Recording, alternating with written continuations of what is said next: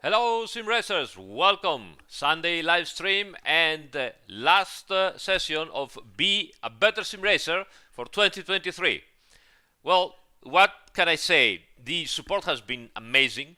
The amount of people willing to participate in has been also amazing. The organization from Andy Monplace, also has been amazing. Big job behind the scenes to make the servers, take everybody, talk to them, ask what they want to talk about, and organize and configure all the servers needed.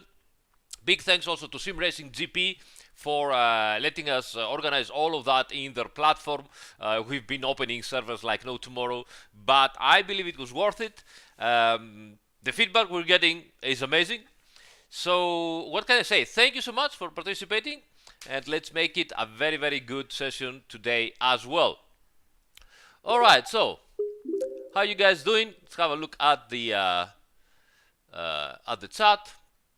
And thanks, Federico, for subscribing. By the way, guys, if you like what you see, we are very, very close to something like, I don't know, 37,000 subscribers to the channel. So we're getting there, close, slowly but steadily.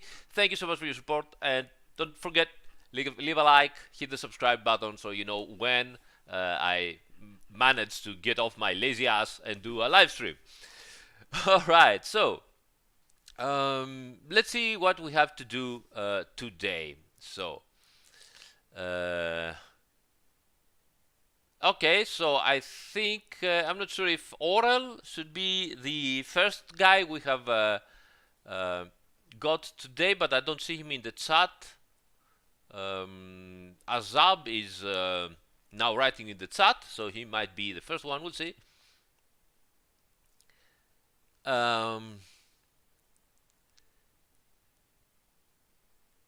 me have a look, guys, on what we're doing. Hey, Charlie. Hi to your baby, mate. Let's go and get Andy Mon on the voice chat and see what's going on. Hello, Andy. How you doing, buddy? Oh, hey, mate. That was weird. I thought he was the first one then. No, just fixing the permissions because somebody, Aris, didn't give them permissions to chat when he set up the role, so they can't actually get in. So I'm just cleaning up your crap for you. Don't worry. Well, you know, stuff like this happens. Usually we blame Andy. This time we're gonna blame Andy instead. So I didn't foresee it. I didn't foresee this one. So give us a couple of minutes, guys. I've just got to tweak some of the role permissions in Discord. No then we can get the guys in. Do for you the next one, do you need me to do something about it? No. You just smile at the camera, look pretty. Do the streamer star thing. I'll do the work. Okay, blame Andy, guys. As usual, we are having some delay here, and it's all fault of Andy. I have nothing to do with it because I put the role into the Discord server, and of course I didn't put the permissions on the role, but that was something that Andy has to do and remind me. So, you know, blame him again. I think I'm gonna do. I'm gonna cut you a little percentage of your salary, as usual. Yeah. So yeah. So I swear, one of these days I'm gonna have to remind you what way around you have to put your pants on in the morning. You know. That wasn't an image I wanted to see right Spoiler, now. he doesn't wear any. All right. So you guys can't actually see from the waist down yet. Aris is actually sitting. He's just wearing a t-shirt. This is his thing. That's all. Yeah, he doesn't want anyone to know nothing, this. That's why we cut here, actually. Yeah. In the usual ancient Greek style, you know. Yeah, that's it. Yeah, that's why you've got to stay in the Mediterranean climate, haven't you? So you can carry on with this bizarre fetish of yours. Absolutely. Right, it's good. We're trying to get the first guy in anyway. All right. He's stopped answering me now. We also have Octavian and Gap today, picked up from the random whatever generator that sometimes works, sometimes it doesn't. Gap and Octavian are practically historical members of our community, so it's very, very nice to see them joining today. Really glad about that.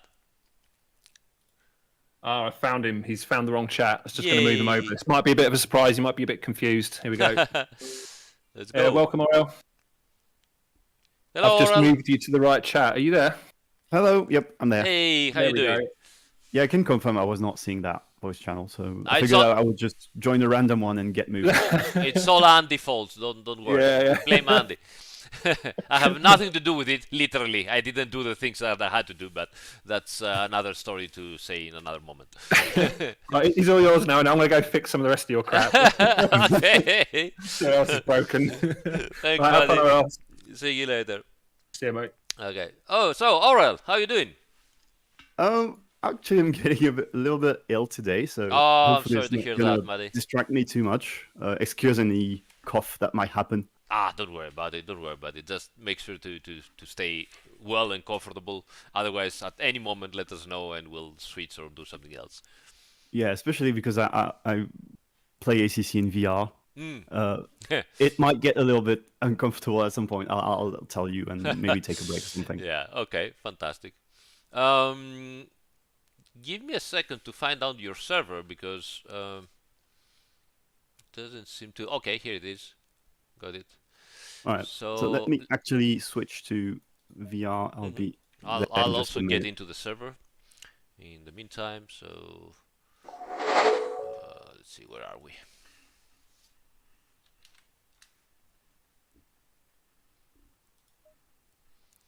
And we are going in with Mclaren.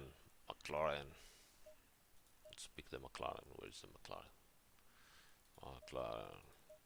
Different one. That's one. Looks good.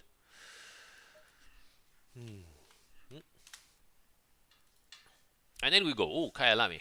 I love Kyalami. Yeah, I have a love-hate relationship with that track. All right, here we are. Wherever you're in, let me know and tell me what you would like to do. So, what I had in mind was I would like some help with Racecraft. Oh, okay, nice. It's something that I've struggled with lately.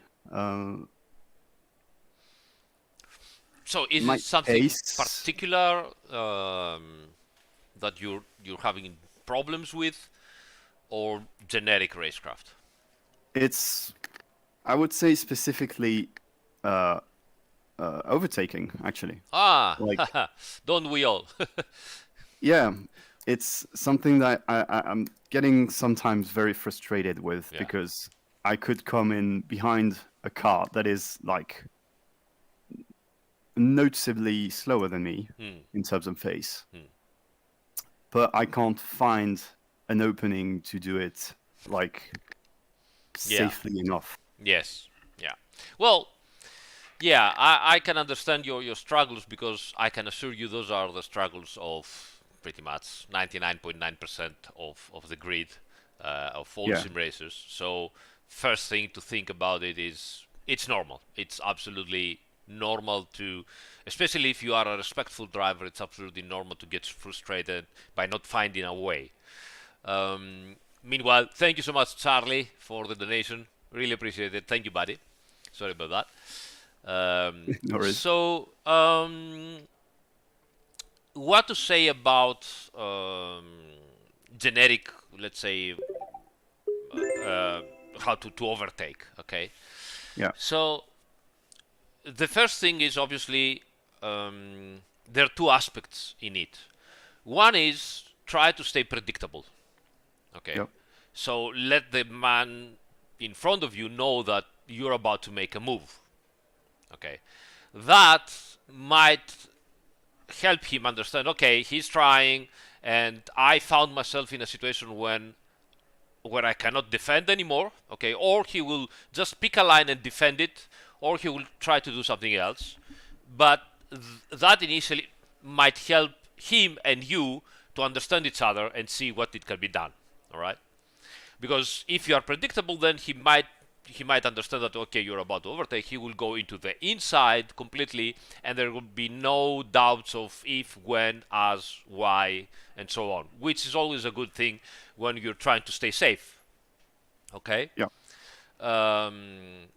Now, that kind of predictability could then bring the opportunity to make the overtake. And we will talk about that in a minute.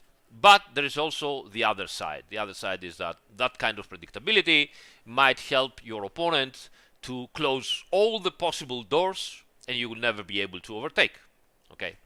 Now, there are two aspects in that. One is that he has every right to do so. He's defending his position, so you have to respect that and deal with it. And sometimes, the journey, as they say, is better than the result, than the end. So have fun with it.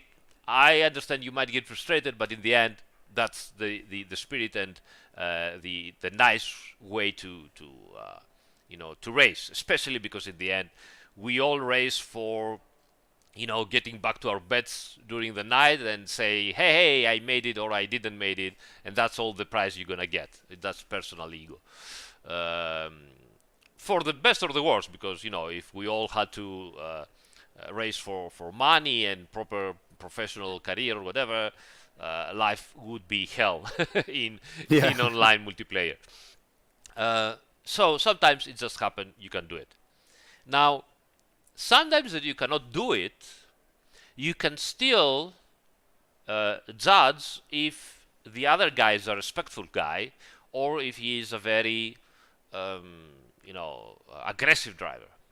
Yeah. And by judging this, you can also try the other way around, which it's going to be a risk from you, okay? And you're going to also have to accept the results of that.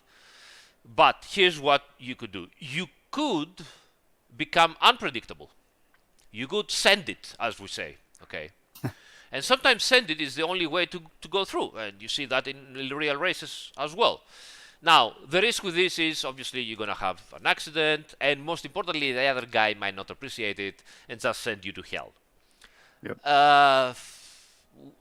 You know what? I might sound very bad by saying though, but fuck it, it happens. Okay, so it takes a little bit of maturity from everybody at some point to say, you know what? You've been trying behind me for half an hour.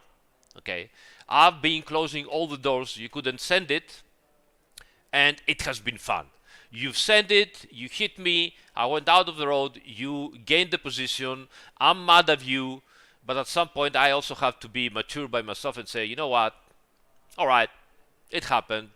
Fuck it. Next race, we're going to have a go. That is not to say you have to do that every single time. Okay. No, of course. Yeah. But sometimes, it's the last lap. You're fighting for a good position. You find an opportunity. You need to get unpredictable. So everybody's here, saying about, oh, look how good and bold Ricciardo is when he's overtaking. Well, he's taking a big risk.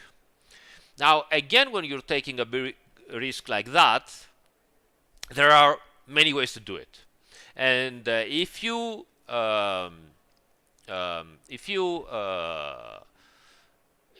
like, we could do a couple of laps together. Yep. And try to find out a couple of situations. Now, I don't know your lap level. I hope it is faster than mine, so I will try to be not as fast anyway, because in any case, I'm not trained like sure that. About that. But even if you're slower than mine, I will go slower as well, and we can find out a couple of things to do. Now, the first thing to always keep in mind, the overtake maneuver is not made at the braking zone of the turn that you're overtaking. The most important thing to understand always is that the overtaking maneuver is happening 90% of the time at the turn before that. So you need to prepare the overtaking maneuver. Yeah, you need to set it up. Yeah. You need to set it up. And that's why it pays to study a little bit your opponent and see where he is fast, where he is slow, and understand also what you can do and how you can maybe become better in a turn so that you can, gain the opportunity on the next turn. Yeah. So what we're going to do, we're going to exit together. Yep. And I will try to stay in front of you. And let's see. So I would say try to stay at least 2 laps behind me. Okay. And see where I'm going, what errors I'm doing, how I'm doing them, and so on. Okay. Okay. So it pays really a lot to study a little bit your adversary. Most of the sim racers arrive behind the guy and just go for it. It really pays to stay behind. But this time, I want you to understand and see. Okay, I'm staying behind. He is slower than me, fine. But where and how he's slower? Is he slower at the exit? Is he slower at the turn-in? Is he missing the apex? And on what turns? So after those 2 laps or 3 laps we're going to do, we are not going to go for the overtake. We are going to stop. And I would like to hear from you if you found out where are my weak points and how you could maybe, what do you think you should do? And discuss about it and then go out and see if we can do it. Okay. Okay? Okay, let's try that. All right, let's try. So I'm just going to take the... So I'm just going to, yeah. bounce a question from that. Mm-hmm. It's like, so admittedly, this is something like that I kind of do already. Because, well, it's just racing. That's just how you go, basically. Yes. And sorry, come again. Sorry, maybe I've lost a part. yeah, sorry. I was thinking about turning on the car. Okay. So, how do you manage when you find out, for example, that you're faster than the guy in front? Yeah. But say in the S's here, Yes. which is really not a good place to overtake. Yeah. So I'm just gonna end up by your rear bumper, but I can't go out flying because there's no way I can overtake that. Okay. Well, if you are... first of all, one thing I wanted to point out. When I'm racing, I'm always... while I'm practicing, I'm always going to make mental note that some turns are just not go. You won't go there. As you said, on the S's you cannot overtake, right? Except if the other guy is making a big mistake. Okay. So some of those places are simply not going. Whatever happens, however faster I am, I will never allow myself, at least mentally, to try and overtake over there. Okay? Yeah. And so even if you are much faster than me here, for example, it doesn't really make sense to try and do something. Okay? So you just have to swallow your pride and say, okay, this is the place where I gain to him, and everyone else, unfortunately, he's matching my pace or he's faster. I cannot do anything about it. Okay? Still, there is something you can do. It's not gonna pay most of the time, but it's the only thing you can do, and that thing is making the other guy nervous. And you That's can- right. That's what I try to do. Yeah, so you can make him nervous by going very close to him, if you can. If you see that he's so slow, you can go very close and start waving around behind him, You can fake that you are much faster at the exit, and, that thing consists keeping the pressure for more laps. It's going to make him nervous. And in the end, that thing of being nervous might make him do a mistake. So what you're doing is practically you're just applying pressure, hoping for the best. There's not much you can do about that. Sometimes you can also fake an overtaking maneuver so that he will try to, defend. All right? And by defending, he will just get out of his racing line, and that will make him even slower.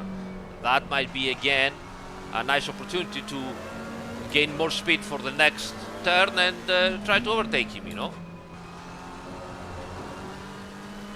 So how's the pace right now?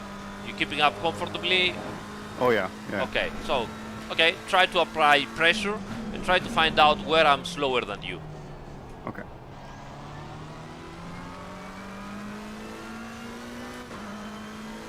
If it's easier for you to remind to keep mental note, you can also tell me here or there, but while we're driving, you tell me what you want, or otherwise at the end of it.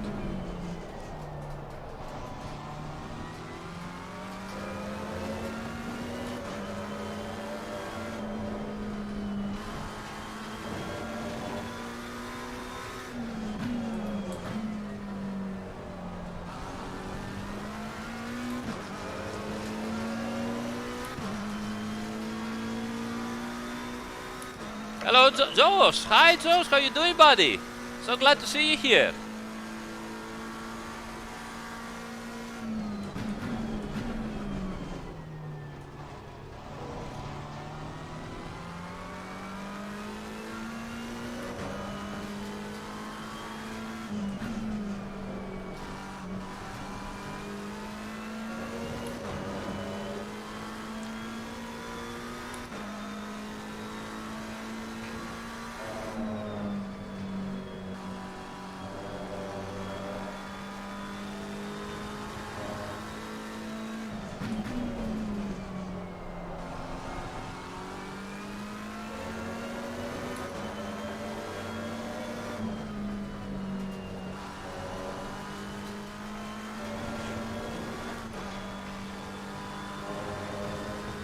Ciao, Claudio.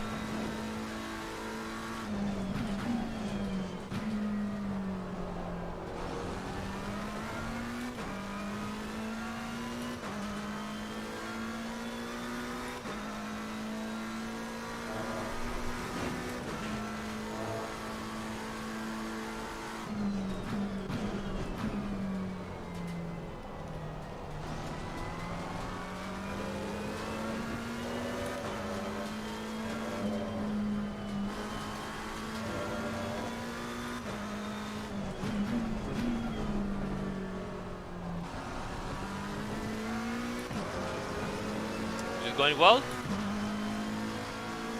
Yep, just trying to focus a bit. Okay. Go on, go on. Ciao, Ziggy. Capodistria. Fantastic.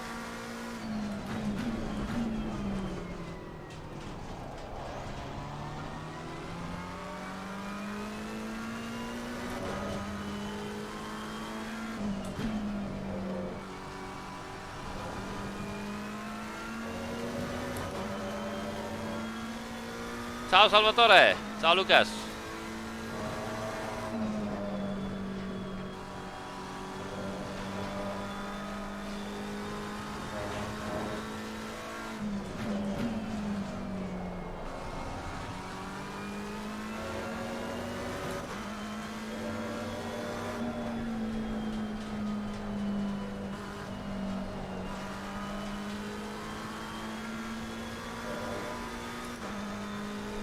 Hello Alessandro.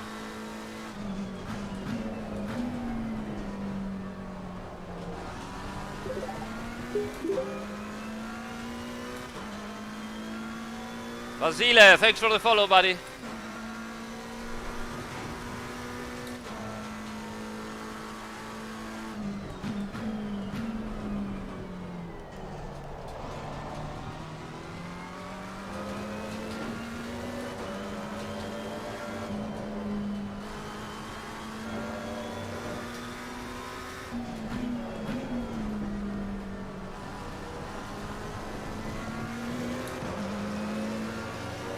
Hey Anton.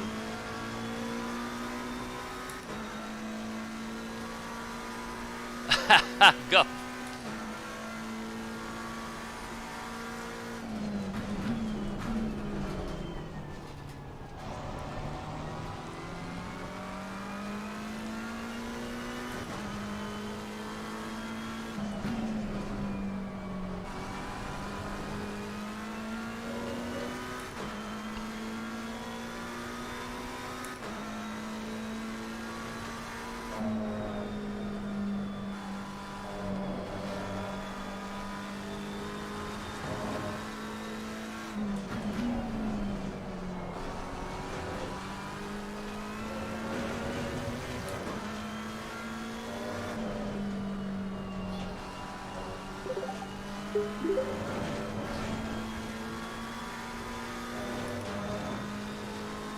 Mikkel, welcome to the channel.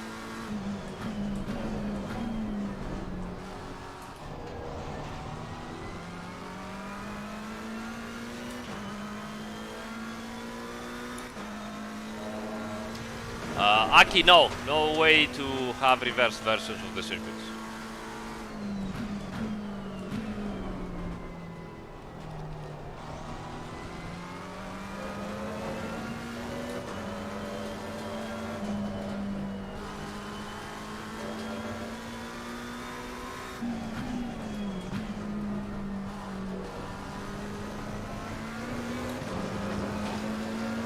Aurel, is this good? Yeah, okay, so I think I've Okay. noticed a couple places. All right. Let's talk about it. Yeah. Okay. So, first one would be turn 5, I think it would be. The Turn king has 5. turn 1. So the big sweeping right, Ah, yes. Okay.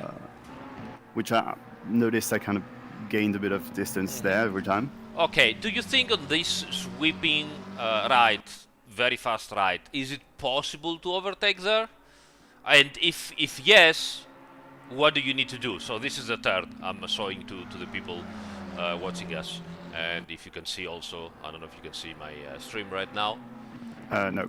Okay, so I'm just showing the cars, and indeed you are gaining quite a bit here. Yeah. But do you think you could make a move there, and if yes, how? So, I don't think I could because it's not a good corner to go offline. But I could maybe use it to set up the next corner. Okay. If I'm close enough when we go into it.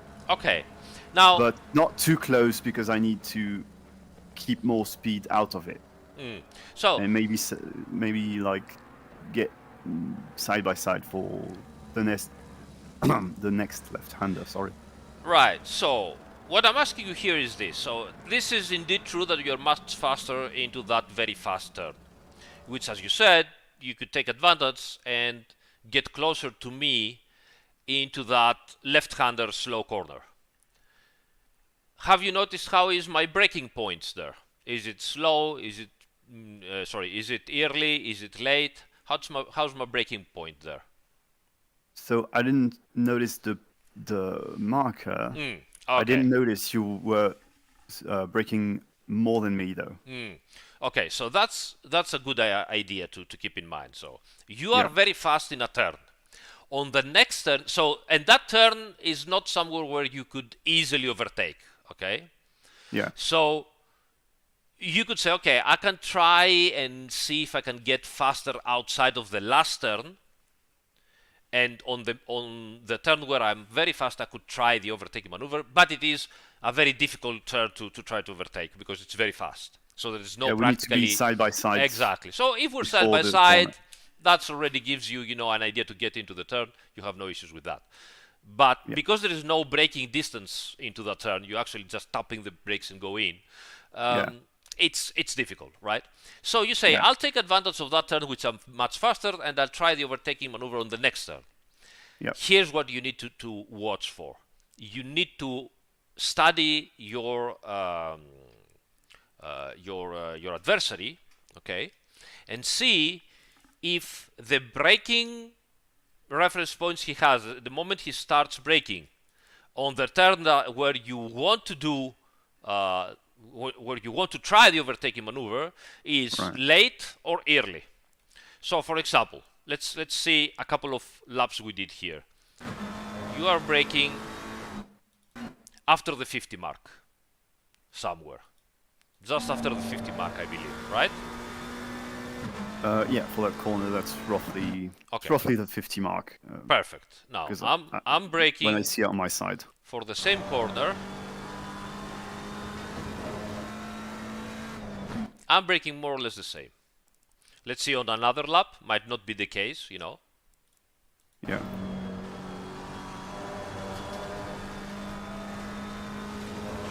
I did kind of pay attention to that corner, and I don't think I could, unless I have a lot of speed advantage. So I don't think I could get side by side there. Exactly. So this is a corner where, yes, you're gaining a lot, but it's not really a corner where you can try, to overtake.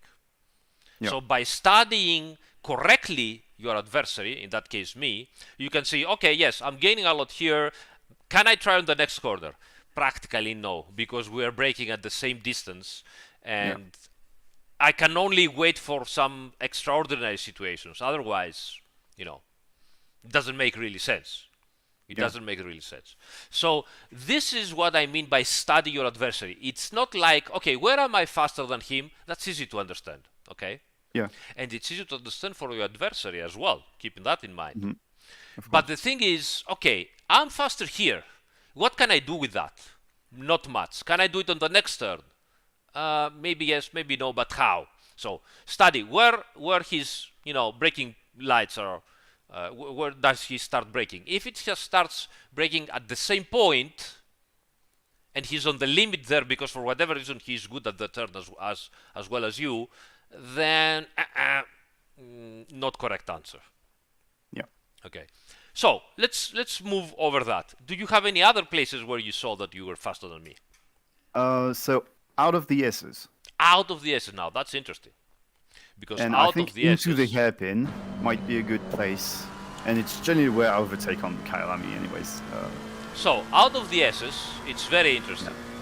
And why it's so interesting? For a couple of reasons. So out of the S's, you go uphill. And there is a good braking zone. And not only there's a good braking zone, but there is also a lot of space to the outside. So you can force your move here, and possibly the other guy have the space to go around and not just have an accident. Or even if you touch a little bit, there's still space to recover. Yeah. So this, if you can nail it, this is indeed a very good place to try something. Okay? Yeah. So again here, you will need to find out where am I braking, if my braking point is as good as yours, or if you can try and bring your braking point even farther away. And those are also things you can try as well. So for example, you can be here, okay, and you usually start to brake after this Marshall post at the left, usually, right? Yep. Okay, so you can try and say, you know what, I'm gonna push my braking zone while I'm still behind him, closer to this white line, for example. And I will try to go to the inside and see what is happening, because you're still behind me. Okay, you're faster than me, so you can get him. You can get me without problems. You can push and see how far away do I end up. Can I keep the car still into this play if I brake so much later? So you can do a couple of tries, and see what's going on. So you know what to expect, while I don't know what to expect. Mm-hmm. So this is interesting stuff you can do. While you are behind the guy and you know that in half a lap you can catch him, okay, you can take a corner much harder in a braking zone much later, go, outside, see how you can control the car. You might lose some time, but then in half a lap you can gain back the time from me. Which means that when you will try to, you will have the opportunity, you will try the overtaking maneuver, you will know much better than me when to start braking and how. Okay? Okay, yeah. And last thing that you can do is, as I said, when you will try to be unpredictable and you will send it, simply send it. When you send it, you really need to send it. And I'll let you know what I mean by that. So, if you send it here, I think this is one of the laps. There it is. So we are now going downhill to the very fast flat out left hand, and we are preparing for the right-hander braking zone, which is another place where you could, try to overtake, right? Yeah. So here you can really brake much slower than me.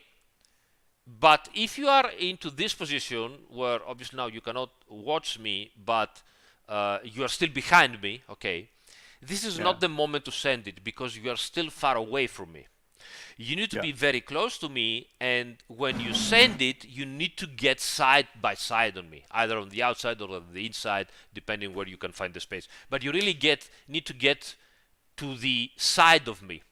So even if I don't realize and I close the door and I hit you and you hit me, okay, at the end of the day, you can say, but you know what? I go side by side with you. So, I've managed to come side by side. Yes, but you had to go straight, and so you put me and you sent me out. Yeah, I know. I'm sorry. Yes, but I was side by side. What do you want from me? I mean, that's the way you do it in the end. Okay? Yeah. So, obviously, again, I repeat to you, you are going to take a big risk. And the risk might be that you might end the race of the opponent, or end your own race, or just have bad blood between you and him. So it's all on you. So whatever happens, you also have to be, as we say, man enough to say, raise your hand and say, you know what, yes, I took my risk, sorry about that, I fucked up, I'll try to get better next time, but it's all on me. Okay, because in the end, the guy in front of you cannot always see where you are, and most importantly, cannot decide where you are going to risk it. You are the only one that you decide when you are going to risk it. Okay? So those are mainly the things. So first, be predictable. Second, study your opponent, but study farther than what usually everybody else studies. So usually everybody else was, as you said, would say, "Oh, I'm faster into that curve," right? And then I don't know. That's not the answer. The answer is, okay, I'm faster on that, and then I can prepare this. Plan A or plan B. But if plan A doesn't work, you need to find a different set of corners. Overtaking is always all about a set of corners. It's not just one corner. Yeah. I'm faster on this, I can overtake. No, it's always about a set of corners. It's the corner before that makes you faster. It's the corner where you are faster, and it's the corner next of that where you're gonna keep or try to, overtake or keep your position, or even defend yourself, because you might overtake one and then the other guy might, overtake back. So, with all that said and done, I would say let's go out there. I'll try to do the same style of driving, okay? And I want you this time to try and send it, or to try to see, or at least try to overtake me, or make me do a mistake. Okay? Yeah. All right, so let me go to the garage and heat up tires and everything.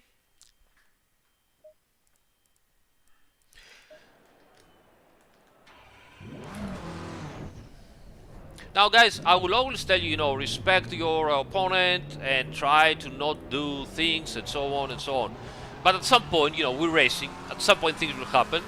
And at some point, you're going to get, as Costa says here, I believe, you're going to get a report. Man up. That's fine. Shit happens. Patience. The thing about racing is statistics, okay? If you keep doing that, then obviously you're going to get a bad name, right? If you do that once every while, obviously you're going to get your report, that's it. They're going to pick your ear and tell you, oh, don't do that again.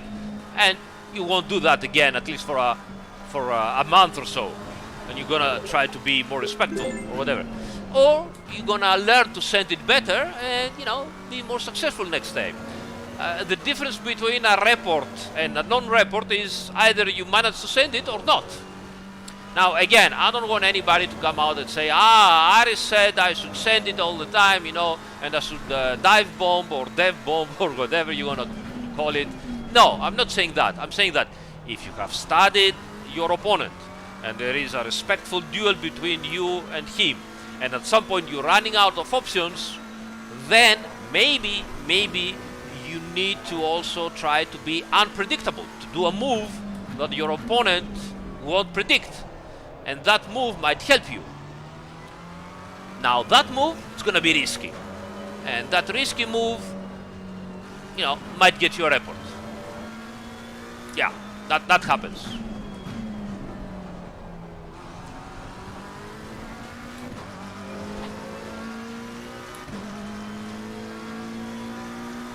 Hans, the Mercedes has updated a long time ago, and now we have also improved preset, aggressive preset setups, but the whole car is not fully updated yet. Jimbo, thank you so much. Thank you so much for your support, buddy. Really appreciate it. Jimbo Slice, right? Yeah. Thank you, buddy. I cannot read your question right now, so let me have a look as soon as possible. No updates on the Patreon yet, or whatever.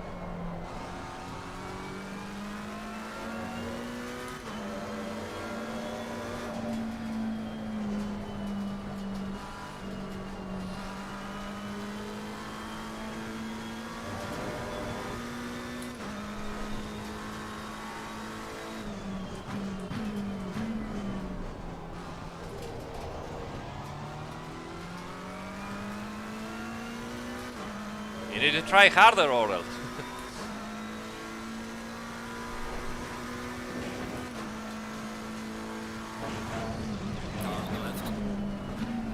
You need to try even harder than that.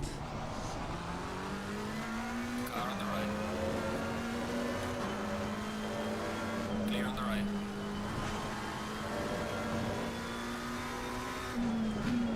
So, then we will analyze this thing here that happened. It's interesting.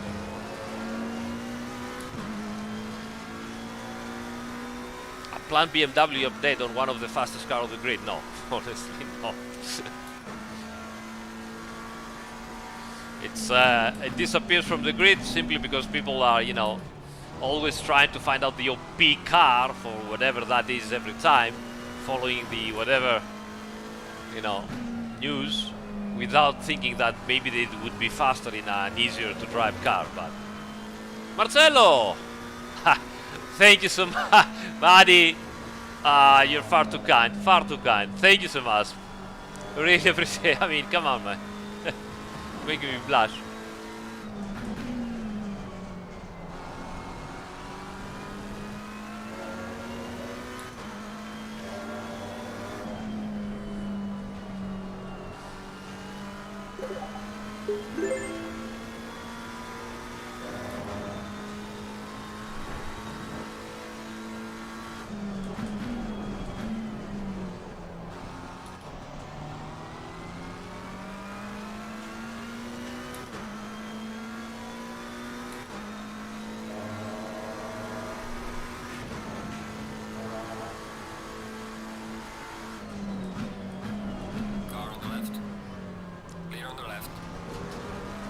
See? That was scary.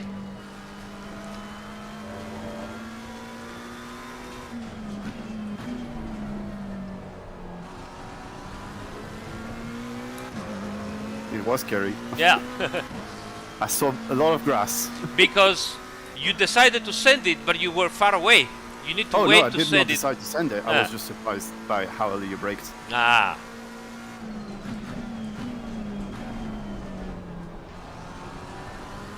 That's it. Stay close with me. Stay close with me. Then we will discuss also something extra.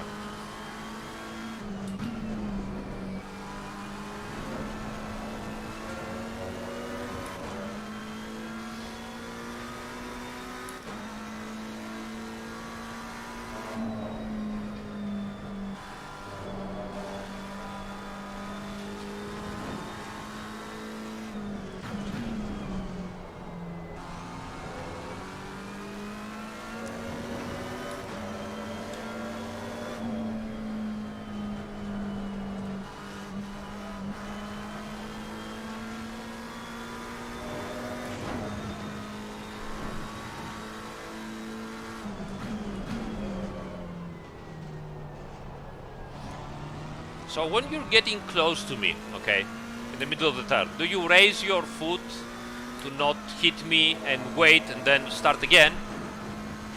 I try to feather lightly so I can stay level. So, I want you to try something like that. I want you to telegraph for an instant, even if that seems that, okay, you're going to hit me. And I'll explain to you why this is happening. So like now, you see that you came very close. Yep. Don't step on the brakes or lift your foot and wait. Just telegraph. Okay, and then go to the accelerator again. All right. Okay, so now let's see what you can do. Clear on the left. Car on the left. Clear on the left.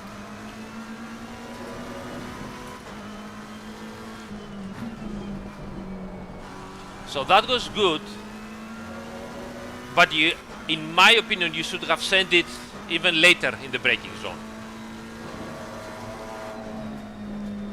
Because you had to raise your foot to go side by side with me. Yeah. Oh, hit you. Car on the left. So this is something that you shouldn't do. I tried to do it. I want to analyze this if you don't mind. Yeah, sure. So, here's the situation into this kind of thing. I tried to do I can it. see your stream, by the way. Sorry? I can see your stream, by the way. Nice. can- So I tried to do it and I wasn't good about it. So, I'm arriving behind you really fast. And you can see on the throttle. Yeah. So what I'm going to do here is, but it takes practice. It's not like, especially if I haven't driven that car anyway.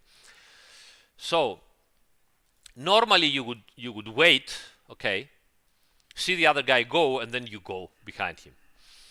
That seems the correct thing to do, but it makes a big gap between you and the other guy, because Yeah.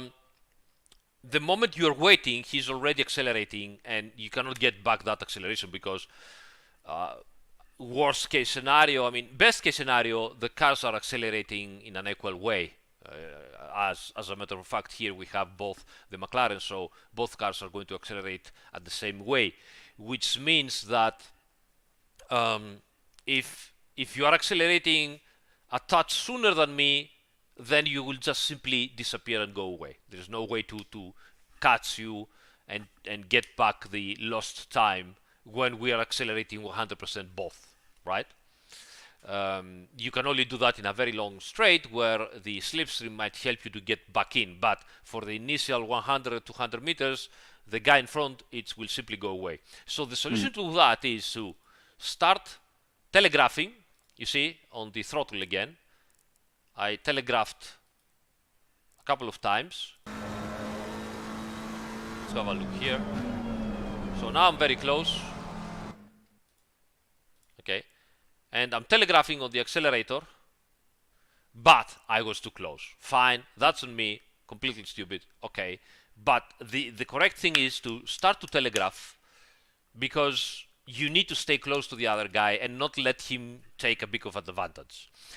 Because in any way, the moment you raise your foot, he's already going away. So get back sooner than what you would normally expect to do. Otherwise, he will just go away, and you will need again to force the braking zone, and so on and so on and so on. Yeah, and then it just takes again several corners for me to get back to. Exactly.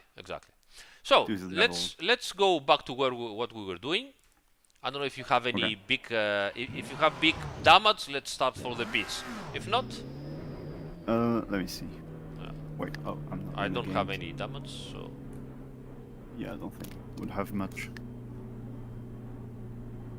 No, yeah, that's okay. okay, so let's try again and again. This time, if you decide to send it, I want you to, end up side by my side for the whole braking distance. Yeah. Okay, let's go.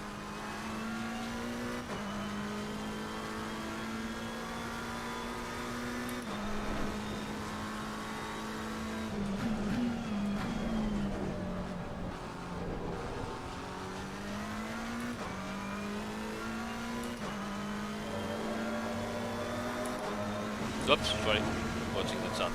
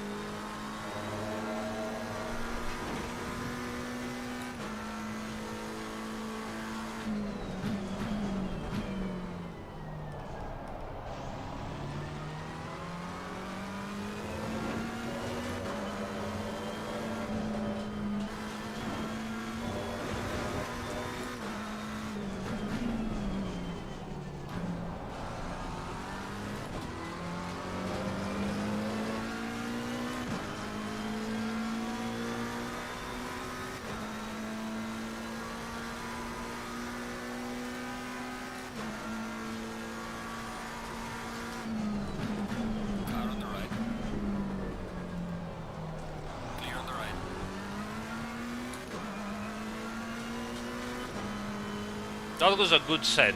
Not successful, but I saw you side by side me, and that's good.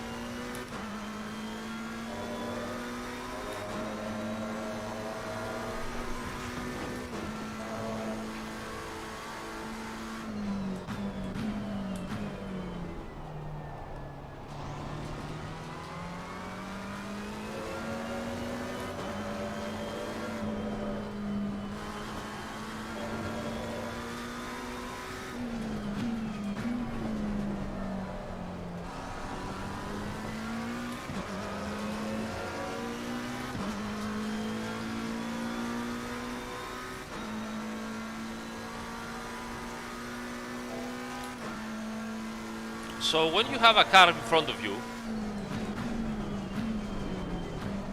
I want you to mentally think that closing in up in the braking zone is not exactly what you need to do to get closer to him. Okay? Why is that? Because if you are too close to him in the braking zone, then on the apex you have to wait for him and he just goes away from you. So what you need to do instead is closing up in the apex. So when you start to accelerating together with him, you're gonna be much closer in the exit of the turn. Okay? So instead of pushing the braking zone every single time,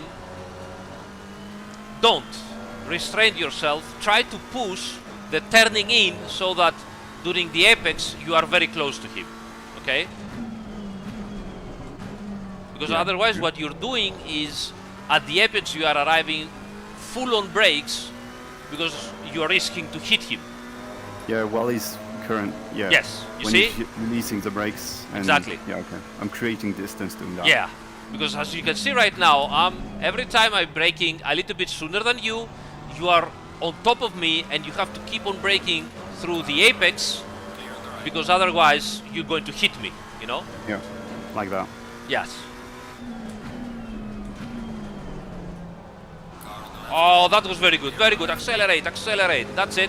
Because even if you don't manage it, now you're behind me, you can get the slipstream. You see? Yeah. Not much I can do now. Now that's the end of it. It just went away. You see?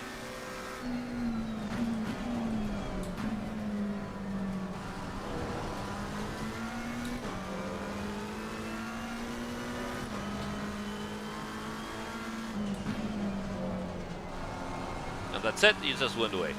So, remember that. The fact that you can gain to the guy, okay, try again,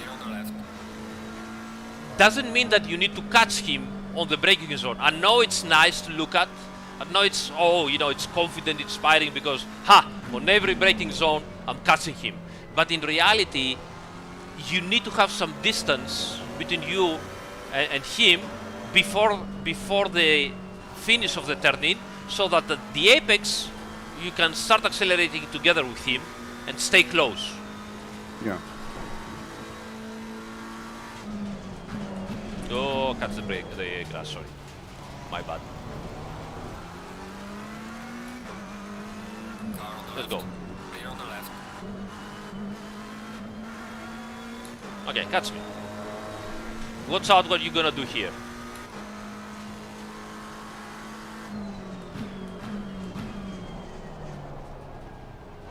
Car on the right. That's it. You see how you can accelerate. Look at that. It's not much I can do now. I can try, but I have to stay outside. You see? Done. Yeah. So, preparing doesn't mean only, you know, I have to catch him by the braking zone and then overtake him. Also means you have to be smart enough so that you are not all over him the moment you're turning in. Because if you are, it means that during the apex, you are waiting for him. Clear on the right. Yeah. So let's try this one more time.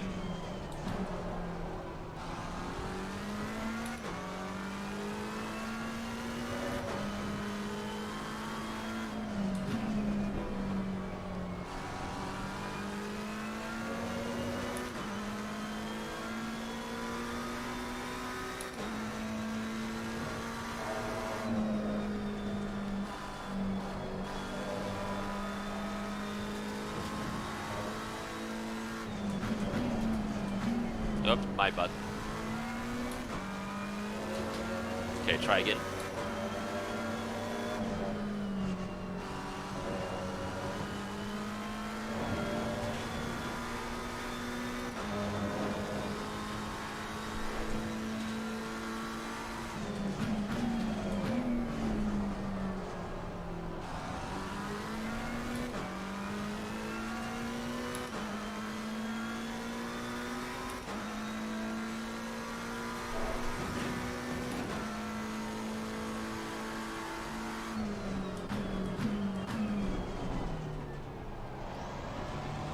Ah, look at how close you are now.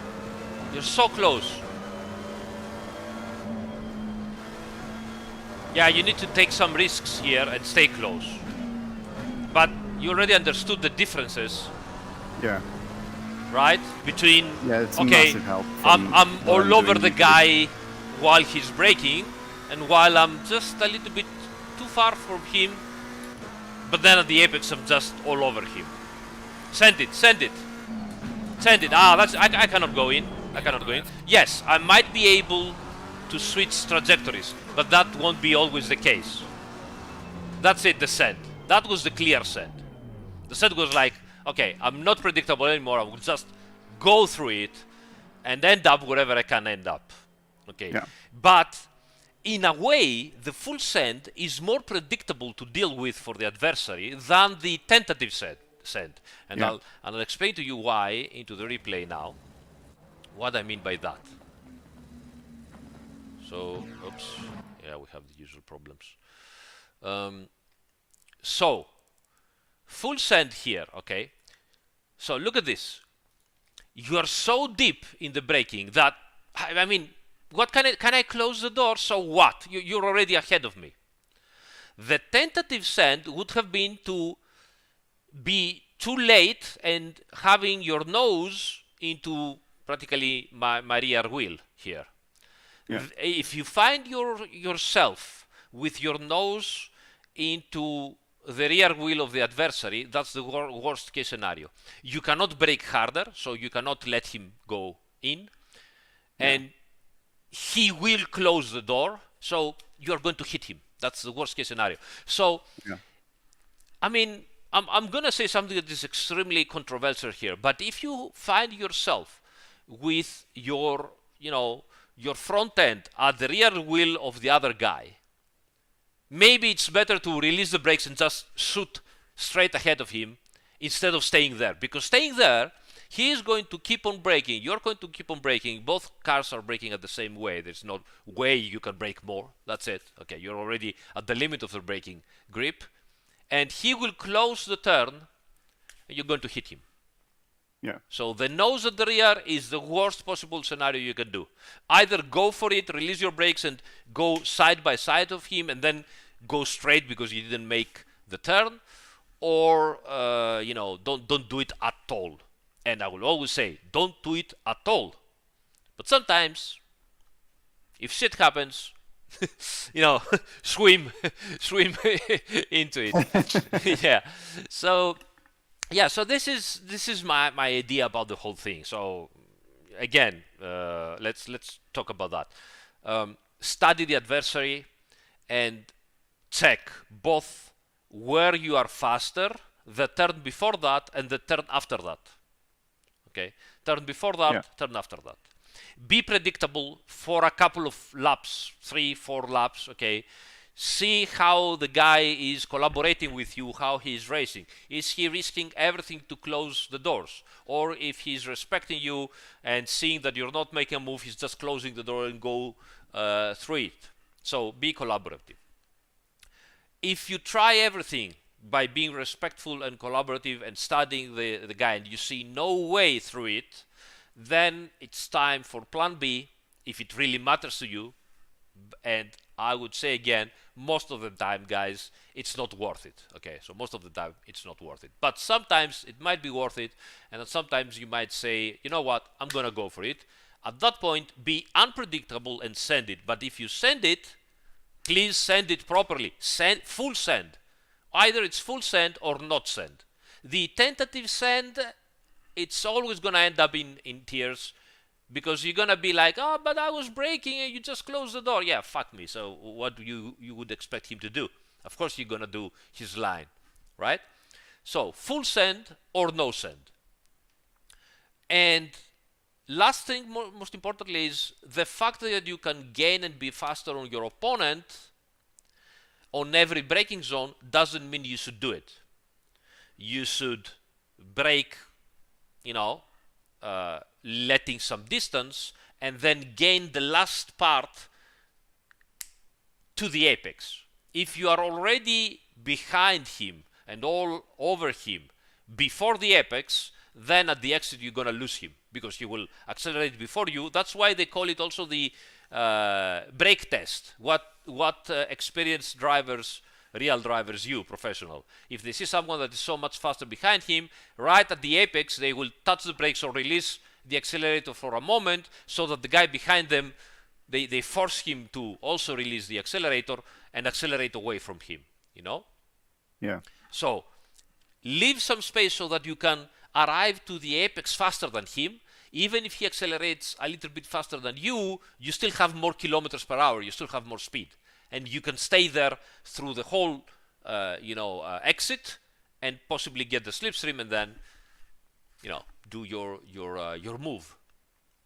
So that is my advice. I hope it makes sense. I hope you find something that it was new to you, or things at least to think about and test. Most of that stuff you can also test it with the AI. For example, if you don't find people online, the AI will always let you go when you will try, to place your nose behind them. So keep that in mind, because if the AI closes you, then most of the people will say, "Oh, the AI is bugged," and so on and so on. So we need to take always some compromises on that. But you can test with that. You can test it and see, okay, this worked in that turn, this didn't work in that other turn. What can I do about it? And now, you can also test very well, because the AI has extremely good exits from the turns.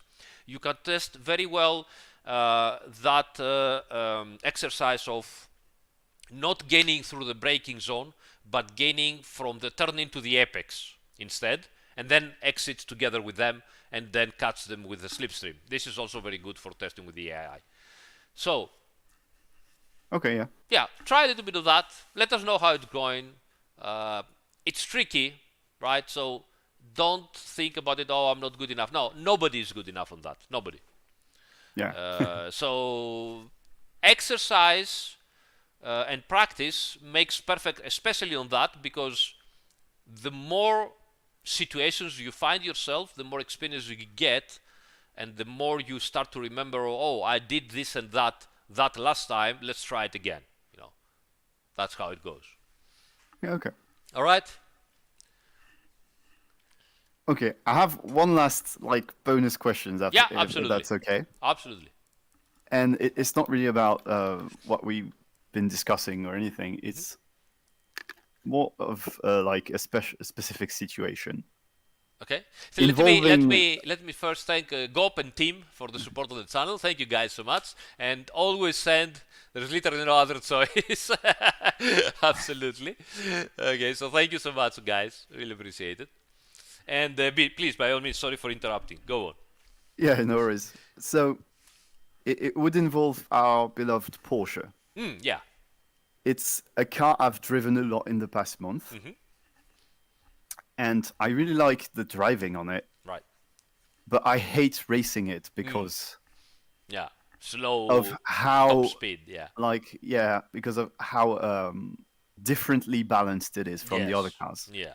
And so, for example, Kyalami was maybe not the best example for this, Yes. but Okay. I'm going to refer maybe to Imola, where I had a race a few weeks back. Right. And if I would compare it, I was in a fight with an Aston. Yeah. And for the whole length of the track, I would be faster everywhere. But it's similar, so it's very difficult to find a spot to overtake. Yes. Without like taking massive risks. And Yes. it was a very long endurance. I think it was 6 or 8 hours. So not the kind of scenario where I want to take any risk about overtaking someone. Yeah. So I would come at talking- the very last corner by the bumper of the Aston. Right. Out of the corner, I would have a bit more traction, a bit more speed. Right. Maybe come nearby. But then the Aston was just shoot away on the straight. Yes. Even if I would be in the slipstream or everything.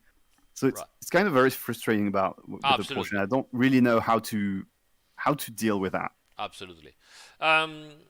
So first of all, hopefully, and with a bit of luck, we will improve on that situation. It won't change completely because it will always remain a car that at some point, stays out of breath, let's say, but it will close the it's gap into that. Characteristic of the car, yeah. Without obviously becoming OP because it would be gaining everywhere else. But that said, the situation right now, this is where you want to try. Well, obviously we're talking one of the worst case scenario, Imola. Very difficult to overtake with a car that doesn't have top end speed. So again, that said, this is where applying pressure on the adversary can have an effect.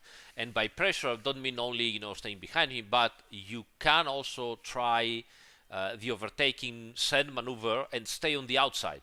Okay, trying to. It's not likely that you can possibly overtake him from the outside, except if there is a big performance gap. When that's not the game, that's not the situation. It's not like you will manage to overtake him from the outside. But because the Porsche has so good mechanical grip, staying on the outside you can stay almost overlapped a little bit. This will bring tremendous pressure to the guy in front of you, and possibly make him make a bad exit or a bad position. And this is where you will try, to take the opportunity. That's all theoretical. I know I'm talking bullshit about it because, it's like, yeah, sure. I mean, tell us more, because unfortunately, yes, this is the situation here. But it's also the only way, plus the thing that we said before, so being unpredictable at some point and send it. With the Porsche, it's even more easy because you can brake so late with it. Yeah. Okay. So, if you manage to make your opponent made a mistake at the exit of a turn, and then stay close to him for the next turn, and send it on the next turn really late, then at that scenario, you have more opportunities than with another car combination. Because the Porsche can really brake really, really late and still make the turns. Yeah, I'm always scared when I but push the brakes in that. Exactly. That is also the most scariest scenario of them all. So, you're really going in so yeah, it's really a bit more about like biting the bone and fighting for it throughout. Yeah. That's why I'm telling you, you don't want to do that on an official race with people you don't know.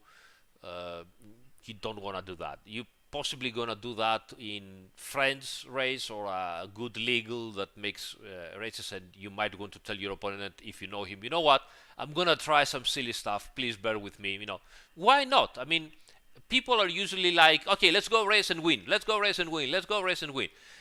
I think people should also, try something different. Like, let's go race and try things, guys. I'm gonna try things. I'm gonna, and this is something we're doing in our Discord community every once in a while. We're like, we're gonna go for the GOP. Let's see what happens. Try things out. Yeah, you're gonna get a little bit of a hit into your, safety rating.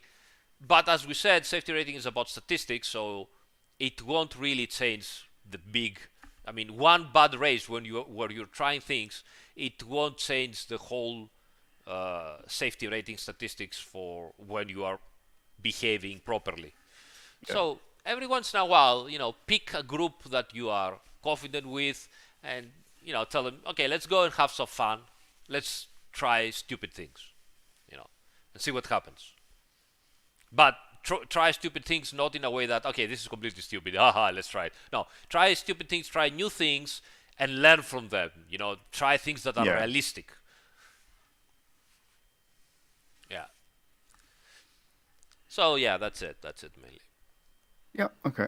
Okay. Well, all I've got to say now is a big thank you. Oh, thank you for thank you for the questions, because those questions are really even more important than help me out to gain 1/10 of a second or a new set. Yeah, I mean, I figured I would eventually do that at first because I've kind of hit a wall lately with pace, but I figured it's not that important, and yeah, I think it's just drive time that would solve it.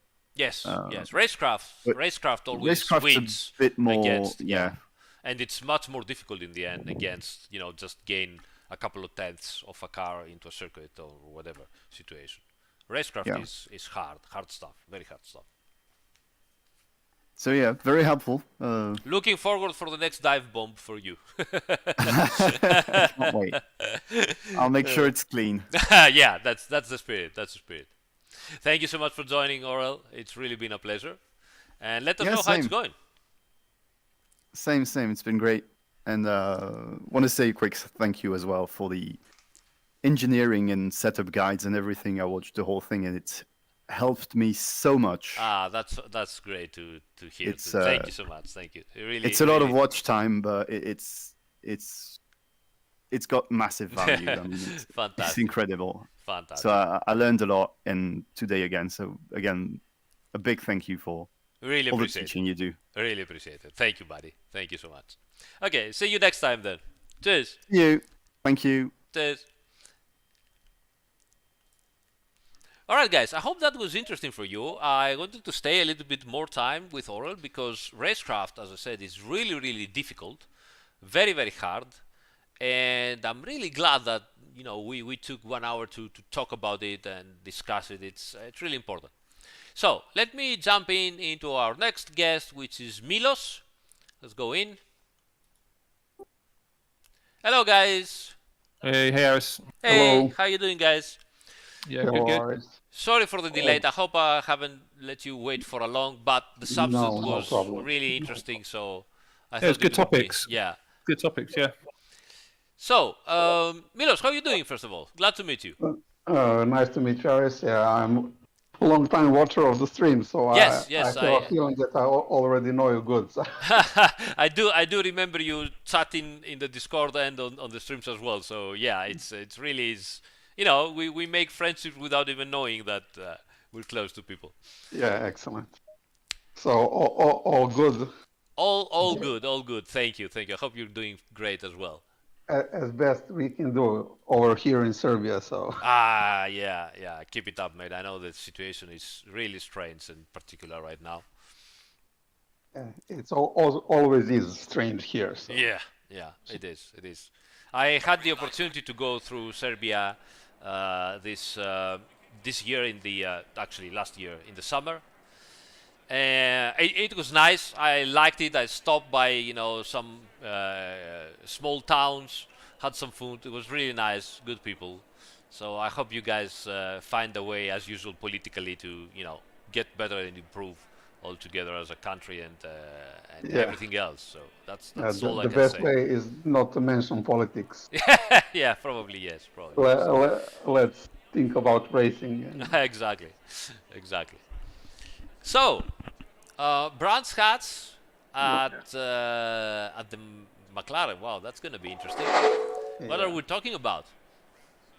So it's brand hat because it's running now on LFM, and I'm trying to get some competitive lap times in. Mm-hmm. Okay. But I'm struggling as always. I'm pretty old sim racer, so I doubt you can help much. But Don't worry. Tell me about old age because yeah, I'm becoming fast old.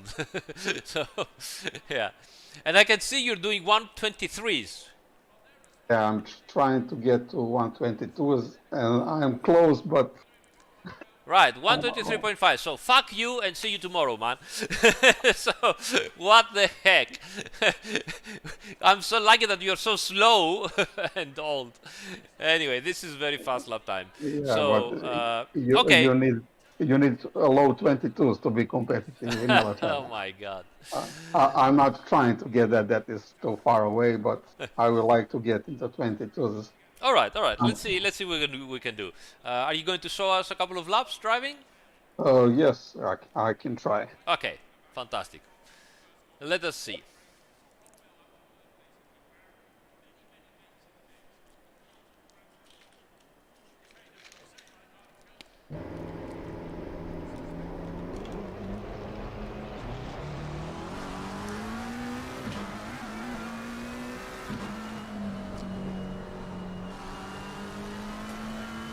You go to the abduction, says Gob.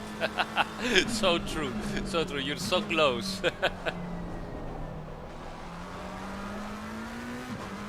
It's pretty hot on the server, so I Yeah, need it's very hot. a lap on to warm up the tires a little bit. Yes.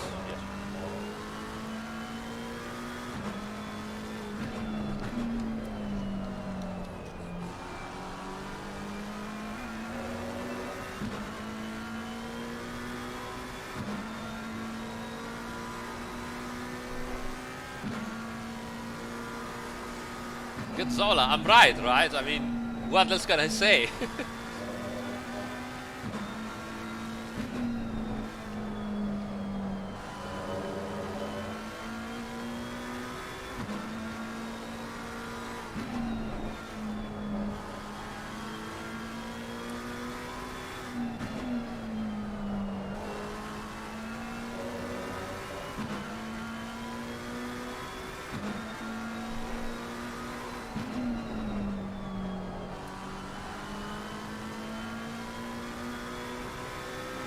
Alright, let's have a look.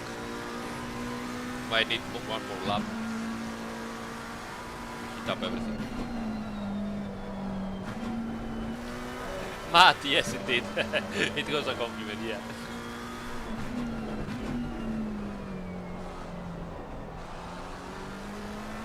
Tiziano.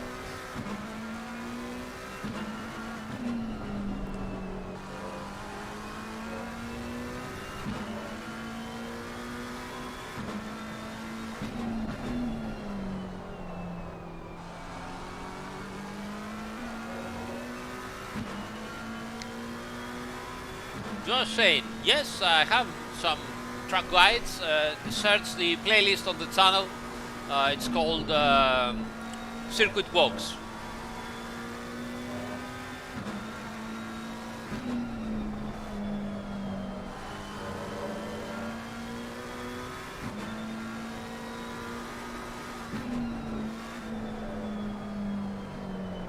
Whoa, that was nice. That's okay, start again. Oh. Don't try to push it. Let me see your driving instead of, you know, trying to push it as hard as you can to make the lap time. I didn't try to push it now, but Okay. that is the problem. When I'm pushing, I'm better concentrating when I'm not. Yeah. I'm making more mistakes when I'm not pushing. I understand. I understand.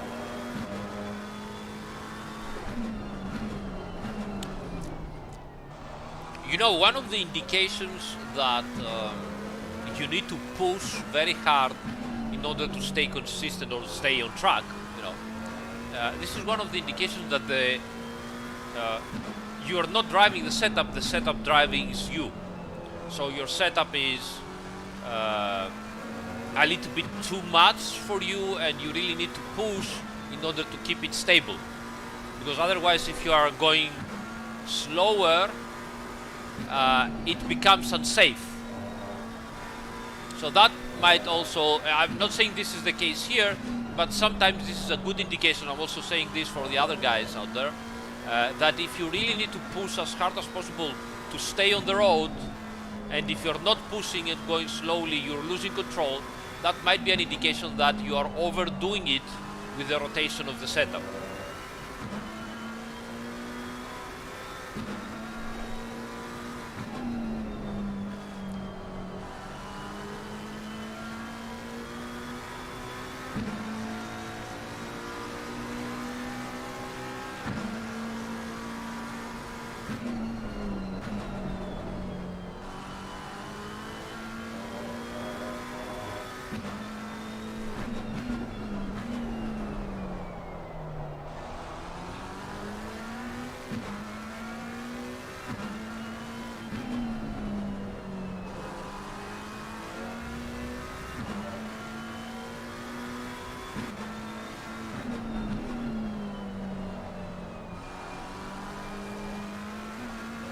You're welcome, Aurel. You're welcome. Yeah, take it easy. Don't go too hard on yourself today.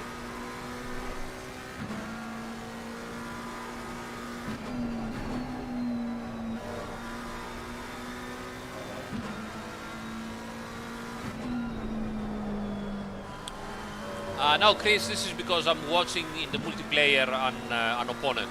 It's always like that. So don't worry about that. It's when you're watching another driver in multiplayer, it will always stay a little bit pressed, the throttle. It's not that he's actually pressing it, it's just a graphical glitch. Okay, let's see here now.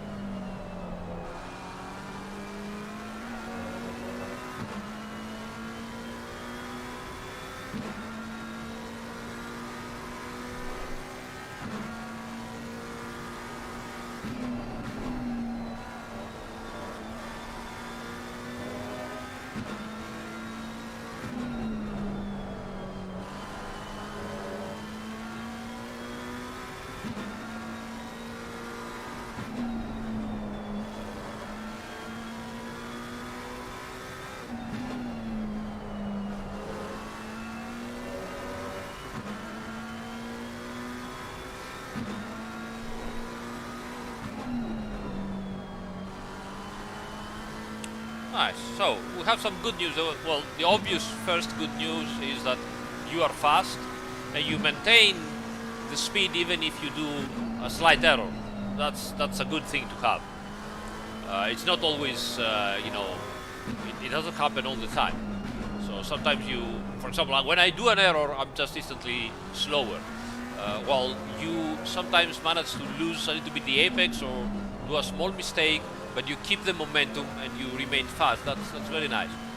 And the other good news is that we have some potential here. So I believe you can get better, and we just have to find the way to do it. So the first thing I will ask you is make 1 or 2 clicks on the brake bias towards the rear end,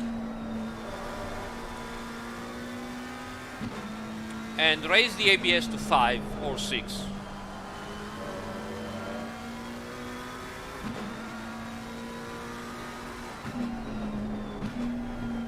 Okay, so towards the rear, so tire number. So brake bias, you are at 51.2, put it to 51 or 50.8, something like that. Okay. Yeah, and raise the ABS 5 or 6. and let's see what we can do. Okay. So why I'm telling you that? For 2 reasons.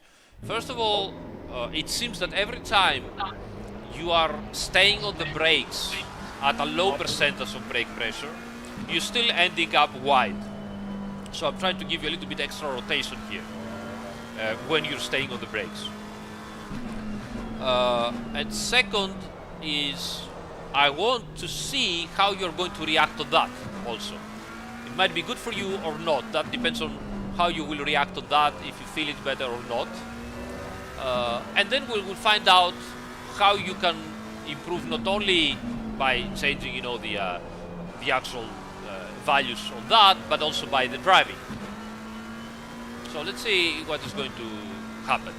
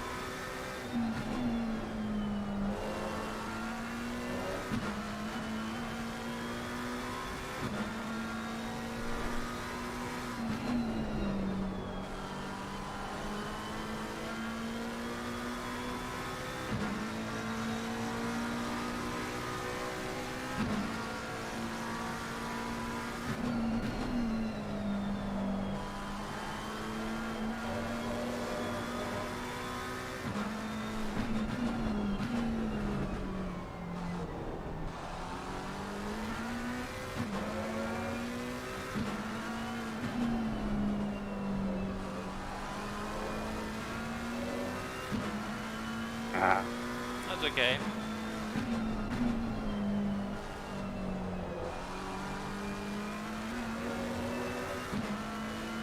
You have improved already, so my job here is done, guys. Let's go.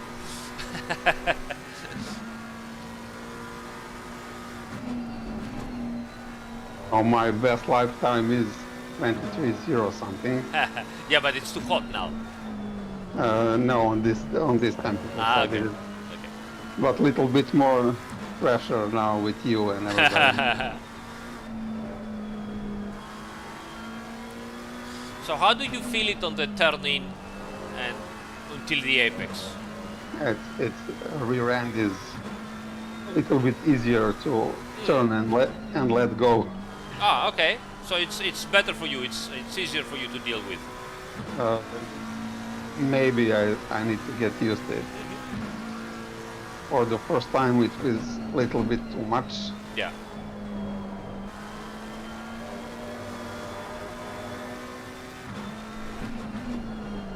Ah, That's okay.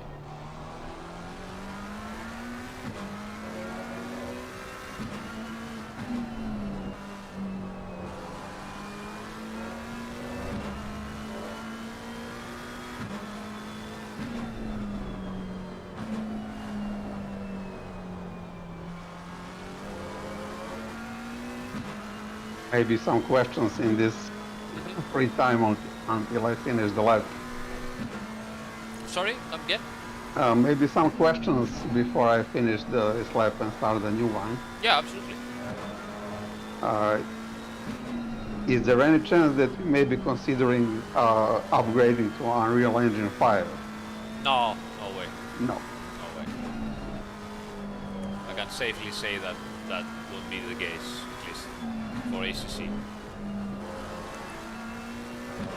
I think he's giving like the tool for converting, and it seems easy. Yeah, unfortunately, for us it would be to rewrite the whole thing from scratch. So, unfortunately, So that's it will not gonna work. be easy, Okay. yeah.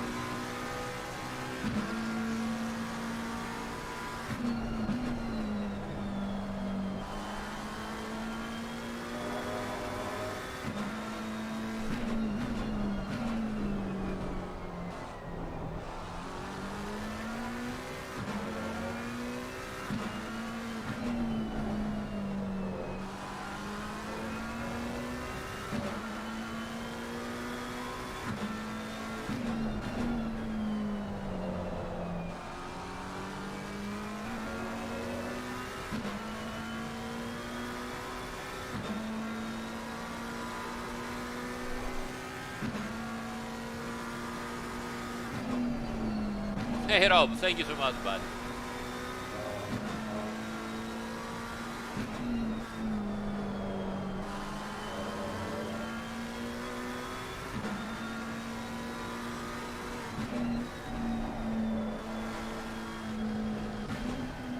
This piece of grass is deadly.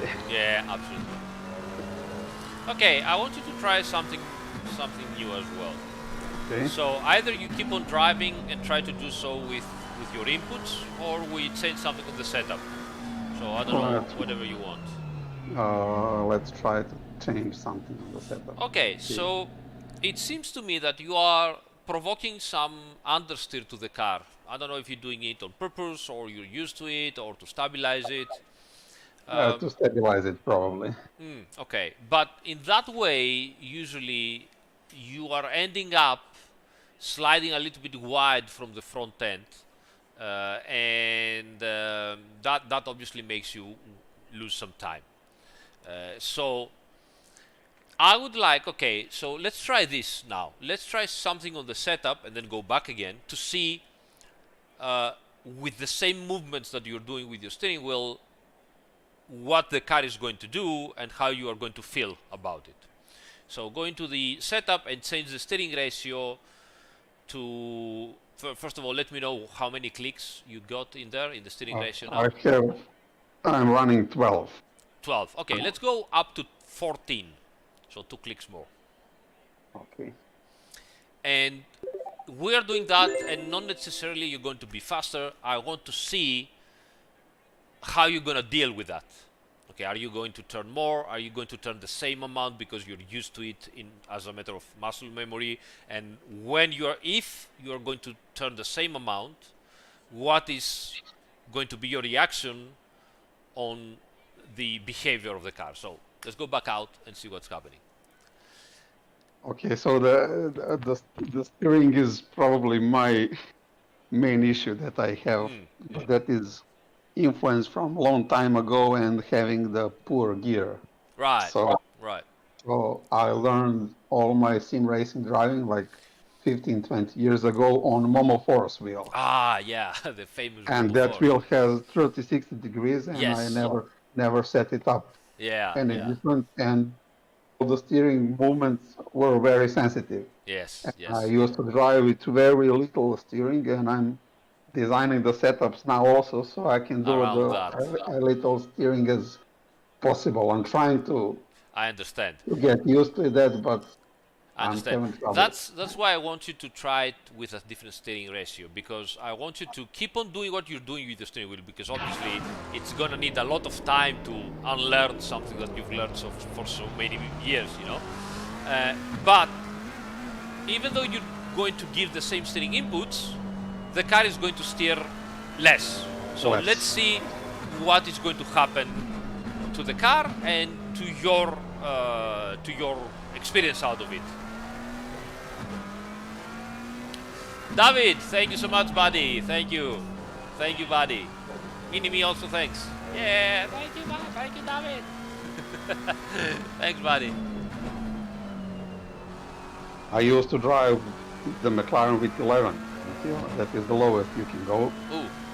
And now I'm trying to learn to 12. Yes. Yeah, it's not easy to some of the habits we have learned, you know, through the years are extremely hard and difficult to deal with and get better out of them. It's not easy at all.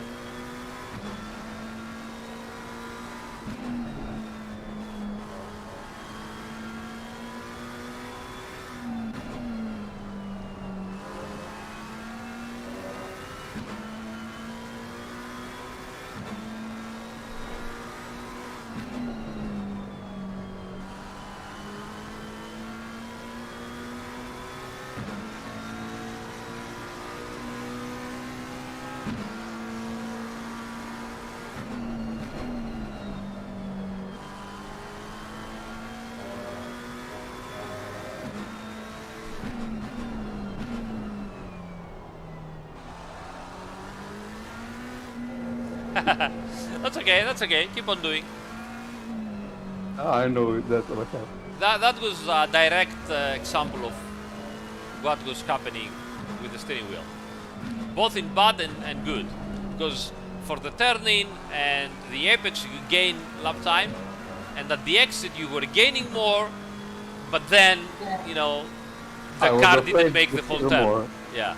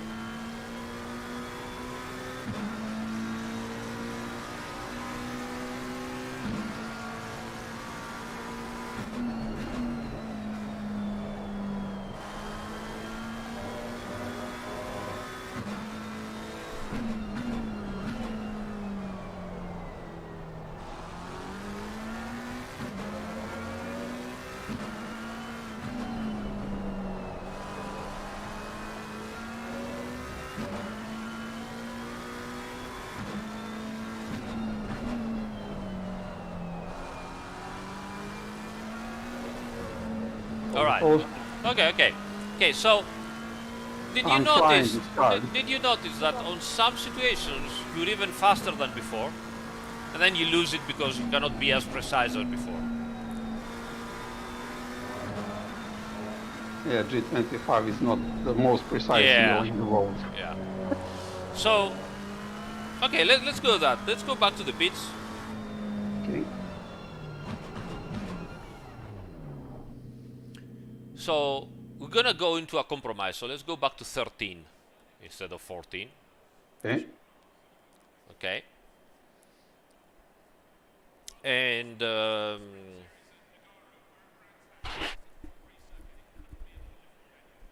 was thinking about it, but can you go one click up to the rear anti-roll bar. Okay. Okay. It's already high. Yeah, just one click more. Okay. Okay, and let's try this. But I want you also to be a little bit more energetic with the steering wheel. So I want you to work with the steering, not just turn and stay there. I want you to try to move the car, especially on the slow turns. I want you to try to move the steering wheel around and see if you can find something extra in the rotation, in the very slow turns. Here, more, turn and do things, try to find out extra grip. Yeah, I saw that on the first stream. Malinowski did that.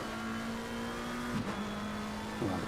So in the fast turns, okay, don't do it, drive as usual. In the slow turns, around the apex, try to find something extra. Unfortunately, I'm not Tortellini, so... No worries, but you want to improve, so we need to do something about it. Okay.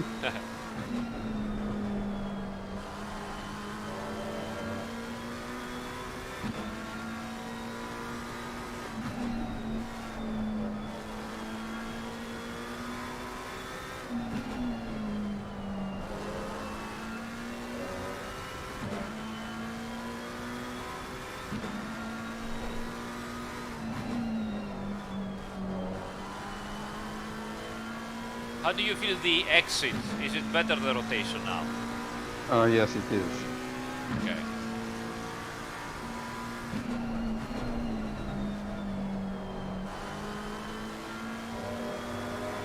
Okay, try here. So, apex, play. That was better. Again, apex and play.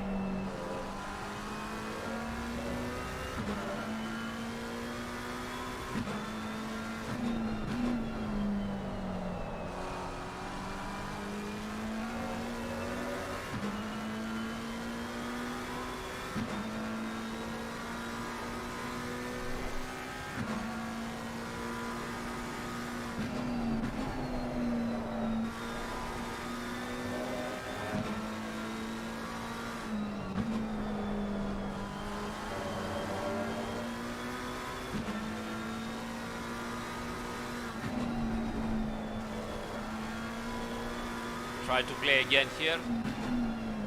Play. Go. Yeah.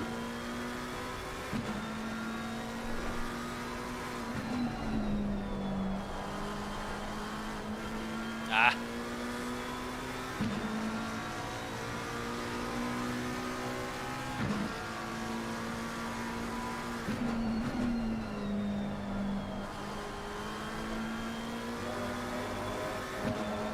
Play here. Play. I still think you rotate the steering wheel way too much. Too much. Too much, yeah, over there. Might be my impression because at some point on the multiplayer it just stops rotating, so I don't know exactly what you're doing, but I think it is a little bit too much on the first hairpin, so T2. Oh, okay. I was thinking it was too little.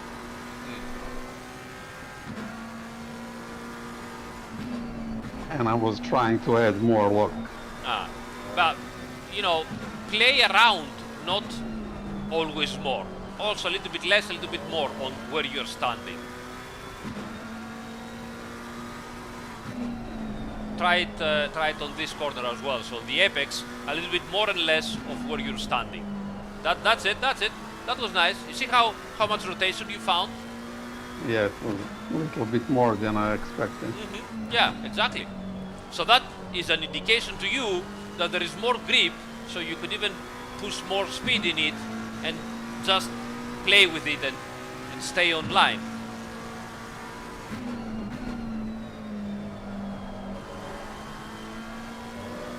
Now again, do it again. Do it. Yeah.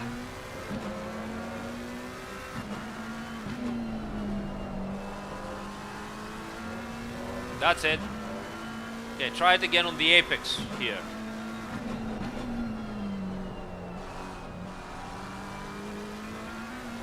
Look at how much speed we found.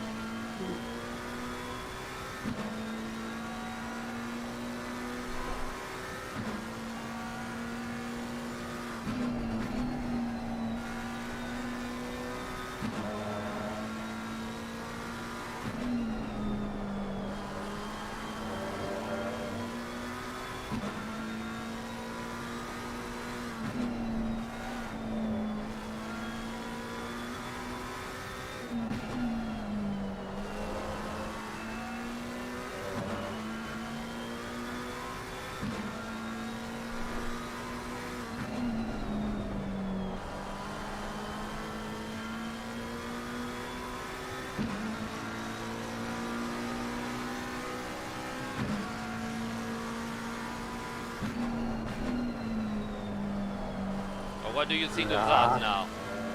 Yeah, it feels a little bit better, and I have to try a little bit more this with steering. I believe that now it's a matter of doing some practice, you know, keep on practicing on that, and you have to force yourself to find extra grip in the middle of the turn. This is where sometimes you are waiting for the car, you know, to regain some traction and then go. But by moving the steering wheel, you can also go on the accelerator and still stay on the line before waiting for the car. So it's a small amount of time that you can gain over there.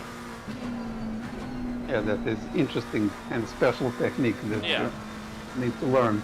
Now, it's much easier to do it on the very slow corners initially and find out, okay, it's happening, now I can deal with it, instead of trying it on the very fast corners. So my advice would be, don't try it on the very fast corners yet. Try it on the slow corners. Once you are getting the habit of it, how it works, then you could also try it on the fast corners. Not at the very fast corner. So at the very fast fourth gear corner that goes to the right, don't try it there. There you just have to be smooth and precise.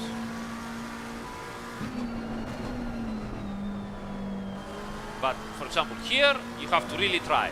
You have to play with the steering wheel and go to the accelerator sooner.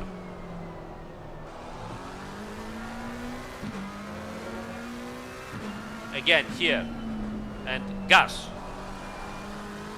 You see how it rotated, so much so that you lost time. So you need to get, again. Yeah, you've lost it, that's fine, but you know what I mean now, right? Yeah, I understand. Okay, so I think now it's the time for you to practice and see if you can improve. Oh, yes. And if that's okay with you, I will go and catch another guy, and then when I turn back, I want to see the 22. Or whenever, or obviously whenever you have time, don't worry about it. No, I will be here, so. Okay, fantastic, fantastic. That would be great. I would love to come back to the server and catch the 22. It would be fantastic. Yeah, maybe we can restart the server because it's getting hotter. I want the best possible chance. Well, probably you have to go to an even, you know, colder temperature. But I will ask Andy and see what he can do. Okay. Okay? Okay, see you later. Okay, thank you so much, Milos. Thank you for joining. No, thank you, Aris. It's been a really pleasure. And thank you. don't think bad of yourself. You're already very, very fast driver, so keep it up. Thank you. Okay, cheers, buddy. Take care. Cheers.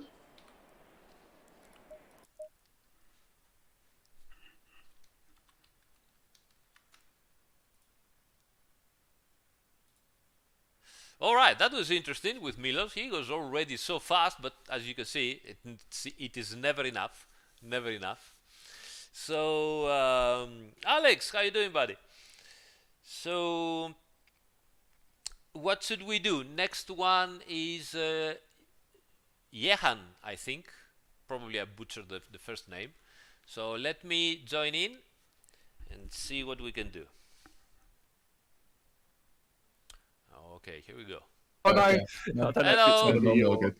Hey, Aris. Hello, guys. How you doing? Hey, good. I'll leave it to you then. Thank you, buddy.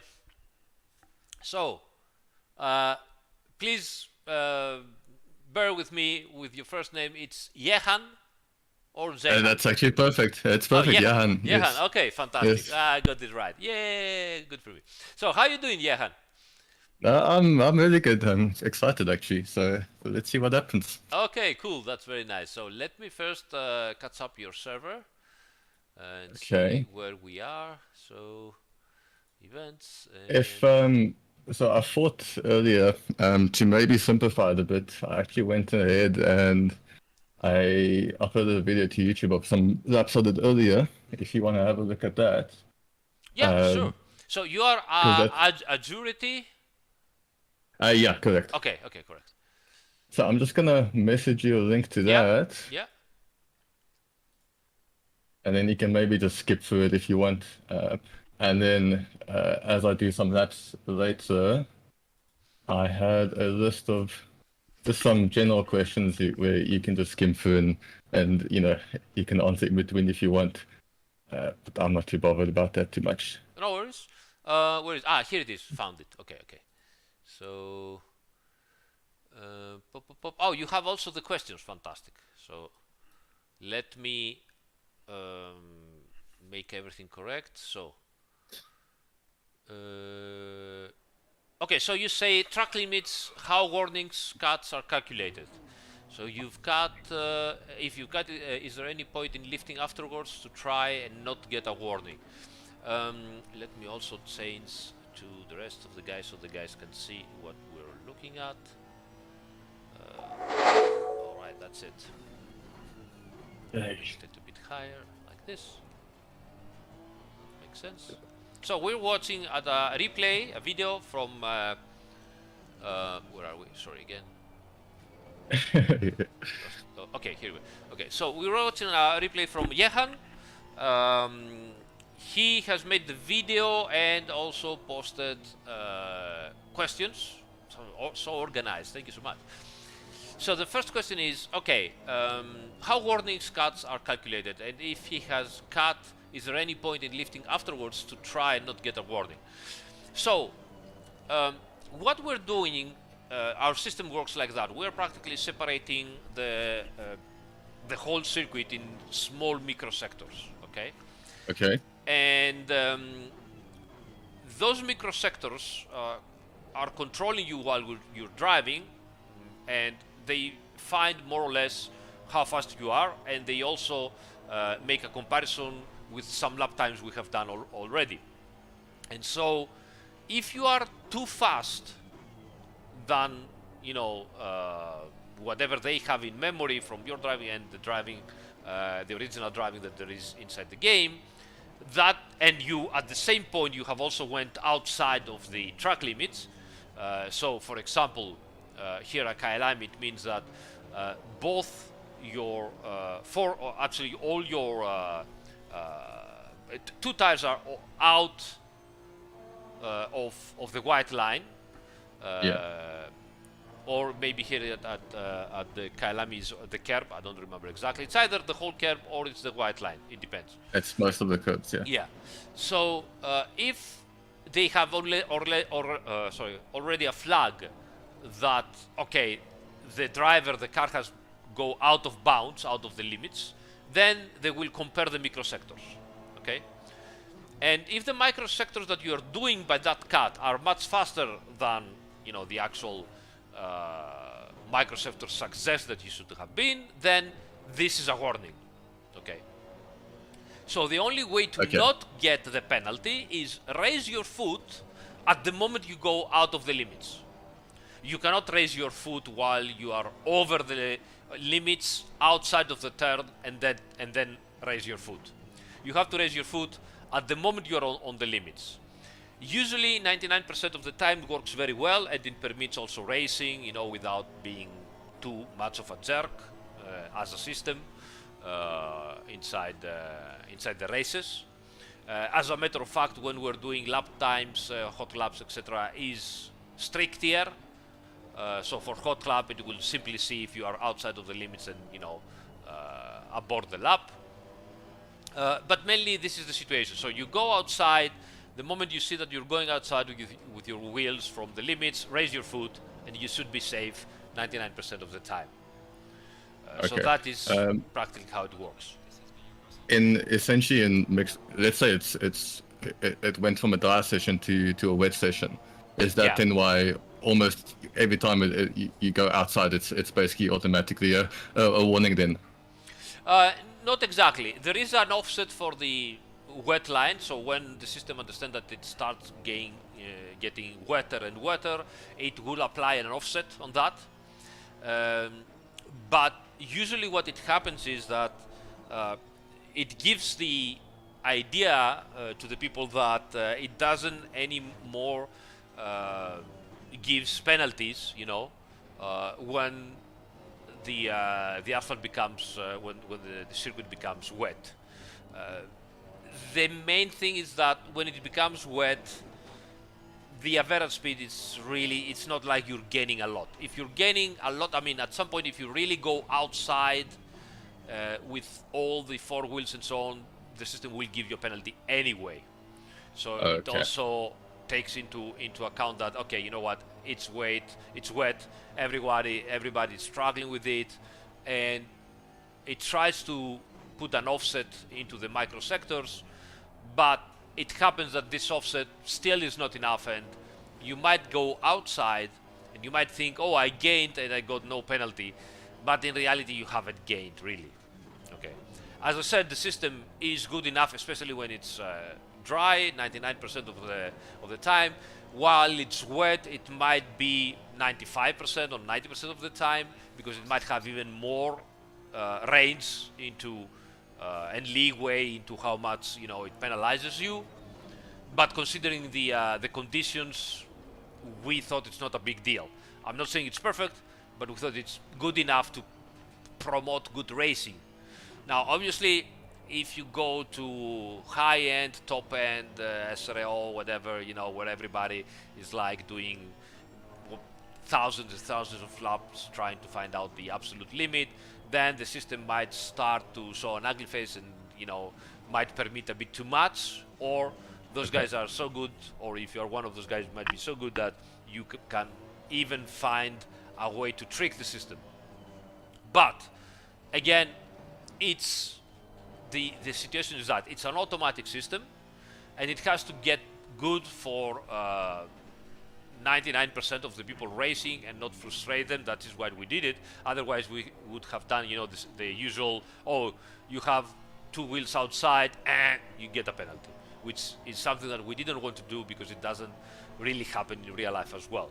Yeah. And Okay. what we wanted to do, it was a system that was good enough and permissive enough, and at the same time we realized that, okay, if we have a very official race where we have drivers trying to take too much advantage of the system and find out something, then usually on the very official races there are also stewards, and they're good enough to understand and say, you know what, you're overdoing it and I will penalize you no matter what. So that is pretty much the situation, being totally honest with that. Okay. Perfect.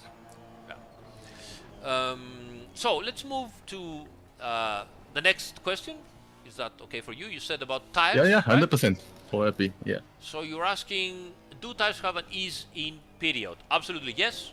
The period is, now it depends on the track and the driving conditions and everything, but usually it's gonna take from 1 lap to 2 laps maybe at most to get from the take off the plastic and the protective film that you have on the tires up to the qualifying level of grip. Usually you need, I mean, again, depending on the circuit, from, I would say, at least 3 2/3 of a lap to 2 laps. So obviously, Okay. in something like I don't know, Brands Hatch, for example, which is a very short track, you might need 2 laps, and maybe the outside tires are already great on 1 lap and a half, but the inside will need 2 laps to get off the patina. On a track like Spa, 2/3 of a lap or 1 full lap might be more than enough to get off the patina from all 4 tires. So getting out of the pits, for sure, the tires are not 100%. They slowly go to 100%. They keep there, and then after 3, 4, 5 laps again, they will go off of that, and you've lost the qualifying grip, as we say. Okay, so it's definitely better to sort of have 1 or 2 slowish laps and just sort of ease the tires in, and you'll have a better wear pattern through your stint. Pushing way too hard on your get-out laps will certainly make you lose more. So let's say you go out of the pits, okay, and your tires need 1 lap to get up to proper condition.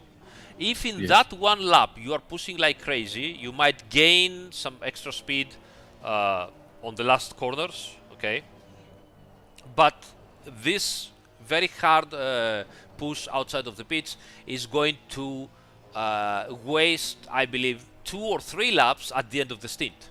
So your tires will be much worse into the last 2-3 laps than what would have been if you take it a little bit easier on that first initial lap. This is something, by the way, that has been very clear and nice to look at on the official SRO races if you watched Niels' performance. Niels was always one of those guys that he would be very fast, but at the same time he would get out and be even faster at the last part of the stint. So the last 5 laps or the last 10 laps, usually he would manage to be much faster on that last part of the stint than other drivers, and we're talking always about top drivers. Yes. And it is very characteristic of him how on the get out or on the start of the race he would not go absolutely batshit crazy pushing the tires. Sometimes might happen, but he also has made some great stints where you can see him that he goes in, he keeps patiently, his pace behind whatever car he follows without doing any crazy moves, and then a little bit after the mid of the race he would increasingly become faster and faster and faster, while everybody else would either stay at the same pace or even getting worse. So that's a clear example of what's happening. Now, obviously it would be very simplistic to say, that's simply because of the first 2 laps is taking it easy. It's not just that, it's the driving style, it's the setup he uses, it's the whole stint, how he takes care of the tires. But certainly, if you want to see your tires, behaving, one of the good things to do is don't go completely crazy in the first lap. Okay. Yeah. Perfect. All right. Let's see what else you have here. How to best manage a setup car for tracks with high temperatures or high loads, a single side. So Barcelona, Zandvoort. Oof. That's. There are things you can do. Okay. There are things you can do for sure, and everything you will do will make no difference. let's say like that. Yeah. Okay. And I'm saying that because in the end it's gonna be a very hard situation to everybody on the track. So what you're doing is, okay, how can I make it a little bit better for me, or actually a little bit less worse for me than everybody else? And the answer here is that, the usual stuff. So maybe softer dampers if you can, softer anti-roll bars if you can. Open the brake ducts if you can, so that the tires manage to cool down in the straights, and so on and so on. So all those typical things. But the most important thing you can do is don't push the tires when you don't need to do it. So maybe you are in a position where you're not gaining to nobody, or you're having somebody behind you that that he cannot overtake you. Take the liberty to go easy on the tires, and also do some practice and select some of the turns where you can let the tires breathe. So for example, if you push the whole lap, then certainly the tires lap after lap after lap are going to overheat, and and get more worn out and worn down. One of the things you can do is find out, for example, last corner of Barcelona, right? Yeah. So last The- corner of the chicane. Barcelona is the right-hander, and it overheats your tires as usual. Before Okay. that, you have the chicane, and you have those two right corners, especially two corners before the chicane is a very long right-hand corner, okay, slow corner. So you're actually on the rear, on the back straight, okay. You brake for the left-hander, right, and then you have a very long right-hander. Yeah. Okay, so that right-hander is one of those places where you can really put your tires under stress because it's a double apex and you try to push and so on and so on. So you can do some practice there and see, can I make that corner and how much time do I lose if I don't push my tires so much? Because in that way, you're not going to overheat your tires that much and you might have the opportunity to cool them down through the chicane before the last corner. And so for all that sector, you might be able to let your tires breathe a little bit. Okay. Okay. So- T3. So essentially, yeah. Sorry. Yeah, Go ahead. T3. It's a corner you can take very fast, but it is also a corner that permits different lines. So maybe you can make a line that permits you to, you know, get outside of the push that you have from the corner earlier, just, you know, 5 meters Yeah. earlier, you know. T4, how much do you push the braking zone over there? It might be a good idea to see that if you brake a little bit sooner and let the car rotate and coast inside the turn, you don't heat up the tires so much and you don't lose that much time as you thought you should. You need to experiment Yeah. with that and find out that, okay, there is, maybe you're following somebody, okay? You're following somebody and you see that you cannot overtake him. So you need to study him and so on and so on. This is a good opportunity to say, you know what, I need to study the guy. Let's take it easy on the tires for 5 laps, right?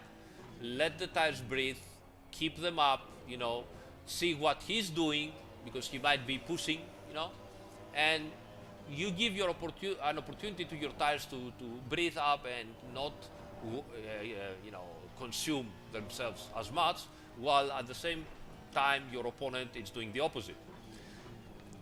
The other thing to remember is that this thing is not going to happen in 2-3 laps. You'll need to do that for at least 5 to 10 laps in order to get significant results out of this kind of driving. Yeah. It doesn't have to be 10 laps one after another. You can do 3 laps like this, push for 2 laps, 3 laps like this, push again, 3 laps like this, push again. Or you can do 5 laps easy, 2-3 laps pushing, 5 laps easy, 2-3 laps pushing. At the end of the stint, you're gonna find the results. But obviously, if you keep on pushing, especially when your tires are worn out and start sliding around, if you keep on pushing like that, then you're gonna have a worse situation for your tires and probably Yes. your opponent. It's all a strategic play of what you're doing against your opponent in that situation. Okay. So in short, essentially, not much you can do on the setup. It's gonna happen anyway. It's best to just die and dive around it as best you can. On the setup, you can do things that they can't help, but Yeah. the things but- you are but- going to do that they are going to help you out, at least right now with the sim, are very small. You know, they make a small difference. Everything counts, Yeah. and everything adds up, but it's a small Yes. difference. I can tell you that hopefully, if everything goes well, we want to make a situation, and it seems that it's working till now, that, you know, if you exaggerate with the toe out, for example, you have a lot of camber, then you are losing so much tire life on the inner side of the tire that even in 5 or 6 laps, you're gonna regret it a lot. Okay.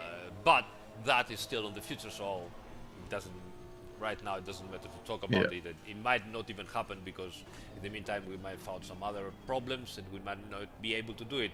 I want to talk about it only when I'm ready 100% and certain that this is the case. But fingers crossed, you know, at least you know we're Yeah. working on that. Perfect. Okay, so Okay, happy with that. moving on, effects of brake ducts on tire temperatures and stopping distance. So what is more important? Is it better to keep tires in temperature window and have colder brakes? And if this is the case, would brakes too perform better? Well, that's interesting. Well, keep in mind that, and I believe we do have brake temperatures in the telemetry. I think so. So Yeah. keep in mind that the moment you apply pressure on the brakes, you go up very, very fast, very, very fast. Yeah. So we're talking that except some extreme situations. So I don't know, 2 degrees Celsius in the night with rain, whatever. Okay, so let's move aside that. But in normal conditions, if you open your brake ducts a lot and you have your brake disc cold, let's say, and you are stopping on the brakes, the amount of time and distance needed to have the brake discs and pads on optimum temperature is like, I don't know, in the first 5 meters, 10 meters maybe, and you're still, you know, stopping in the meanwhile. It's not like you're not stopping. If you have your brakes hot because you know you are going with closed brake ducts, then you might stop. You might have stopping power instantly on the moment you go on the brakes, but then towards the end of the braking distance, you are going to have some fading, some very slight fading. You won't probably feel it, but you know, you might experience some less braking power than usual. So, in terms of braking distances, the change is not that much important, I believe. Again, except in extreme conditions, but the change is not that much important. That's why one of the reasons why I'm using brake pads too, because they give me better modulation and I can use that modulation to bring more trail braking inside the turn, which is in the end what you need to go faster, more than if you are gaining half a meter, you know, or 1 meter braking distance, because in the end, if you manage to gain 1 meter stopping distance, that's all you get. Yeah. And if that makes a lot of sense. Yeah, if you're not a very top level sim racer, alien, then 1 meter braking distance won't make any difference to you if you're losing 2 meters or 2 kilometers per hour inside the turn because you are not capable of trail braking perfectly as they do. I can't, so I prefer better modulation. So this is about. So I would use the brake ducts in a way to get the best possible compromise to deal with the tire temperatures, both in terms of keeping the tires cold or keeping the tires warm as well. It's also important for that. And then once I achieve that, I can go one up or one down and see what happens. Can I still keep the tires in the correct temperature and have the brakes also working a little bit better for me? Another thing to keep in mind, and it is also very important, when is the brake fade happening, and does it happens first at the front tires or at the rear tires? Because sometimes if the brake fade happens at the at the front tires, okay, then you end up right at the end of the braking zone when you want the precision to trail brake, okay, you end up with the rear brakes having more power than the front. Actually, that's not the case, but more power in comparison to the previous situation, okay? Which will, of course, affect the balance of the car. It is practically as during the braking and at the very end of the trail braking, it's like as if you actively moving the brake bias to the rear. Might be a thing that you want, or might be a completely bad thing to deal with when you're driving. So it's more important for me to make sure that when you are trail braking, the brake temperatures help you out instead of putting you into a crisis. Sometimes it happens to me that, here's a good indication, by the way, of how to understand that without going into telemetry. It happened that I was driving, good setup, everything good, and at some point I'm starting having oversteering issues when I'm, finishing my trail braking. So when you're finishing your trail braking, you're having oversteering issues, what are you gonna do? You're gonna push forward the brake bias. So I push forward the brake bias, and I'm having now understeer on the initial turn-in and oversteer again at the end of the trail braking. And I'm like, what the fuck, why is this happening? And I'm pushing even farther forward the brake bias, and I'm getting more of the same. So what was happening in that situation is that I'm pushing the brake bias forward, and at the initial turn-in, my front brakes are still, stopping well, and I'm getting understeer because they are trying to stop even more, But at the end of the trail braking, the front brakes are into fade, and the balance moves to the rear. And so I'm releasing the brakes, and my rear brakes are grabbing and stopping better, and they are rotating the car way too much. And so I'm having this snap oversteering at the very end of the braking zone. And whatever you do with your braking, bias, it's not gonna help. It's not gonna fix the problem, because the problem is in the temperatures.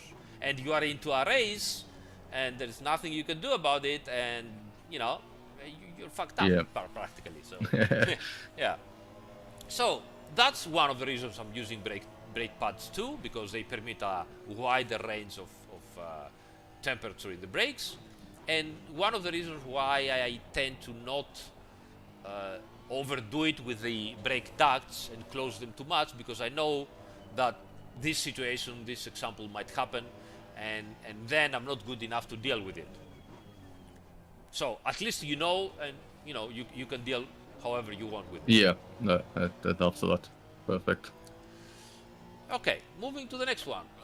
Brake bias. How to find ideal balanced bias? Should I be changing bias around fuel load in race? Finding ideal balanced is impossible, first of all. And why is that? Because in different situations and in different turns, it's always... You always need, ideally for the straight line, you would need as much rear brake balance as possible, if you are absolutely certain that you're braking in a straight line, because you won't. The front brakes are very strong. It's the rear brakes that they are lacking in order to protect you from the turn-in. But during the straight line, you want them the rear brakes to try to lock up the tires as much as possible, and the ABS will try to avoid that.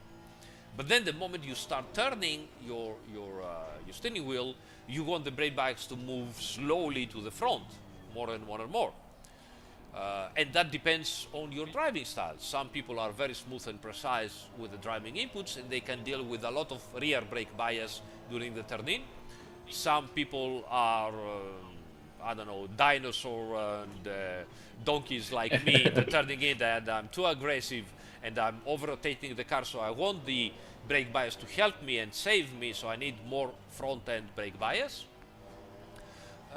And some people are even very good with the brake bias, whatever the brake bias is, by dealing how much pedal pressure they put on the brake pedal, and they can still keep the front end in the correct slip angle and rotate the car properly. So there is no ideal balance bias. Should you change the brake bias? Yes.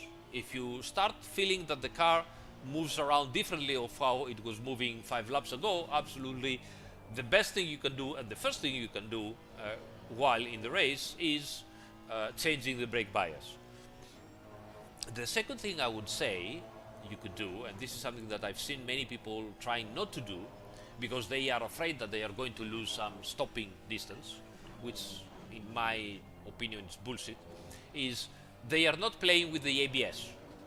So they are like in the mid of the race, and you're starting having issues with your brake bias, and you say, okay, I'm gonna move the brake bias either front or rear, depending whatever your decision is. But you just keep your ABS on whatever number you set it up when you were practicing in qualifying mode, and that's it.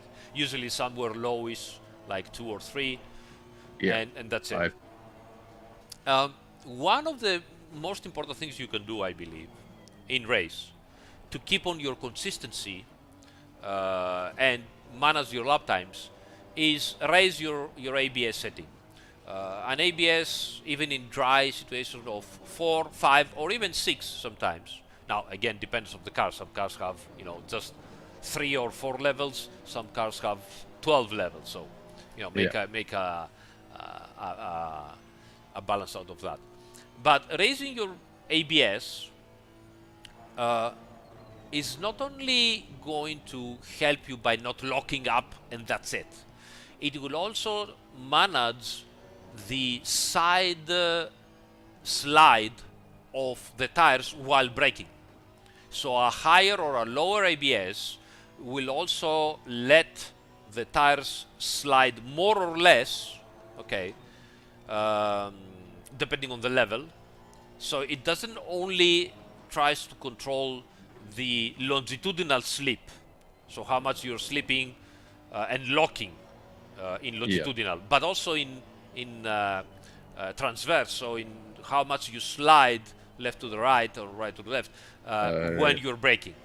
And that can give you a much better stability and a much more predictable car to deal with at the very last part of the braking, which is the most important, even when your tires are worn out. And remember, when your tires are worn out, the slip angle becomes narrower. If you don't remember, I will explain that also to the chat for a moment. But your car is also lighter as well, so the aerodynamic balance also shifts around. So this is very important. So let me explain that once more. The actual slip and flex of the tire depends on various factors. Load is one of them. The characteristics of the skeleton of the tire is one of them. The temperature is one of them. And the amount of material, so the depth of the tread, the depth of the tire, is one of the reasons influencing the slip angle of the tire. So when you have more tire, when your tire is new and you have more tire, this tire can slide around and flex more. It might give you, 0.2 of a degree or half a degree of extra slip angle and traction and control around there. Now, as you going through your stint, the tire depth becomes shorter and shorter. So it's those 3 millimeters we're talking about into the setup screen.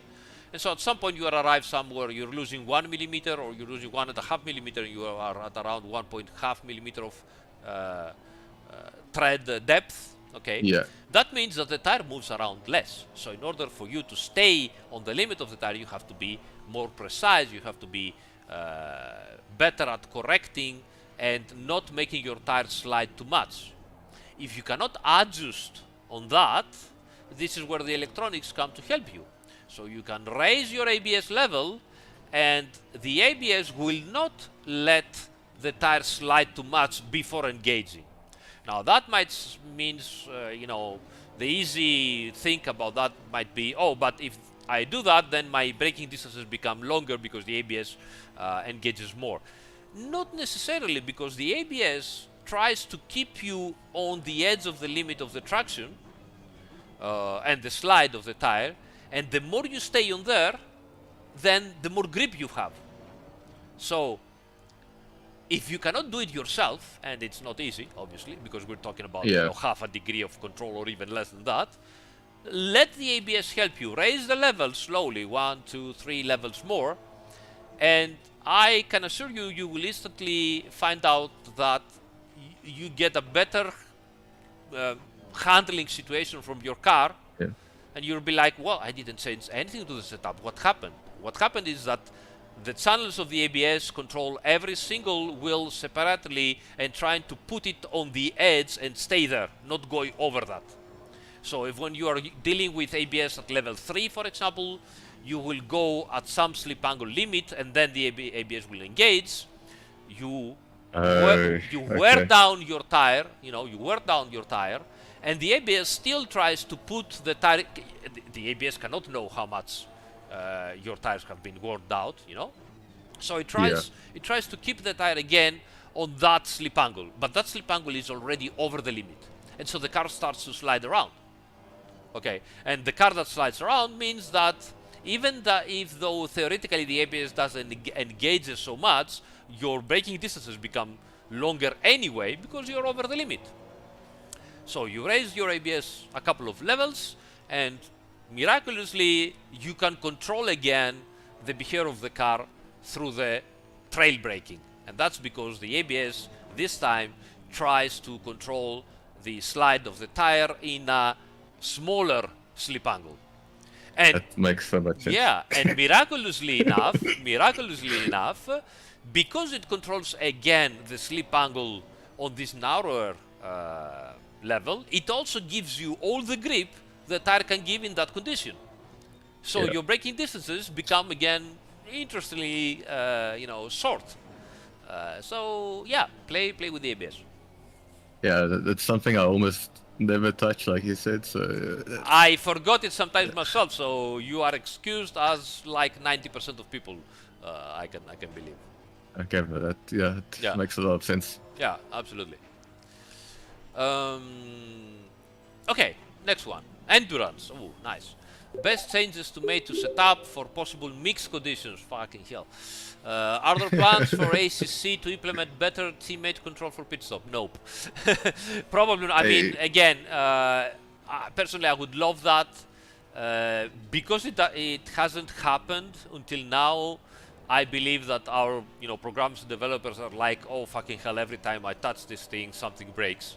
And I'm afraid they are, purposely are not touching it because either it takes too much time to properly control it, test it and everything, and they don't have that time, or it's so tricky and shitty that it breaks down.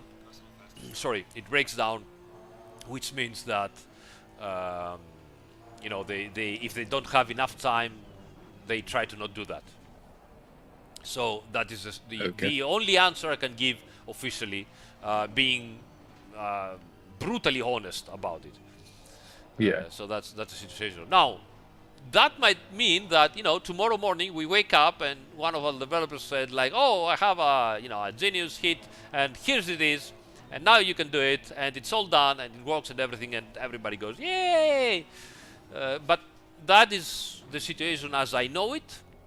And also as I understand it, because it's been quite a bit of a time that it is like that. Everybody would love that, but it's not coming, so something is wrong in there. I believe usually it's there is not time for that, and I need to do other things, so unfortunately I cannot deal with that right now, and it needs a lot more time that the developer can afford to waste on that, probably. So okay, so that's this. Best changes to make to set up for possible mixed position. Well, obviously, the key word here is possible. Obviously. Yeah. But what can I say for that? Usually, for wet conditions, if you're going to go with wet tires, a little bit less of camber helps the wet tires. Okay. More camber might, give issues to the wet tires. So, what to the say? third can't do the job essentially. Okay, that makes sense. Yeah. So, this is one of the compromises you might think you might want to do. Is it going to work? not really, because it's not an easy compromise. So, for example, how much time are you going to lose in dry conditions with the slick tires, even if it's slightly damp conditions with the slick tires, instead of the time that you might be gaining if you're using less camber on the wet tires. So it really depends how much it's going to rain. If it's going to rain properly, then yes, you're probably going to have a better time with, I don't know, half a degree less, maybe. If it's going to slightly rain, I don't think it's gonna, it's gonna make a lot of a difference. Okay. Extra downforce always gonna be better, of course. Yeah. If you are absolutely certain that it is going to rain, so you start dry and it is going to rain, then, and you really want to risk it, then you can keep in mind that tire consumption is going to go way down, and you can risk to have much less fuel than you would normally use by quite a bit of a margin. It can be 10 liters, 20 liters, whatever. So it depends, of course, of how much you can trust the weather and how much, rain is going to come through your stint. But this is the situation. The situation is when it starts raining, you're gonna use a lot less fuel. You can even do that in the opposite direction. So you could say, yeah, okay, you know what, I'm gonna go full fuel, but I know that when the rain comes, it's gonna be light rain and the fuel consumption is gonna go down. So I will use this to my advantage, if possible, if the server configuration lets you do that, and take the stint really late to go in, for example. And maybe gain one stint. That can happen as well. If the server configuration tells you that no matter what you have to get in at 65 minutes, then that doesn't matter anymore, and there's nothing to gain from that anyway. So that's mainly it.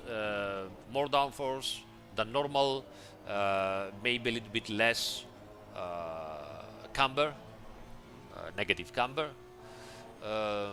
You could also try and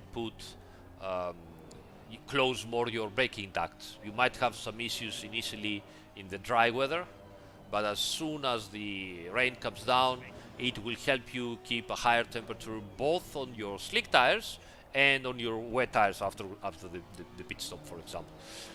So that helps as well.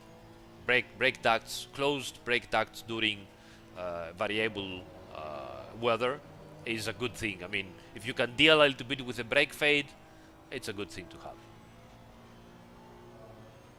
Yeah. Okay, yeah, that makes sense as well. Yeah. So that's it mainly, I think. Forgot that's something. I don't know. No, I'm happy with all of that. And then next is just going to be if you saw something in sort of my diving, but. To be honest, I wasn't really paying that much of attention. So let me have a look at your best lap, maybe. Yeah, there's a timestamp there somewhere. Yeah, I've seen the chapter.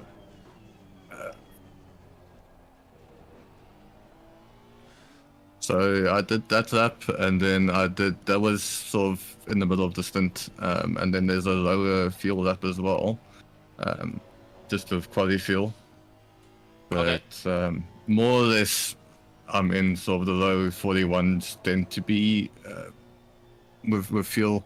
Yeah. And then I struggle to go lower than that, even with fuel. Without fuel.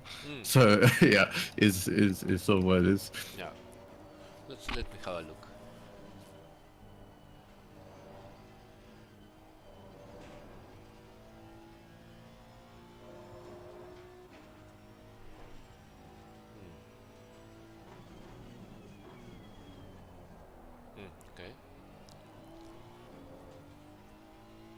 I know in that video I missed a few apexes on that specific lap, but close enough. Oh yeah, absolutely. Don't worry about it. I mean, let me not start talking about my lost apexes.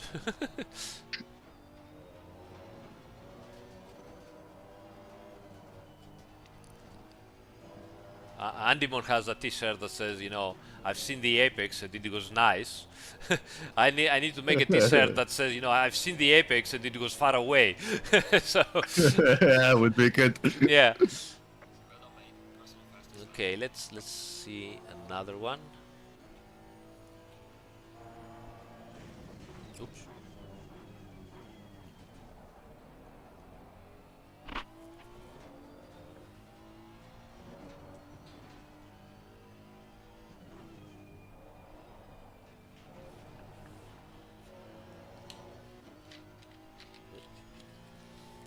Bottle.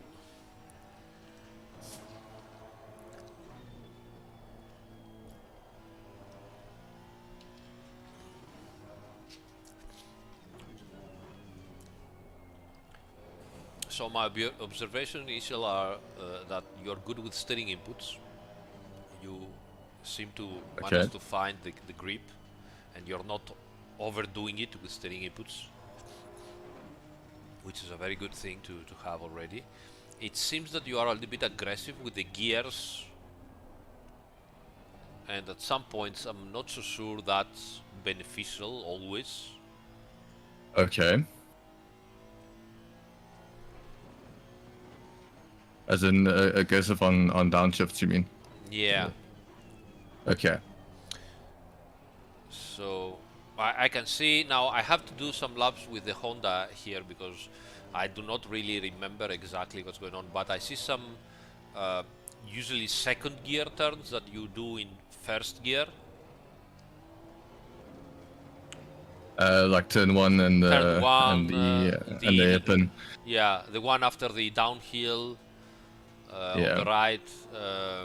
You are doing the long right sweep in third gear instead maybe in fourth. So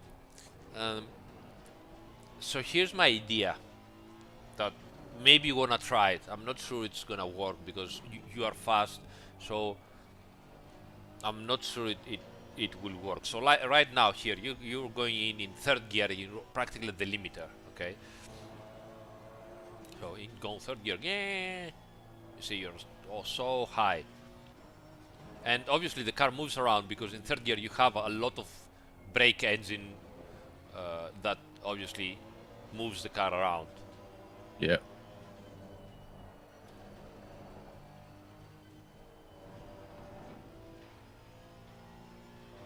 Let me check again here.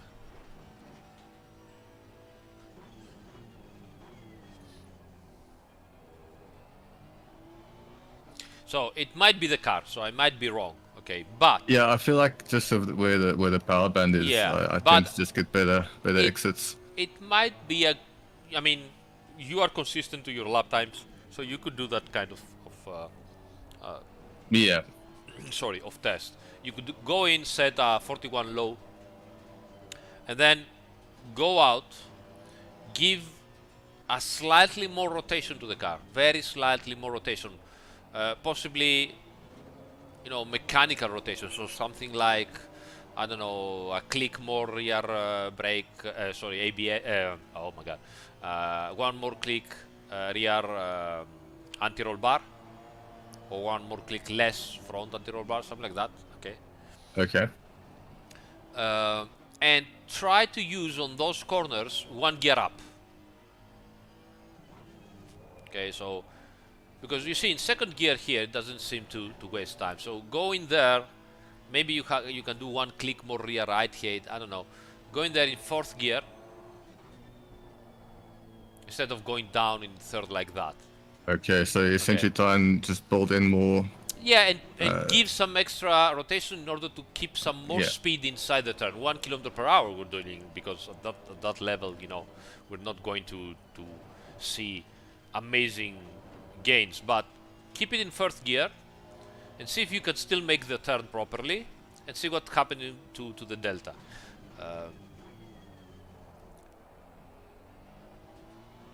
It's a bit too wide here, and then the same thing down there. So you're going in second gear. Maybe you can go in you're going in first gear here, maybe you can go in second gear. So you see first gear, go in. Not so sure about it here, but you know, maybe you want to give it a try. Okay, yeah, no, that's So worth a try to, you know, get some slight extra rotation without overdoing it, and at the same time let the car bring more speed inside. Okay. It also seems that sometimes you are harsh on the pedals trying to rotate the car. You know, it seems that goes into up and down in pitch while you're trying to rotate it. So that's why Okay. I'm wondering if you could manage to be a little bit smoother with the pedals, but give more mechanical rotation to the car anyway, and just let the car do its thing instead of you forcing it to do it. Okay, yeah, that's something Not I can sure I if can it's try. going to work, but you can try that. You can try that. Yeah, You can see it I here see where already you're at coming the from. S's. At the S's, for example, you go in, you see, you force the car in, you go down, tab on the brakes, and go in again. I mean, it's good. You're fast. I mean, who am I to tell you otherwise? But, I don't know, maybe more rotation, and you might not even have the need to tap the brakes there. Maybe. Yeah. Okay, I see where you're coming from. Yeah. So, it seems to me that sometimes you are overdriving the car, which is, you know, a good problem to have sometimes, because usually what we see is many people waiting for the car. You are trying to force the car to do the things you want. Fantastic. Might be possible to bring slightly even more speed inside the turns by not overdriving the car so much. I think. Okay. Not sure 100%, but this is where I would this is what I would try to do. You know, and the preload can also help you with that, some extra rotation. So if you are, how much preload do you have usually? Do you have something very low on this, or something normally high? it's around 200, I think. Okay, so in my opinion, 200. Probably if you are for the, you know, world record might help you, but if you are just a very sorry, if you are a very fast driver, 200 down to 100, I don't think it's gonna make that big difference. If you take down to 100 or 80 maybe the preload, okay, and keep one gear up, you will see that the car rotates more in coasting, without the need to tap the brakes or release the accelerator very hard, okay, with a low gear. So instead of third, fourth gear, instead of first, second gear, but more open preload will help you rotate, and then it will also help you go to the accelerator sooner. It might give you a little bit of understeer in the slow corners, but I doubt it, to be honest. I doubt it, because we're not talking something go down to 30 or 40. We're talking going somewhere to 80 to 100. Keep it in that range, in my opinion, and see what happens. That's what I would do. I think your next step here is bring 1 or 2 kilometers per hour more inside the turn, which is extremely difficult. Okay. But you are at that level now. You need to find a way to bring more speed inside the turn. It's not going to be easy. Make it a little bit easier. Make it a little bit easier on yourself with the setup, without having to, oh my god, I need to fight so much the car to do it, right? And see if that helps you to improve. If it helps you, then slowly you can even go into more aggressive stuff with the setup. But first, maybe you need to understand, okay, how can I bring more speed in it? I mean, for example, why in this turn you are second gear, and on the last on the right-hander after the downhill, you are in first gear. It doesn't make sense. Understand? So let me show you. So let me show you what I mean. So here you are in second gear, right? And everything is fine. So much speed, good traction, and everything. Okay, and then you go. Oops, sorry. No, I think I know exactly what you mean. You go down here, you have much more space, and you go down to first gear. Okay, here we missed the apex. For sure, we can find another lap. Yeah, this is it. So yeah, I tend to miss that apex if I don't go to first. You miss your apex because you don't have enough rotation. So you need the brake engine to rotate the car. So either you improve your line with your trail braking, or you rotate the car even more by opening the differential, for example. It could be, have a look at your that's interesting. Wait a minute, look at this. look at your pressures. 28 at the right hand, 27.7 at the left hand, which means the car wants to under rotate. When you are arriving at the turning of this turn, the car wants to under rotate instead of over rotating. So, for example, have a go at it. So, try to generally go one click down in the PSI on the setup and one click up on the left hand. So one click down on the right and one click up on the setup. It shouldn't make that big of a difference to the rest of the circuit. To the rest of the track. Maybe you'll have to check it out, but in theory you will arrive here with 27.9 and 27.8, which is a good delta between the two tires.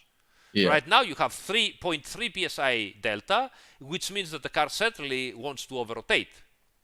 Even at the front, you see at the front you are 27.5.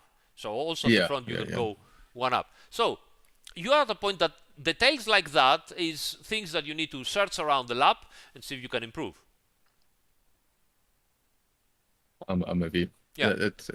It does make sense to work on that. Yeah. Okay. I cannot guarantee you're gonna improve, because at those levels the improvement is very hard to do, and every time at these levels we are asking the driver to change something, it's gonna be a big of a deal instead of a small of a deal, even though it's small details. But I believe that is the way forward. Okay, no, it does make sense. So, like you said, it's sort of towards that point of sort of diminishing returns on sort of how I'm driving. So it's I'll definitely try the preload, and it makes sense what you're saying at least there with why am I able to go second in this corner versus that one, or I'll just need to try it. 200 is a very locked differential, which means it gives you extremely forward traction ahead when you go into the acceleration, but also it's going to ask you more extreme things in order to rotate the car. So what I'm telling you right now is, before arriving at those very high-end top levels of driving, maybe make it a little bit easier for yourself and see if you can, if it is easier for yourself with the preload, if you can work on your actual driving characteristics. And if that makes you faster, then you can then slowly go back again. So if you see that you have lowered the preload, you gain rotation, you fix the pressures and everything, and you're starting gaining 1/10 of a second of a lap, or 2/10 of a second on your best laps, and you can do that consistently, okay? And then you are plateau again into those new lap times, then start going the other way around again. So go with a little bit lock on the preload and see if you can gain something on the exit of the turn. So go up to 120, see what happens. Worse, go back again, the answer is somewhere else, This is unfortunately one of the situations that happens when we get a setup from somewhere else, and it works well, and it permits us to go high, but at some point we arrive at a point where we cannot improve, and we don't always understand that, okay, there is something into that setup that forces us to drive in a way that we are not comfortable anymore with that we are starting to drive the car that also the creator of the setup drives, because remember, Yeah. the car drives in a way not only because of the setup but also because of the inputs. So the same car with the same setup, you drive it in a way and another guy drives it in another way, it's not the same car. The car will react in a completely different ways to the driver because of your inputs.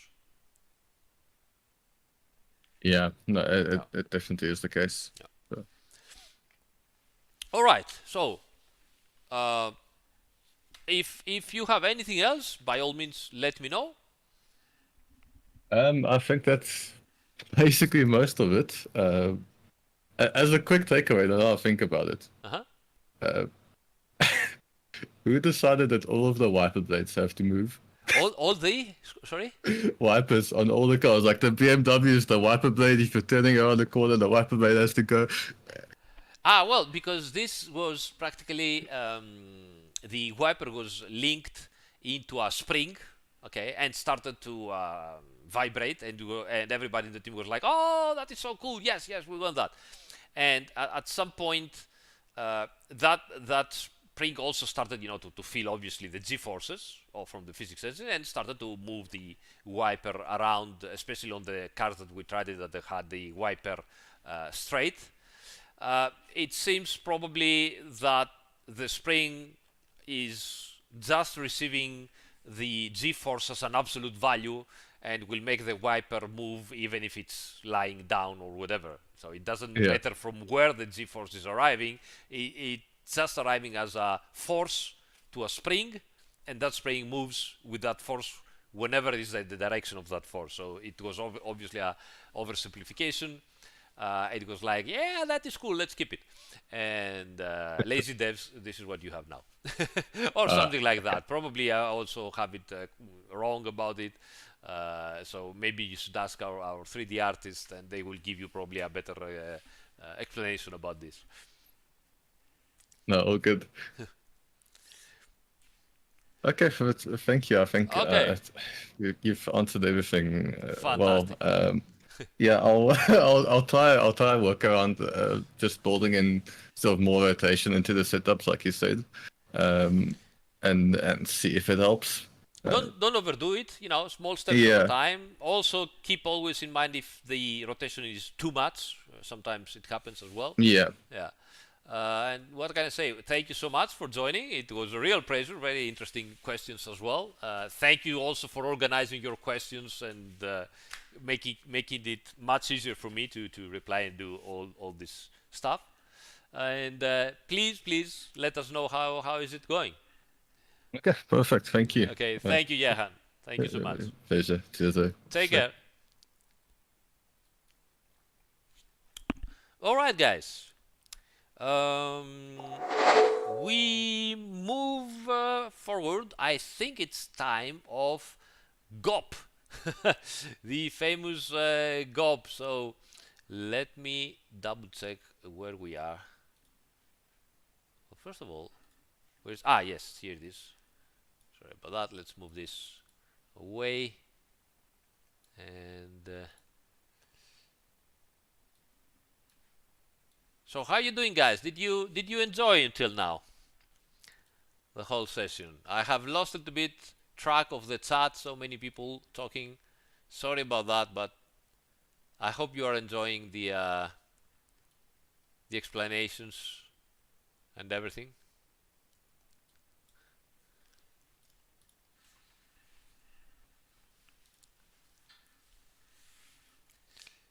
All right. Meanwhile,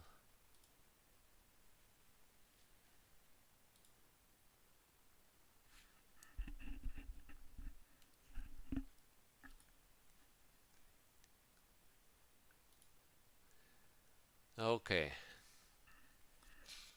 Hey, Sim Tuning. Thank you, buddy. So, gop of performance, as they say into the chat right now. Let's go and find him. Hello, hello, hello.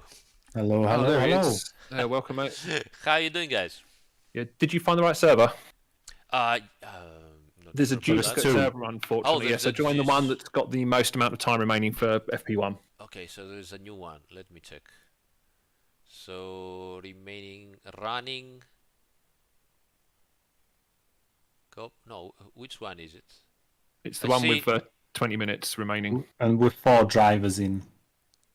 20 minutes remaining. Or 20 thereabouts of minutes FP1. remaining. Ah, FP1. 20 minutes remaining. Yep. Let me check. It's 6 drivers in it or 4. I don't know. I'll have. So let me see if this is the one. Yeah, just go by the time because there's a duplicate instance, so they're a bit bugged. So. No, Probably so that's why it not- shows 6 or That's 1. not the one. Let me also show you where I am. So certainly this is just one driver in it, so that's not the one. Yep. And but it still says GOP. Yes. Yeah, just search for Babs and have a look, I am, but rather than using the unique code. It's GOP -2 maybe it's Anux. not. Okay, maybe it's not there. So Babs. Yeah, just go with the Babs search. That should bring up both of them. Oh my God. Babs. Okay, 4 servers. So Babs. GOP. No. Pokallini says to join the one with ping. The Yeah, one with they've both got ping now. Yes. what ping? Yeah, there we are. You had the one with the long FP1, 18 minutes out of 20. So the bottom server, Aris, the So one this the is second one the down. bottom one. Yeah, the second one down from the top. Oh, okay. And That one there, yeah, it should be that one. What car? Lambo. Yeah. Okay. Be Lambo for GOP, yeah. Oh, we have a banana Lambo. Okay, let's go in. But that one says just one driver in it. So anyway. Yeah, it's bugged out. It's totally bugged. Ah. Blame Andy. Yeah. So I had it. I'll blame correctly the SDP, last but I'll time. take it. Don't worry. Yeah. Blame Kunos. That always. That always. There we go. All right, then I'll leave you guys to it. Have fun. Okay. Thank you, buddy. There's Andy. Gap, sorry, give me a moment. Thank you so much, Sandro. Thank you for the amazing support. Let me see what you. Oh, so many good, You can always magic you can words. always Yeah. you can always try calling me by my first name. So Masiak, how's your first name? fine. I can spell it for you if you want. No, I want to hear It's- how it is. It's Wojciech. Wojciech. Yeah, Wojciech. but it's weird. Just call me Go. Wojciech. Okay. Well, first of all, I have to say big thank you for the support always, because you're always there, chipping in every single time. So I really need at some point. I really hope we can meet each other and have some beers. course. So thank you so much. And second of all, I have to tell people that you have your channel where you're streaming, and they should join the GOPNet channel. So by all means, guys, Yay. find out the YouTube GOPNet channel and join in and subscribe, because GOP is racing well, always around. So there's always streams to look at and watch. So do this. Do it. Yay. Do it now. All right. So what are we doing here? Wait. Well, I don't know if anyone asked this question before during your sessions. I still have to catch up with all of them. But mine is mostly like a mental issue in racing. It's Okay. like how to stay focused, like most of the time, because people usually just go after lap and lap and lap. I just want to be, consistently focused and, just learn how to. God, I even Right. forgot now. Right. I would tell say you. keep my S together, like Yes. Yeah. I'll make it easy for you. Yes. First of all, the number one step for that is to question yourself as you did. So, job well done. Why is that? It is extremely difficult, and some people can do that by themselves, and some people cannot, and some people have no fucking way to deal with it. So asking yourself, okay, how can I do that? How can I improve that? Is already a big step forward. The next thing is, and it might sound very, how to say, too far out for most sim racers out there, but it is probably the only way to do it, is by doing pretty much what the real drivers are doing. And real drivers get professional help about it, a lot of professional help. We cannot, but, and forgive me, and I know that I might make some people laugh, and I can definitely tell you that I'm not doing it myself, or at least as much time as I would like to do that. Download a meditation app and start Okay. working on it. And it's going to be a very long journey. It might even take years. But if you're really serious about it and you want to improve on that, you need to start to give your brain the opportunity to understand what is focusing and what is not focusing, what is and when is the moment to let free and when is the moment to not let free. It's like how to say, it's like training, physical training, you know. Yeah. When you are not doing any physical training, your body doesn't even know what an effort is and what not. Okay, and you end up being laying on your bed, always tired, and still not be able to find sleep. And you get some of the older people, you know, telling you, well, I know what you need. You need like 8 hours building a house, and you see how you're gonna get some sleep soon enough. And even though obviously they are telling you that from their own point of view, which is not extremely correct anyway, they are true, and they know that by experience that your body needs to understand what an effort is, and at some point it understands, okay, that's hard effort, I have to give it everything, I'm getting trained on that. And obviously when you are giving so much train, then you're lying on your bed and you get some sleep very, very soon, because the body says, you know what, time to close, the lights and go to sleep. And then when you are waking up, at some point your own body, after a couple of weeks that you are keep on training, it's going to tell you by itself that, you know what, I want to go out and make a big effort. I don't want to stay lying on the bed, because I like the big effort every, once in a while. So the same thing happens to the brain as well. And doing the same thing on and on again. So every time you have some free time, you go behind your monitor and keep on putting laps in it, and so on and so on. It might make you better as a driver, okay? It might make you more experienced as a driver, even in racing situations, but it doesn't necessarily training your brain to become more focused. So at some point, your brain says, you know what, fuck it. And focus goes out of the window and you start making mistakes, or you do mistakes and you can't handle them and you're getting angry, or you're getting, you're going into more mistakes and you cannot get your focus back. And I'm talking about all of that out of experience. So what is my advice on that? Do as the professionals do. And again, they have all the help from other professionals in the world. We do not.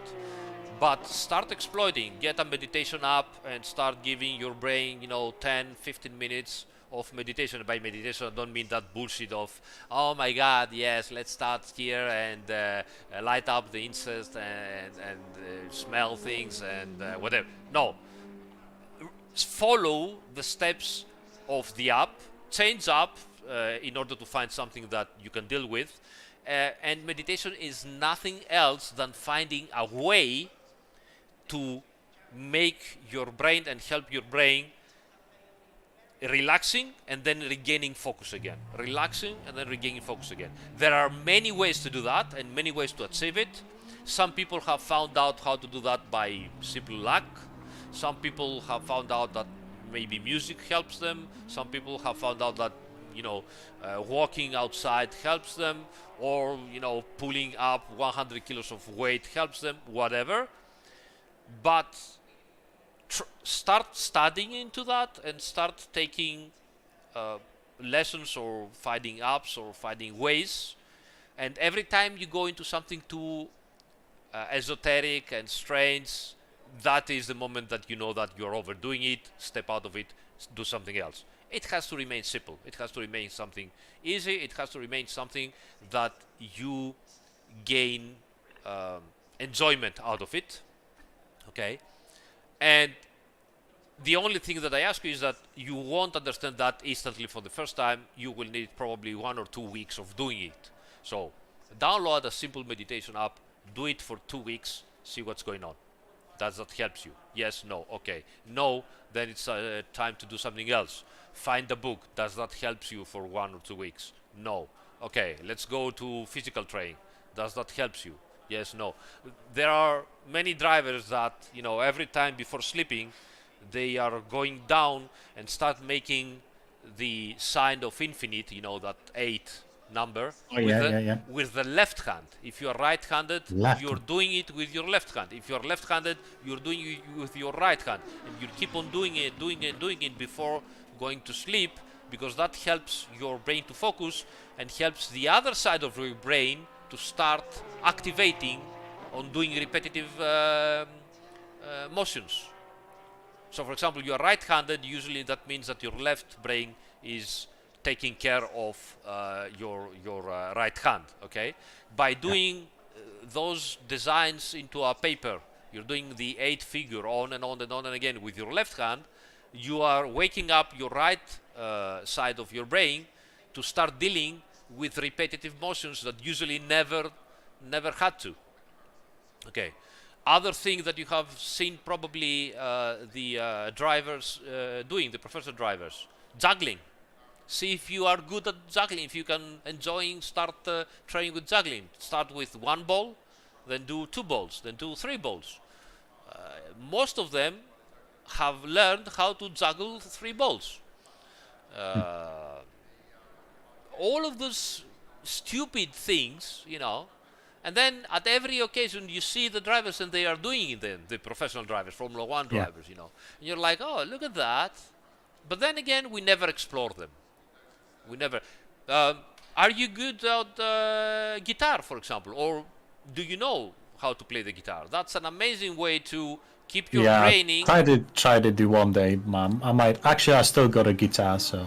If you enjoy it, stick on it and tell to yourself. That's very important. Stick on it and tell yourself, you know what? I'm gonna learn the guitar. It's not that I'm going to learn it into 1 week or 1 month. I want by the end of the year to be able to play a couple of accords, of strings. So, and keep it simple. So 1 or 2 days a week, you go there for half an hour, keep a time on it, because initially it's gonna be fucking hell. It's gonna be so bad, you're gonna really hate it. Okay, but for the initial 2 weeks or 1 month, depending on the person, go in there, start doing whatever you decided to practice, and when the timer goes up, you stop.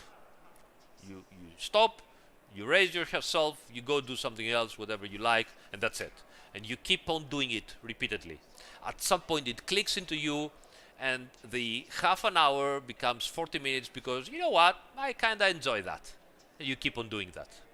Okay? And then after a couple of months, the half an hour becomes 1 or 2 hours full, because you know what, I enjoy that. And then after 2 or 3 or 4 months or 6 or half a year, you go into a race, you find yourself into a position that you are starting losing focus, and you remember, okay, I'm losing focus. What I have to do, I have to watch my reference point as hard as I can. And by miraculously, as they say, by magic, because practically that is what is happening, because you don't know how to control your subconscious, your other part of the brain says, you know what, I know how to do that, let me take care of this. And your movements become automatic. Or you do a mistake, might be whatever, you went off for the gop, as they say, so you put someone out, and miraculously your brain has understood how to deal with excitement and nervousness, and instead of pushing more hormones to make you react badly, it tells you, okay, no worries, we fucked up, let's calm down now and keep on doing what we're doing automatically. This is where the magic happens, okay? But in order to do that, you need to train your brain as you train your body to do stuff. And I'm sorry to tell you, I don't have a direct, easy solution. There are many things I can tell you, there are many things I can tell you about that, which seems like an easy solution, and I almost guarantee you that almost none of those suggestions are going to work when you will need them, because they will tell you, oh, do this, or do that, or when that happens, do this. And you're like, oh yes, that makes sense. When that happens, I will just keep on doing, what they told me. And then the situation happens, and you just lose it, and nothing works. And then you go out and you feel shit about it, and you say like, oh, I knew what I had to do, but I couldn't do it. But that is like telling you, you know what? All you have to do is go out there and move your feet fast and do a marathon. And you're like, yes, I know how to do that, let's do it. And obviously you won't be able to do it. But if you are training for like 3 or 4 months, in 4 months of proper training, and if you are good, healthy, and so on, you are capable from zero, from the coach, to run a half marathon or a full marathon, depending on how your body reacts to that. Which is, I found this one of the most amazing examples how our body and mind can deal with extreme situations out of the blue. It's unbelievable. If you are healthy, in 5 or 6 months, you can do a full marathon. It's incredible to think that someone that's sitting all day in 6 months, let's say 1 year, can do 42 kilometers running. It's out of your mind, and it is possible, And it is possible. When I was running consistently, now unfortunately I have I'm injured and I cannot run as much. But even the 10 kilometers, when I first achieved the 10 kilometers, I was like, and I was running 10 kilometers when I was young, and then at some point I real life, you became older and all that bullshit, and I stopped. So I said, at some point, okay, you know what, I want to start again, and it was fantastic. And so I'm starting, and I wasn't even able to run, 2 kilometers. I was like, oh. And then, like, in less than 2 months, I started running 10 kilometers. And even though for most of the, trained people, it's like, yeah, it's no big deal, 10 kilometers, who cares? But if you stop for a moment and think about it and say, how is it possible that a human body can go from the couch, standing and, and sitting and laying around like a lazy ass all day long, and go to keep on running at a decent pace for full 10 kilometers, which before that you would do those kilometers with the car, with your car, and you would say, no way I will arrive at that distance, and then you just do it in like 2 months or less, or 3 months at most, and you're like, this is one of the examples what the human body and brain can do with training. The only thing, unfortunately, that humans overlook is mental training, and it is one of the most important ones. Mental training, I mean, this is the bullshit of our society and of our culture. If you're, I don't know, if you break your arm, okay, everybody will see at you. You look at you. Oh my God, you broke your arm. You feel so much pain. Go and look at the doctor. Please do it now. You know. And if you have how to say a psychological feeling, whatever, and it breaks down your psyche, you know, your feelings, whatever, and you are like, even to yourself, you know, you're like, I feel bad about it. Nobody, not even yourself, is going to do well. Do something about it. Go look a doctor, or you know, talk with somebody, or do something, you know, put a band-aid. No, nobody will say that. It will tell you, deal with it. It's no big deal. Come on, you know, maybe you should smile more. They will tell you. So it's stupid that we don't deal with not mental condition or mental health. I will not go that far because I'm not, you know, not a doctor. I'm a nobody. I'm just a guy that I'm talking my shit out on YouTube, and that's it. But I would say we are not dealing with mental training. You train yourself to jump around or raise a bigger weight. Why don't you train yourself to do better mental efforts? You know, but to do so, you need to find out how to train your mind. So start finding and trying new things, you know, and then maybe find also out a way to take note of it. So what is happening? Yeah. You know, I believe that helps. That helps. It's a long path. It's not done. You know, one way I found out how to do it. Done. Some people are you know, lucky, and they have the correct genes and the correct amount of endorphins and the correct amount of whatever hormones and whatever. I don't know how they do it. I have no idea myself. But they manage to do it instantly without big effort. Some people are good enough, but they need some time. Some people are bad at it and they need much more time. It doesn't matter. What it matters is the you know, making progress. The progress is what matters. If you are waiting for something and it gets worse, that's bad progress. It's inverted progress, and also it hurts you down and you feel bad about it. If you keep on doing something and it gets better, that's positive progress. And if you can track it, even though it's very small amount of progress, it always makes you feel better.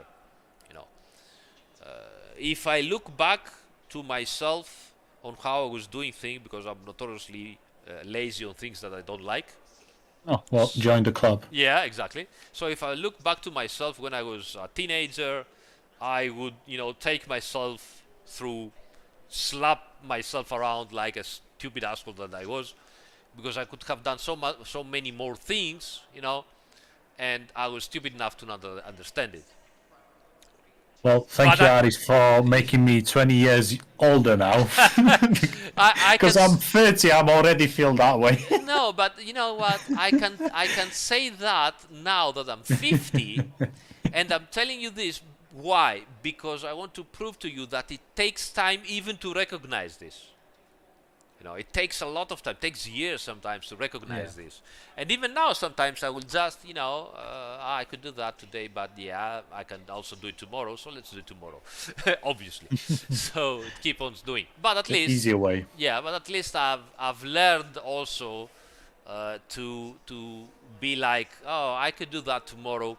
You know what? Let me do 1% of it today. Yeah. And let's go do other stupid things that I enjoy more. And then do the rest tomorrow, which is already a step forward than my 20 and 30 years old me that would be like, oh, I can do that tomorrow. You know what? Let's do it after tomorrow because I can still do it. So it's already once you skip something, you'll just keep on doing because it's just easier. Yeah, absolutely. So that's my main. Sorry for blathering for a long time. But, no, it's fine. It's fine. Just wanted to hear whatever you have to say about this issue and all, because mostly I just put too much pressure on myself. You know, Just David and Sim were just throwing money out of the window. I don't know for what. Go support Andimon, who at least configures your sim racing servers. At least he's doing that badly, but at least he's doing it. Thank you so much, guys. Thank you.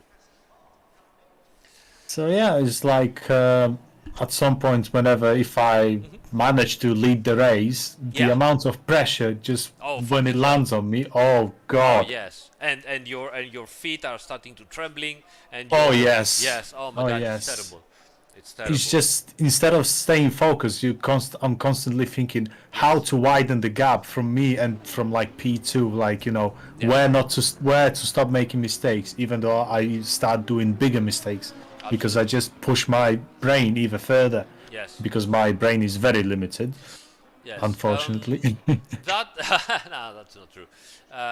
Personally, I'll tell you what, it helps me, but that doesn't mean that I don't keep doing the mistakes. But it helps me to think the less mistakes kind of away. So usually you start thinking, oh my god, they are getting me from behind, and they are approaching, and I have to drive faster. Okay. Yeah.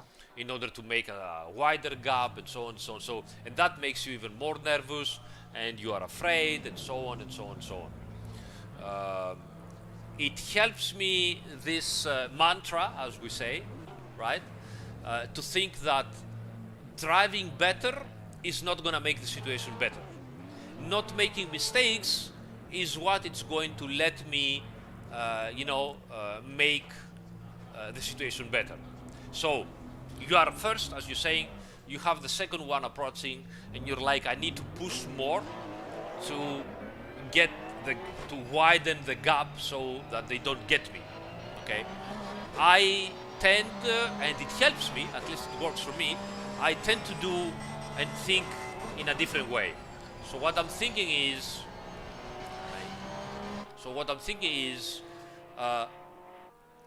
trying harder is gonna make me slower at some point. I know it will. I'm gonna fuck up and it's gonna make me slower.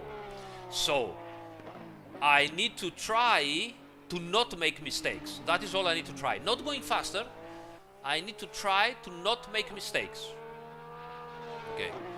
This kind of mentality usually helps me out, because after a couple of laps, and by couple I mean 4 or 5 laps, I can see the rear guy coming. First lap you don't do any mistakes, and you have a gap of like 3 seconds, and those 3 seconds become 2.5. Nervous. If I can just recall something, you might remember the M2 race we had at Donington. Yeah.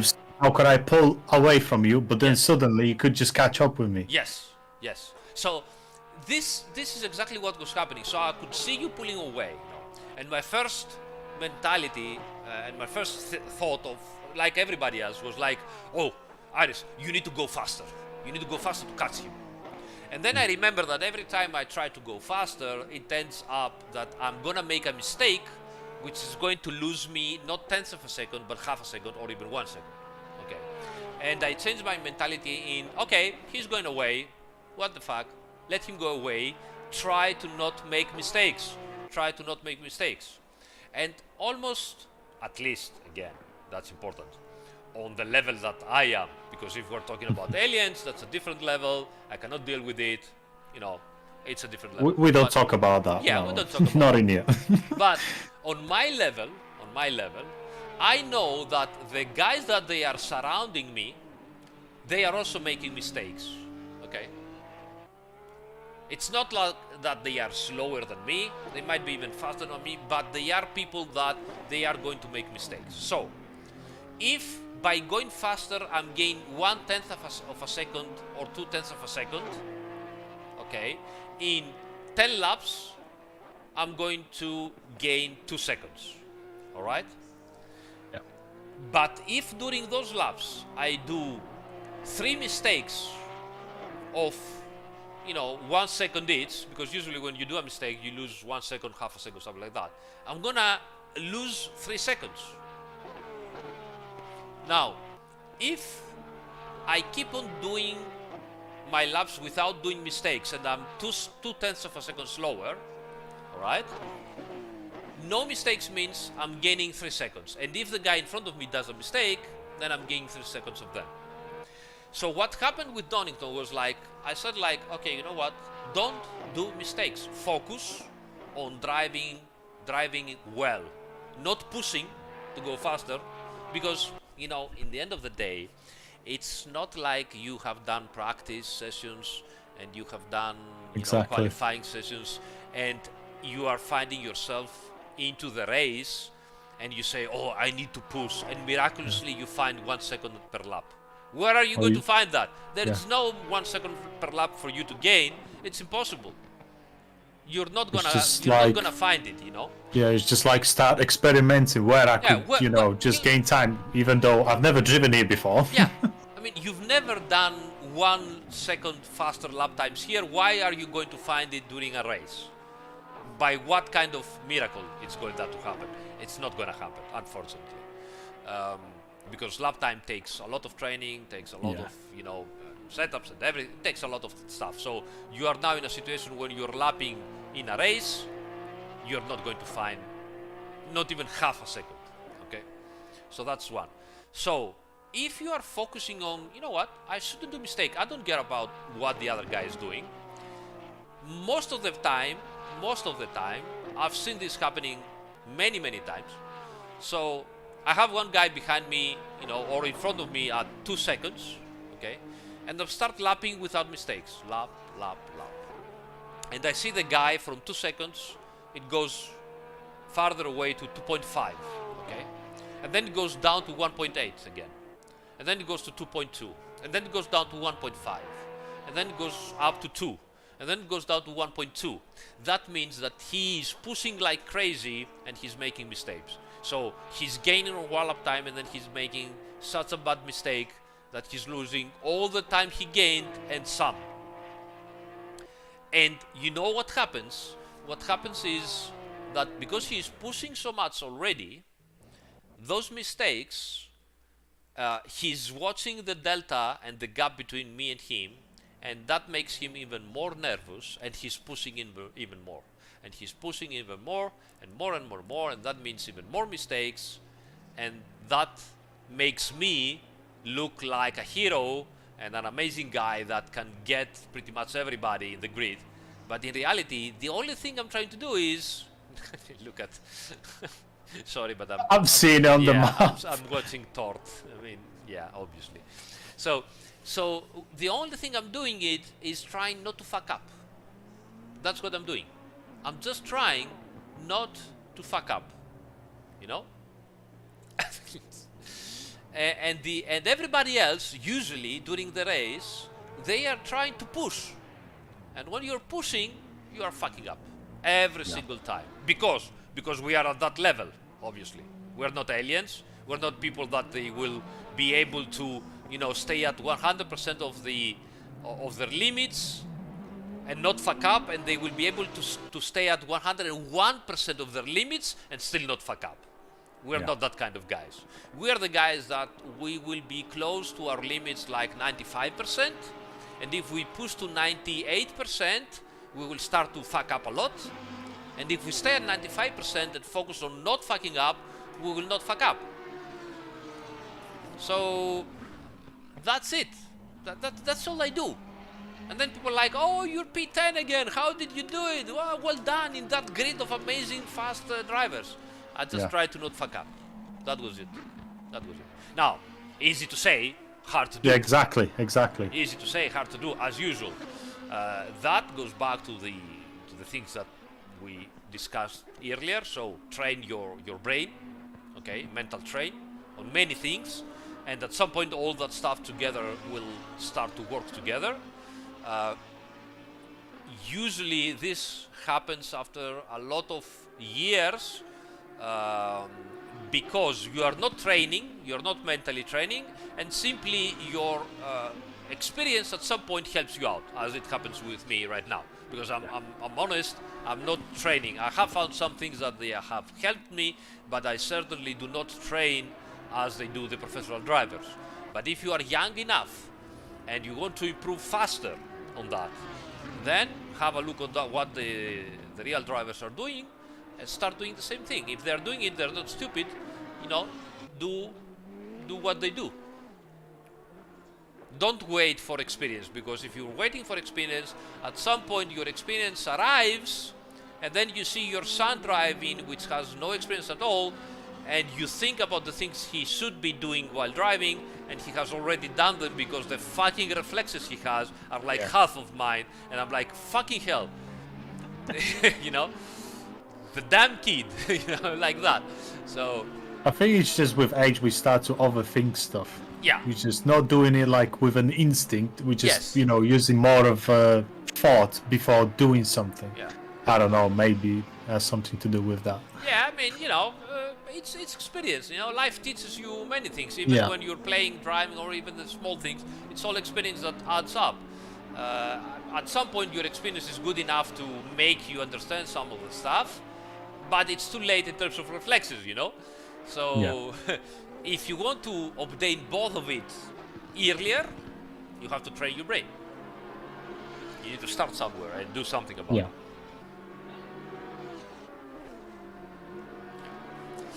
Alright, so instead of watching Tortellini doing stupid stuff at the pit exit lane, what else can we do?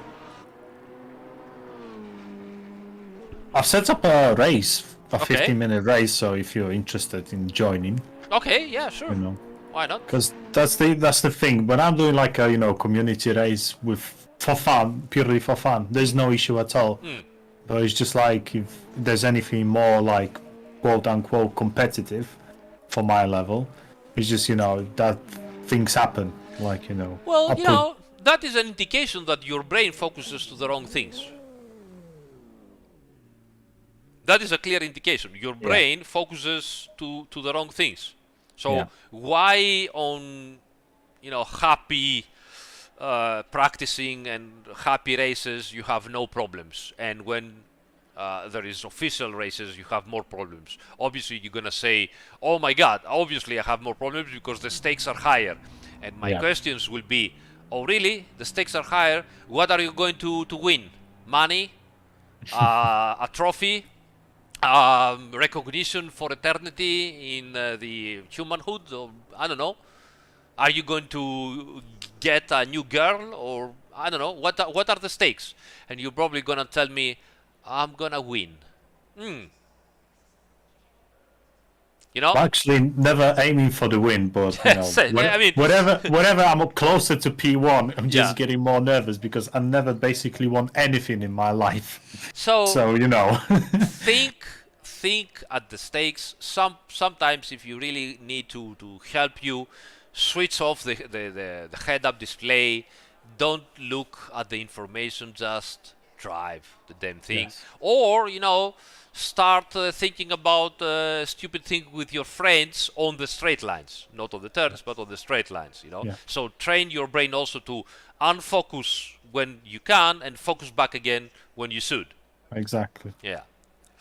That's why I usually enjoy endurance races where we can just joke about and, you know, just loosen the tension. Yeah. So that's what helps. Yeah, I mean, you need to, you know, start thinking more seriously about it, but in a good way. So, okay, why am I getting nervous? What is at stake here? Nothing really, no? So why I cannot have fun? If you see, that is, there are some people that can maintain focus by being extremely, you know, serious about it. But, interestingly enough, most of the big champions are usually very happy and seem like they're having fun all the time, and you're like, oh my god, man, how can you be so relaxed and have fun when there is so much at stake and you have to be so focused to go so fast? And the truth is that they simply, you know, they're having fun and their brain can keep the focus because they're having fun. So they eliminate the stress out of the equation. Yeah. I mean, again, all that stuff is easy for you easy to say. Exactly. But it goes back to the start. Then, if it's not easy, so it's easy to say, but it's not easy to do. Start training. Start mental training. Do it. You know. Let me do a lap at least Yeah. to see No problem. at least where the circuit goes. Charlie also has a technical question. In the meantime, technical question: with the small usable tire slip angle in ACC, is it difficult to implement that in the sim with the quick transient changes? No, there is enough time to deal with it. The problem is how you implement those transient changes, because incredibly enough, this is also where the magic happens, as they say. It's easy to find out absolute values for the tires, so where the slip angle is, how much grip we have, where the slip ratio is, what the flex is. It's relatively easy to find those, okay, and be actually pretty precise about that. The problem is usually how you arrive on those values.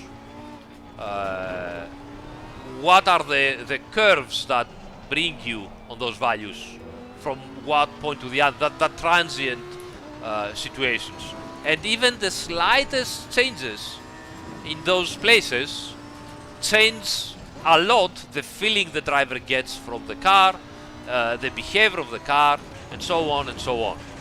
So this is where the magic happens, as we say, and what we always try to improve and find out if we have problems, errors, or simply don't know things, or we can do something differently, improve on that.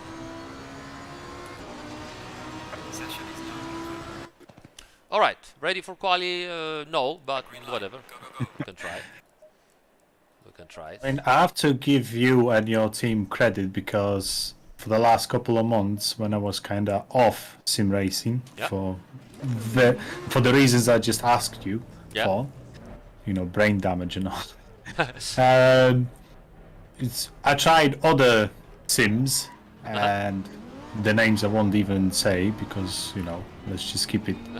But ACC is the one that actually makes it feel real. Like your brain is just thinks it's actually real. Any others, I wasn't even experiencing the things I was experiencing with ACC. Like stress or whatever. I felt more natural than driving in ACC. I will gladly accept the good praise and be very happy about it. I will also try to play false modesty or whatever. I will say that the current level of the sim is very high. Yeah. And so whatever sim you choose at the end, it's gonna be very good. Clear on the right. So you're gonna have a very, very good experience. It will take time to go from one to another, and depending also what your brain is expecting from car behavior, one sim might switch you better than the other, because in the end, it's never going to be reality. You're always going to have to translate maps. yes, you're always going to have to translate to your brain what is happening to a bi-dimensional screen, and even if you're using VR, in the end, it's still not reality,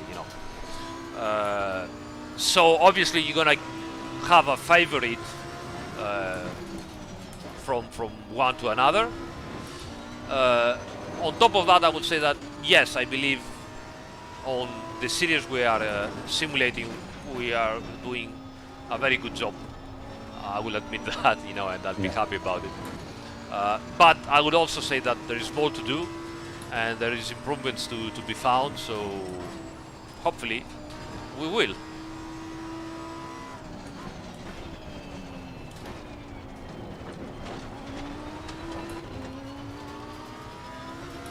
Oh, by the way, little question. Well, it's about so in your mind, I mean, how much percentage of driving is skill, and how much percentage is actually setup? Because I say 95 driving skill and 5% setup. is in your lap times. If you go by the absolute numbers, okay, and by numbers I mean, okay, how much second is a lap time, right? Because people tend to not count the numbers as they should. So, how much seconds is a lap time? So, if it is 2 minutes lap time, we're doing about 120 seconds, okay? So, let's say 100 seconds. 100 seconds,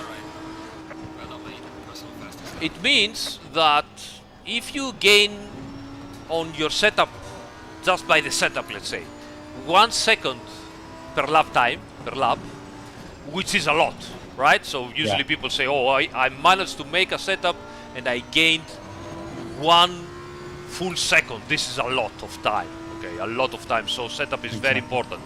But in a 100 seconds lap time, 1 second is 1%, okay?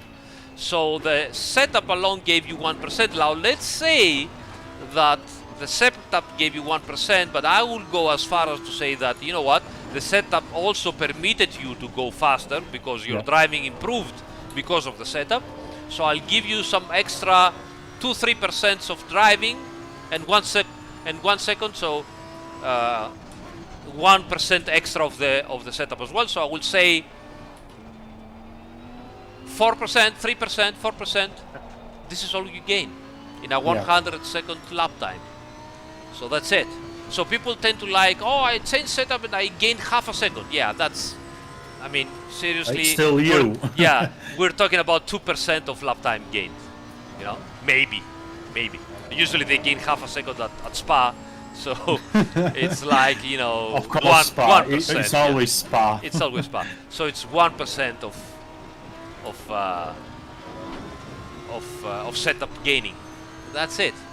But if you gain from driving 3 seconds, you know, or 4 seconds just by driving, and you can't gain, if you're very slow, you can't gain 3 or 4 seconds just by driving with any kind of almost any kind of setup. All right. So we're talking about 3% just from the driving. Yeah. I will have always said, driving gives you seconds, setup gives you tenths of a second, and in percentance, people tend to not understand what percentance means, you know, and they're like, I gained 1 second, so setup is important for 20% of the lap time. Excuse me? How? 20% of the lap time in a 100 seconds lap is 20 seconds. Did you gain 20 seconds? No. So yeah, so that's what's going on. So I'm not saying that the setup is not important. By all means, it helps you get better. It helps also your driving, which means that it is very important for you to get to your, you know, to feel better with the car and push it properly. Yeah. But then again, in terms of actual lap gaining, it's probably not that important at all. I would say it's more important for you to deal with the car and to feel more confident than it is to actually make the lap time. What I do? I suck big time. I have no idea what I was doing. So let me... Oh, you got surprised by Alton Park. I have no idea what I was doing practically, so let me check also the pressures at least. At least 6 here. I mean, Alton Park was the first track I ever went to see a live GT race. Yeah. I went for the British GT, where James Baldwin won his first race ever. Amazing. Yeah, in the marker. But yeah, it was really, really fun. I see it's also colder here, so let's go up. How much fuel do I need here? 40? No idea. Whole tank should be enough. And let's give some rotation maybe.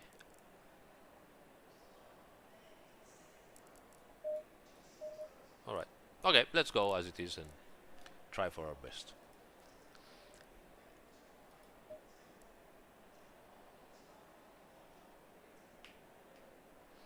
By the way, I also have the issue with like very tight turns, like Spa T1, you know, the right-hander next to paddock, and any other like tight turns, because I take it from my real car, you know, turning, like, because the ratio is different, Yes. but still my brain is making it okay. I have to turn that much because it's this deep. Yeah. So Understand.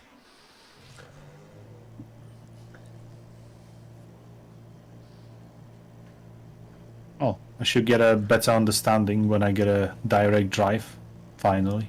What do you have now? A G29. I thought you could hear it, like, you know, No. going. Oh, we have a full lap. Fantastic. Going single file.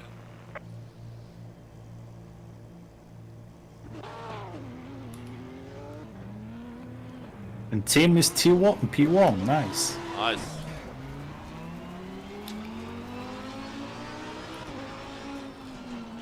Assigned 1000 kilos to car 992. It's probably not possible, but worth a try.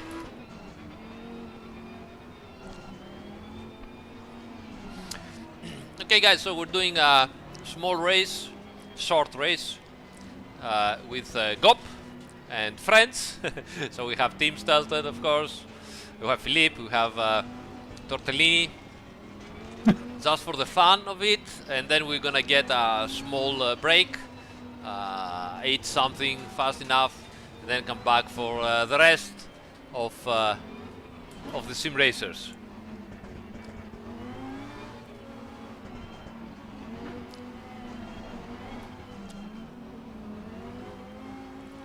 Where is Philippe? In the pitch. He lost the start. Oh yeah, it was too slow to react. Ah, reflexes. I think Tortellini has a weird crush on me. Yes, he seems to. He in some way needs to get into you somehow. Oh my god! I think it's my turn now. Probably.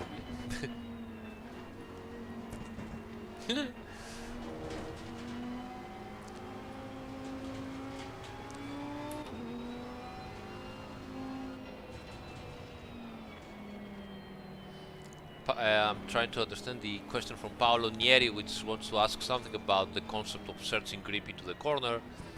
I steer around the apex zone, says looking to Lost find... connection. Oh, that's nice. Usual stuff for me. Yeah, here we are. Oh, you connection. lost it as well. Yeah. Oh, everybody. Andy. Andy, that was Andy. Blame Andy. Oh my god, Andy just take us off the server. Blame Andy. Oh, come on.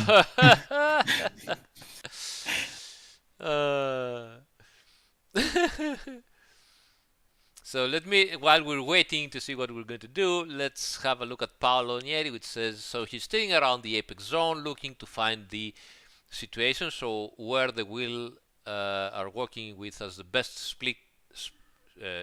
slip angle, I guess, as possible, which I can go earlier on the accelerator. Yes, exactly that. So what you're trying to do is, first of all, understand that by working the steering wheel you get more lateral grip, because you can find there is lateral grip around there. Okay, and the moment you get more lateral grip, obviously your line is going to turn more, so you could go harder on the accelerator and sooner, maybe. But most importantly, if you find more grip, it means that at the next lap you should try also to bring more speed in it. Normally with that speed you would understeer, but if there is grip, then you can bring more speed in it as well and still not understeer and make it out of the turn even faster than before. So it goes both ways. First you try and see, okay, first lap you find the grip, you see, oh, there is grip. Second lap, there is grip, let me accelerate sooner, and you accelerate sooner. Third lap, there is grip, I accelerated sooner, let me see if I can bring 1 km/h more speed in it. So, Andy, how can we blame you?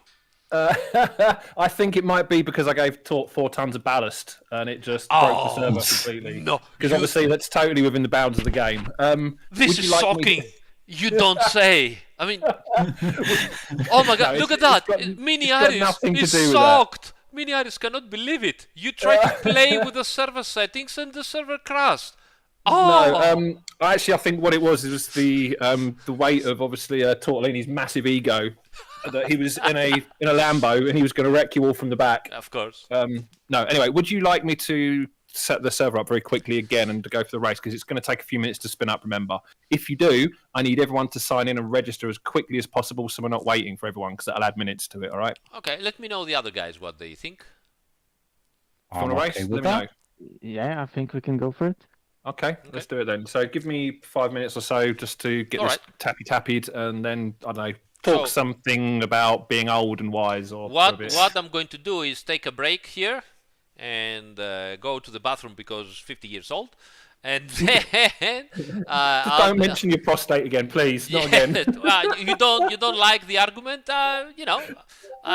You'll be here soon enough, so don't worry about it. Yeah, I know. I'm catching up, I know. And I'll be back very, very soon. So have some, keep it, normal. Don't talk behind my back way too hard. And entertain the people. And I'll be back. Robert Brown at the chat says already too much info. I didn't bring it up, okay? I didn't bring it up. Well, actually, I did this time, but yeah. All right, I'll be back in a minute, guys. Old man troubles. Yeah. Right, we'll entertain chat. We'll talk and take questions from chat about setups and exploits or something. Million corrections on his wheel. Exactly. Yeah. Okay, then. I'm going to get on with the server. Do you want the same again? Do you want alt one again, yeah? Yeah, sure. Okay, let's quickly do this then. Vency's messaging me. I don't know if he's in chat as well. Mr. Vency, if you want to race, if any of the regulars want to come and join the race, we're not opening it up to the public because it will just go crazy. But if any of the spam crew want to come join in and troll Gop while he tries to keep his cool, then that'll be a good place to join in. Any secret chads? Any of the secret chads, yeah. But I've obviously got to get this done as quickly as possible. So talking and server configs probably don't mix. Let's have a look. Do you want a quali? He'll give you a 5-minute quali. Get a couple of laps in, and set it for the evening again. Yeah, late evening. Late evening. Yes. Sunset. 5, 6, 7, or what time did we race start? Was it 8 o'clock? I think already 8. I think even 8 p.m. is still sun. Yes, it is, yeah. Only just. 8 p.m., yeah. Wait, let me just check quickly. Philip is right. We should do it in thunderstorm. No. He wants British weather. We can do that. We're going to Ozone Park. Come on. Let me just check. 8 p.m. Oh, will be perfect. 8 p.m. There we go. 8 p.m. it is, right? Yeah. All cars available to select from. I've left the steering aids on for you, Gop, all right? So you can have stability control and all that stuff. Thank you. Aww. Yeah, because, That's so nice of you. Would you using stability control? I have no idea what the temps were. You've got some random shit now coming up. Is that a serious question? I don't know. At this point, I don't know. Oh, thank you. Has anyone got any questions in chat for talk while we're here? John wants a setup. Give setup. I don't know John, John, PM me mate a bit later, okay? I'm sending you all the talk secret esports setups. I've got all of them. Absolutely all of them. They're just the default aggressive with max toe. Andy, Tim is mad at you because that was the first time he ever got a pole position. Should we let him have pole for this one again?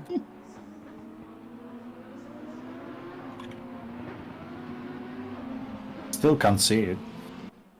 No, because I'm busy giving it a stupid name so you can find it. Okay. And I need to set the start time as quickly as possible. There, right. Go, go, go. Pull the regs, know the drill, jump in. Should I go in the cup car? Go, go, go. You've got 8 minutes. Yes. Oh, 8 minutes. That's Ultron. plenty enough. Ultron Park. I'm getting spammed with DMs now.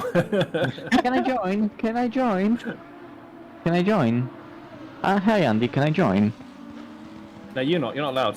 You're not allowed. You broke it last time. Yeah, I broke it. Uh-huh. Okay, I'm going for the meme car. Or Lambo. No, the meme car. That will be a Lambo. Oh, yoy, yoy. Oh, yoy, yoy. Fuckers. Everyone's just Yeah. spamming me with DM for no reason. BMW and Audi John literally drivers are DMs the me with worst. DM for no reason.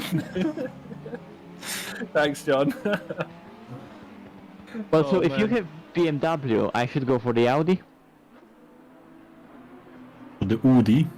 Yeah, because Well, for the first, BMW and the Audi drivers are the worst. but the old one, not evil. Old one. Ooh. Yeah, why not? Oh my word. Race number. Bloop, bloop, bloop. 69,420. Andy, I can Oh, hear you Discord Pinging. pinging. Yes, but I'm just thinking it's mine or something. Yeah, it's not always cutting through, but sometimes it's cutting through. I'm gonna go for the old Audi.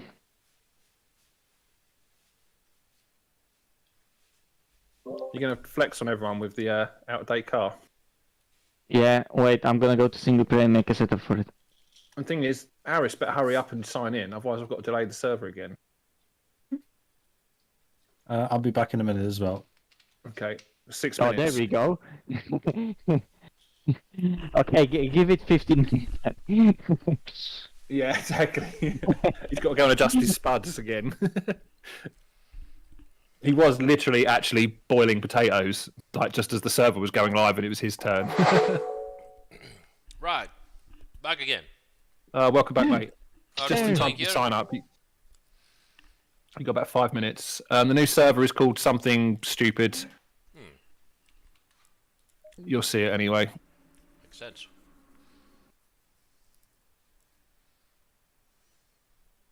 Oh no, Tim's out. Don't worry, Tim. We will remember your glorious poll. We will. We will remember it. It was glorious. Magnificent, even, I'd go as far as saying.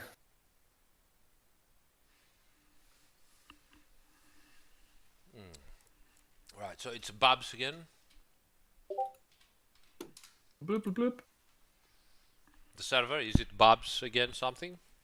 Yes. But it's not up. No, you just have to look for Uten something GOP. Just search for GOP, you'll see it, or you'll see it on the SGP page anyway. Gop. But it was not running yet, so you need to register.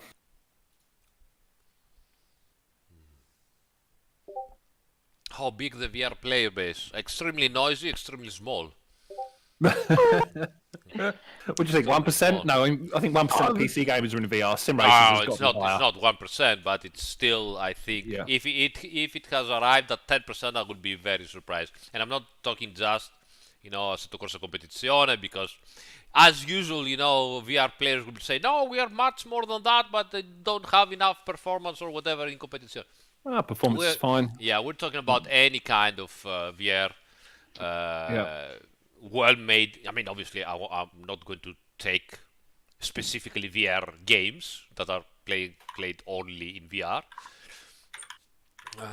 But I mean, even if you get Assetto Corsa 1 or whatever other sim that is very performant in VR, I would be very surprised if it would be over 10%.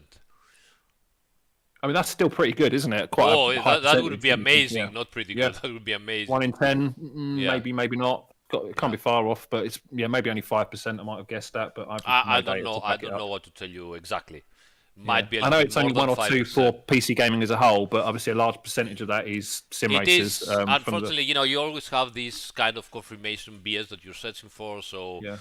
VR gamers obviously contact each other, start talking between them, and they're like, "Oh, we are so many." We are Legion. Unfortunately, also, Aris, yeah, don't forget to sign up. You need to register on SGP, otherwise you're not getting in. I have already registered, I think. Yes. Oh yeah, okay, cool. Yep, see you now. Yep. So we are so many, and then I mean, even if you watch the actual comments in social media, where understandably they might be crying or complaining or whatever, not just for ACC but everywhere. In the end, they're like 2 or 3 users or 5 users every single time, you know. So it is what it is, and one of the reasons is. Well, there are many reasons. I don't want to go into the reasons. I will take my own reasons. I don't want, because I'm, you know, driving and working all day, I don't also want to be completely cut out from reality for all the time. But that is my own personal reason. Other reasons might have to do with how your family is around you when you're driving or not, what other aspects you might have. So there are people that might have to listen up to the rest of the family if something is going on while they're driving, or they have a small baby or whatever.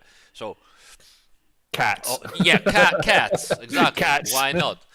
So the other thing is that there is no specific standard for this technology, and unfortunately, you have many users of the small amount of users that go into that technology and they're expecting it to be plug and play, and the developer has to fix everything, and you know, it should be working out of the box, and that's it. And obviously, when that doesn't happen, because it can never happen in that complicated technology like this, they all go berserk and they complain really bad about it.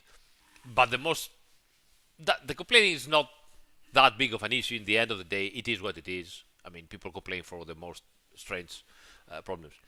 The worst problem is that people won't even go through the trial and error.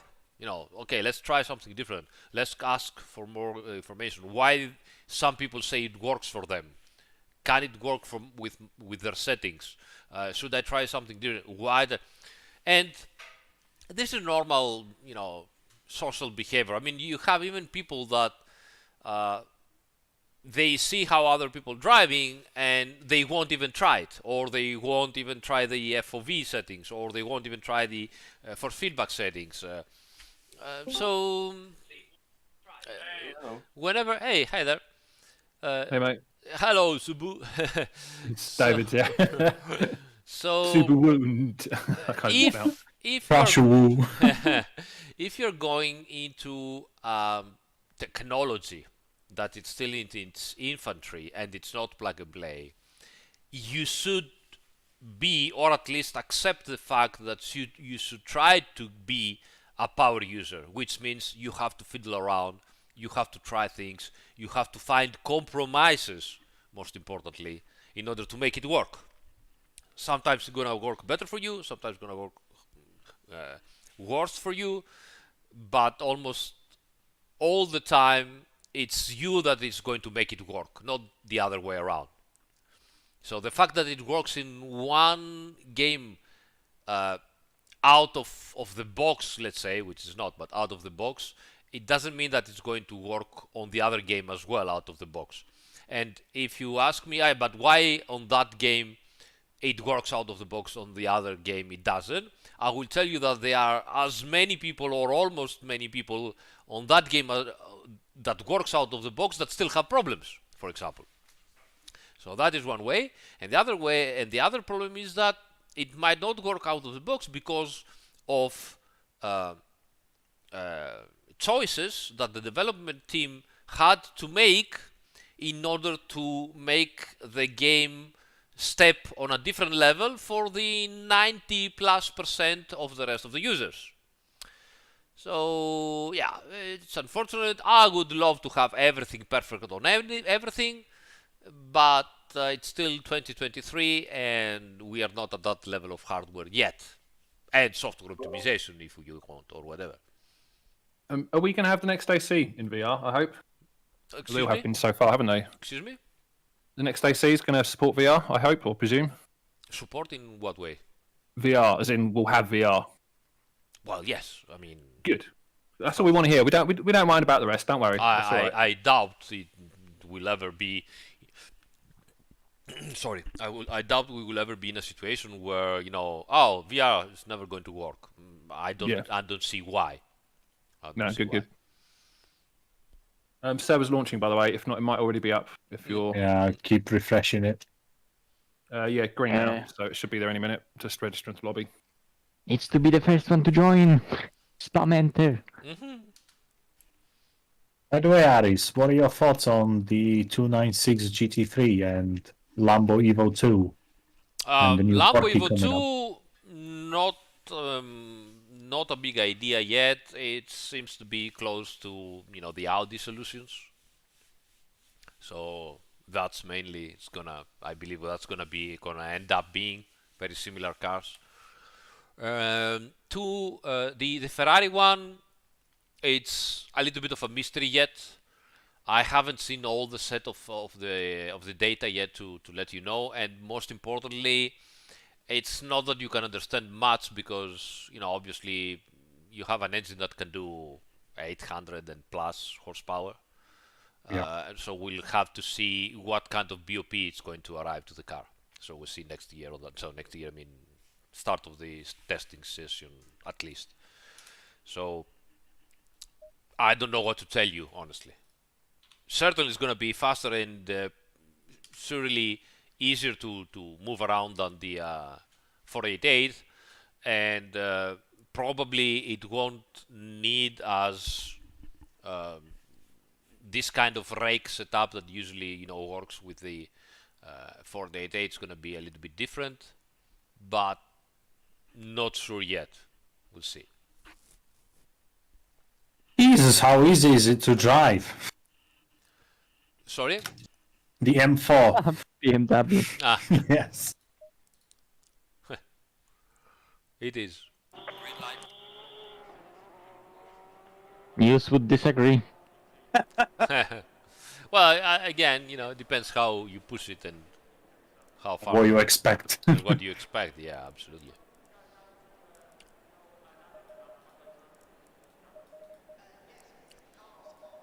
What the hell? Let's leave it like that. And I remember the car needed some rotation here, so. Yeah. That might fix it. Let me check the chat as well.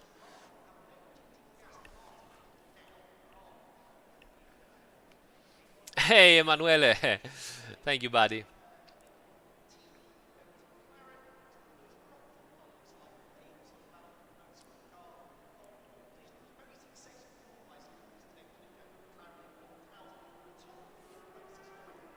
Oh, John, I'm sorry to hear that, buddy. Yeah, that's not the optimum configuration for sure. Alright, let's do a couple of laps here. Make Gop happy. But old Audi feels like it has like 50 less horsepower than that Lambo. And that's without the bot. The bot without ballast. Sorry. Oops. He said the word. The bot word. Say the word again. Say the word again. Up.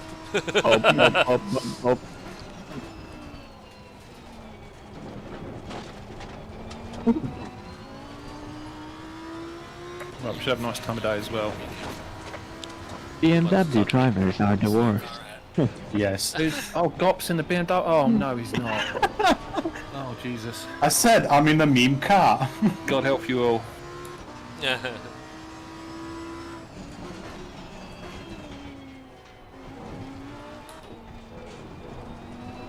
The quick join just puts you in a random pub lobby that's got space and is about to start. It saves you having to find lobbies if you're not fussed about where you want to race. By the way, is this the correct time to learn the track? Yes. Yes. Yes. The answer is always yes. As long as there's someone that does know it a few meters in front of you, just follow you around. Yeah.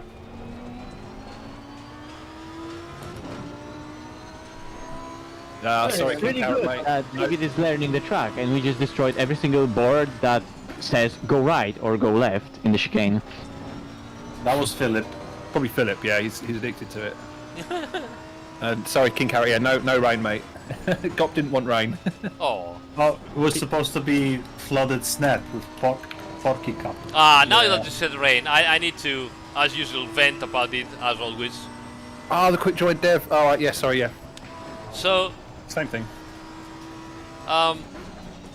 sim racers, while, we were actively developing Assetto Corsa 1.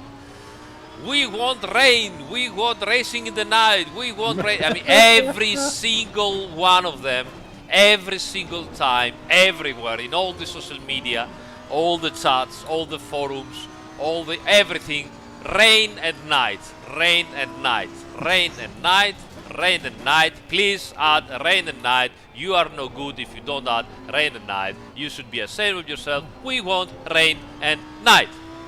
Yes, So- because the other famous one has the night one. Yes. So we, as you say, we take note about that. Say, you know what? They want rain and night. Let's give them rain and night. So we develop and simulate the best rain and night there was in sim racing until now. Modesty apart, but it's a fact almost. And here you are. Now go to the public lobbies and tell me how many servers are doing rain and night everywhere. Get back to me and tell me again about how important it is sometimes to follow what the community asks. So when are we going to get snow then? Yeah, exactly. That's the next level. Wait. There's more important question. Ah. How the hell you managed to get a moon in AC1, but you can't get it in ACC? It was either rain and night or the moon. Pick one. Pick one. Yeah. You cannot have all of them. The engine can't That's what she handle said. it. Just make PCs explode. Well, actually, the theory was that due to the Earth's, like the gravitational pull, the magnetic pull, it would actually entirely mess up all of your setups.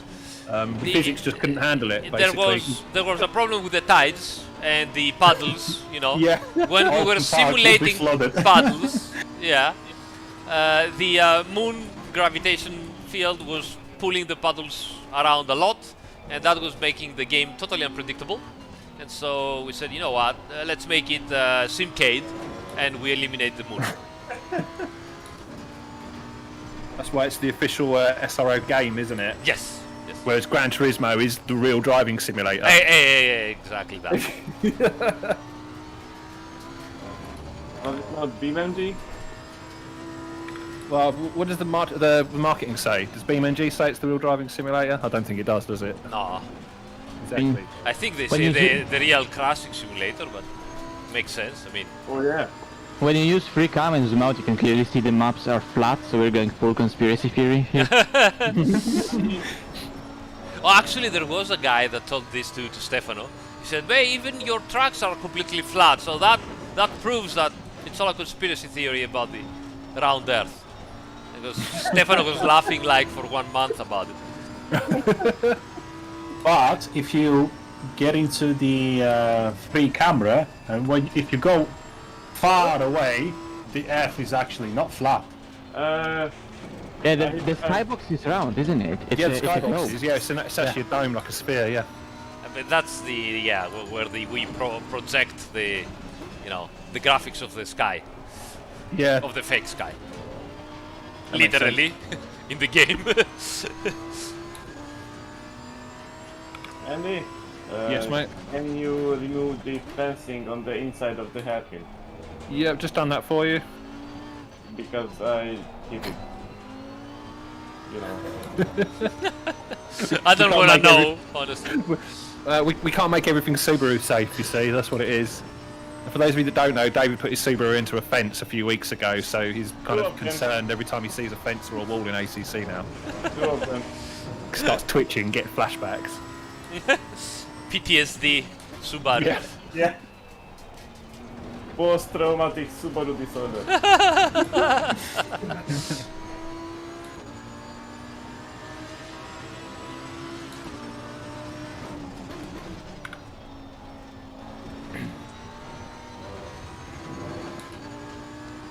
I have to get a commission from Andy with them.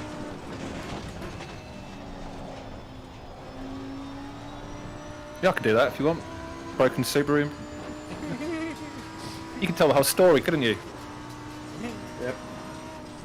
Oh, you want to sell me a full comic for like, I don't know, 2,000 euros?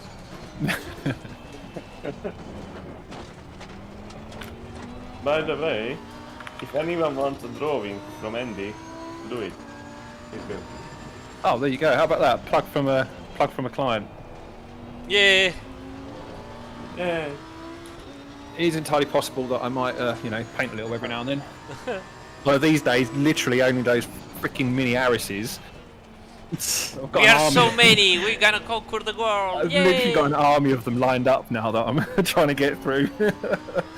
So little They're Aris crazy will be about like gremlins, innit? Yes. yeah, a little army of them. They come alive if I don't know, feed them the wrong thing after midnight or whatever. You put them in a If you give simulator rig with some water and they multiply. Yeah. No, if you give them wine, they multiply. I didn't want to say that, but okay. No, and then you have the one-of-a-kind pizzas. You go for like 5,000 euros. 10 years from now. Oh yeah, he was the legend. Yeah, very funny, John. What did he say? He says that apparently I'll even do drawings that aren't furry if you ask nice enough. That's all David will want, so, you know. Even though I'm slower in this car, I kind of planted. Actually, not that much slower. Right, you guys actually practicing? Hang on, that's not on. We're not supposed to be At practicing. least trying to understand where the roads. Oops. No, you're not. No, you're not. Fucking Just, hell. just get on with it. Come on.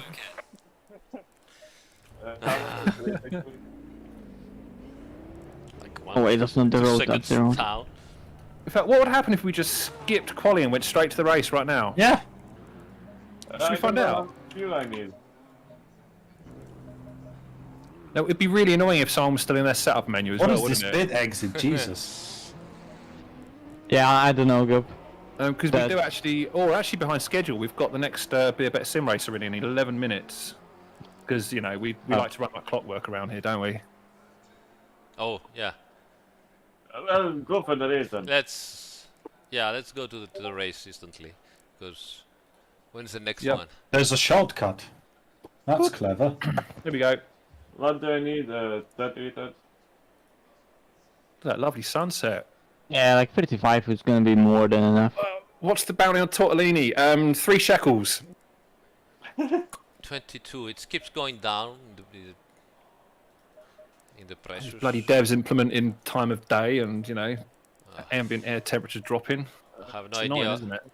what I'm Starting doing. time. How much? 15 minutes race, whatever. To 35. Fuck it. What was the starting time in the practice? Can we start the race or not? Good. Andy, look at this waiting time you gave us. Aye. I know, right?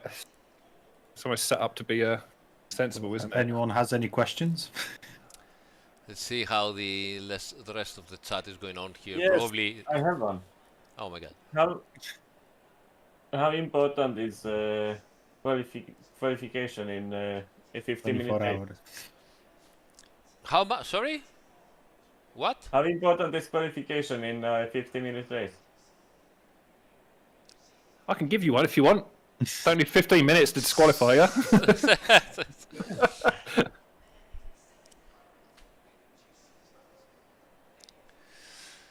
Wait, what Start livery already. is that?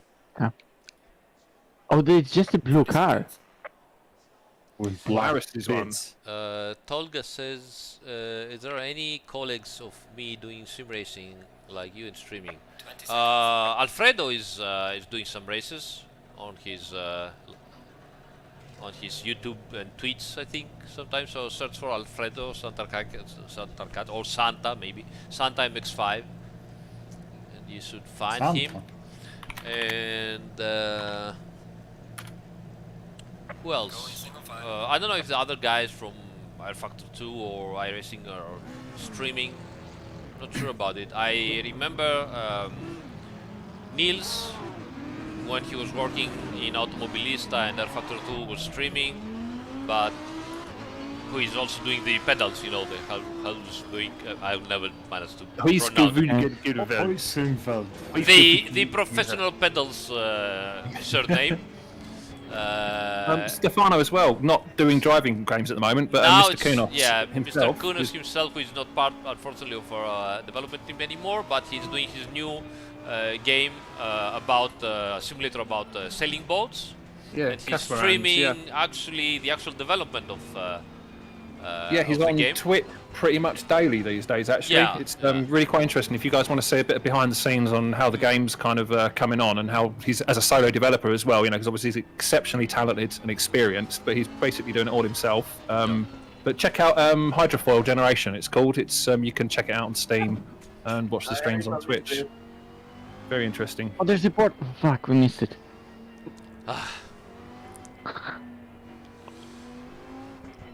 How Mention failed. Oh, Hydrofoil Generation is the name you'll find on Steam, and his name on Twitch, I believe, is just Kunos Stefano, I think. Yeah. Yeah, Kunos Stefano. He also have a Discord community as well that you can join. Yep. In fact, I'll stick a link in for you guys if you're interested. There we go. So yeah, he's been streaming pretty much most days lately.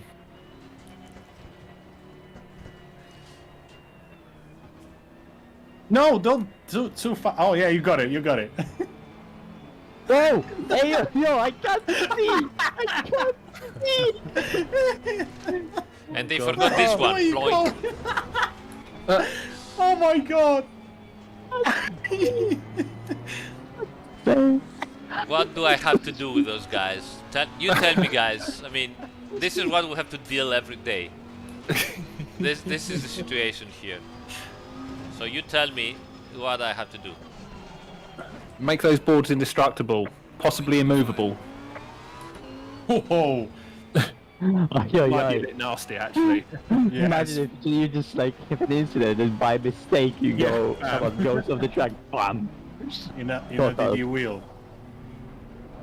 David, slow down. I'm not getting the prompt that I'm. Are you guys speed up or something? Oh wait, what? I just realized where is he? You've managed to take the viewers down from 200 to 100. It's incredible. People they're like, fuck it, I'm going to have, dinner. Come Probably some on! food at this time. I got teleported. Alright, there we go. Good luck, guys. Boink. Oh my god, what is this? What is Boink. this? Why? He went for the gop. He went both for the gop and for the gop. Restart. God. You can have Restart. a restart if you want. I have the whole car is, My Broken. car is broken. like a raspiata. You called it. What? We have to do the whole rolling start again. You told me to restart. I didn't make the game. You can entertain your fans with 2 minutes of anecdotes and sim guru knowledge. Please kill them all. Do something. Blame Kunos. Exactly. I I didn't just make the wanted damn to thing. say this. See, Mini Aris, I'm responsible for this little thing here. I'm not responsible for this monstrosity of a server interface. You're not responsible for your actions, and I can understand why. That's why we're blaming you all the time. Yeah, But- the next Did You Know it's from Aris is going to be Did you know? Did you And know? Demon is the source of all the blame. Slip me into the small print here and the credits of the next AC. I'll be happy with that. Inspired by, and maybe leave like a nice poem for me or something romantic. I can live with that. I'll take that as payment. There's some maniac in a Lambo. At the end, at the end like of the credits, we will always put, you know, and in the end, blame Andy. Yeah, I'd live with that. I could die happy after that. I think maybe you could credit me for I don't know, emotional support mini Aris. Yes.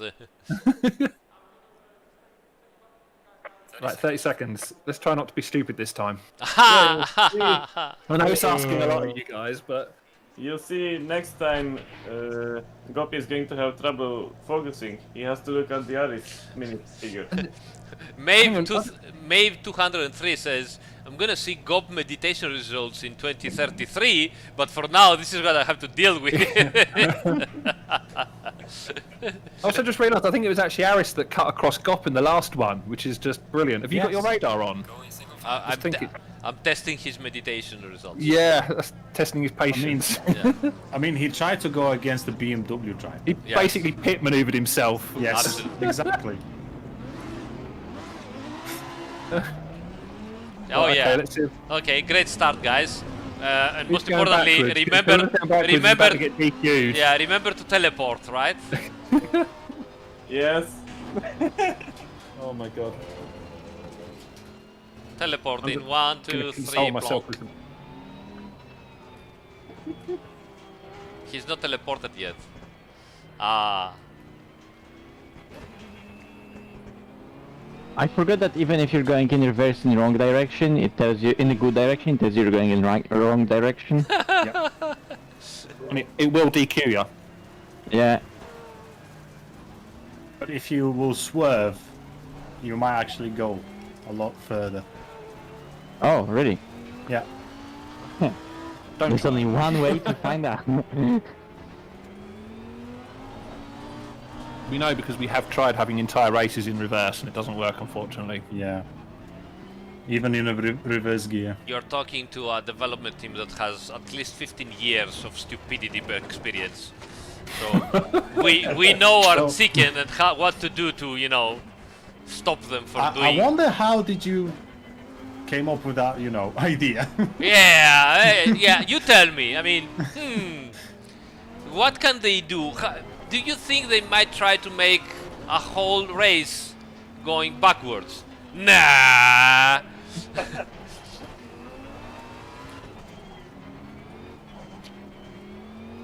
Way. Whoa! Like playing volleyball. Strike! 10 points. Nice cock. Excuse me? What? I've heard it somewhere, but I don't know where. That was the meme, indeed. Probably don't ask Dibby, it's got, no one knows. Probably with the new, you know, YouTube community rules, whatever. My channel will be, you know, banned from tomorrow. Like instantly. What shadow banning, like at Neil's Discord? Ah, yes. Nice cog. Yes, that's what he said. Final ratios. He was talking about gears. Let's go, Malagas. Malagas everywhere.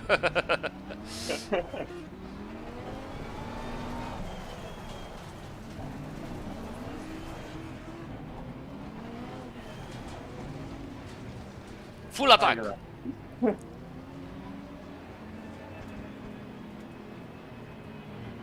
Okay, I'll try again. Good luck, everyone. Oh, I forgot to start.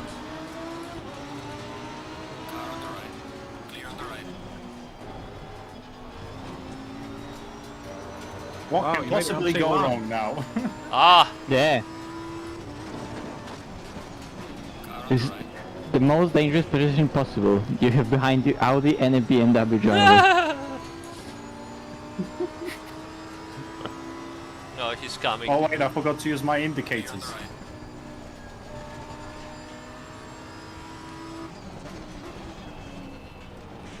Send it.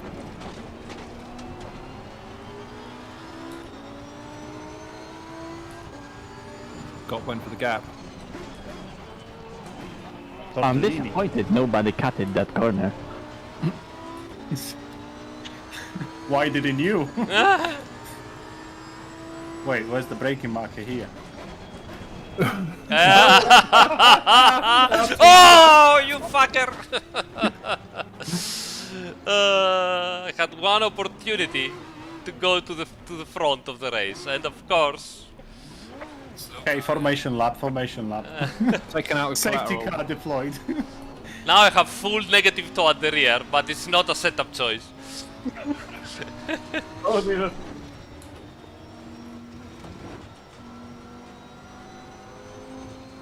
Right, who's tryharding out in front? Philip.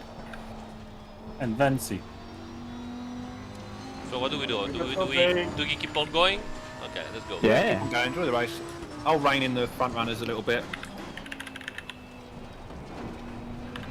The left is very happy to be 105 degrees. You can give them drive through, because drive through here is like actually 15 seconds. I think Philip's actually waiting. Yeah, back up then, guys. Come on, back up. If you do that, I'll Full start safety removing all- course. Start removing all the ballast. Yeah. Full course yellow. Here you go, Philip. You can have your ballast back. Just back everyone up until David catches up. So slow down, everyone. We're pushing like crazy here. Yep. Each other. Wait, Philip, don't go yet. Come on, David, hurry up. Yeah, I'm trying. I've seen Ministry of Works move faster than you. Whoa!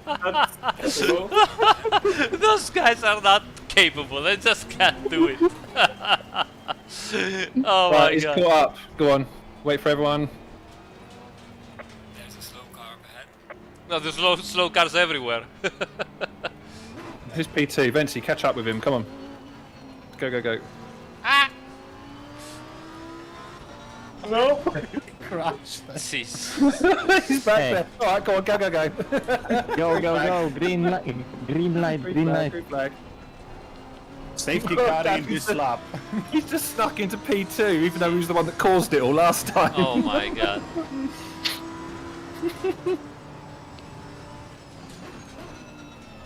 Oh. Ah, there he goes again. Ah, he's looking for the fence. Ah, It looks so nice. greetings. He's looking for the fence. Did you find the fence?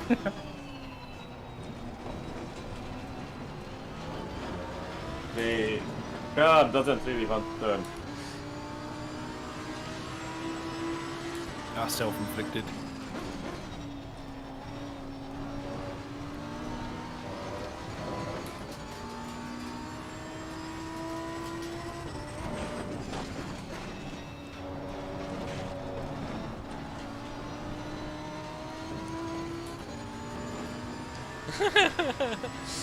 Oh, a BMW driver that doesn't know what to do. That's strange. Meditation not working. Ah.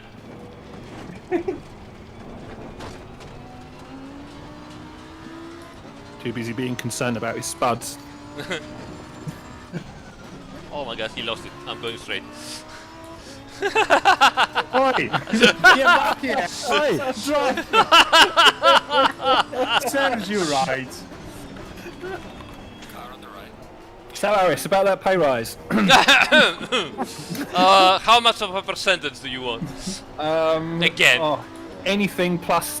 Oh no, can we have a baseline first of all? I don't know. No, it's a percentage. I'm sorry. That's how it works. It's you know, Italian laws. Well, you know I'm writing all this down, so one day if I ever actually get paid by you, I'm actually going to apply all of these It's percentages. not retroactive. I mean, Yeah, I'm yeah. sure. Yeah, holidays and lieu and all that, yeah. Yeah, remind me never to Oh, work for you. that's good for the holidays. I can give you a 13 payments instead of 12, if you want. Yeah. Yeah, one more. So, yeah, you get Okay. your holidays extra payment.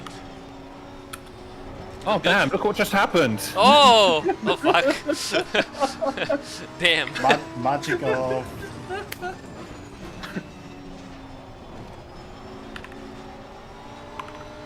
Can we give you an SG60? Does That's that the work? magic of capitalism for me. Oh, no. Car on the left. Clear on the left. I kept it somehow. Car on the left. There you go. Don't say I'll never do anything for you.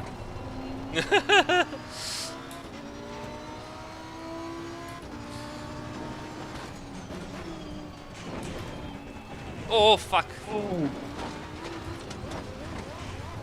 Gap, gap, gap. Car on the right. Gap! Gap! Multiple gaps, Fucking hell! boxed in. Clear on the right. You gain some, you lose some. Car on the left. Most importantly, So you she lose said. some.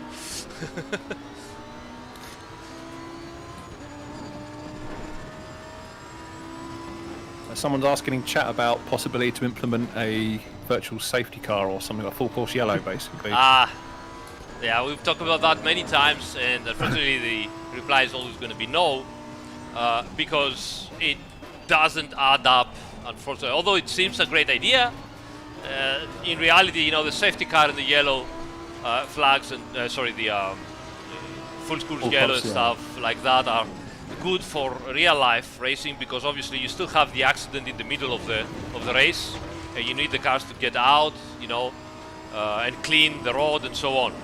In sim racing, all the cars get out instantly, so you don't have a problem anymore. And nobody gets hurt. Yeah, so that means that practically you're gonna get out with the safety car for one lap and everything is clean, so why do you need it? So what it all means, it's a matter of priorities in the end. So you're gonna lose a lot of development time to make all of this work properly and automatically, and then pretty much it will never be used, you know.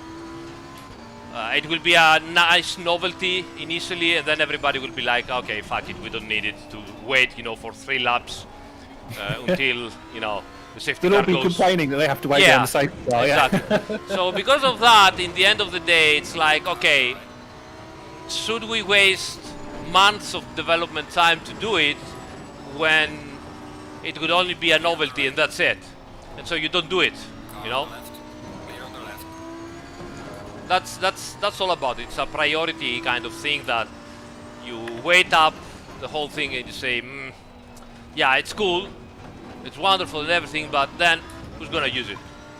After the first month of initial excitement, nobody's going to use it.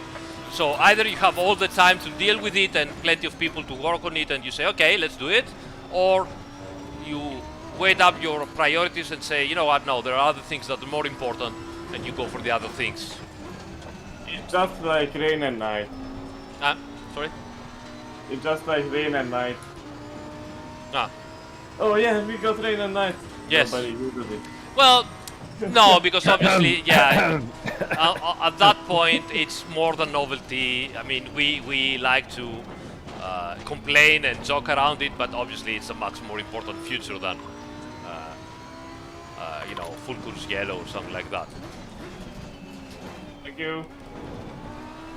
Alright, let me drive a little bit and see if I can catch those guys in front of me. Good luck with that. Yeah. I've given Vinci max ballast and restrictor. Ah! No. I cannot be asked out to do Car this. on the left. You can just cut a few chicanes. Yeah, you get 3 track limits. Just put David behind me. Doesn't know what to do with me. Might sniff you. No, Jesus. No. Is that how fairies greet each other? You can sniff my butt if I can sniff yours. You know the other fence on the track.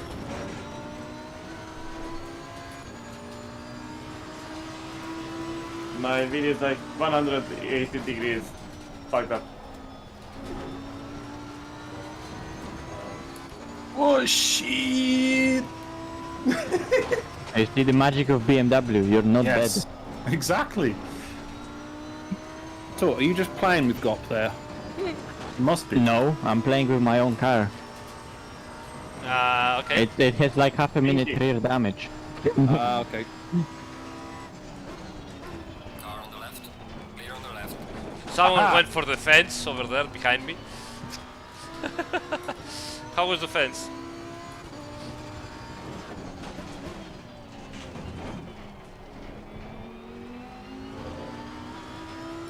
Turn.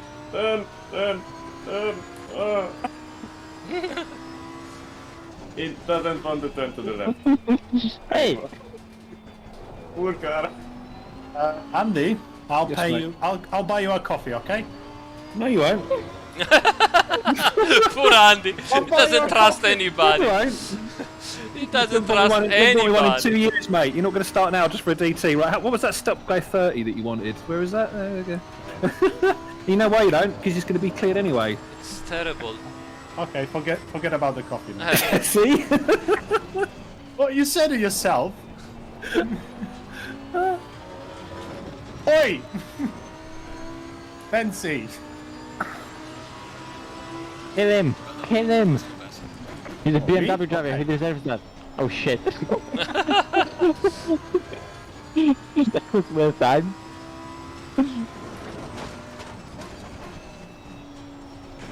Other fence. There you go, Ben, so you can have your engine back. You could have hit your engine back. Yeah, I'll leave the ballast on because otherwise you'll just lose GOP. Oh shit. Oh, you lost it. Oh, you lost it. Ah, no. Skill issue. And that was just... I was aiming for that gap in the fence.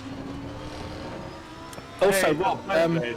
someone in chat was asking about why if they say 1 or 4 course yellow would be helpful, because if you had an instant repair, the rest of the field don't gain 1 or 2 laps before you get out of the box. So he's talking about how it negates the advantage. Don't forget, Rob, full course yellow only happens if the car's a hazard to the continuation of the race. So how do the AI decide whether a car's in a position which is dangerous or not, or whether it's just spun deep into a a corner and is nowhere near a threat? So you wouldn't be able to do that realistically. There'd always be a problem with it. Someone What will are complain the those AI penalties is like? benefiting them or whatever. Whoa, whoa!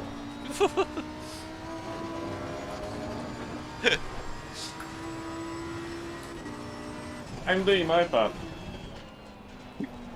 Oh my In word. the fence for safety issues.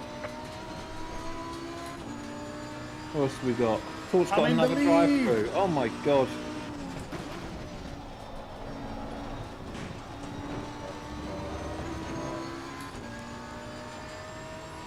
Will you lot stop getting penalties? Yeah, exactly, Pierre. It'll just be impossible to come up with an algorithm that can police all of that. Yeah, we need human race think control the- decisions in I that think situation. the only simple solution would be that it's an only admin like command that just shows up like a HUD like on the start and just monitors your delta. It wants you to just like slow down. It knows what Well, speed man, you're left. supposed to slow down, Attack. and that's it. Whoa! That's It would have to cheating. be used by admins. And from experience, I know admins would not use it. Yeah, so you're on about like having a VSC sort of thing, aren't you? Yeah, yeah. Oh my god, you lot. Gap. I'm bored Yup, of clearing yup. penalties now. Tough shit.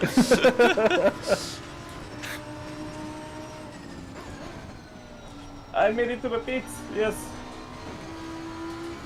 Only 3 meters. Well, I've only got 10 seconds. Who got disqualified? Boink. Yeah, original lines. Oh, Vance got disqualified. Oh, Car on the right. Leader is on the final lap. Give it all you can. Falling behind to the car in front in sector 2. Clear on the right. We have a stop penalty. Nye. But Aha! You will not be expecting this. Now watch this. Oh my god. Ooh. Dorifto, tofu. Delivery. Oh no, come on, you cannot hit me.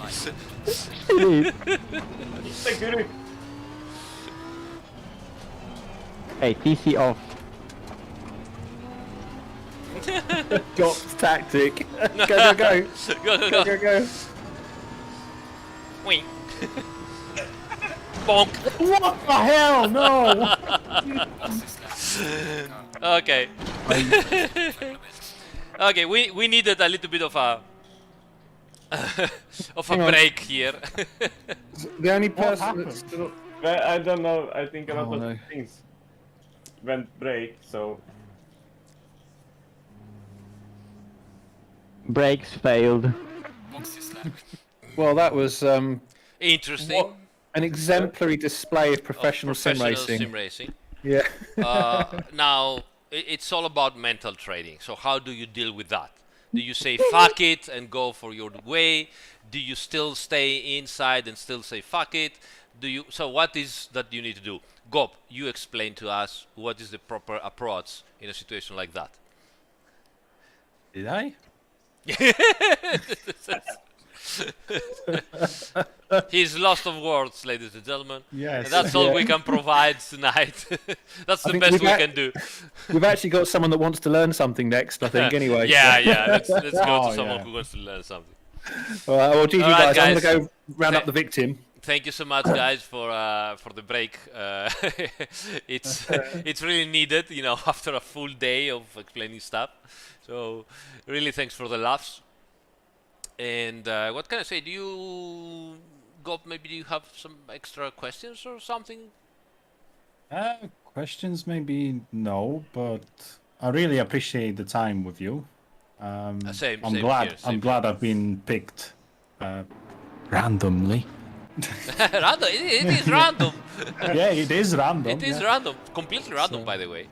So that's nice. And yeah, thank you very much for explaining me how could I, cope with myself and my thoughts. So yeah, I'll definitely have a look into all the pointers you gave me today. Cool. And yeah, I'll try to work on my brain then. I wish you all the best, buddy. Yeah. And actually, it would be nice for everybody else, myself included, to know if in the long term you're getting any improvements. If you manage to find, a proper, consistent approach to this thing.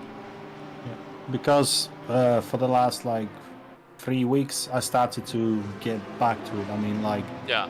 for the last 7 months, I stopped enjoying sim racing at all. It was just a pain because seeing everyone improving all the time and me just being a, fuck up every single time I go on the track. It's just, it was just a nail in the coffin. I just thought, I think sometimes also sim racers overdo it. I mean, I see people. I mean, I couldn't do it anyway right now because of my work and everything and family and everything. But I see sim racers, keep on lapping and lapping and lapping every single day practically. And maybe, except if it is your job, maybe it is too much. Maybe you need, one night like this when you're doing silly things. Maybe you need then another night of proper practice. I also see many people jumping from one car to another car to a different circuit every single night, and it's too much, honestly. At least for me, it's too much.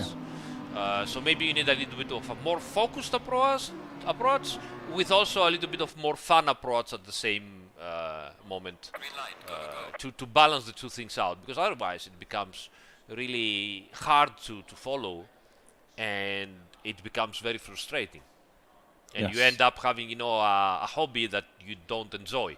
So that's the worst thing about it. I just have to keep it in mind. It's still a hobby. I should enjoy it. Yes, absolutely. You deal with it as a hobby, and you enjoyed it.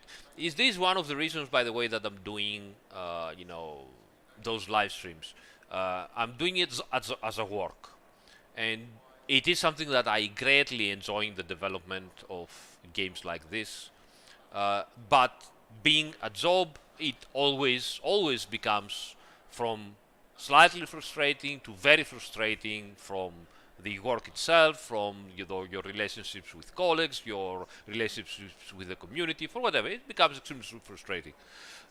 So having the opportunity to do the live streams, not as often you know, but as I do them like once every week, sometimes I even stop for a week, or maybe I will do twice in a week.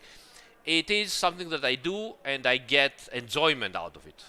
Yeah. And I have fun, like what we did now. Normally I should have been, you know, serious about it and make the perfect laps, and at some point I said, you know, fuck it, let's have some fun, and that comes back to me like, okay, I enjoyed this moment, and we had some fun, we had a laugh about it, and it wasn't only, you know, work. Exactly. So yeah, you need those I moments. mean, They're important. yes, it's because I started again because I was just waiting for the moment that I would actually feel like, you know what, I might actually go out and do something, like Yes. not pushing myself back Oh, yeah. into it because, you Oh, know, yeah. it might still be, you know, painful. And all, but Absolutely. Yeah. Absolutely.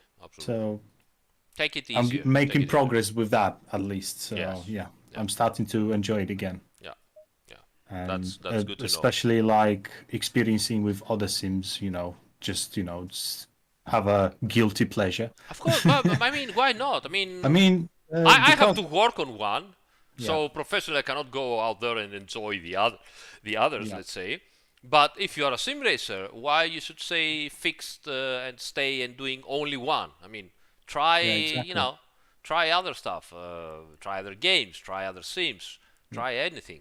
Why not? Because, like I said, ACC makes me feel like competitive and Yeah. always on the edge. It's just like having something It in is, between yes. where I can, you know, just relax and, you know, just. I'll give you a very straightforward example. So Yeah.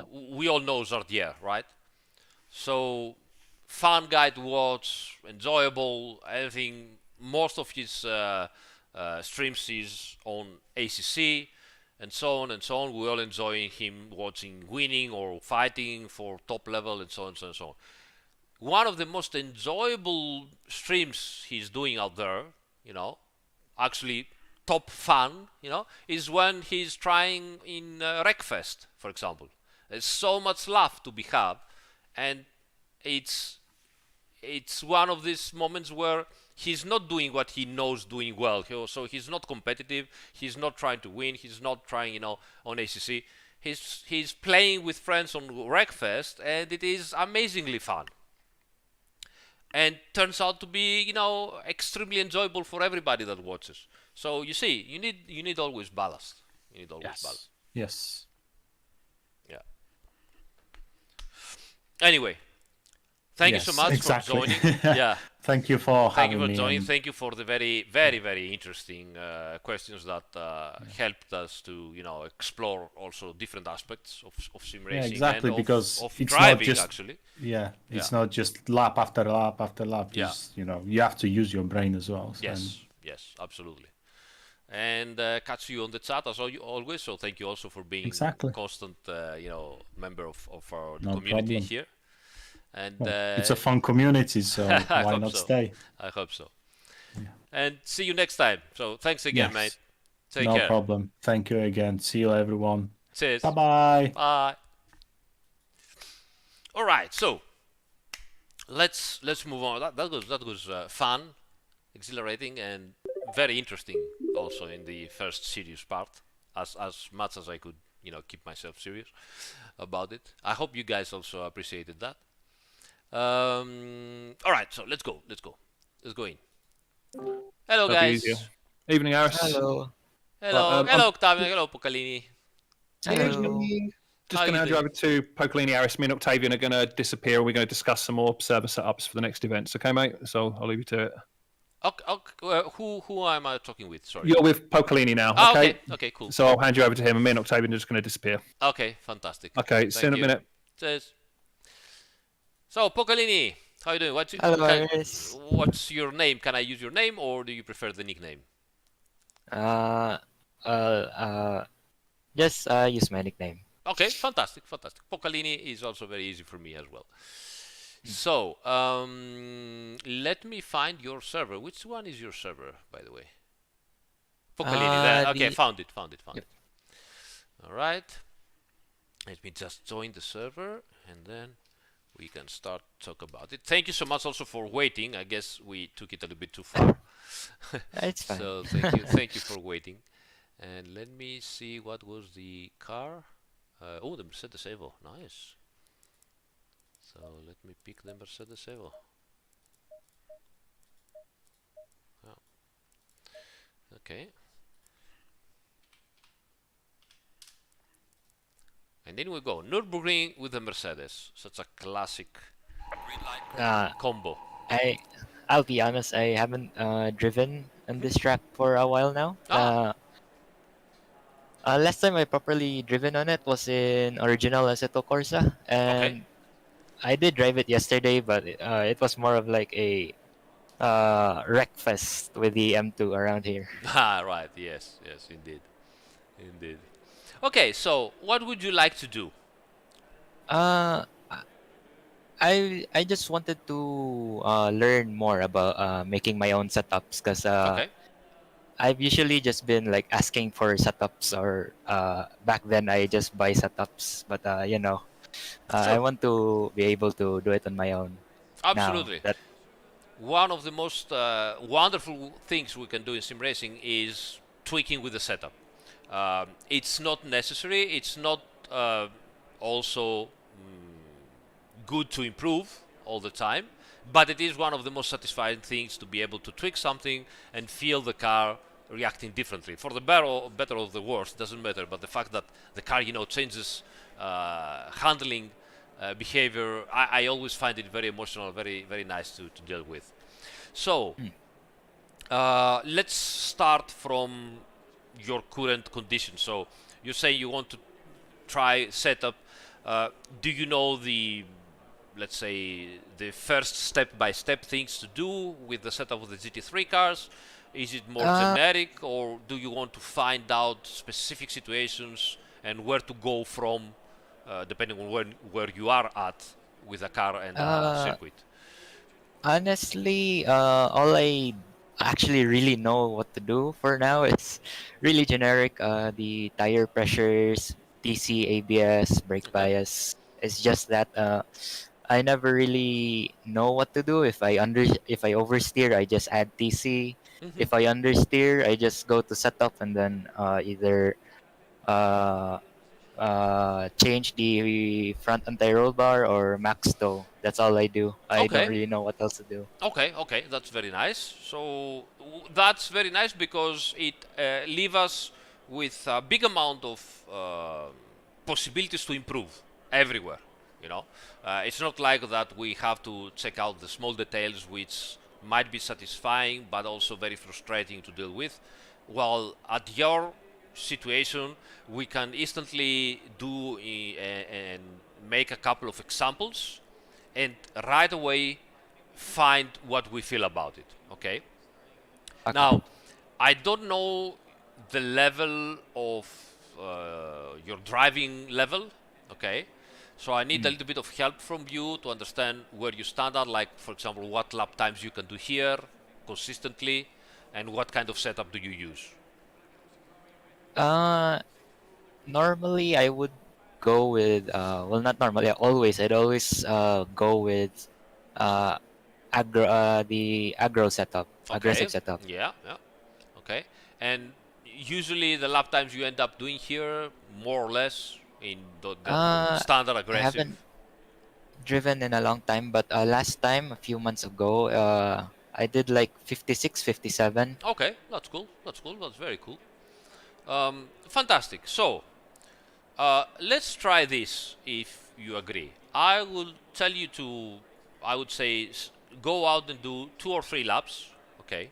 Okay. See how you're driving. And then I want you to tell me what you feel that the car is doing on specific turns. Okay. I'll try, but that I also have a hard time on that. No worries. That is going to be also something to try. And if it's okay for you while you're driving, I'll pick a corner and I'll tell you how you need to analyze it. Okay? Okay. So just, go out, drive normally. Don't try to overdo it or push it, or don't have any, stress about it. Let's see, at least on the exit lap, how you're doing. And then I will point out a turn to you and I will ask you to analyze it in a specific way. Okay. Uh, So, do I start with no setup at all, or do I pick pick the aggressive. Yeah, pick the aggressive because Okay. otherwise you're gonna be with the safe. Pick the Okay. aggressive and just move from there. Okay. I'll just leave everything else to that. Yeah. Okay.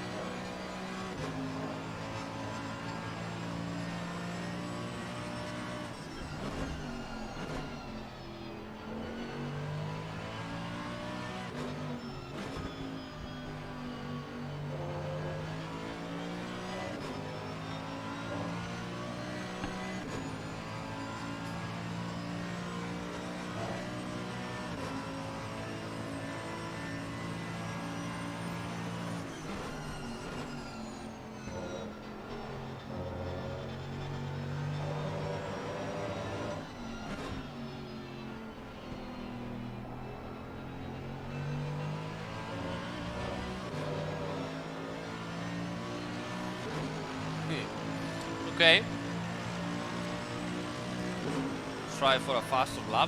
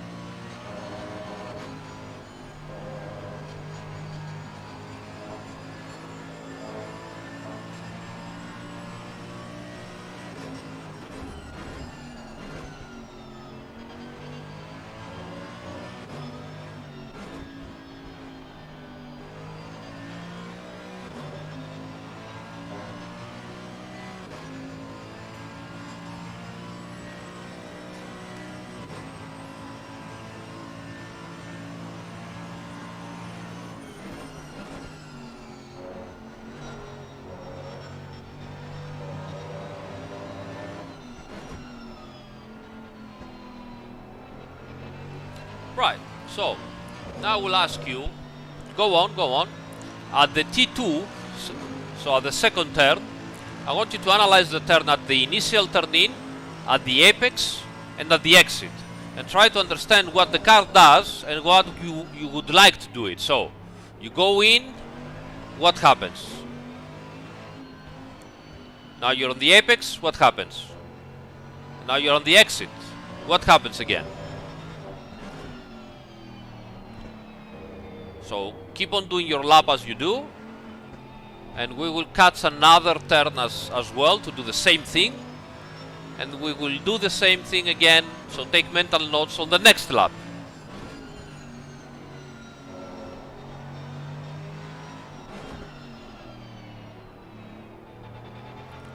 So, next turn again, you go in, you stay on the apex, and you go out. 3 different distinct sectors. So here, what does it do?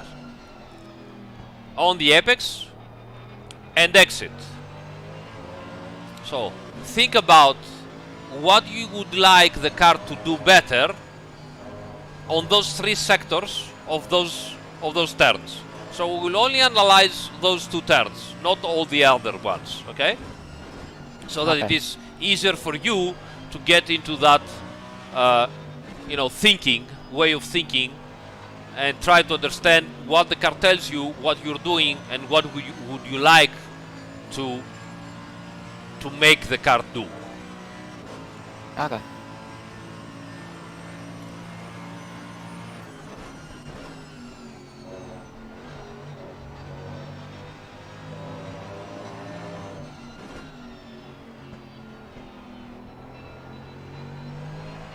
So once again now you will go to the turn 2 and separate it in 3 different sectors. Remember, you are trying to go faster in all 3 sectors. So what do you need for the car and what the car does?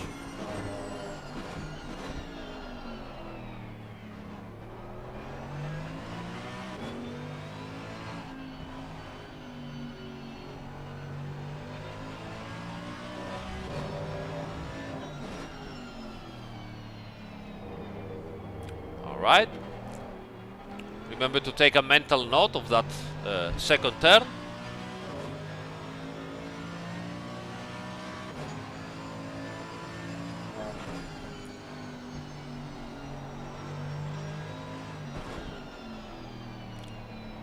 Now we go down to the 7th turn, I think. Again, remember the turn in, the apex part, and the exit part.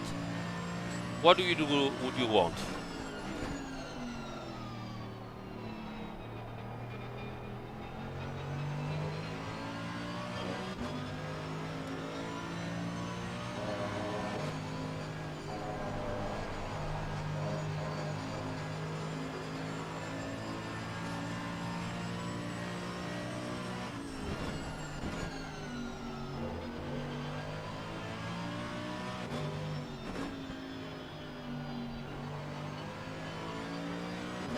Is it okay if I do one more lap? Absolutely yes.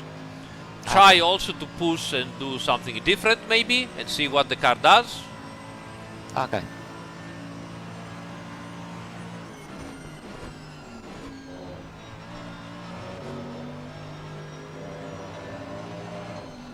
Also try to think, does the car help you out with what you want to do? Do you feel unsafe? Could you push more and see what happens? So try different things.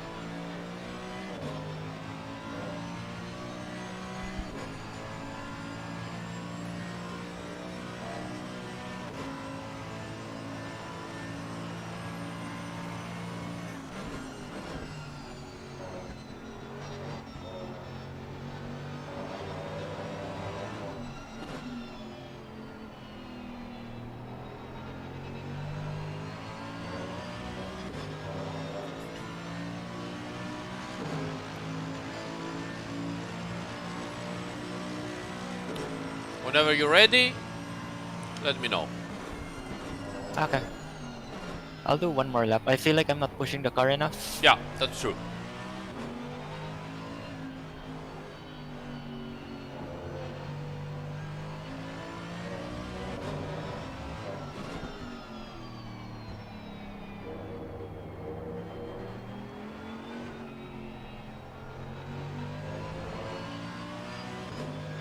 Oh.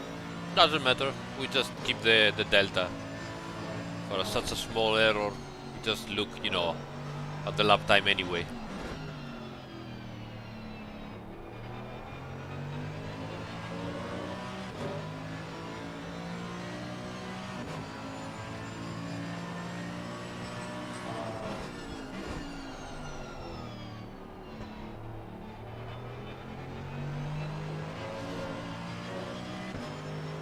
I'll just say it now because I tend to forget quite easily. But from what I'm observing right now, on entry I seem to have a lot of understeer, Okay. but on exit I'm having oversteer. Okay. And through the chicane, it feels quite bumpy. The car feels unsafe to go through there Okay. as fast as I wanted.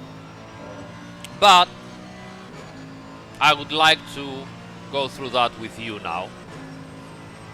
Okay. So as long as you finish here, it's okay. I mean, you could have finished the lap. I'll Yeah. I'll just go in. If you, I don't know if you can watch the stream, or I'll quickly open it. Don't worry. okay, cool. Because I want to check out, obviously,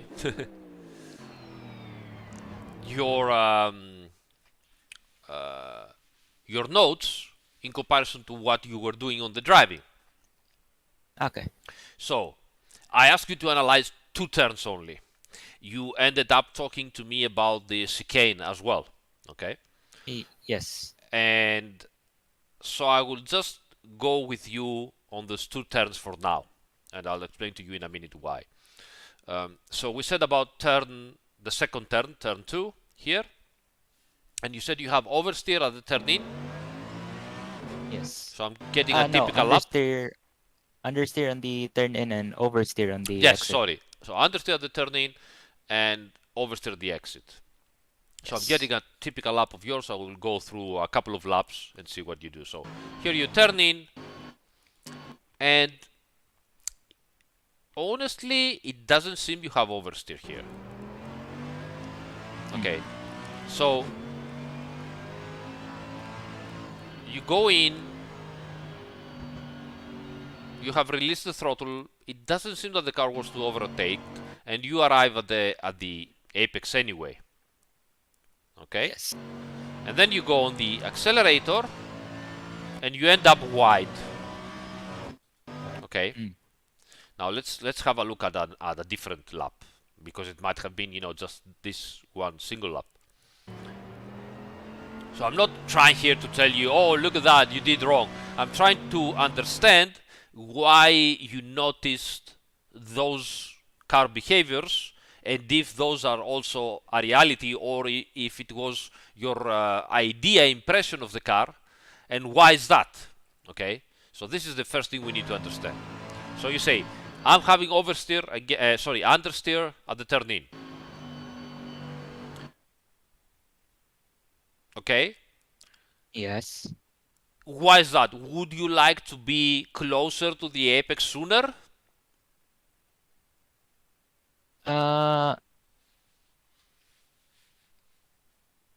Yes. Okay.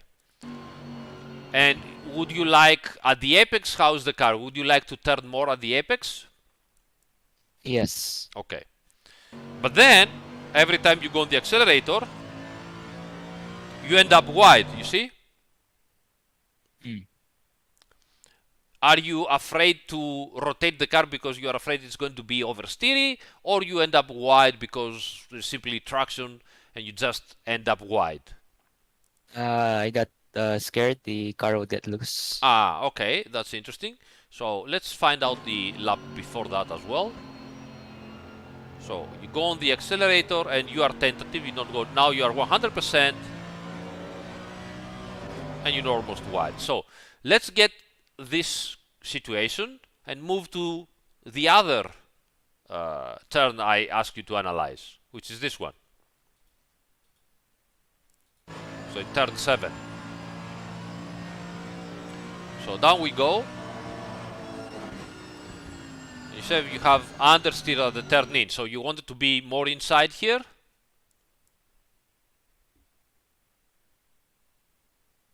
Yes. Okay. Now it seems that you are suffering with understeer. You're waiting for the car. That's fine.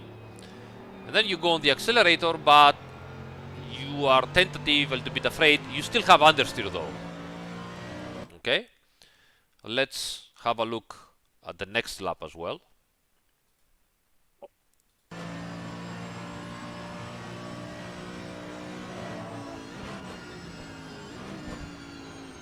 Okay.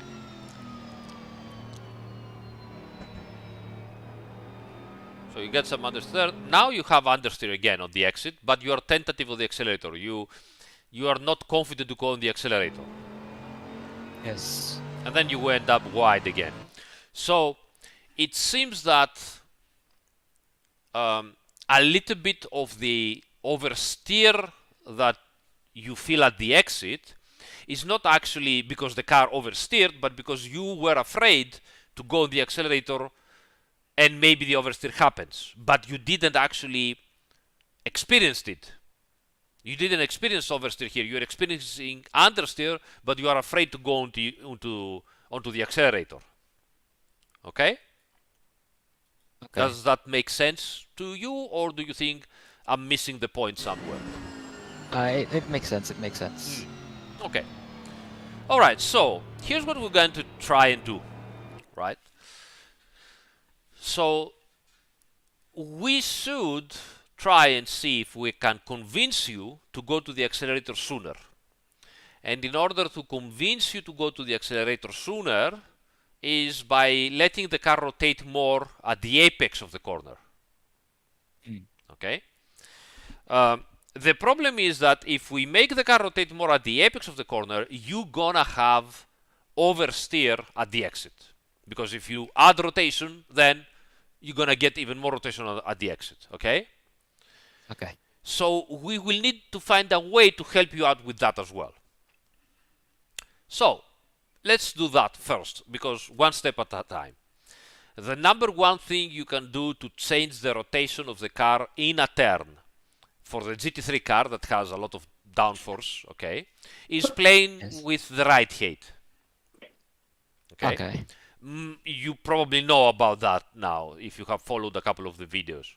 So if you raise the rear end, the rear right height of the car, or if you lower the front right height, you're gonna get more rotation because you're gonna move the aero balance to the front, so more grip at the front, so the car will rotate, will have more grip at the front, less grip at the rear, it will rotate more easily. Okay? Yes. Is that clear to you? Have you followed some of the older videos about that? Some of it, yes. Okay, so you know, first thing is pressures. You make the pressures fine, that's it, okay, we don't touch them for a while. Second thing to do is play with the right height front and rear. That's the second and most important thing you can do on the car. So usually one click to the front is equal to almost 2 clicks to the rear. So if you want to do the same amount of change, you either do 1 click on the front or 2 click at the opposite direction to the rear. Okay? Okay. Which means that we want more rotation here. We have 2 things to do. Either we go down 1 click to the front to try, because we don't want big changes, because even 2 or 3 millimeters of difference can make a lot of change to the handling of the car. So either we go 1 click down, so 1 millimeter lower front right height, and we aid rotation, or we keep the front as it is and we go 2 millimeters more right height, so up to the rear. Okay, so either one or the other. Choose whatever you want and let's try it. I'll try the front ride height first. Okay, just one click. Okay. Done. And then we just go out and drive again and see Okay. if you can understand the changes. Which, very important is, always remember, the changes you're going to do now are not necessarily better for your driving style, but you need to understand if it changed the car in the way that you were expecting to. Okay. Okay, so now you will try it, and again you're gonna separate those two specific turns in 3 sectors, and you are going to try and find out if the car behaves differently. So turn in, middle of the turn, and exit.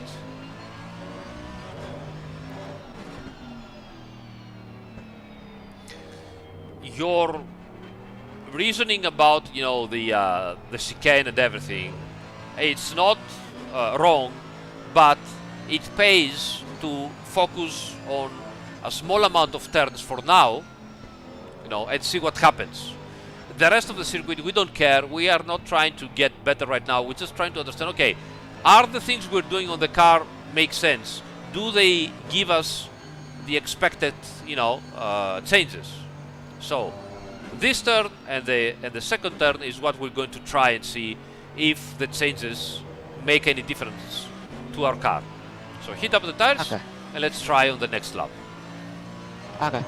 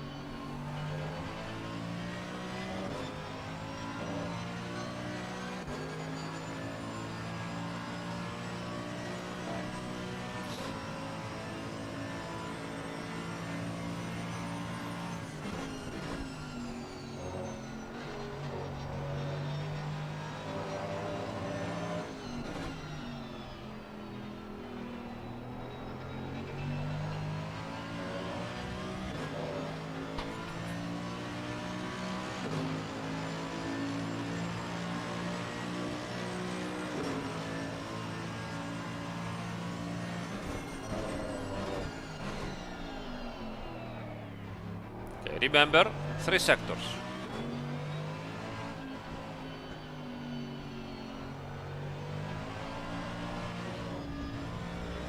That's okay.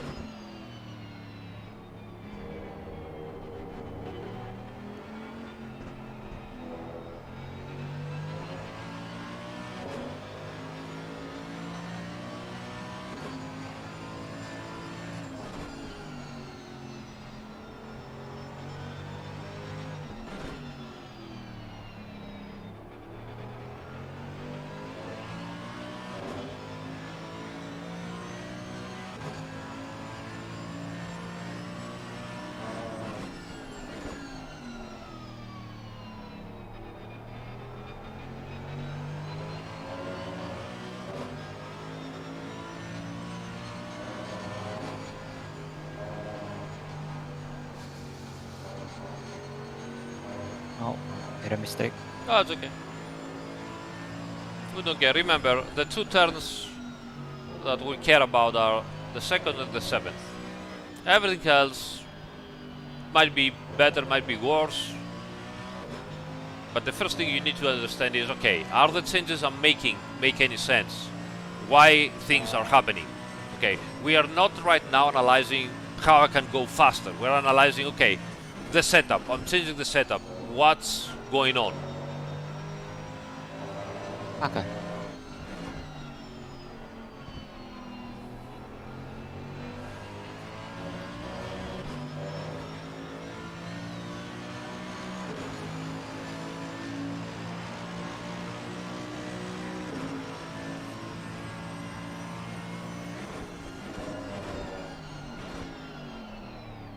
Okay, think about it here.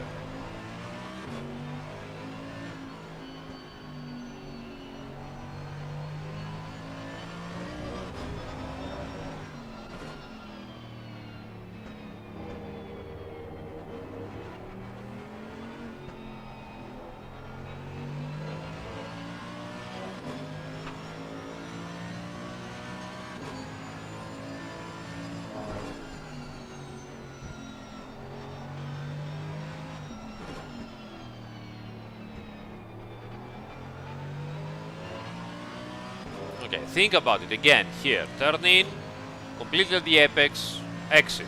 What is going to happen?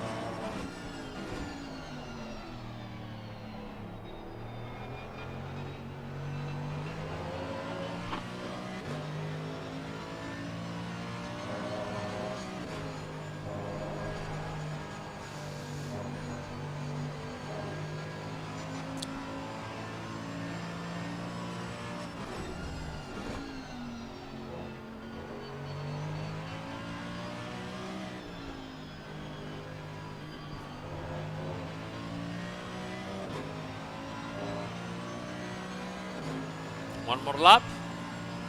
Yes. Okay.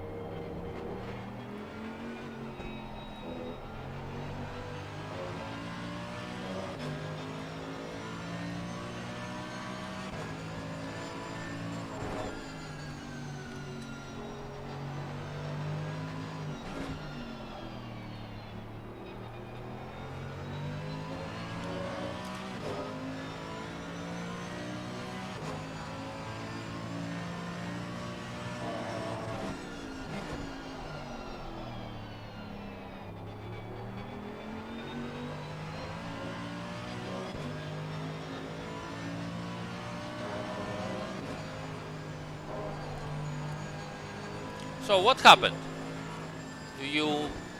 Are you in position to analyze now that? I'm a little bit unsure if it Okay. was because of the setup or if I was stepping on the gas too early. Okay, but just if you don't talk about it even with yourself, then you won't understand what's going on.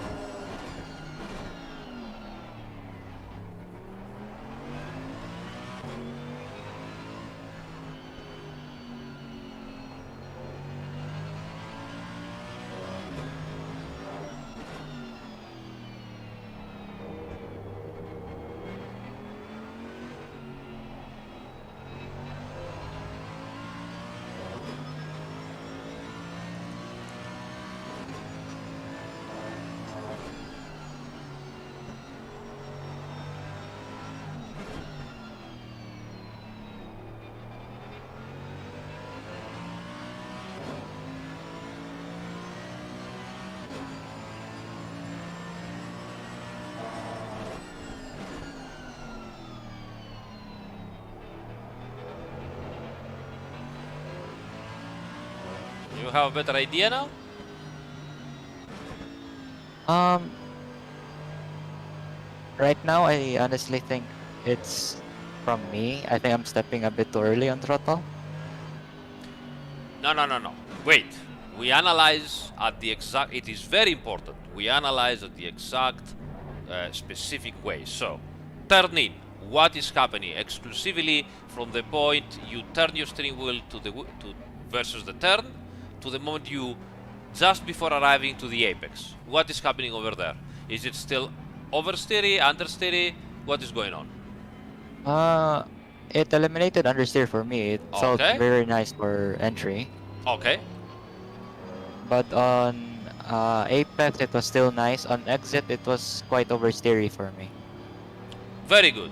So, you have no more understeer at the turn in, right? Yes. Yep. It's good at the apex. Okay? Is that correct? Yep. And then at the exit you have oversteer.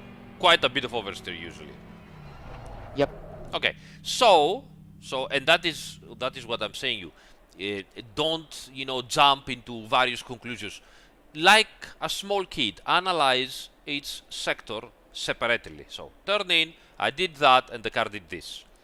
In the apex, so before the apex and a little bit after the apex, I did this and that, and the car did that and this. And at the exit, I did the other thing, and the car did that differently. So, overanalyze every single sector, okay? Because that helps you out. Because right now, what you did in the car, in the setup, theoretically at least. All I did was change the front ride height by Exactly. 1 click. And 1 click gave you those results. That 1 click make the car create more rotation, right? And Yes. the theory is true in practice because you have no understeer that you had before in turn in, so more rotation. It is good on the apex, so more rotation than before that you had understeer.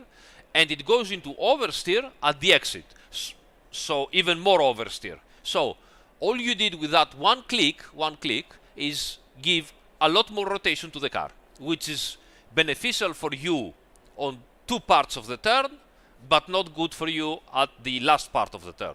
Okay? Okay. Fantastic. So, the next thing you could ask yourself is, okay, so maybe it is too much of a good thing. How could I, make a compromise out of it? Right? So, how I could find a middle point of that? Do you remember what I told you about ride height front and rear? Yes. 1 click to the front is equivalent to 2 clicks on the rear. Fantastic. So, what could have been a compromise of that? 1 click to the rear. Exactly. So, instead of going 1 click down at the front, you would go 1 click up at the rear only. Up. Okay. Right? Because 1 click down at the front is 2 clicks up at the rear. They always work on the opposite. Okay. Okay? So, which means that you tried 1 click at the front and it creates a lot of rotation. Maybe you could find a compromise. It's hypothetical, okay? So, what would have been the compromise? You don't do the click at the front, as you said. And you do instead of 2 clicks at the rear up, you do 1 click at the rear up. Okay. Or you could do the other thing. You did 1 click at the front. Now you keep it, and maybe that was your intentions right now. So you keep the 1 click at the front, and you add 1 click down at the rear. Okay. Is that correct? Yes. Does the logic turns back to you? Yep. Okay. So I would say go into the setup, do the clicks that you need to do. Let me know what you choose to do.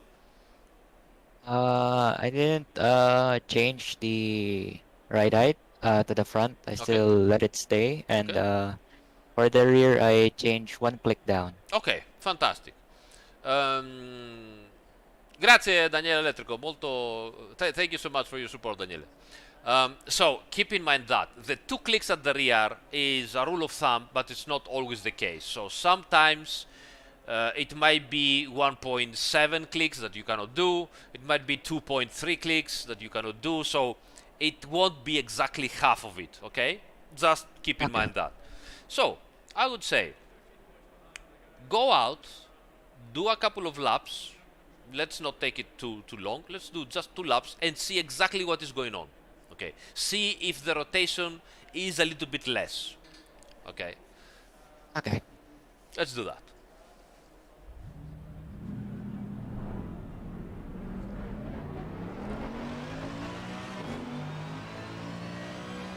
Hey buddy, sorry, I'm having trouble to read your first name in Cyrillic. I think the last name is Koslov, maybe? So thank you so much for the support, buddy, and for the nice work. Best wishes to you as well.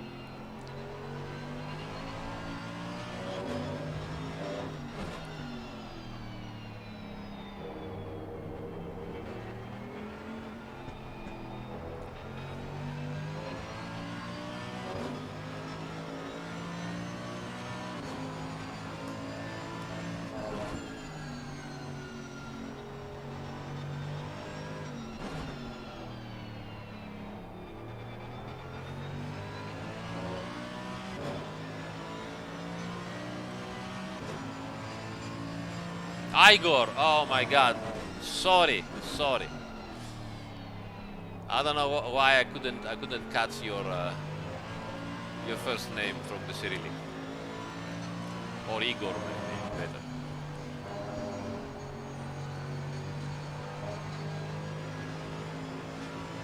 better. Hehe, Daniele.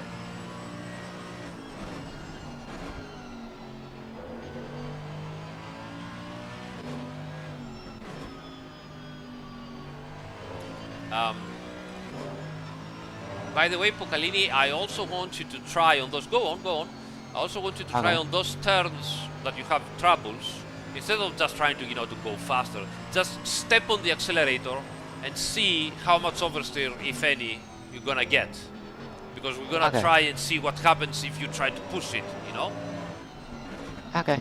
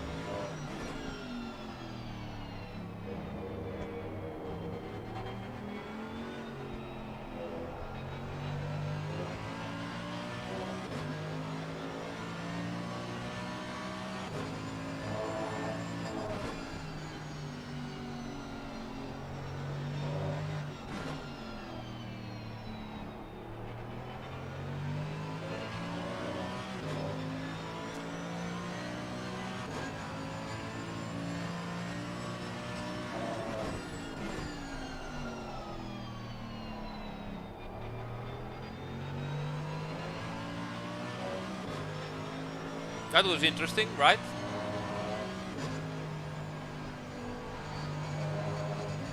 Oops. Yeah, it's tricky over there.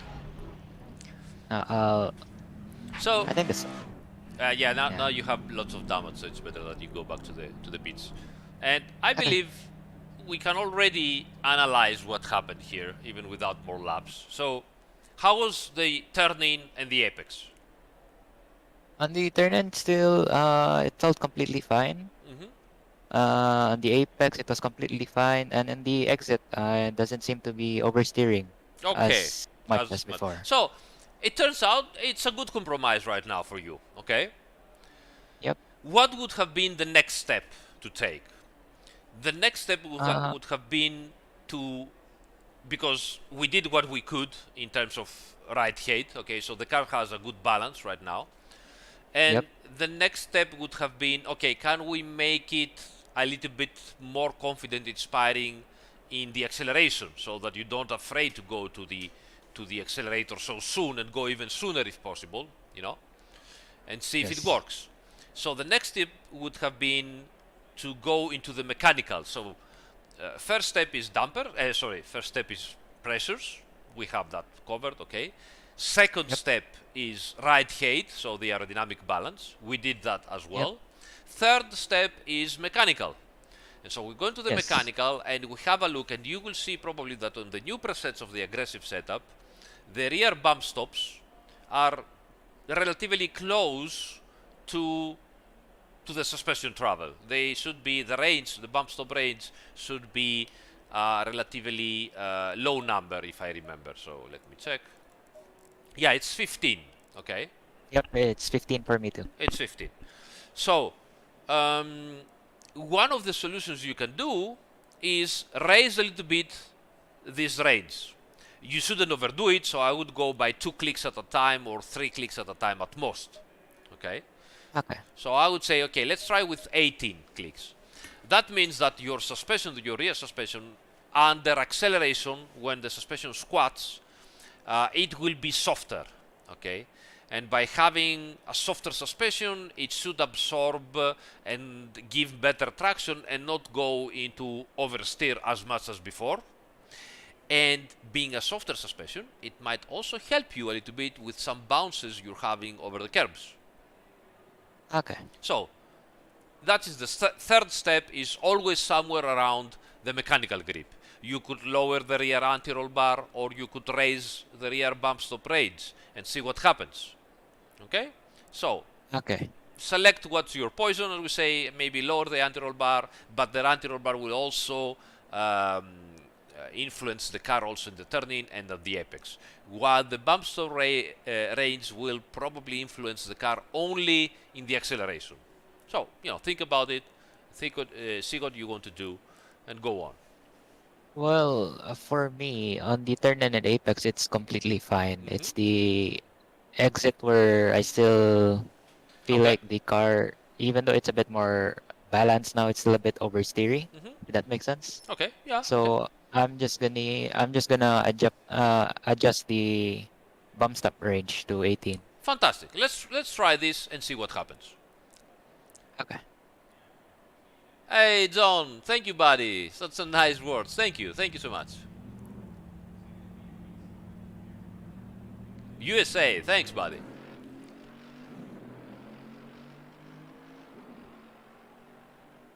So in the end, Daniele, yes, he did 1 click down front and 1 click at the rear to find the compromise.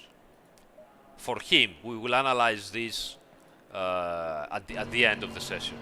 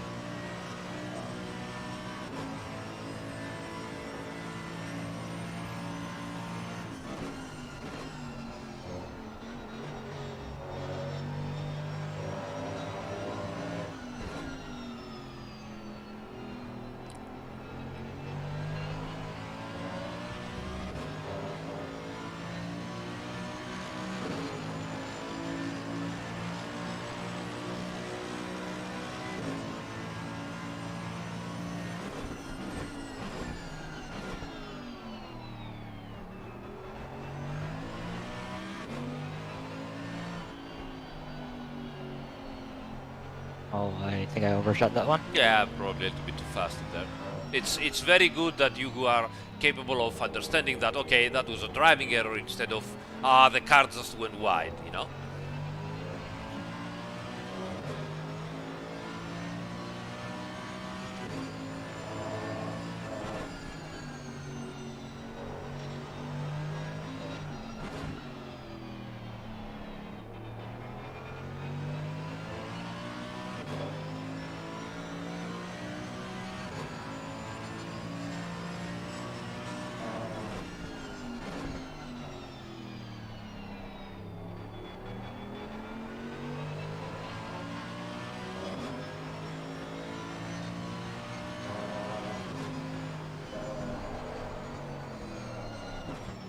Hey, I still have no confidence through Schumacher S. Yeah.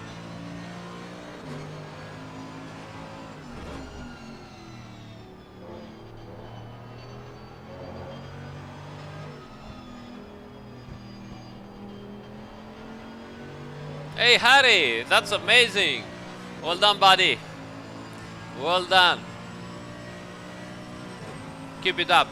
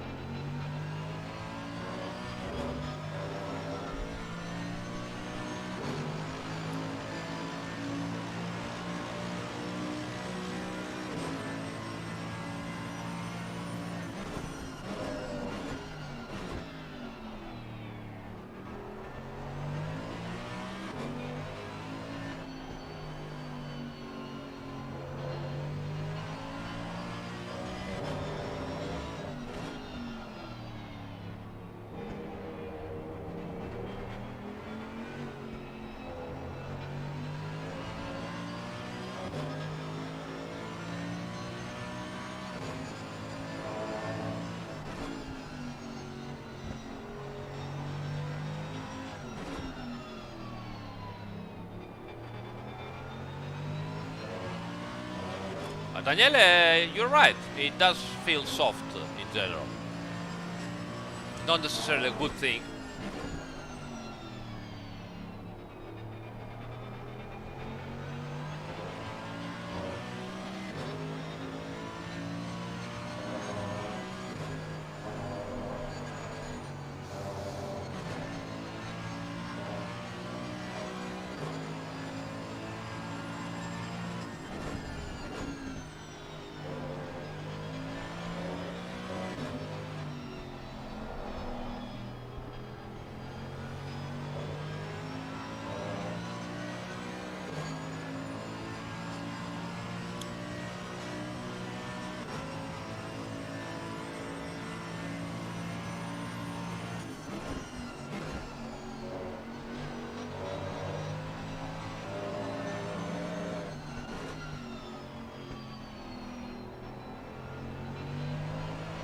So what do you think?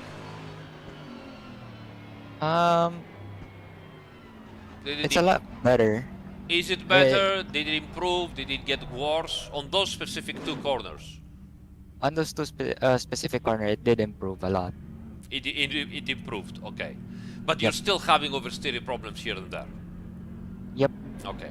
So here's the fourth and final step I would advise for you. Okay. Okay. Now, obviously that's not a critique. As you said, you just started getting back to the game, and it is pretty evident that you still have a lot to gain in terms of driving style. Okay. Yep. So there is a lot of time to be found and a lot more consistency to be found by a better driving style and better lines. But this takes some practice and so on, and I will let you do that alone slowly as you get better and better. But one of the universal things I feel to propose to drivers that are having issues with power oversteer, so you go into the accelerator and the car has so much power that can rotate the rear end, whatever you do with the setup mainly, and the Mercedes, by the way, is one of those cars that have so much torque arriving instantly that it will provoke oversteer, power oversteer, is that you could, as a last resort, let's say, or even as a first resort instantly, you could lower the preload differential something to 20 or 30. And by 20 or 30, I mean it's always, a go-to solution. And I'll tell you why is that. 20 or 30 is not going to make you faster. It's going to make you easier to deal with the accelerator at the exit of the turns, no matter what your setup, okay? So no matter what your setup. So for example, I could tell you that the setup you did, you feeling better with it, but in my theory, it's a little bit too oversteery for your driving style. You could, work better with a more safe setup and working on your driving style. So what we did though here was understanding, okay, what you wanted for the car, for your own personal preferences. You made the changes on the setup by analyzing some turns, and the car did what you asked for. It doesn't matter if it's better or worse for your driving style and your experience right now, but it is important to understand that you analyzed 2 turns specifically, and you did changes that made the car better for what you asked for. Okay, that's the important part here. When you have done that, and you're just dealing with too much power oversteer in a car like the Mercedes, or there are similar other cars, but in a car like the Mercedes, for example, going very open preload differential will make the rear wheel spin, but will give you more stability and more consistency, and it will be easier for you to deal with the power of the engine, okay, in the exit of the turns. It might make the car less efficient in accelerating, but that's not your problem right now. Your problem right now is, can I go to the accelerator and think of other things instead of, oh my god, how much accelerator should I give because the car is trying to kill me. So that's why we're doing this change right now. We are opening the diff, so we let the inner wheel spin and release the power torque of the engine without making the outside wheel slide and give power oversteer as well. Okay. Is it clear for you why we're doing that? Yes. That means that the inner wheel is going to spin and you are not going to have as much push forward as normally, but it doesn't matter because it will let you go to the accelerator sooner. So my advice here is, if you are having to deal with such situations and you have a setup that you like and you feel confident with it, but it's only problematic for you on the acceleration, then open the diff, okay, go down to 20, try it, see what happens, and then if you become better and better and better, slowly start closing it again. So go back to 30, 40, 50 and see where you can have fun with it. Okay? So I would say put it down to 20, let's go for a lap, let's see what happens, and then I believe it probably is the time for you, if you don't have other questions and if you have understood what we did right now. I will remind you the steps again, and you can practice on them and see how you can deal with the car. Okay. Robbie, yes, I do agree that the softer anti-roll bar can also help a lot with the curbs and bump and undulations on the track. So it pays to have it stiffer, but it will also make the car under rotate in turning and at the apex as well, which might be a problem or not, depending on the situation.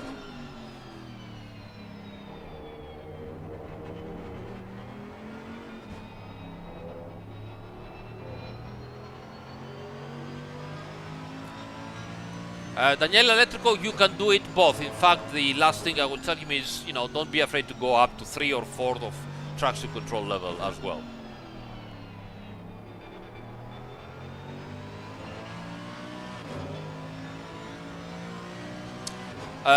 Igor, yes, you can use an asymmetric setup, but it is for also heavily asymmetric tracks, like for example Barcelona. usually we tend to do symmetric setups because it make our understanding of the car behavior difficult. You know, it's for very advanced level of setup editing. If you try instantly with asymmetric setups and you are not on top of your game into consistency and lap times, it might make your whole idea of what the car is doing confusing, and you might not understand what is going on. The tires are easy to understand because it's all about pressures, and you want to have the correct pressures when hot, because when the tires are hot, then the pressures become symmetric.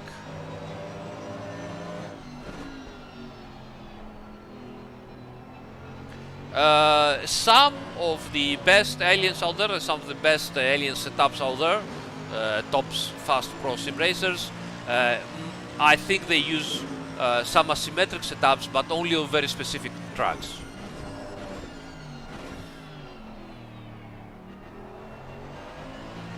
Okay, try again, watch out the exit, step on it, and let's see what happens.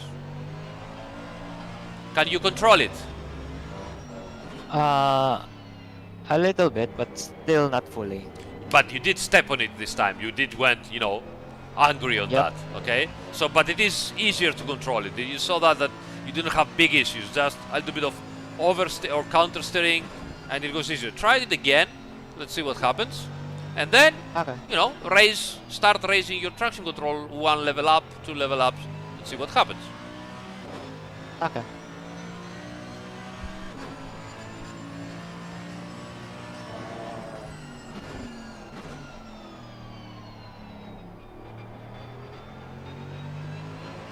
It wasn't that bad here.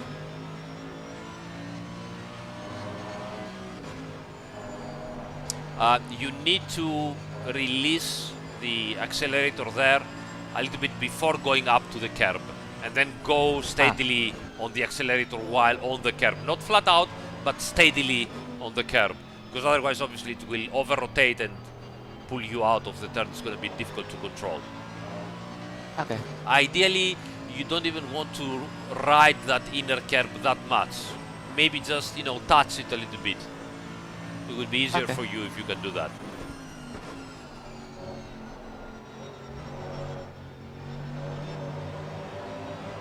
Alright, go up 1 level of traction control.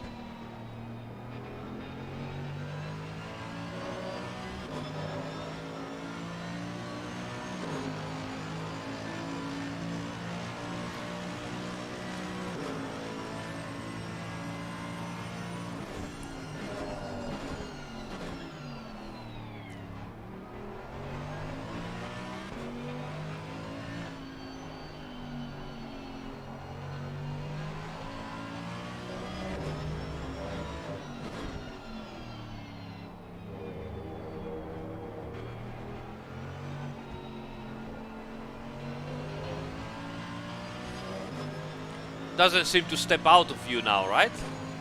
Yep. It seems a lot more stable now.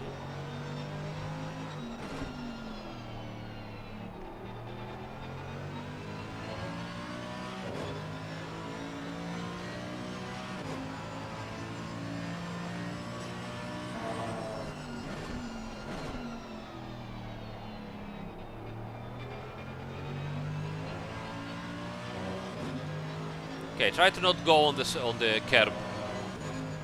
Yeah, that's it. Go now. Ah, that was easier, right?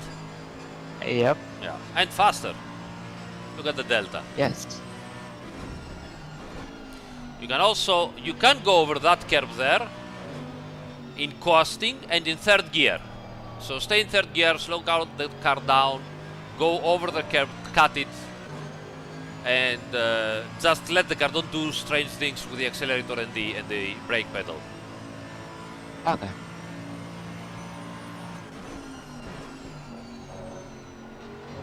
Stable here as well, you see, at the exit.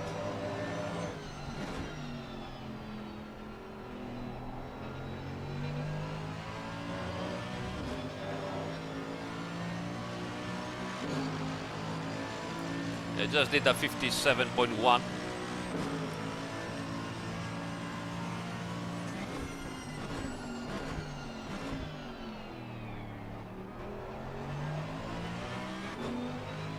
Hello, Alessandro. Ciao. Look at how you can drive the car where you want and not trying to control the car.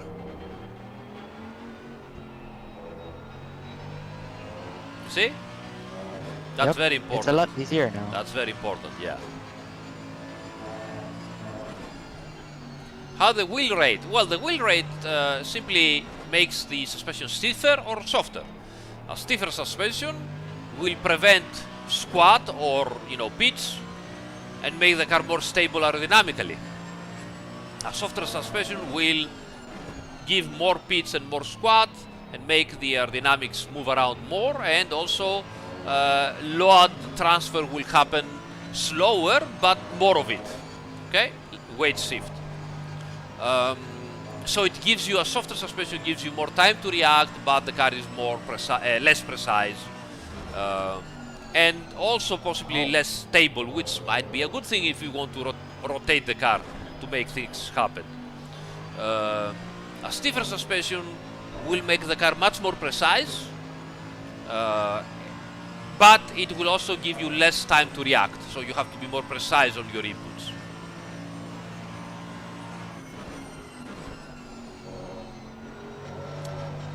Yes, Robbie, it's both the open diff and the combination of an extra traction control level. So now he can control the car better. He's about to do a 56 now. Boom, 56.8. So, maybe I will let you do one more lap. No, it's fine, it's fine. Okay, so to wrap it up, the first thing you need to understand, there is a lot of time to be found now if you practice your driving, okay? But we didn't concentrate on that right now. We concentrate to make you understand how you can change the setup and make the car closer to what you need. And that starts by overanalyzing some turns of the circuit. You can choose which ones, okay? My advice is choose 2 turns that you can deal with without, losing the control of the car, okay? And you have a good control over them. That's why I have chosen T2, which is a medium fast turn, and T7, which is a slow turn, okay? Okay. You overanalyze them in 3 sectors, and you understand what the car does, and then you go and do the step as we said. Pressures, step 1. Step 2, aerodynamics, right height. Step 3, mechanical. Step 4, differential and traction control. Okay? So you go into those steps like this. After you've done that, you will definitely and surely start to push the car and see, okay, if your lap times are getting better. And at some point you are arrived to a place where you either losing control way too often on one turn, so for example the Schumacher S's, okay? Yep. And at that point you have to make a decision. Are you losing control because of your driving lines? And you need at that point to change the driving lines, experiment, especially without expecting your lap times to get better, but just experiment in order to see, can I maintain control of the car and not spin if I make a different line? Once you have found a line that you can maintain control, then you can push again and see if the lap time is better or worse. So number 1 is, okay, I'm losing control. Is it my driving or is it the car? If it's not your driving and whatever you do, you're still losing control, this is the moment where you have to decide that a serious compromise have to be made. And the compromise will be, can I make the setup to be safe on that single corner so I can make the corner and whatever happens, everywhere else happens, because obviously the most important thing is, can I make a lap? Because if you keep on spinning on a turn, then you cannot make a lap, so everything else doesn't matter. Okay? Yep. So, as I said, pick 2 corners that are easy to deal with, but one has to be fast to medium fast, and one has to be slow. See, analyze them, make the steps that we said, 1, 2, 3, 4, okay? And then start pushing, because you're gonna have a car that you can drive, okay? Start pushing. Okay. when you have a corner that you are pushing and you always spin or losing control, this is the moment to understand which one of the two choices you have to make. Is it the driving line or is it the setup? If with the driving line you keep on having issues to control the corner, then you need to find a compromise, usually it's less rotation, on the setup in order to be able to go through that corner safely. Because if you cannot, and you do one good lap and 10 bad laps, doesn't matter, right? Right. So those are the steps. Those are the steps. Okay. Rest is practice, but again, I remind you, analyze the corner. Separate it in 3 sectors. That's the most important part you can do. Separate the corners in 3 sectors and start. I feel this one in turn in. I feel that one on the apex. I feel that other one thing on the exit. That's how you're gonna start having a better idea of, you know what, car does this and I'm not confident, I'm not comfortable with. Let's change something in the setup to make it easier for me. Okay. At some point, I wish you sooner than later, you will arrive at a point that you will become so fast, okay, that you will then start to understand that, okay, to go faster, I cannot make the car easier for me. I have to make the car harder, usually with more rotation, but I need to deal with it with my driving in order to go faster. That's the next level you go. So the next level is, okay, now I can drive the car how I want, but cannot get any faster. What's the next level? Next level usually is, I need more rotation to the car, but it's going to be harder. But that's then driving, you know. Yep. So that's how you do it. Okay. What about dampers? Right. Like, when do I touch that and, you know? Well, I would say that dampers, first of all, it's extremely hard to understand, and it would take, you know, a full live stream to talk them again. I have talked about dampers, so if you go and have a look on my streams, you will find out. Oh, yeah. You might say, well, you don't want to talk now. I don't want to talk now because it's going to be extremely long, and it's not going to be perfect, and I want to go back to the dampers when we will have solved a couple of issues. But as a rule of thumb, I can tell you that stiffening the dampers by 2-3 clicks usually makes sense pretty much in all the cars right now. So go higher with them. Start with 2 or 3 clicks everywhere, all the sliders, you know, and try like this and see if you can control better the car on curbs and so on and bumps and so on, and see if the car, you know, behaves better. It's very rare that you would need to make softer dampers right now. So that's the rule of thumb, let's say. It's very simplistic. It's wrong. Yeah, it's a very long discussion. We won't make it to do it properly right now. So my rule of thumb is, you know, start with 2-click, stiffer everywhere, and see what happens. Okay. Okay. But in my opinion, you can easily do, you know, 2 clicks stiffer, and then, you know, just start on, as we said, on aero, mechanical, preload, and traction control, and have a car that it is good for you to drive around. Yeah, that you drive the car. As you saw on your last laps, you were driving the car around, and you didn't have the fear of the car driving you around. That was quite important, and that permits you to push and start improving on your driving style instead of, oh my god, I'm trying so hard, you know, to just keep control of the car. Yep. Yeah. So that's it. All right. So, yeah, go on. No, go on. No, please. If you have any questions, please let me know. Don't worry about it. Nord's life when? Wait, I don't have beer with me. Nordschleife, unfortunately, it is impossible for the SRO official simulator Ah. because obviously the series does not go into that circuit, so there's no way we're gonna include it. It's like asking from the Formula One official of the Godmasters game if they're gonna include the Nordschleife or if they're going to include, I don't know, Bathurst, for example. It's not gonna happen simply because the series doesn't go there. So unfortunately, this is the main reason why we probably never include Nordschleife on Assetto Corsa Competizione. As you probably know, if you follow the development team a little bit in the social media, we are crazy about the Nordschleife. We go there every year practically. So if there is ever the opportunity to be able to include the Nordschleife in any kind of title of us, you could be sure that we will grab the opportunity instantly because we just love the place.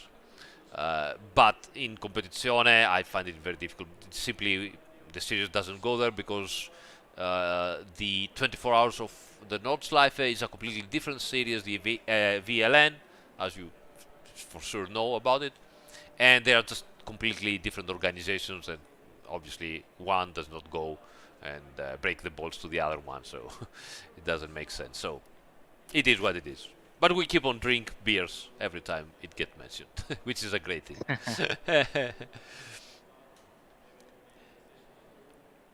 Okay, I think that's it for me, honestly. All right, that's cool. That's cool. It's been very interesting. I hope you enjoyed it.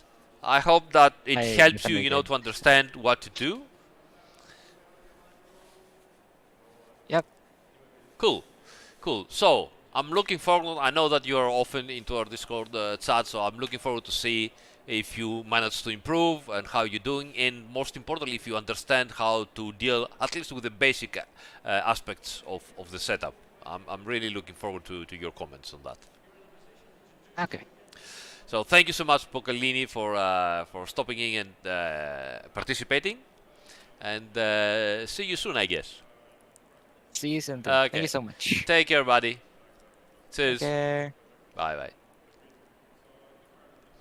All right, guys. I hope you also enjoyed that part. I think it was interesting to see at least the basic aspects of okay, how do I understand what to do with the setup? It is important. Oftentimes, it's like okay, I would like the car to be less understeery. Yes, but where? How? Why? And by how much? And even if so, what can I do to make a fine tune or a big difference? So yeah, hopefully that's good for you as well. Also, big thanks to all the great comments in the chat. So what can I say here? Daniel Elettrico, Mr. Joy Milano, grande, grazie mille. Mugello, drink, yeah, fantastic. Rob's obviously NLS now, not VLN. Sorry about that, you're correct. Alright, so let's join our next guest, which is Octavian, a historic member of our Discord server. So let's go in. I think it's in Bab's chat 3. Hello! Hello? Anybody here? Nobody here. Ah. No? Octavian! Hello! Good evening, Aris. Ah, how Good you doing, evening. buddy? Such a pleasure to have you here. Tired? You're tired. Such a pleasure to be here. Thank you. The same here as well. Same here as well. Fantastic. So let's see. What are we going to do? We have 2 servers. So yes, we go with the first one at Bathurst, I think. Yes. Okay. Yes. First we go at Bathurst. Bathurst. I'm going to. What an amazing. So I'm going to explain in a couple of words what's happening. So I recently had a Bathurst race. Okay. With a couple of friends. All right. we chose the Nissan because Amazing. Bathurst. Yeah, guys, we're talking real men here. So Nissan at Bathurst. And I will probably be burned at the stake for this. I personally do not like Bathurst. Okay. I think it's a bad circuit. But Okay. That's just me. So in my ultimate pain to make a setup that's actually drivable, I took a base setup from Milan. Right. And I made a lot of changes to it. Yes. In the end, almost none of them mattered because the main issue, the floor scraping up the mountain, was still present, which was causing massive understeer and unsettledness of the car. Right. That was with trying high wheel rates, low wheel rates, raising the car, lowering the car, stiffer, softer ARBs. I mean, every situation possible. Right. Yeah. Okay. Until one evening, I finally managed to find some settings that actually worked. There are still a couple of small pain points I would like to address, if you could help me with that. Of course. And I would also like to ask you how it drives and why does it work. Okay. All right. We can do that. I think it would be a good exploration in like the mentality of how to approach a custom setup. What do you want to how do you evaluate it and how do you go further from that? Okay. All right. That's very very interesting point. So you might go then to send me the setup, I guess. Yes. Okay. So I will send you two versions. All right. Because the main difference between the two is that, in my opinion, one is a lot more undrivable, a lot more unpleasant. Okay. The other one is a lot more pleasant. And All the right. main difference is just some damper changes. All right. That's interesting. Some ARB clicks, not big, but the main changes are damper changes, which is quite odd. So Nissan at Bathurst, Mount Panorama. That's it. And let's click. Okay. Got it. All right. So let's let me load the setup. So the V0 is gonna be the worst one. The V1 is gonna be the Which one do we start with? The V0. The V0. The V0 is the worst one. All right. So. Okay. Aurel 57.2. Oh, that's a low rear wing. Okay, dampers. Right, stiff stuff everywhere. Okay. All right. So high. Yeah, bumps the brakes. Okay. So. Should I drive it and see what I think about it? Yes. I mean, yes. I can understand already why it rotates and why it might work. I also have a couple of ideas of what it might make sense to change, maybe. Yeah. But, okay. Okay, let's go.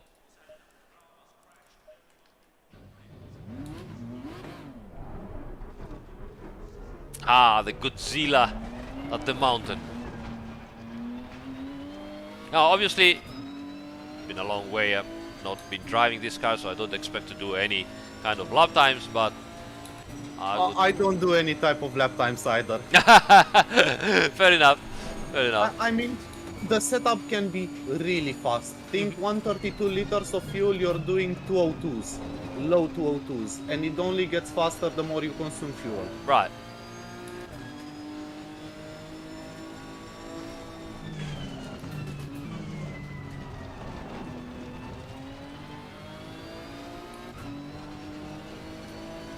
So that's full fuel now that I'm running. I believe it's 120 liters, Yeah. not 132. Okay, yeah. But the difference shouldn't be that big anyway. Okay. It touches down a lot, obviously. Oh my god. Oh, tofu. Ha! Yes, that is one of the pain points. Yes. Okay.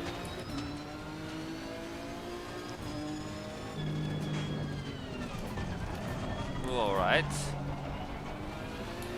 The others could manage that corner. I couldn't. Yeah. Well, it takes a lot of effort and precision to manage that corner with this kind of setup, for sure. Yeah. And this is both because this is why the car also touches at the front end. It's for the same reason. But it's also because it's also the reason why the car is doesn't have practically any understeer at high-speed corners, almost, at least for being, you know, the Godzilla. So Yes, it, exactly. yes, it has some good advantages in it, but it also has some bad disadvantages if you don't know how to deal with the snap oversteer at the turn-in while braking. Exactly. Which is why I find the Nissan very interesting. Yes. It's a very peculiar combination. I believe that most of the guys that manage to handle it, they also are capable of, you know, accelerating while braking, and so they can work with the brake bias in an active way by just, you know, dealing a little bit of acceleration and obviously being much more precise into their racing lines. And see, I can do almost flat out here, and steering inputs. It's very fast over here.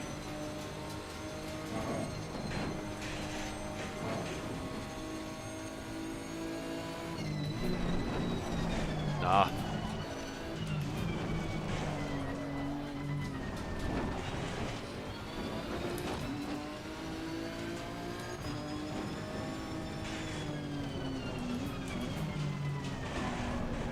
Also, the brake bias might be a bit low. Yeah. Well, for sure, I'm one of those guys that prefer more front brake bias than pretty much everybody. But I want to drive it as it is and see what can I do, and you know, if I can deal with it.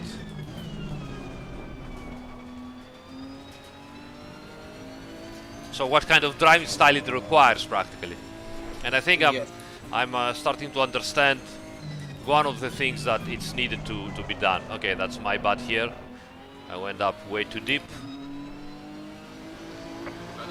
The main issue was the front right of the front splitter, scraping the floor, and causing the car to shift its whole aerodynamic platform underneath, just because the obviously the splitter can deform, so then the whole car is pushed and it's put into an unsettled moment in which I really haven't found a way to actually deal with it, except for the V1 setup, which by the damper changes I made, it manages to work out a lot better.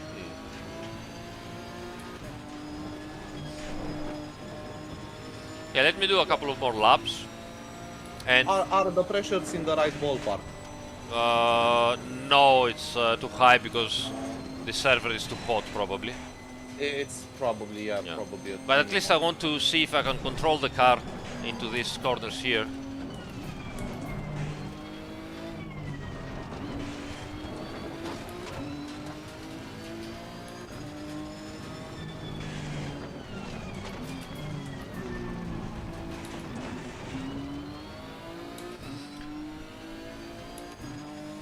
Blame Andy.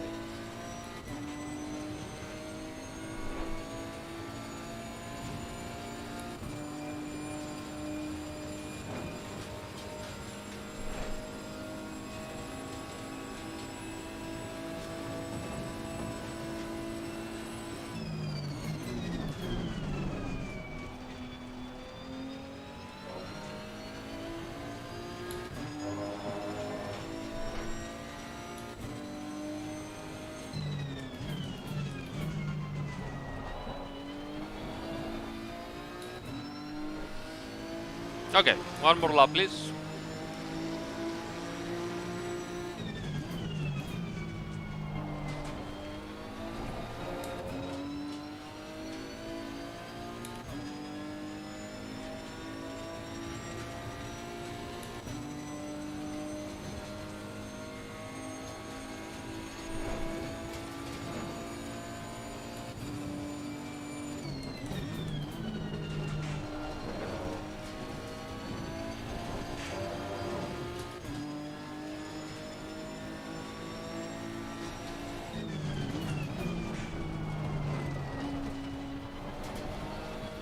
Lost the apex over there, but it's okay.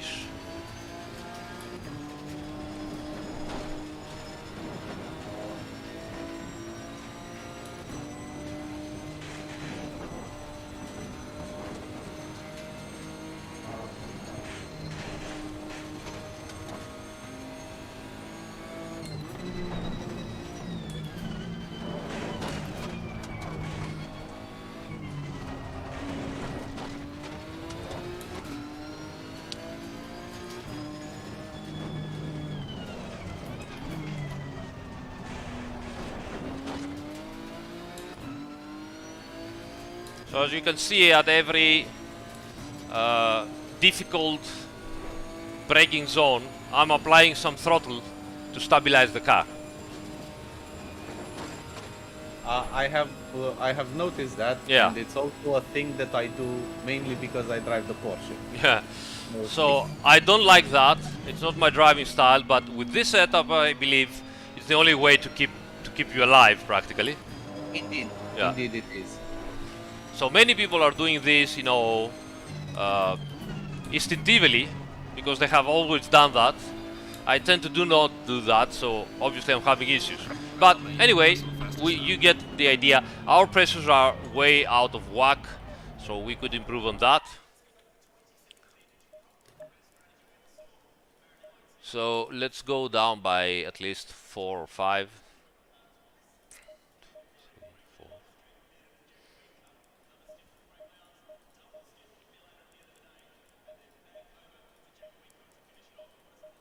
Okay, so that should be the pressure. So, full fuel, okay, we did a 04, so no big deal. What is happening with the car? In order to rotate the car, this setup uses a lot of front bump stop range. So practically you're only going with the wheel rate, practically. You're almost never touching the bump stop rate at the front, except on very specific situations. And at the same point, they are using a lot of small, actually not a lot, but very short bump stop rate at the rear. And why is this happening? This is happening because they try to maintain the front end of the car as low to the ground as possible, and even if they cannot, so under acceleration, they will use the soft front end to make the car roll and keep the splitter close to the ground. This is one of the reasons why in all the very fast corners that you have a lot of aerodynamic push, you are scrapping with the front splitter pretty much everywhere. You know, now you are at a point where the scrap is audible but not detrimental to the grip of the tire, and that's what keeps your front end in. But obviously, every time you go downhill with having shifted all the aero at the front and all the weight at the front because you're going downhill and you're braking, what it happens is that the front end goes really close to the ground and everything else is so stiff, and so the car starts to rotate around a lot. Okay, so that is your problem right now. And that is why the car behaves like that. It also uses very low rear wing, again I believe to help with rotation, because if now normally you would say, okay, I can raise the rear wing, okay, I can give more rake to the car, and I can have pretty much the same front aero variation. So for example, let's go up to, you know, it's 1.8, let's go up to 3. And let's go up with rake, and you can see I can have 1.8 again, or 1.9, whatever.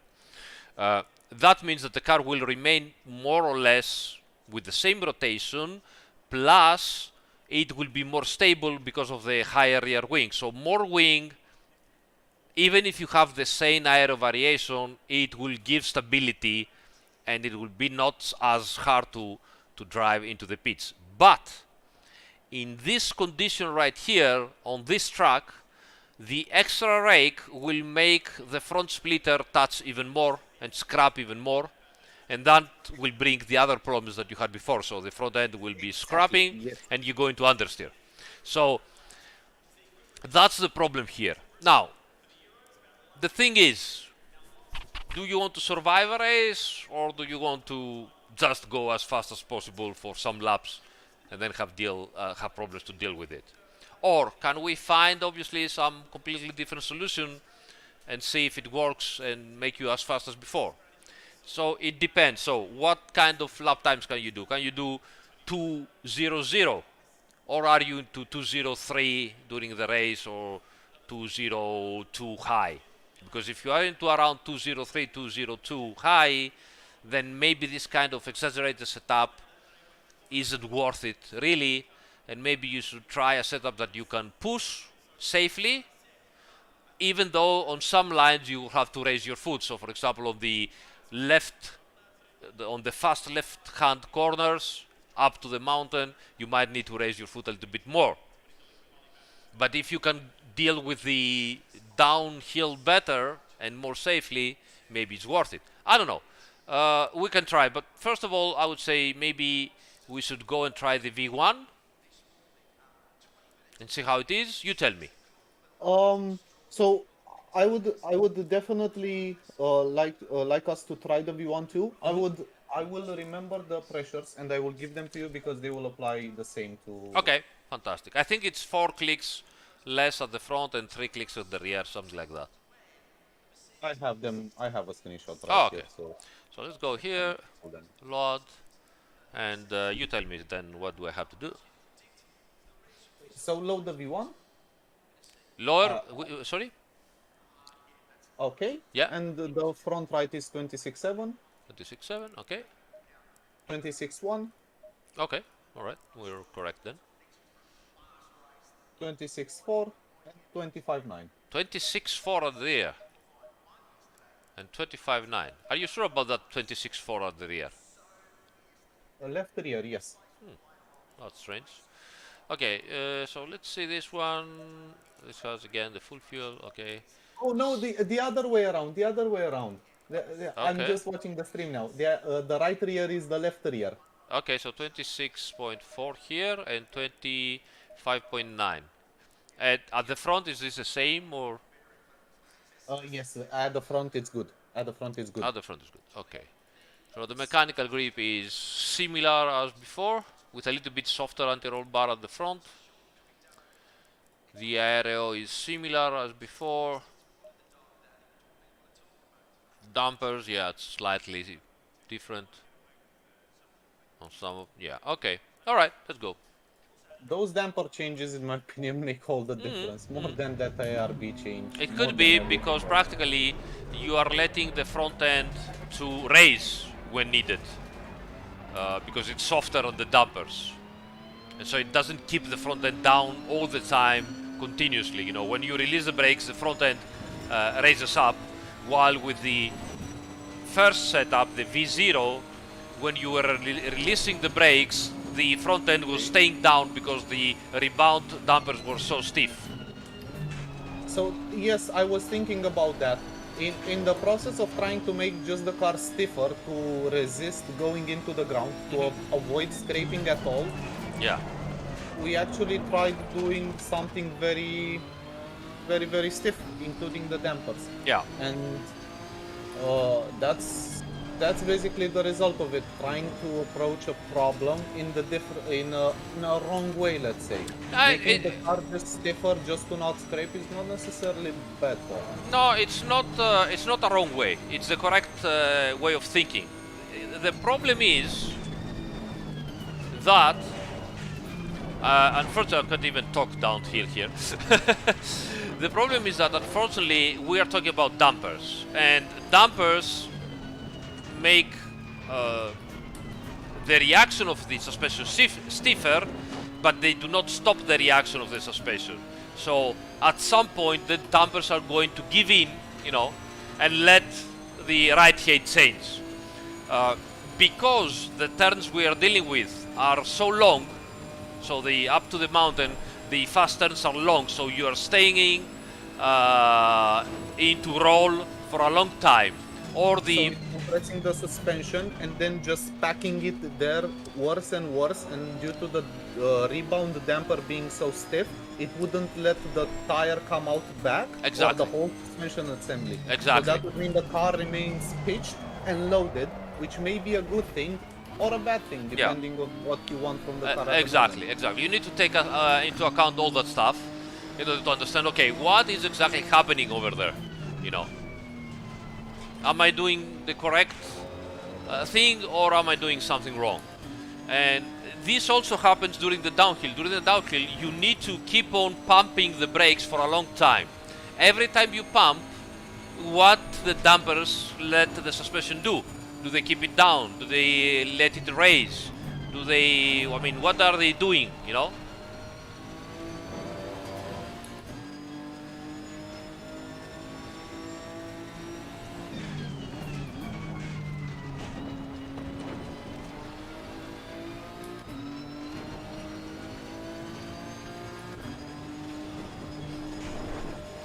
So yeah, this setup is definitely more stable than the other one. It has also a hint of understeer at the very limit of some turns, but it's just a hint and it doesn't really bother me. But that's probably because I cannot bring as much speed into it as before. Here you see that I had issues to deal with, but I was practically braking without any acceleration input. So again, the car was easier to control, even if it seemed dramatic. So it's definitely more safe to deal with. Let me heat up everything and try to attack maybe for a lap. Pressures are still too high, but we'll see. They are still too high, alright. Yeah, but I'll try attack a lap and see what we can do. It seems to be a much more controllable setup, even though there are still problems for me with it, you see. Yes, that is the other pain point. So up on the skyline, when coming over the crest, you need to have a very specific line in which your car is already pointed towards the inside wall while being on the very outside before coming up to the crest. Yeah. You need to be in fifth, you need to step the brakes and then just let the car roll over. Yes. If you don't do that exact procedure with this setup, you'll die. Yes, exactly. And I really want to fix that. I've formed my brain and I really don't know how to do it while maintaining the overall package this car has now, because as I've mentioned, I made this setup for a race with friends, because if it were for a race only with me and like a 1 hour race, not a 12-hour race, then I'd be safer, but the car needs to feel good to everyone. Yes. So they can also push, because they were able to do 202s. I was in 203s, 204s. Yeah.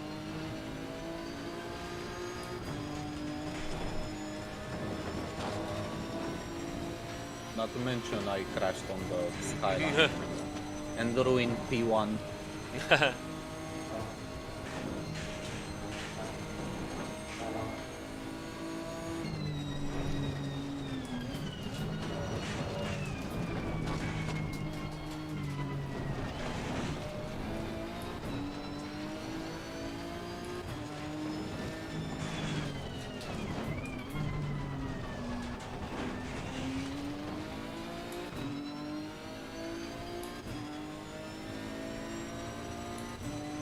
Driving a skyline over skyline. Milos, so true.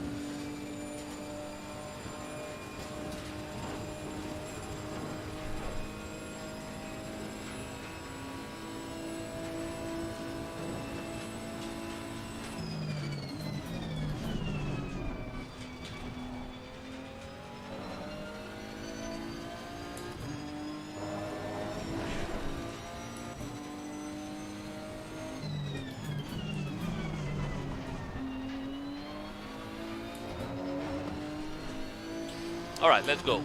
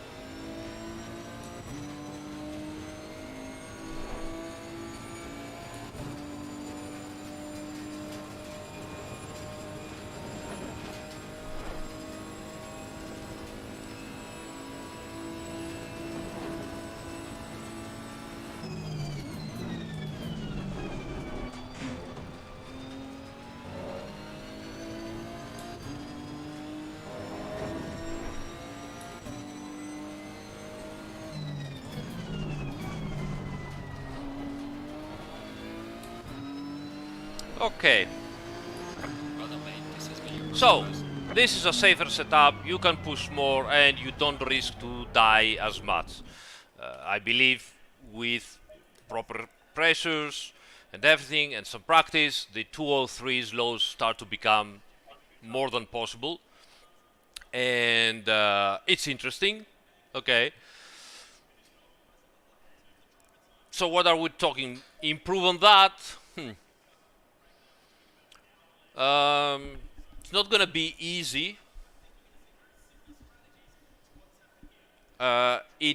It would require some quite big changes in order to improve and see what's going to happen. So one of the things that I would try, it would be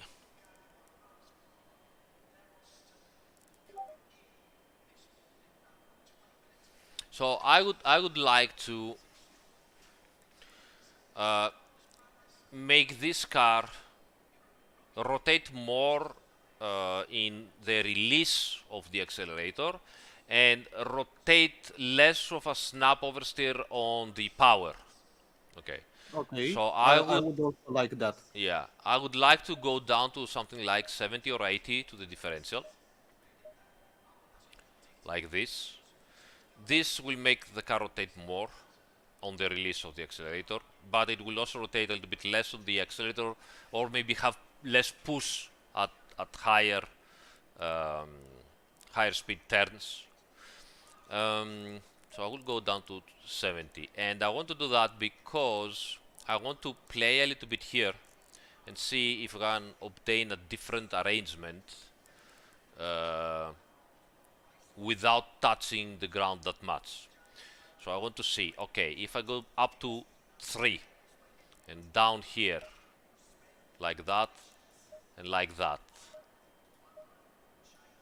okay, so I'm about the same front area variation, but for sure I'm going to be touching the ground a lot.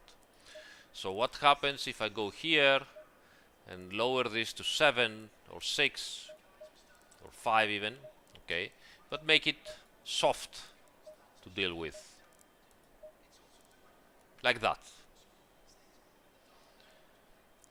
And then I will go here and I will lower 3 clicks like the rear camber and see if that helps me with the rotation. So it's very like, I don't know what I'm doing, but I want to make the car more stable into the pitch, okay? And I know that to make it more stable I need more rear wing and I need more control of the front end. At the same time I know that if I put more control at the front end and more rear wing, I'm going to have understeer issues, so I need more rake. If I put more rake, the front end is going to touch the ground more often, and I don't want that. So what am I doing? I'm raising the bump stop rate. That brings understeer again. So what am I doing? I'm trying to rotate the car with less camber at the rear. So God knows what I'm gonna do. It's gonna probably be extremely bad. But we can try it, you know, that's the nice thing about sim racing, and see how it goes. Alright? Yes. So, Yes. I will give it a try and see at least how it feels. I don't know if you took notes and want to try it as well, or I can send it to you. Oh, you can send it to me after and I'll try it. Alright.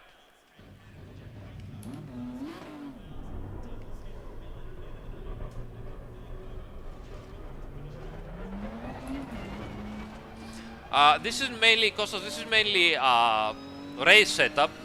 Yeah, I know it's hard to comprehend, but this is mainly a race setup, and as you can see we have 120 liters of fuel. So we're trying with, you know, brake ducts that can last a race and not have...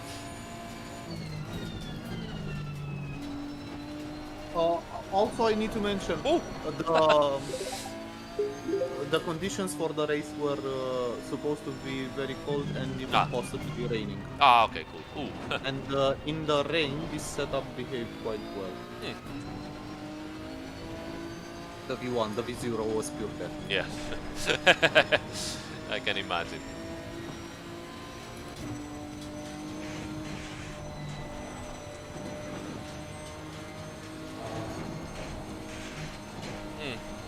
touches the ground a little bit too much.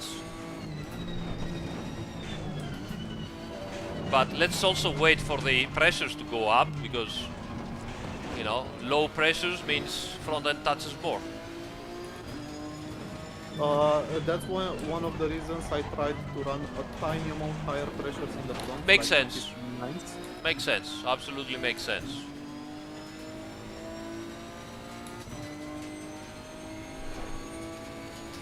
ADM says, trust me, I'm an engineer. Yeah, absolutely. Absolutely. I don't know what I'm doing, but I'm doing it very well. Well, in my case, it's actually true. Exactly, yeah. So the top end speed was like 1 kilometer less, so we didn't lost that much. I'm now having some understeer at the turn in, so we'll see if it's my driving or if it's something else.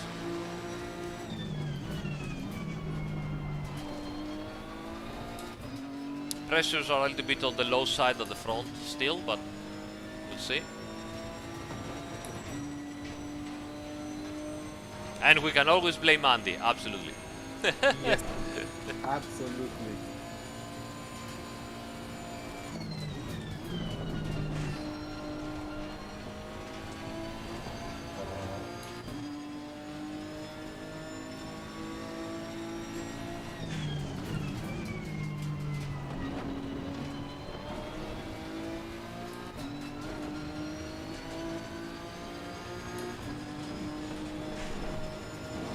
Oh, that was an easy flat out here, that was strange.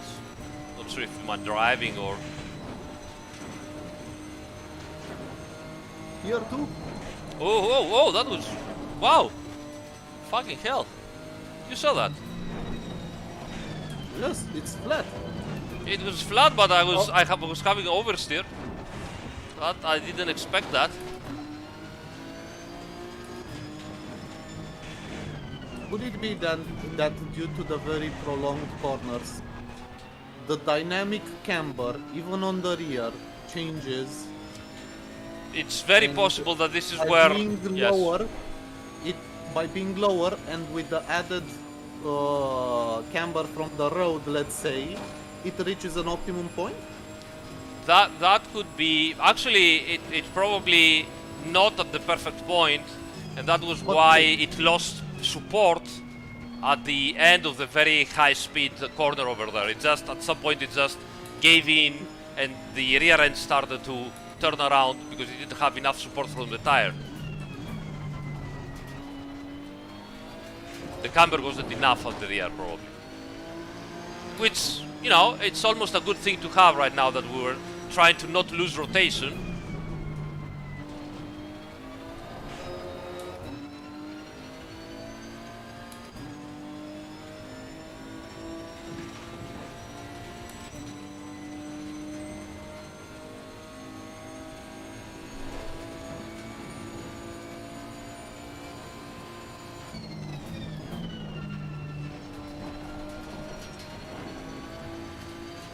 It definitely has some extra rotation at the rear, even with all the things we did at the front to avoid that. So that's interesting. Look at this here. I will try to do it again flat out. Ah, I went too wide. My bad. That was a line.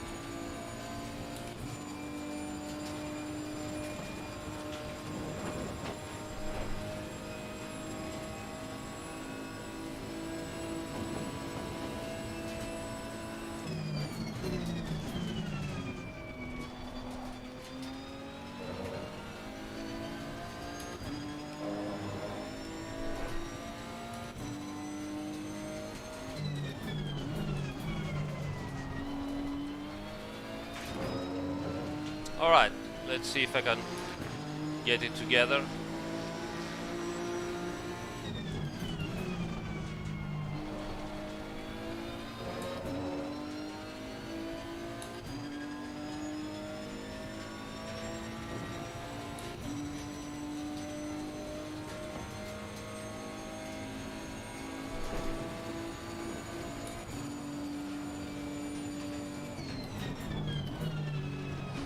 Ooh, too much rotation.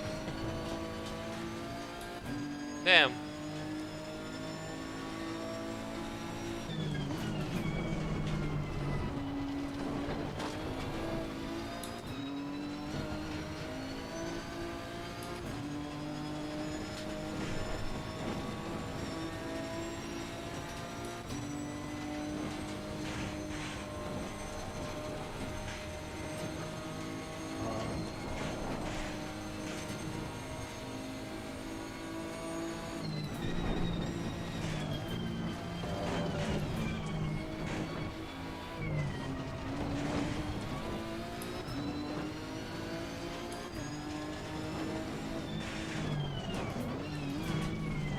I've lost the entry. Sorry, my bad.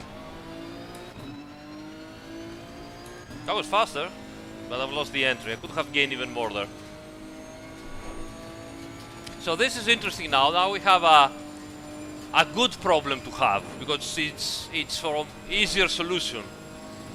It has too much rotation. It has too much rotation on some situations, and on those situations we are having practically we're touching the ground, so we can go stiffer on the front, lose a tiny bit of rotation and still be happy. Alright, so I will just do it right away without waiting more. I could have improved, I think, already, but stupid mistakes. So here's what I'm going to do. I'm going to lower this to 4 and make it a little bit stiffer. Okay?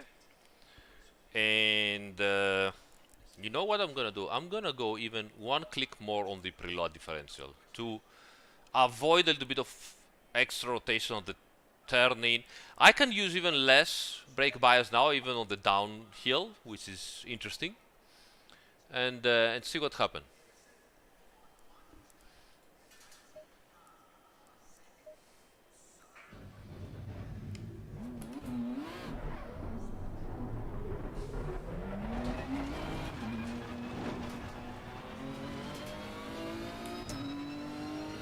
And the downhill top speed was again 275, which was pretty much the same as before. It might have, you know, half a kilometer per hour less because it just touched the 275 while I was at 275 for a longer period on the other setup.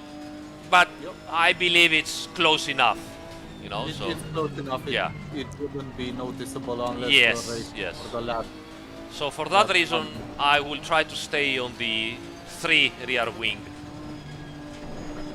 and see what happens. Let's see if it touches the ground again here, even though now we have, of course, low pressures. Much less than before, for sure. And I have some understeer right now with the low pressure, so that is okay. An indication that the changes went to the correct direction. Let's see with correct pressures what is going to happen. That was very nice here. I can see, even though there's a lot more body movement from the car, it's tame enough so it doesn't destabilize whatever the car is doing at the moment. Even though Bathurst is notoriously a very bumpy circuit. Yeah, so it is important to understand what kind of body movement you're looking at. So for example, when the car is stiffer, the body movement will be more evident, but it will also be of shorter range. It will be like, you know, like a nervous body movement. If the car is softer, it might have even more body movement, but it doesn't show as much because it is more gradual. Yes. But in a very high downforce car like the GT3 cars, that isn't always a good thing to have. So if you have a very soft car that moves around softly and you don't see the body movement, theoretically, you know, for absorbing the bumps and everything might be good, but it's also going to be bad for pitch control and roll control. A stiffer body movement will show more nervous body movement, but it might be better for pitch control and roll control. And because, you know, Bathurst is practically a high downforce, fast corners circuit, sometimes it might be better to, you know, have a stiffer car. Oh, that here was very interesting, actually. Oh, my bad.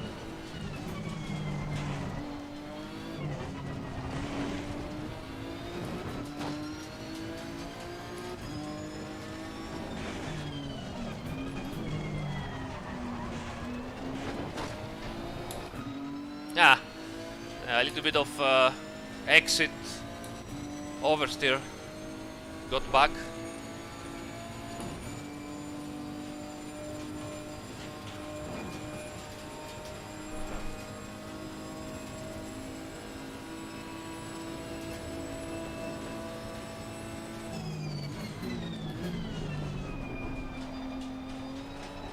Yeah, definitely some exit oversteer. You can see it.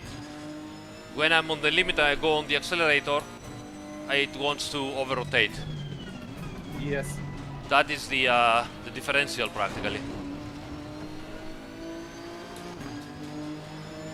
So in that case, a bigger number in the differential would be better.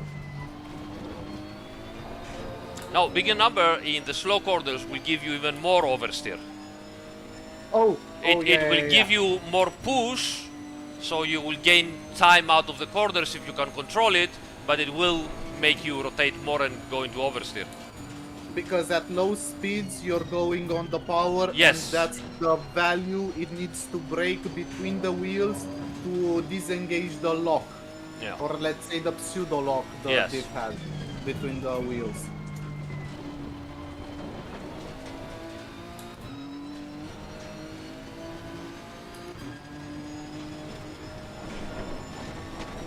Ah! My bad.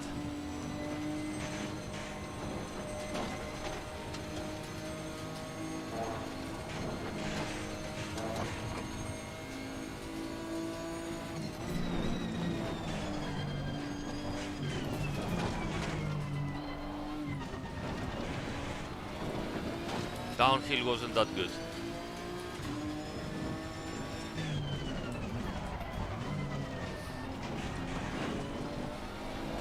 Ah, okay, my bad. But there is potential here. I don't know exactly what to do right now. So my personal driving style would tell me, you know, go down one click as you were before, so you can attack even farther and harder. The front end was very nice. It wasn't touching that much, and it wasn't, you know, making the front end skipping. You know. Or, you know what you could do? You could go up here and maybe one click more of camber, maybe, and see what happens. I would propose the following thing. Yeah. Because this setup is relatively close to something that would be usable or at least tunable to whatever your skill level is, higher or lower than this, wouldn't it be like a nice little homework for the people watching to try to fix it themselves? Absolutely. I mean, this is one of those setups that if you are a good driver, because as you see, the downhill is problematic. You really need to, you know, take care of it. Yes. So you need to be already at a level of driving that you can deal with that.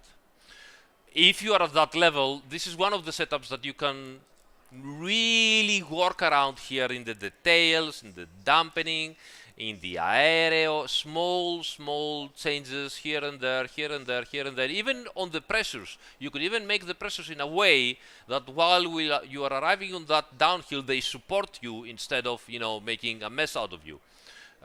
So this is that kind of setup that can be really fast on the proper hands, but I think this is the kind of setup that on the fast drivers and not the aliens, on the fast drivers it's even more interesting. On the aliens, you know, an alien might tell you in the end that, you know what, I could give it even more rotation and fuck it and just go in and do 200, 200 and that's it. Good driver, honestly, I think I might be a good driver, which goes over with practice over the very fast lap times. With this kind of setup, there is a lot to work around on that setup and find, you know, extra time here and there, here and there, here and there. So yeah. So for example, to give you an idea, okay, I know people will go crazy. Oh, what are you doing? What about you go 0-1 here, okay, and even less camber, even less negative. So go to 3.1. In the acceleration of the fast corner, this will rotate the car a lot. In the deceleration, when you're braking, maybe going downhill, and at any way your rear suspension goes up, the positive toe might help you with the stability. I know, sounds crazy. Oh my God, what are you doing there? It might be completely bad to drive it during the slow turns. So, you know, but it's an idea. It's an idea. You could try that. So yeah, do you want me to save this and send it? What do you want? Yes, I would like it to save you to save it as a V2. I will share all these 3 setups in the Discord so people can have a play with them. Fantastic. Keep in mind that we did that with pressure, with temperatures that are a little bit different. Do you want me to write them down or not? No. Okay. It's a good experiment for people to learn to do their own pressures on the fly fast. It's a good gotcha skill to have. So okay, and this is the setup, and here you go. Perfect. Thank you Okay. very much. Now I'm not gonna occupy much more of your time. No worries about it. Don't even mention it.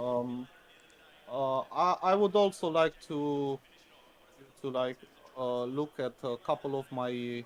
I will do a couple of laps on Nurburgring in the Porsche. Yeah. It's gonna be.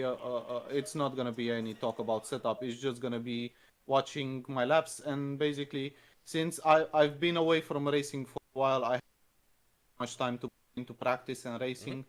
I am at a decent level, but I can certainly improve a lot more. I want to know which is my biggest weak point and to target it. Okay, cool. Fantastic. Let's do that. So let me join the Nurburgring server. And we go in with the Porsche, I think, maybe. Is that correct? Which is your car? Yeah, the Porsche, okay. So let's go in with that.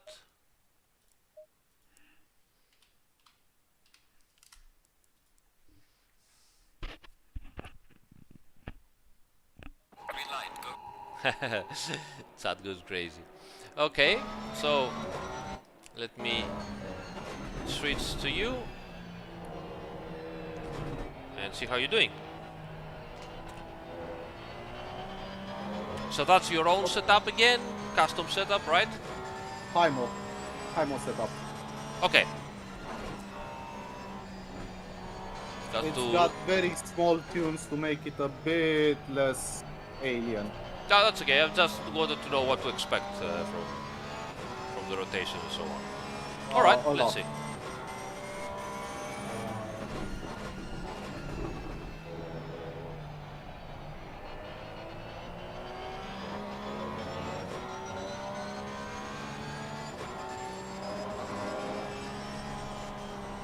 And yeah, this is with 95 liters of fuel. 95. Okay, so race trim. Yeah. Okay. I'm not that much about practicing quali laps. All right, cool. You don't do quali laps in a race. You my do man, race laps my in a man. race. Also a great excuse for people like me that they're not able to qualify anyway. Yes, exactly.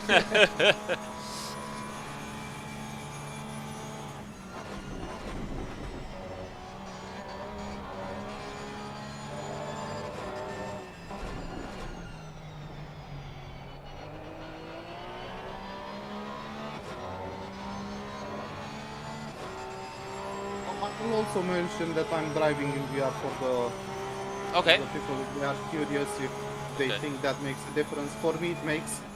I can perceive space a lot better in VR than on a normal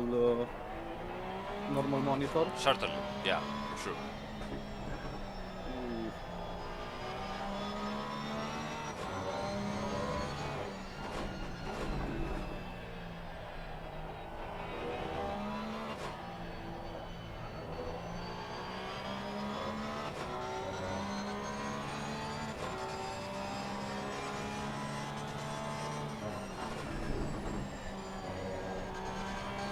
Hey Gob, thank you, thank you so much, buddy. Thank you so much. I certainly hope that it will help, but most importantly, I really hope and wish that you start, you know, that road, and you do it consistently, and let us know if it works. That will also help us a lot, everybody else as well.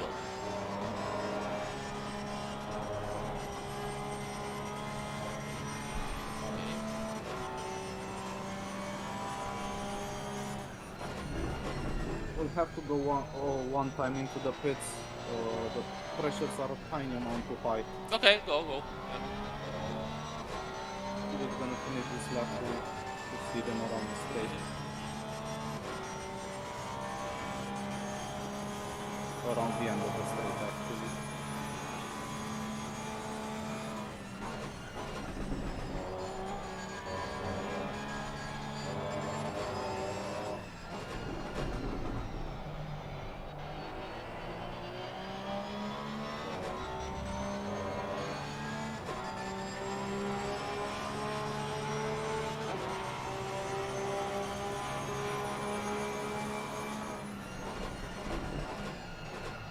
Do you have more pressure at the front or at the rear? Both. Okay. 28.6 at the rear. And how much at the front?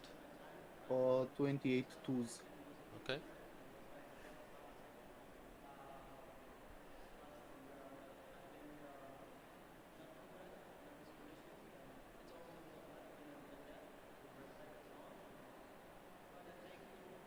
Jose.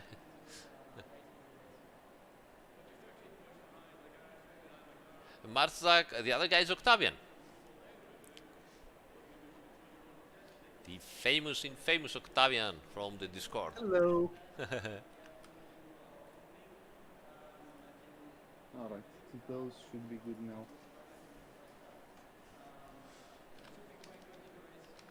So, the setup is using quite a lot of negative rear toe. Okay. Maximum rear wing, a lot of brake. You know, all the the typical stuff. Yeah. The usual suspects. So, indeed, it rotates a lot. Like you can see, I can keep being on the gas there, and it keep rotating. But until that point, it doesn't like to do that. It's very stable in rotation. So it's not necessarily that it's a hard to handle setup. You just need to do a little bit of adapting to it. I would almost say that at some situations it seems that it's a tiny bit understeer on the apex for you. Exactly, yes. Yeah. And I believe that's one of my driving aspects that causing that understeer.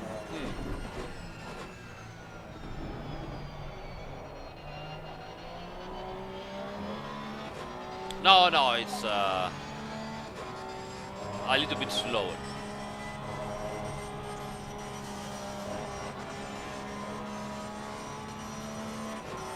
We know, dogs, that's amazing news. Well done, congrats. Octavian, I'm letting you heat up the tires and everything, and I'll be right with you. Yes. The next lap.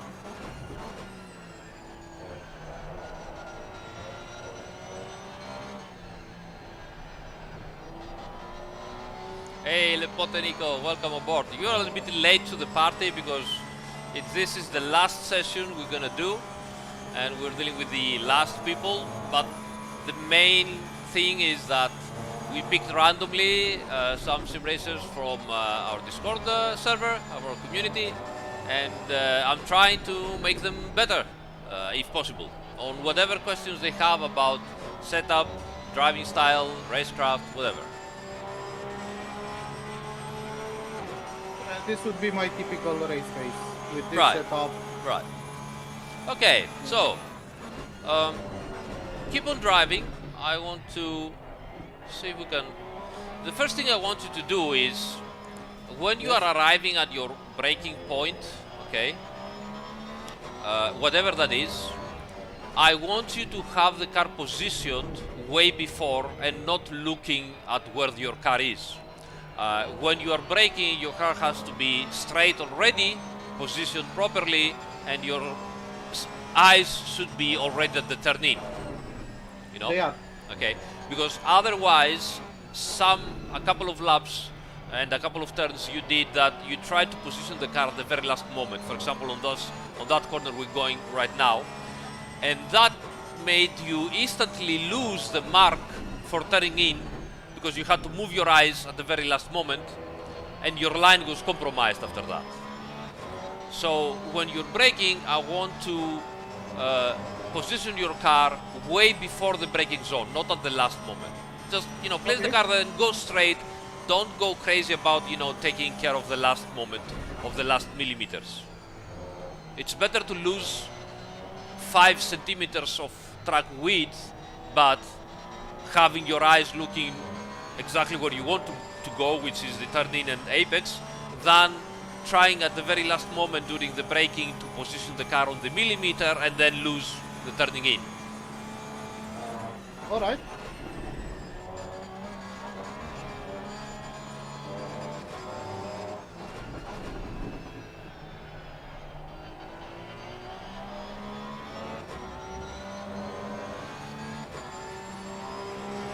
I mean, consistency is not my issue, considering I can basically do this all day within 2 or 3 tens.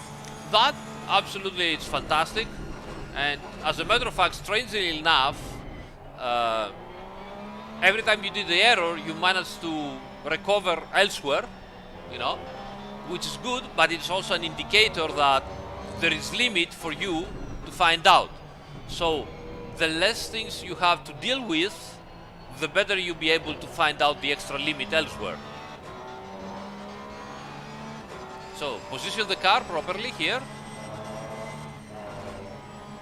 That's it, perfect.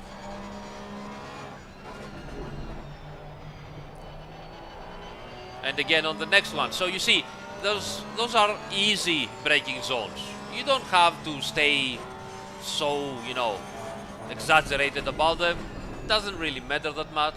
It's better to be certain that the line after that is perfect, which it wasn't. You just lost 0.2 of a second here. Yeah. The next thing we're gonna do is here on the S's, on the Schumacher S's.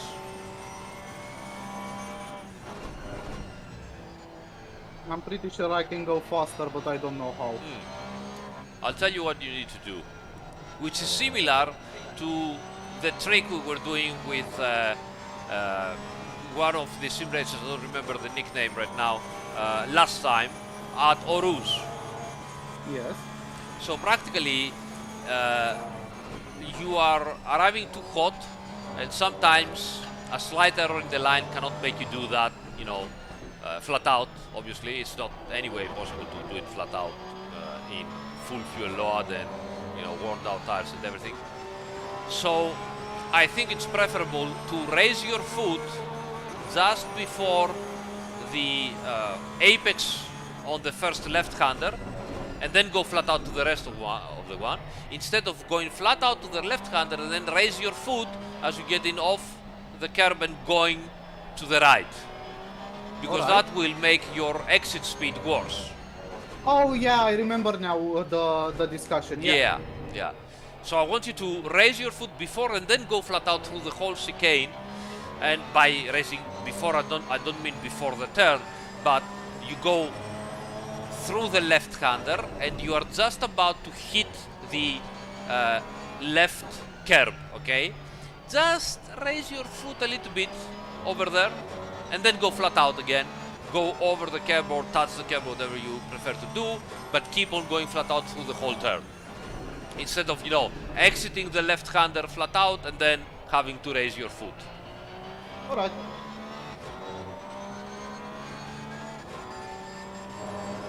Here and go, yeah. Oh, that's it, flat out, you see?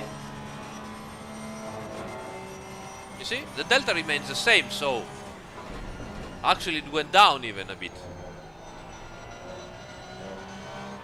And that not only felt better, that felt better on the tires. It felt also better for you, it was safer, you didn't have to deal with last moment decision of should I make it or should I lift Should I go wide, or what is going to happen, you know?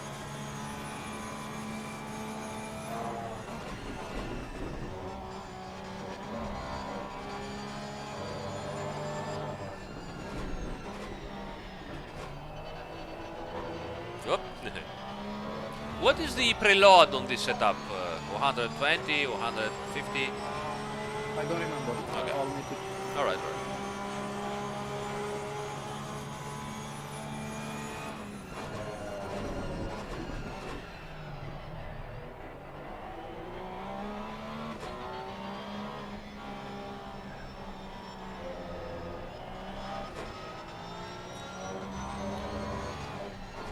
I think maybe it's... The fact that you see me searching for gears is me basically searching for a better RPM range for the engine. Okay. Because I don't like how I took the line in that corner, the speed I arrived with and the speed I'm leaving with. Got it. Okay. That is good to try. At some point you also have to decide, okay, that's the gear, whatever happens. You know, if the line is not good, you know, I just need to use the third gear over there because... Or, what you can do is, okay, I went in too hot, so switching to second or first gear like here, it might help me rotate the car. The first moment you're going off the accelerator because you need to wait a tiny bit for the car, okay? Upshift as well. Do not wait to go on the accelerator and then upshift because that will, you know, kill the acceleration of your car. It's better to upshift into a dead zone of the turn when you're just waiting, and then go the accelerator, you stay there, you do the whole turn under acceleration without need the upshift. Yeah.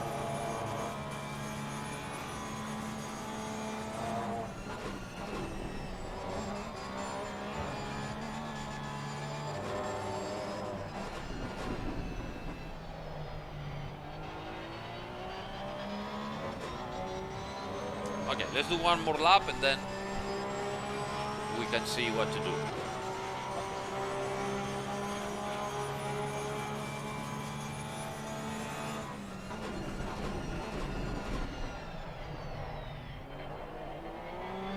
That was ballsy.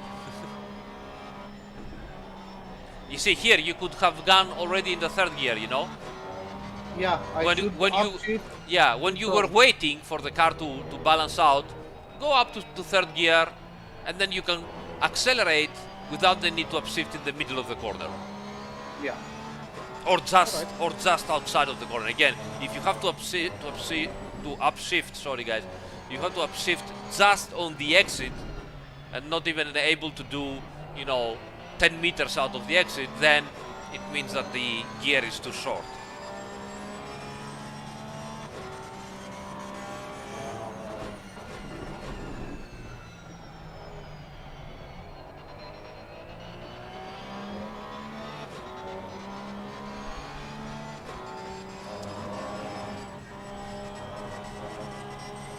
Ah, yeah, that was flat out. Yeah, no issues. Yeah, the delta goes down even. Yeah, a couple of... yeah, when you do that. Woo! Yeah, this is when the... me trying to figure out lines is getting in between me, setting consistent pace because I'm starting to kill the tires. Yeah. And I'm probably fully left the quali level plateau of grip by now.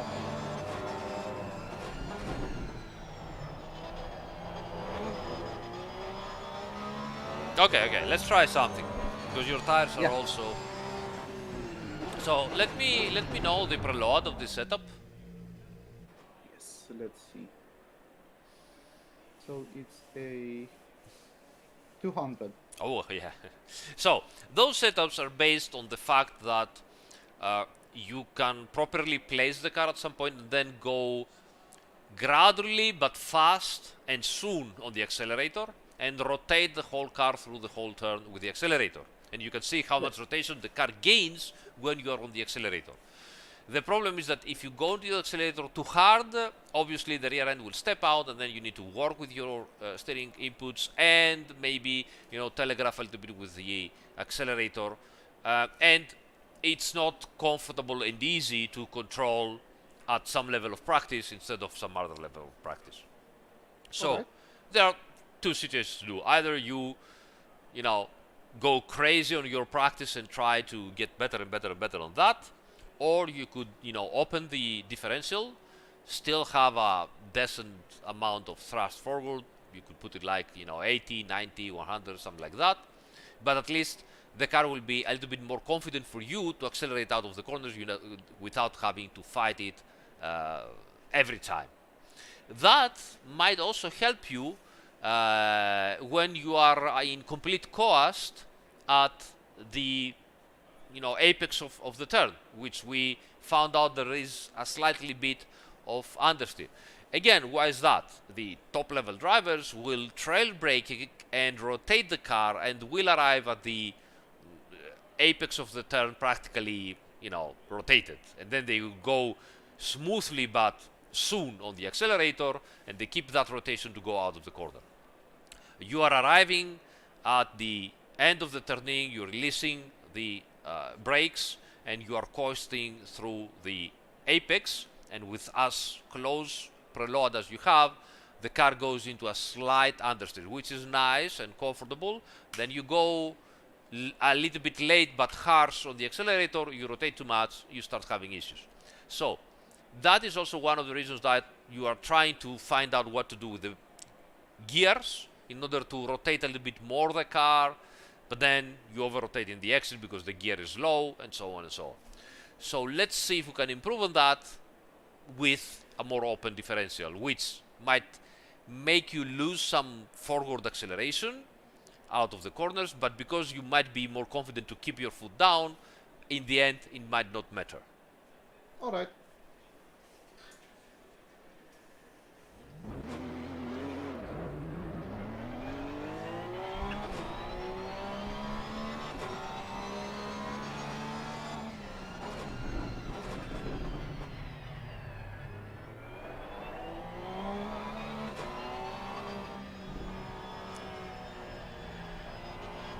Third gear here, remember?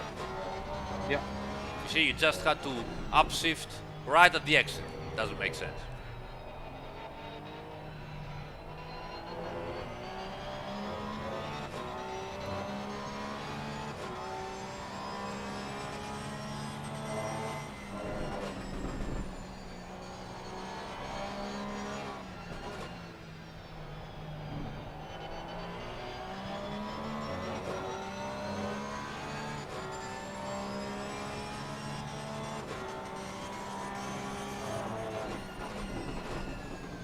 Lepotenico, everything is registered on the channel. You can find the last sessions, and they even have chapters, so you can select whatever chapter is more interesting to you. So don't worry.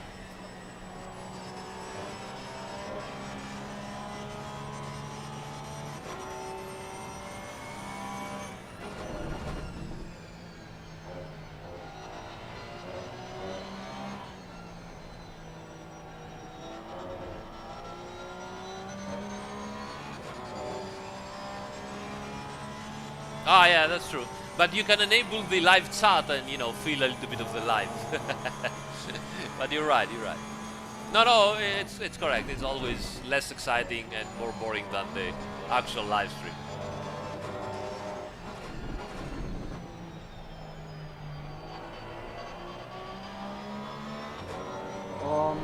One of the major issues in my driving, I believe, is the fact that I don't use the wheel enough. I don't rotate it enough. Okay, but you do work with the wheel, which is good. So if you yes, don't... that I do. I just like here. I didn't even get third, to 180. Third. Go, accelerate. You see? Ah, that's it. Okay, so you were saying? I'll show you at the hairpin. Okay. I'm not even going to more than 150 degrees on the wheel. Not even that. Well, there's always ways to, to fix that without having to completely change your driving style. So, for example, you could use a lower steering ratio, and that will fix it automatically for you because you will going to steer the same amount of degrees on the physical steering wheel, but the tires and wheels will turn more because of the lower steering ratio. So it would be the same as steering more the steering wheel. It would also make catching the car more peaky and a bit harder, and I need to do it faster. It might be, yes. That is not necessarily an issue for me.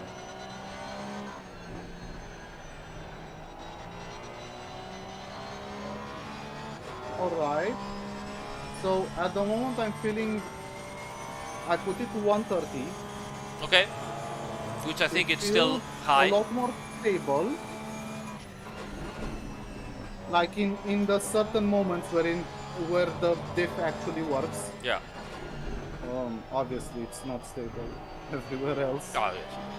It's okay. But I think I'm gonna go even a bit higher than that because I'm gonna point it out like here when I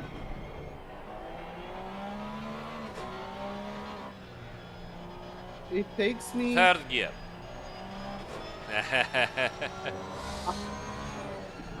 It takes me a bit too long to do the rotation on throttle that I'm used to. Okay. Naturally, not necessarily from this setup or from driving this car. Okay. This car track combination. This would be more of a personal preference. Of course.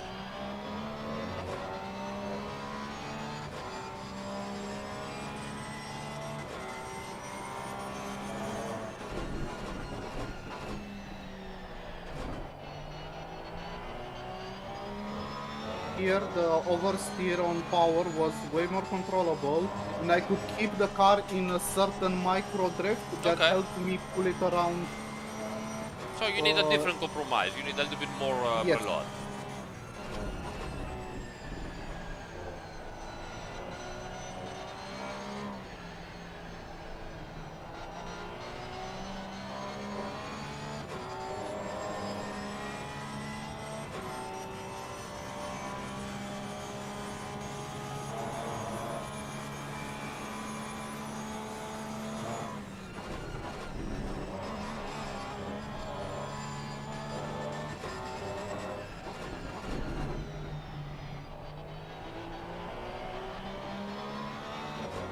Here too. Keeping the foot on gas and controlling the oversteer with the steering wheel was easier. Yeah.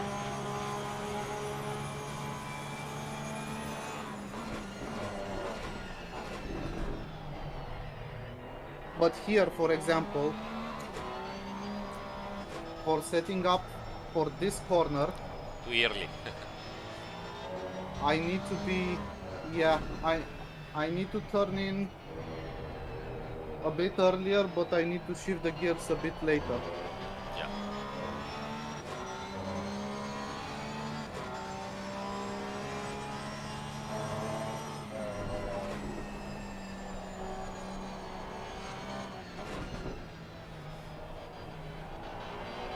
I should also stop being in the habit of doing what I just did, flipping the throttle after I release the brakes because I've missed the entry point. Yeah, well, at some point also you will need, once you get, confident again with whatever you want to do, you should also ask yourself, do I really need all that rotation?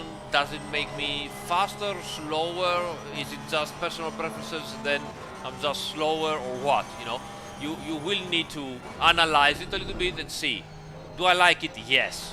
Does it make sense? I don't know what to tell you. You will have to analyze it and see. I have a very good reason for wanting a car that is more nimble and has more rotation. Sure. One, in a race you're supposed to you're predisposed to taking damage. The car will possibly feel more understeering most of the cases. That is a good insurance against.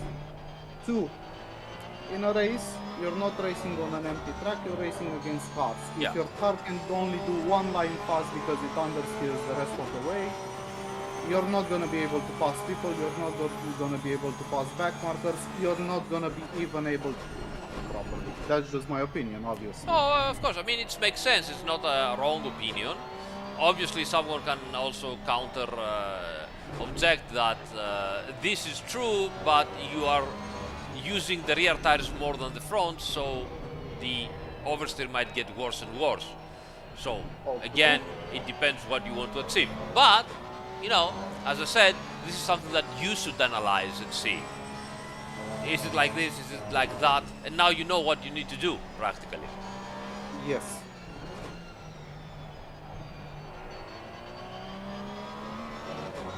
But besides of setup, pure setup, what should I look at in my driving the most when analyzing my replays, or what should I like do some so I think consistent practice on, like eye placement or trail braking, steering inputs, gearing, whatever. The gearing for sure is something that you should, you know, be more consistent about it. I often see you trying different gears. At some point you need to realize which works better, and also understand that every time you change gear upshifting, you're losing time, because the upshift is like 50 to 60 to 70 millimeters depending on the car. Milliseconds, sorry. So you're losing some time. So you need to understand, okay, I'm exiting the turn and I have to instantly upshift. Can I do the same turn with a lower gear and still be fast out of it? You know, you have to experiment in that way. So one is the gearing, fine. The second thing that I believe you can get better is pedal input. Okay. And I think your trail braking ends a little bit too soon, you know, and you go coasting, and it's not like that you are bringing more speed into it, because often you are releasing the brake pedal and you need to blip a little bit the accelerator, which means that it's not like you are really fast into the corner. You are arriving sometimes too slow, and you need to blip a little bit the accelerator. So it seems that your trail braking ends a little bit too abruptly. Now, for the Porsche, that might be beneficial because it is so agile, okay? But for a longer car or a front weight car, you might need to improve on the brake or the trail brake. And anyway, improving trail braking is something that everybody, even the aliens, have to do all the time, every time. It's never perfect. You can always get better at trail braking. So always keep an eye on that and see, can I brake a little bit, you know, later? Can I be more gradual in releasing the braking, you know? And how can I bring more speed inside the turn? And lastly, on the acceleration input as well, because you have great control with the steering wheel, you go on the accelerator, you stay on there, fantastic. I believe that if you go a tiny bit sooner but more gradual, everything will be faster and better to control. Instead of just, you know, you are a little bit stepping on it a little bit too much, and you rely on your great steering input control to pull the car out of the turn. Alright, So I this is understand, it. and I definitely Yeah. do and feel that I do that. Yeah. So those are, again, we're talking details here. Possibly, sometimes, as you were doing on the Schumacher S's, you tend to bring too much speed, and then you have to raise, just for a small telegraph, your foot from the accelerator during, you know, the exit of the turn. I think it's better if you do that before and make the rest of the turn always flat out, or you know, keep your foot down for most of the time. Alright. Yeah. So that's it, mate. So, thank you very much. I thank you. I thank you. Very interesting stuff as usual. And thank you also for always being present into the community. It's really nice to have you there. It's my pleasure. And what can I say? Thank you for all those years now that you know we've been together in the community. Yeah. Yeah, and I hope there will be many, many more. Absolutely yes. Absolutely yes. Thank you so much, Octavian. Thank you too, Aris. All right. I will let you go to the next part. Thank you very much, and most importantly, let us know how it's going. Yes, I definitely will. Yeah. It's gonna take some time. Absolutely. Absolutely. That's normal. I don't have the most time for sim racing at the moment, and I do need to upgrade my rig because I feel every time I drive it's gonna. small steps at a time. Exactly, but I'll get there and I'll let you guys know how it's going. Fantastic. Thank you so much, buddy. Take care. Take care. Good Have night. a good night. Bye. All right. So I think we're going to our last guest for tonight, which is Vizjrei, I think. So let's join the channel and see how it's going. Hello, buddies. Hey, Aris. Hey, Vizjrei. Sorry for making you wait that much. Yeah, no worries. I mean, it goes how it goes. Yeah, it's always like that. But here we are, and hopefully we can have some fun together and possibly get even better. Well, I do hope so. Although there's a lot of stuff that I could do better. However, that's the case for everybody, so for all of us. Yeah. Although my biggest concern at the moment is defense, because I'm not exactly confident when somebody is pressuring me. Okay. And then actual defense as well. All right. Yeah, that makes sense. Yeah, if the first participant was all about offense, let's make it all about defense. Okay, that's fantastic. That's really great. I have a little bit of unorthodox approach to the defense and to how to keep it together, let's say. You might have seen that from my streams. I don't use much of the rear mirror. I know many people will go like crazy, like, what the fuck are you talking about? But there is a good reason about that, and if that's fine with you, I would like to discuss about it and explain why is that. Yes, of course. Yeah. All right. So let me. I am disconnected from the lobby, so I have to wait for a moment until I get in. Let me see also what car are you using. Oh, the Lamborghini. That's nice. And actually, let me do one thing in Discord, so I can hear a bit better over the engine. Okay. Yeah, that should do it. All right, here we are. Lambo, pop, pop, pop. Nice. And let's get in. Barcelona. Green light. Okay. All right, so here we are. Right, so defending. Well, first of all, most important thing about defending is if you want to survive, okay, because out there you will find everything. You will find people that know how to race, okay. You will find people that don't know how to race. You will find aggressive drivers, and you will find very respectful drivers. You will find everything out there. Yep. So the first thing is that, okay, in what context do I find myself? Am I a public server? Am I into a top-rate LFM server where people can be very aggressive and expecting from you to also know what to do?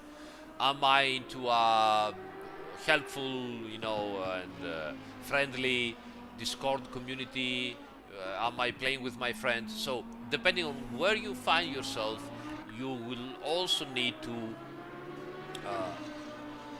make different decisions.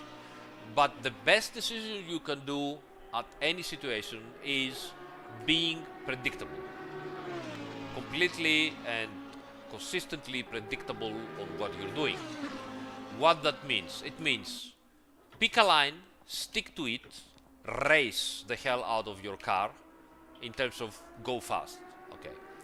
Now that might seem okay, yeah, sure. Now I didn't say anything interesting out of that. But yeah, I guess it's that much more depends. complicated than it seems. And I'll explain to you why. Well, first of all, what it means being predictable.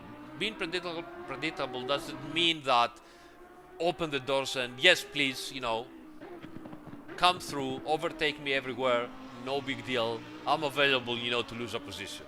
Far from it. Being predictable means, depending where your opponent stays, okay, you need to learn if it's catching up to you for the braking zone, and if the distance that it has, it's gonna be close enough to try something in the braking zone. At the moment you understand that he might try something, you might want to defend, pick early enough the inner side, you know, and stay there. Don't swarm around, don't do strange stuff, just stay there, okay?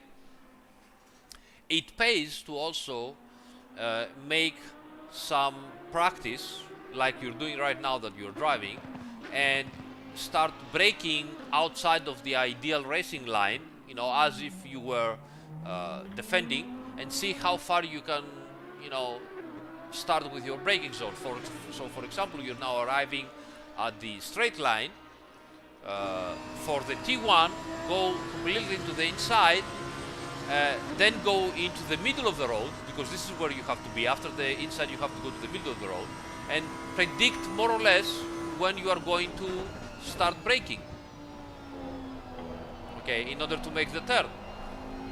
Also, one of the things that you should do, you did a fast movement from the right hand side of the road to the middle of the road.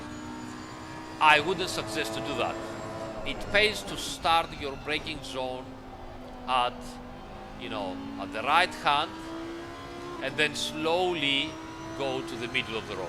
If you do it fast, then you might take by surprise the opponent, which might be side by side at that point, and you know, you might hit him.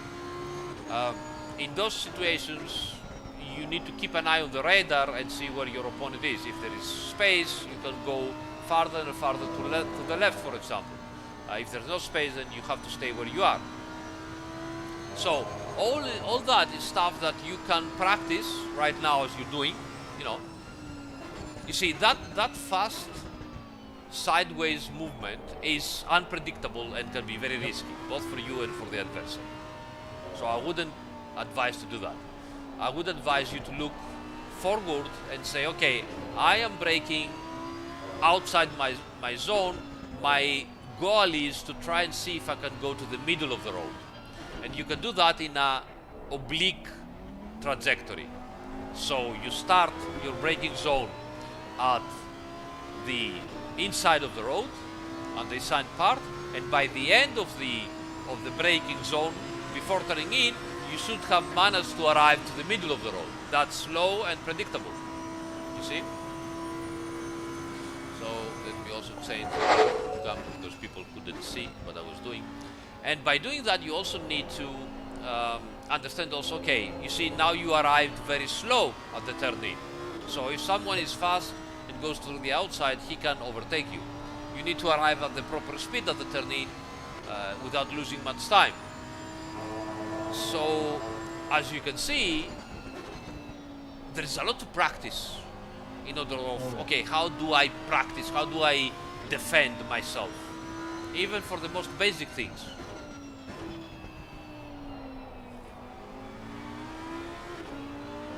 We could try that together if you want. Yep, that would be very fun. Okay, so let's do that. So, if you want to come into the pits.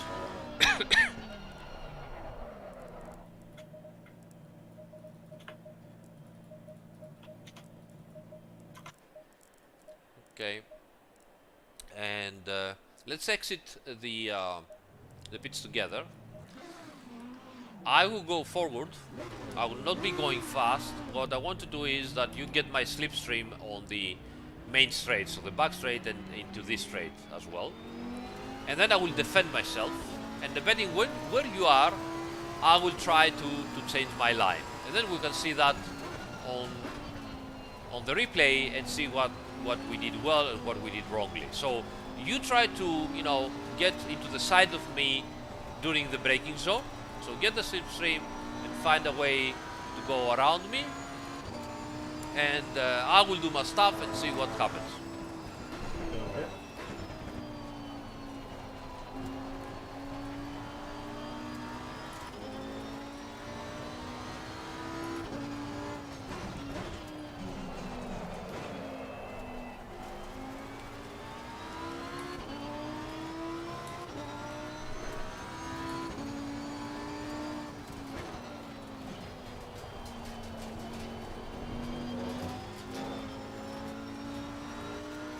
Yeah, that's it, come closer.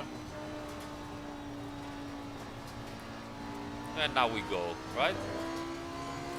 So I see that you're close, so I'm staying inside. Okay, 2. I did it wrongly here because I ended up very late. Yep. So we'll try again. Give me a couple of moments to understand because I was trying to find out where you are. That's also the thing about defending, often, and attacking as well. Sometimes it's just hard to find the grip on different lines. Sure. So again, get the slipstream. That's nice. I can see you on the radar now, so I know that you're close. So I will go over here and protect the inside so that you can go on the outside. So now, look at that. I'm coming into the middle of the road. Okay? Car on the left. Now, obviously, well done. You managed to overtake me. That's okay, no worries. But I want to show you this from the replay. So, if you can see, as you can see, I am protecting the inside of the road. I don't know if you can see me already. Yep, I got your stream. Yep, it's Okay, live. cool. Okay. So I am protecting the inner side, so I have to go as right as possible to protect my line. Okay, so I'm practically forcing you to go to the outside. That doesn't mean that I have to stay on the on the inside as much, but I don't have to do fast reactions, because fast reactions, you know, are unpredictable.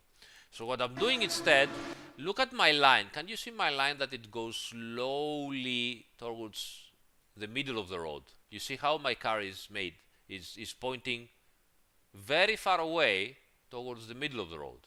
Okay? Yep. And because I'm doing that very slowly, you are behind me and you can watch what I'm doing. So it would be, you know, naive for you to stay very close if you are still behind me. You will be forced to go slowly through the outside. That gives space to you, but gives space to me also to not stay exactly at the limit of the right hand, which will be very difficult for me. So slowly trying to gain a little bit of space and going to the middle of the road. Look at that. You see on my braking, slowly going to the middle of the road. Look at this, and you can see that. Okay, now obviously you did a very good braking and you went far ahead, so that's fine. Okay, but look at my position. I'm not over here on the right anymore. I'm in the middle of the road. That gives me a little bit more extra speed. So when you are defending, slowly go through the middle of the road if you can. Now, you might find a guy that is experienced and might put pressure onto you, staying aside of you and keeping you into this side, and at the very last moment he might go away and make much space for himself. That happens. If that happens, you know, you have to watch your radar and be patient. You know, some people are aggressive and also know what to do in some situations. But again, as I was saying, staying predictable pays in the long run because you stay alive. If you do a very fast swerve to the middle of the road, that might make the other guy lose it. He might also try to avoid you, and either he will get you instantly and you are going to crash, or he might lose control and then get you farther down because he's not braking anymore, but he's trying to control the car going in spin, and he will hit you anyway. So you don't want that either. Let me show you from the inside what I mean. So for example, this is you now, and look at how far to the right we are.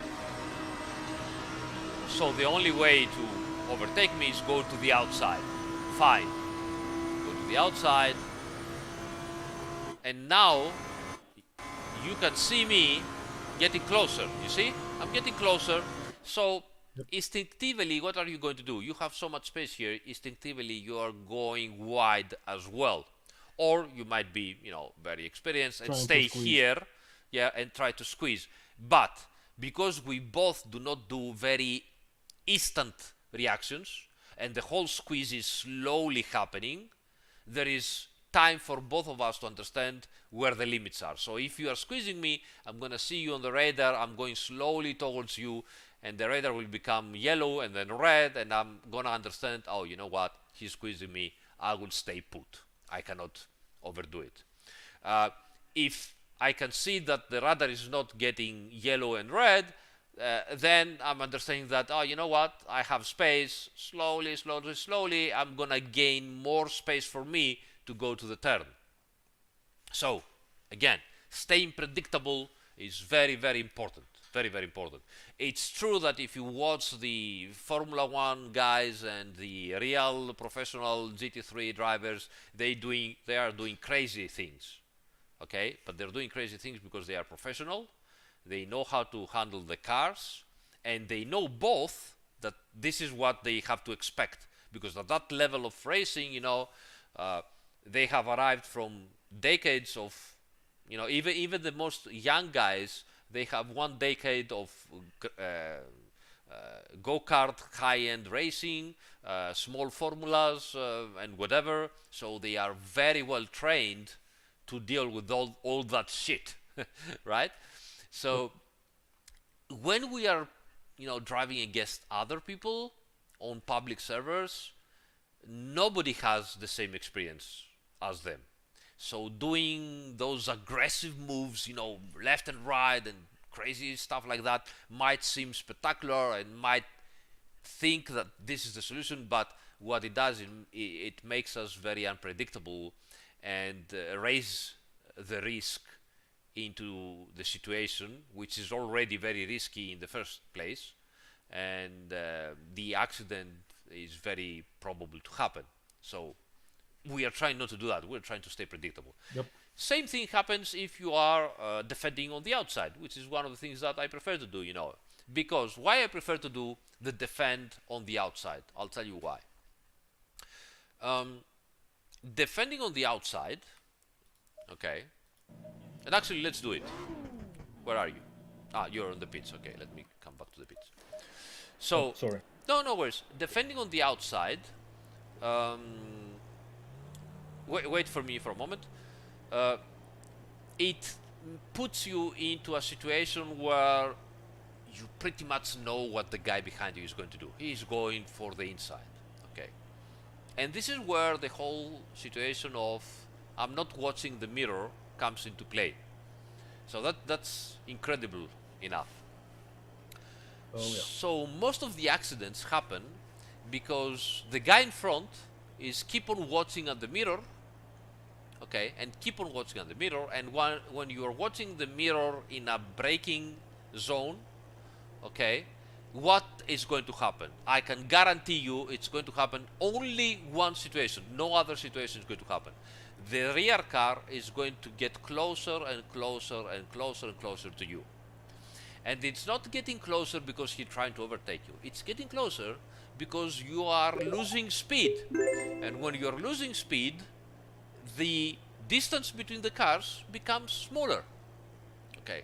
Even if the guy didn't try to overtake you and he's braking sooner than you, the fact that both cars are losing speed, make the time gap, which remains the same, to have the distance shorten. You shorten the distance. So every time you're looking at the mirror, you're looking at the car that is closing into you, and that is making you nervous and anxious about it. Oh, he's gonna try it. He's gonna try it, and you're getting nervous, you know. And what that means is that you go in the turn in, and without realizing, you keep on stepping on the brakes and you keep on slowing the car at the moment where you should be releasing the brakes and get on with it and move on. And because you are keep on slowing the car behind you, it's not that he can slow down more, because he's at the limit as well. He's trying to catch you. And at some point, you know, the distance becomes so small because you keep on braking that he at the end hits you, and everybody goes like, oh, he hit me from behind, it's his fault, and so on and so on. Yes, it is his fault, because at the end he takes the risk to get closer to you. But the main reason because you had the accident was you were looking at him, and instead of releasing the brakes and going fast into the turn, you got afraid and you kept on looking at him. And when you're looking at him, you're not looking forward, and you don't know when to release the brakes. And the brain is, oh, I've been braking, I better keep on braking until the eyes give me the signal to move on. But the eyes are looking behind, you know? So all the reference points are basically non-existent. Non-existent anymore. So you don't know when to release the brakes. You have no idea. You just keep looking at the guy that is approaching. And at some point you see him so close that you go into full panic and you're like, oh my god, he's going to hit me, and you keep on braking and he hits you. So I'm not using the mirror, and what happens is, if the guy is going to hit me, I'm not going to be able, you know, to avoid that. If he's going to hit me, he's going to hit me. It's not looking at him that it's going to save me. But if I'm looking forward and I'm trying to be as fast as I can, then I might have a good opportunity to avoid the accident. Okay? Yep. So I want to show you that in real time. So I want you to follow me. I will try to brake into a different reference point. You brake at your usual reference point, and we'll see what is going to happen in before the apex in two situations. One situation when I'm looking at you, and one situation when I'm not looking at you. Okay? Let's see if we can make it, because it's not easy to simulate stuff like that. Yep. In the meantime, let me thank a lot Rob Zobi that he's supporting the channel. Thank you so much, buddy. Thank you so much. I'm really happy that you tried the advices and they work for you, so this is fantastic. So, way to go. Okay, so let's do that. The first thing that we're going to try is at the back straight. Okay, so I'll make it easy for you, so I will just braking at the outside as usual. I will try to do my racing line. You try to get as close as you can to me without, of course, overshooting the turn. So you just, you know, try to get closer to me in a braking zone, as usual. Okay.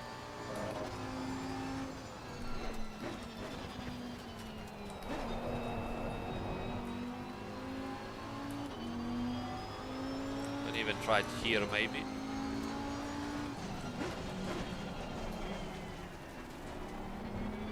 Did you have to stop even harder here to avoid me? No, to be honest, I was quite not sure what the tire pressures are going to do. Okay, let's try it into the straight line here.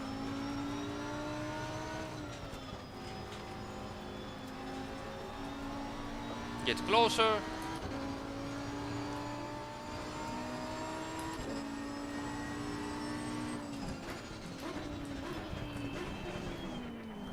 Oh, you hit me, right? Could you avoid me in any way? Were you braking 100%? Yeah. Right. And there was nothing I can do. There was nothing you could do. You'll see on the live stream later on, if you can see it, I was watching you. I was trying to see what you were going to do, and obviously I didn't know when to start accelerating. Now, obviously it was dramatic because I was watching behind with ball, you know, without the mirror. but I was watching with, you know, with the behind camera, but it was an indication of what was happening. So let's try this again now, but we will do something different. So come closer again, get the slipstream. Okay, and try to, you know, overtake here. Let's see if you can do it. Could you get me now? Nope. No. Have an idea why? Because I don't give a shit where you were. I wasn't looking at you. I just released the brakes and make the turn. Yep, and I just seen you just cutting in front of me, and that's... And then obviously you see me cutting in, and you're like, oh my god, I need to brake more. And the moment I cut in, I release the brakes and I go away. And you are staying there with your brakes full on, and I'm accelerating. So there is no way you can get me, you see? So let's try this again once more. Now obviously, again, we are exaggerating a little bit the situation, okay? But, you know, it's a good indication of what actually is happening. Okay, get closer here again. That's it. That's it. Okay, let's see what we can do. Car on the left. Clear on the You right. see, when I'm Car on the right. defending on the outside, those are the two scenarios that are going to happen. Either you will stay behind me, or you will try to dive bomb me. Okay? So if you try to dive bomb me, I can cross the line as I did and overtake you at the exit again. Okay? Or if you are so good and you manage to dive bomb me and stay at my side and make the turn, then, you know, well done, you're good enough, congrats, there's nothing I can do. But that was very safe for me, because it's either this or that. There's two scenarios. You see? When you are defending on the inside instead, there are plenty of scenarios that can go bad. Plenty of scenarios that can go bad. You could, you know, try from the outside. I could lose control and end up onto you from the inside. I could go into the curb and make the whole car jump around. I could just go straight and lose my braking zone and, you know, take you with it, or just simply lose my racing line and you could just overtake me without. So there are many things they can happen if you try to defend from the inside if you haven't practiced a lot. So my suggestion is defend on the inside if you have practiced, and if you are defending on a turn that you know what to do about. Otherwise, stay on the outside and see what happens. Either the guy will remain behind you if you do your racing line properly, or he will overshoot the turn and you can see him. See, like now, let's try again and see what's going to happen. I'm a bit far, so... Try it. Broke too early. Okay, now I'm releasing the brakes, you see, and you cannot take me anymore. Yep. You cannot take me anymore. Let alone that I ended up wide because I didn't put the first gear and I couldn't rotate the car. But the main thing is that I'm not watching at you. Okay, I just made my turn, released my brakes, and you couldn't catch me anymore. Or you will try to, you know, dive bomb me as you did before. I saw you because I was on the outside waiting, and you just went straight. That's the two scenarios, either the one or the other. There's no in between. Okay, try again.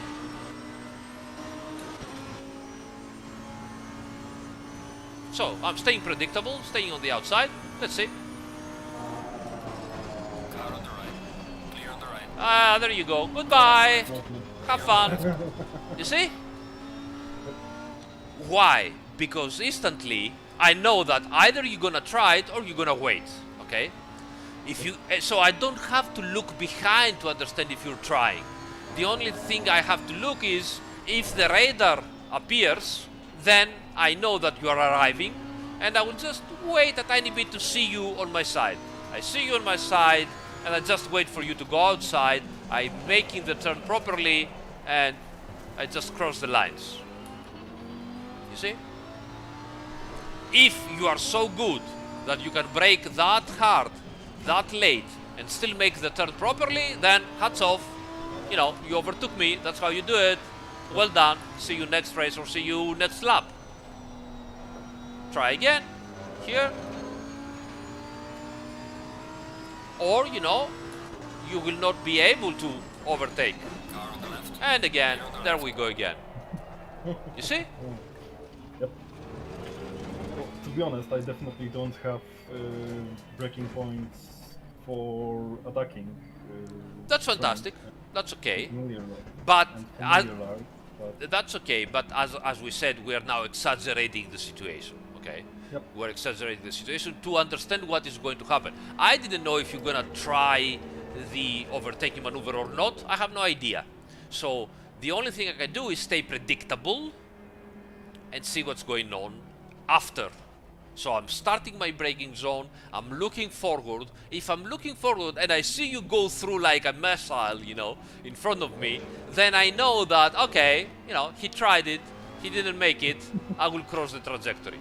If I don't see you, then you know what I'm gonna do? I will keep not looking at you and I will just try to do the line. So now, for example, try to get closer to me but not try to overtake. Just, you know, brake and see if you can get closer. You see, I releasing the brakes and you are not hitting me. I have no idea where you were. I don't care. The only thing I might be watching is a little bit of a radar, but the radar is in front of me, practically almost where I'm looking for the apex, so it's easy for me to look at the radar and at the apex at the same time. So come closer again and let's try this thing again on the back straight. So for the back straight, usually the reference point is just before the crane, the yellow crane is on your left pillar, before it arrives at the left pillar. So come closer, try to get closer but not overtake me, and see what I'm doing and if you can handle my braking point and not hit me. Okay, so you're close now.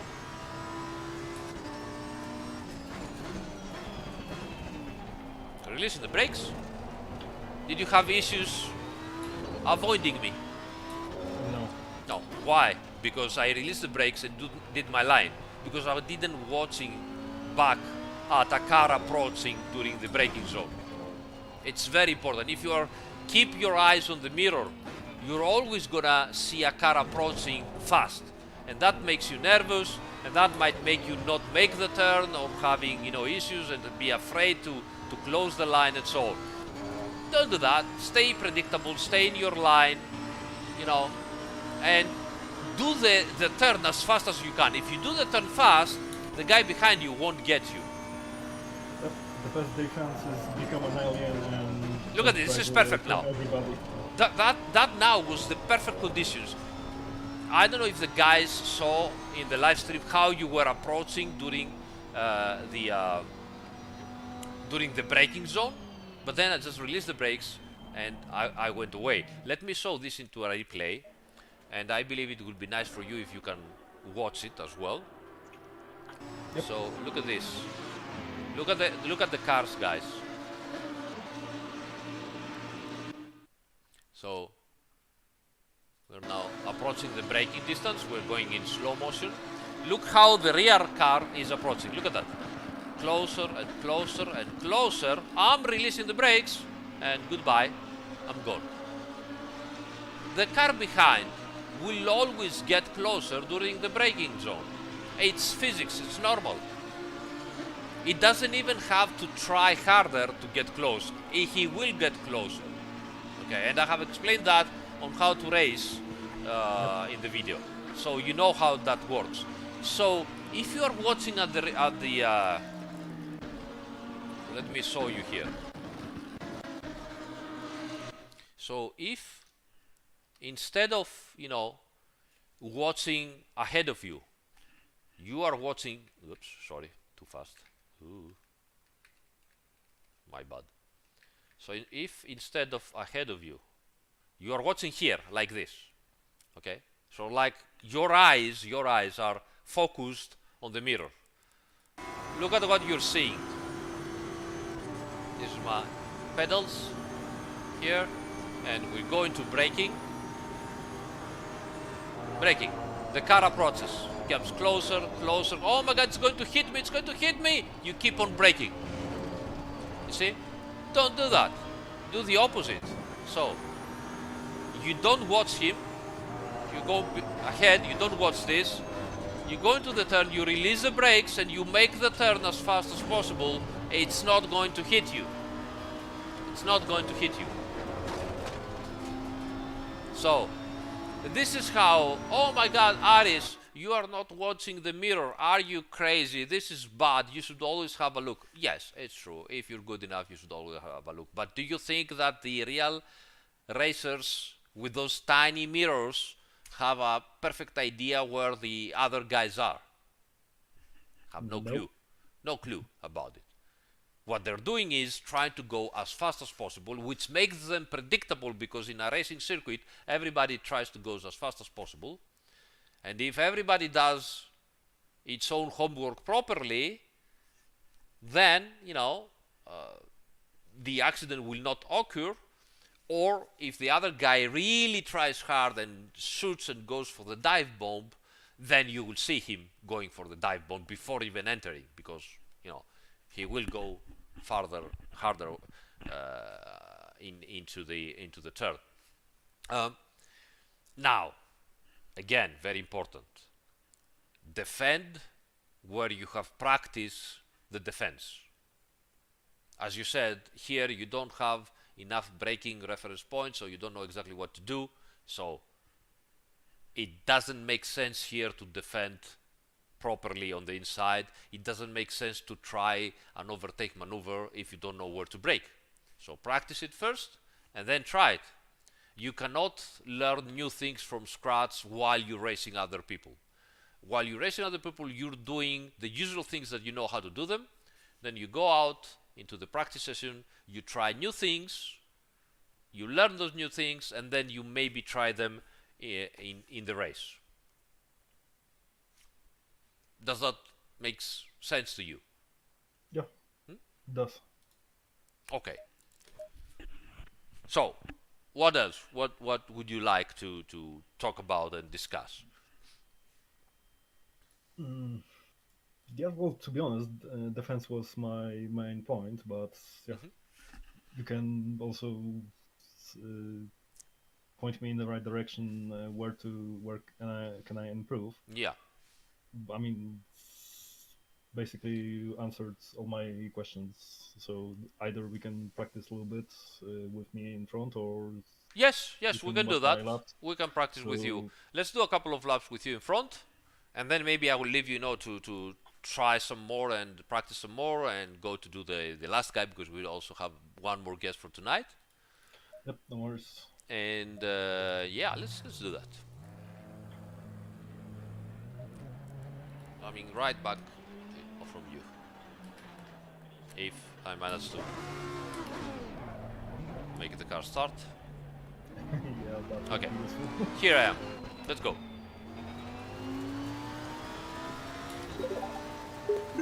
Volky! Thank you, buddy. Thank you so much. Thank you guys for all your support. It's been amazing all these days.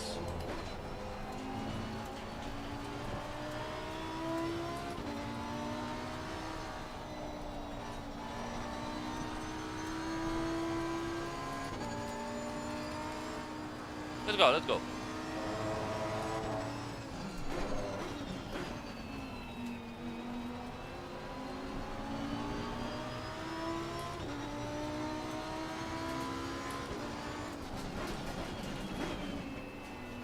Ah, you see, you release the brakes.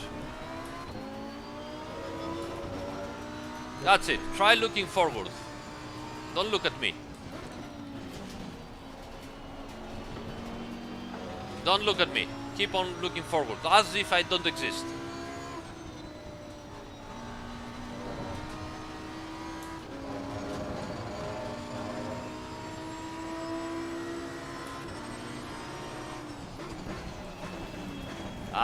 You see what happened here? What did you do? Yep. You were looking at me, right? Actually, I got a little bit scared when I seen Exactly. the car moving from left to right.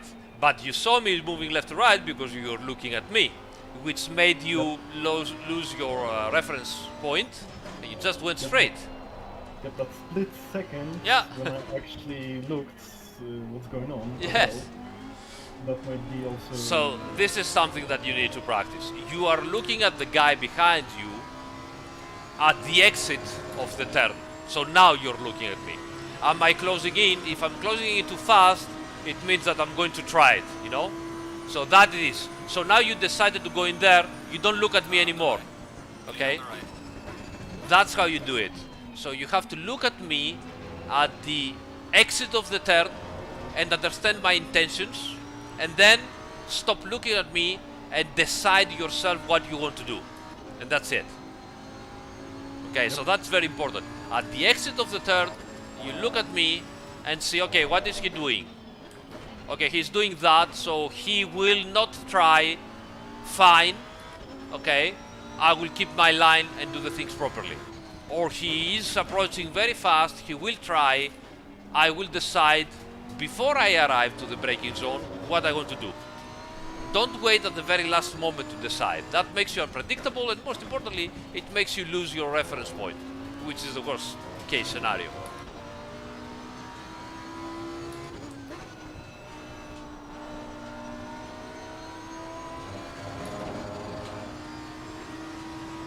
Car on the right. Clear on the right. You see? That's it. You just focus on your reference point, no matter what.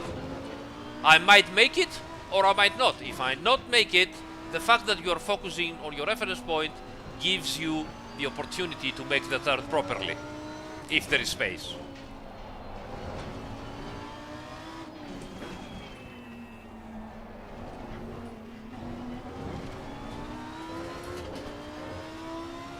Now you look behind you. Am I approaching? No. So now you decide and say, okay, you know what, he's far away. I will just stay on my line. Now, obviously during the straight I will get closer. Don't look at me anymore. You just took your decision. Don't do the wrong thing to look at me and go straight. Because again, you lost a little bit of your reference point. So once you have decided, you know, okay, I'm staying outside, that's it. Focus on your reference point, on where to start braking, and that's it.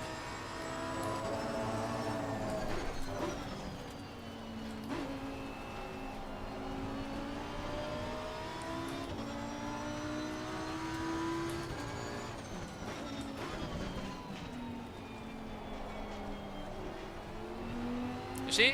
You look at me at the exit, and I'm far away. You don't bother anymore. That's it.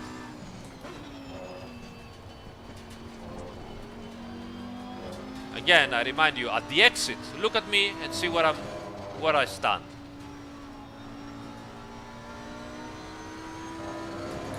Is it clear? Yep. So now you look just in front of you, and you don't care what I'm going to do.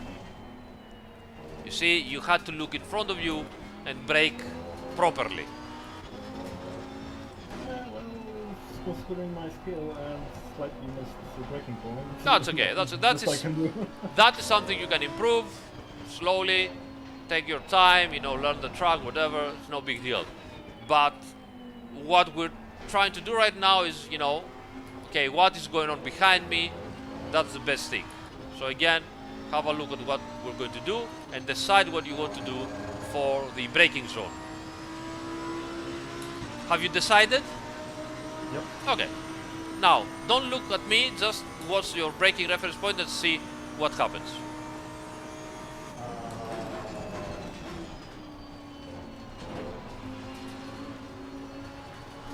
I just missed my braking point. Yeah. even without looking. So, as you can see, it's very important, of course, to train and have proper reference points and always hit them. That's number one thing. Then we see all the rest of the things. But again, I mean, it's no big deal at all. It's something that you can easily practice and get better and better. But I also think it's very important to understand that, okay, when should I look the mirror? When should I look at what the other driver is doing? At the exit of the previous turn. So at the exit of every turn that, you know, a long straight follows, you have a look and you see, oh, he's arriving, I will defend inside, and that's it. You don't change your mind anymore. Or he's far away, I will stick on my line. That's it. You don't look at him anymore. You will focus on your braking reference point. While braking, you might want to have a look at the radar and check if he's going side by side on you. So at that point, okay, there's things I need to do. Or, you know, he's not even there, so who cares? You just do your line and that's it.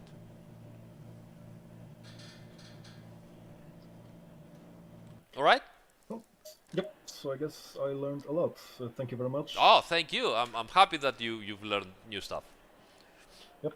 And very big thanks for everything that you do.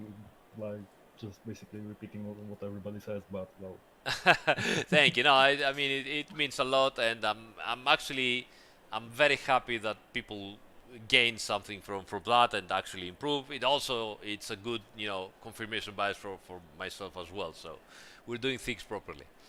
That's a good thing. All right, Vizjrei, thank you so much for joining, and hopefully you will let us know how it's going. Yep. And looking forward to catch you in the races online. Yep.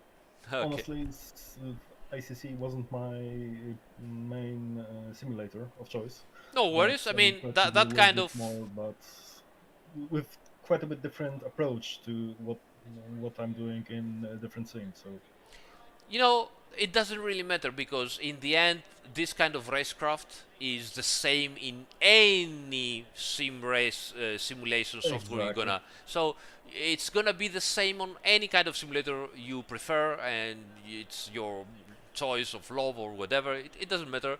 It's racecraft. So if, and I hope so, ever in reality you might find yourself, you know, racing a real car or a go-kart, it's still valid. So go for it. Go with it. All right, mate. I really have to run now and get to our last guest. So once again, thank you so much. See you next time. Thank you very much as well. See ya. Cheers. Okay, guys. So we have asyncapex. So let's go get him. Hello. Hey, good evening. Good evening, everybody. How you doing, guys? Still awake. How are you holding up? I'm good. It's okay. Excellent. Well, we've got the last one now. Andrew, Mr. Asyncapex. Asyncapex, Andrew. Pleased to meet you, Andrew. How you doing? Pleased to meet you. I'm doing well. I can't believe you're still awake. Actually, I'm sorry that we've been. I don't know in what time zone you are, but sorry. East Coast US. I'm the best time zone. So that's probably good for you. Exactly. That's great. That's great. That's at least that's good for to hear, and I don't feel that guilty to letting you wait for so much. Not on my end at all. So appreciative that you're staying up to do the last one here. Oh, fantastic. So I want to get better at braking. I've been on on ACC since June of last year, so still pretty new. But when I compare my telemetry to alien times or just even better times, I'm finding I'm losing almost all of my time in the braking zone. Right. I'm braking too early, and you just see the speed traces. They continue to be going fast, and I'm going slower. Right. And I've got two theories. One is I'm braking in the wrong places. I'm doing something wrong with settings or my ABS setting, or I'm just bad at turn in, and so I'm compensating by braking earlier because I'm not getting the right turn in. So I'm trying to figure that out. So I thought you could help me with that. Yeah, we could definitely try this. So let me check. I need to get the Honda, which I can't. This is a bad car for Imola, but which I cannot because I'm not registered into that server. That's strange. I thought I had. Let's see if I can get in anyway.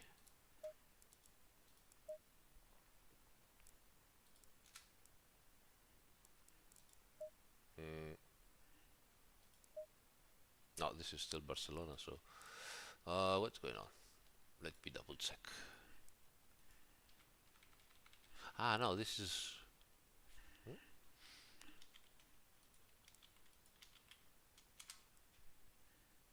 okay. Where is the server? Andy, you're muted. Andy, he has muted the everything practically. His headphones. You rang my lord. I'm not registered in the server. I don't know why. You're not registered in the server. Oh. And he's launching. So. You rang my lord. Well, that's a bit stupid, isn't it? Okay, I'm going to have to duplicate the server and set it for a few minutes' time. Okay. And we're going to need a helpful community member to jump in just to get it running as well. So, okay. if you want to summon one of the minions. Minions? You picked my the absolute worst time to do this. I was absolutely confident that I had, registered into pretty much everywhere, but I don't know. Right, you've got 5 minutes. Okay, this? No, you can't. I've literally just had a disaster even, and I've now got a hand in a bucket of resin, and I've got a really sexy rubber glove on. And thankfully, the other hand is only just clean. Too much information again. Right, there is a new server. If you check the webpage, SGP asyncapex 02. So if you guys want to sign up as quickly as possible. Yes, got it. So got 5 minutes. Let's go there. And let's get the... We just need one more person. Honda Evo. So if any of the regs are hearing this, who's online?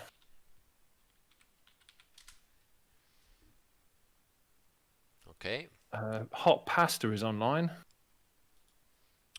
Is Andy creating a... Yes, John, I am actually making more mini Arises. I've literally got a vat of resin in my hand as we speak. He's trying to convince us that he's actually working. Actually working, yeah. At that time of the night, but yes, of course. Absolutely. No, I literally am. So I should be re-registering on yes. SimRacing GP? Okay. Yes. I'm currently slightly delirious from the fumes. You need to register again and pick the server asyncapex 02. Right. Do you have a link to... Yes, one sec. I'll just send you a link. Actually, Philip's just joined. Thank you, Philip. Much appreciated, mate. So async, I'm just messaging you with the direct server link. Okay. Whoop. So just click on the cars tab. Yeah. Got it. The entry password is the same as last time. Okay. We're almost there. We can do it. We can do it. We can. So when you pick your car, just do that one. Okay, choosing car.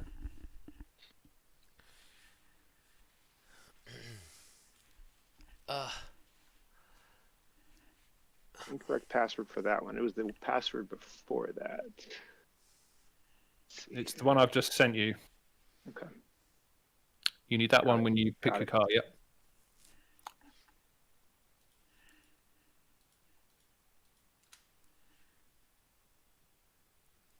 Have 2 more minutes, and then we're good to go. Need the countdown music. No pressure. Okay, I'm registered. Okay then. So you've got...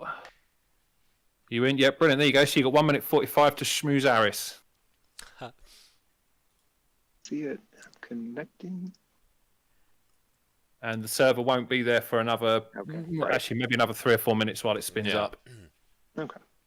So you get a chance to do questions and whatever else. So I could start with a few questions. Absolutely. Yep. Let's do this. Okay, so the ABS setting. One thing I want to try to understand is this a little bit more analogous to like traction control 1 or traction control 2? I think you mentioned earlier that it's trying to, at a certain slip angle, so a lower ABS setting would mean that at lower slip angle it engages in, or maybe the reverse, but at a higher ABS or a higher slip angle, a higher ABS would engage. So I'm trying to understand the kind of model, the mental model for that. Right. Or whether it's more like the cutout where once it's engaged, it doesn't re-engage the brakes for a longer period of time at a higher ABS setting. So, first of all, I will start by saying that just to, make the situation a little bit more clear. Even when you have a traction control 1 and only traction control 1, and you don't have both of them, each level of the traction control always tries to determine various situations of tire slippage. Okay, it's never just one. So practically, even if you have traction control 1, every time you change a level, it's like having also traction control 2 changing, but it changes together for the level. Traction control 2 on the cars that have it permits you a more of a fine tuning, because you can control one thing and another thing independently. Okay. That said, we don't have ABS 1 and ABS 2, so we only have ABS 1. But on each level of ABS, again, the system tries to control various aspects of tire slippage in order to either make the brake distances as short as possible, or make also the control of the car as good as possible. You know, because you might be sliding and locking in a straight line, or sliding and locking the tires in a turn. So the system will control and see, are you turning? What kind of longitudinal slip do we have? What kind of lateral slip do we have? How it will engage the braking, for how much time, and how soon and how much the brake pressure will change. So you might have, for example, if you put the ABS at full level 11 or whatever, you might have that the ABS engages as soon as possible. It doesn't let any kind of slip to happen, and when it engages, it releases the brake pressure 100%. So it's like you're not actually pressing the brakes, and it waits that the slippage will go down to a level that it's good enough for him, and then apply the brakes again. If you put so it is like both. Oh like yes, both TC1 oh yes, and TC2 absolutely. Okay. So if you put the ABS at level 1, for example, then it will wait to engage. It will engage later. It will engage where the slippage is much higher, and even then, it will release the pressure on the brakes for a very small amount, and then go into the full brakes again. Why all that? Why we don't deal with the perfect situation and just leave it there? Well, we have the so-called one situation and leave it there that you can see on road cars, and road cars practically try to save you in the as much as possible into pretty much all the conditions they can deal with, but it is also pretty evident that on some situations of very cold, wet weather or some ice, etc., they can go into some big trouble, and they would engage the ABS far too much and for far more time that ideally you would want it, and they might make the braking distance much longer than normally. That is because they can only deal with one kind of variables. It is true that the modern ABS systems can also understand far more than that, but to give you an example, for example, to give you a very clear example, you might have heard about how bad the brakes of the Tesla Plaid are. Okay, and I haven't, but I take your word. Okay, yeah, they're saying that, okay, this is the car that practically can accelerate faster than it can slow down. Okay. Now, here's the situation. It's a very unique and particular situation. It's not that its brakes are not strong enough to lock the tires. Okay. Oh my God, Green Wells, what are you doing? Mate, you're out of your mind. Thank you so much. This is too much, buddy. Thank you. But honestly, wow, I have no words. Thank you. So I was saying, the brakes of the Tesla Model S Plaid are very strong and can lock the tires at any point, and that means that the ABS will engage and try to not lock the tires. So how is it possible that the car can accelerate faster than how it can, decelerate by a very, very short amount, but it still can happen. So here's how it is possible. The traction control on an electric motor can have a very, very high frequency. We're talking about like something like the 1000 hertz. So it is extremely efficient, and the amount of control you can have on the electric motor on how much power you want and how much torque you want to achieve can be extremely precise, modulated, and really to the point. So for example, when you're losing too much traction on a normal ICE engine, the only thing you can do is, cut the ignition, maybe even apply the brakes on the street cars, because on the race cars you cannot do that. But in any case, it means that you are not going to have a extremely precise control, because each cylinder fires up in a different way, and you have to wait for one to fire up, and then you cut that fire up, and you have to wait for the next one, and so on and so on. It's very hard, and all that depends also a higher resolution. Yeah, and also higher resolution. Yeah. Depends on how many cylinders you have and what revs you have at the moment you have in the slippage. So it's hard to control with the traction control on a normal endothermic engine. On the electric engine, you can have an amazing control of the traction control.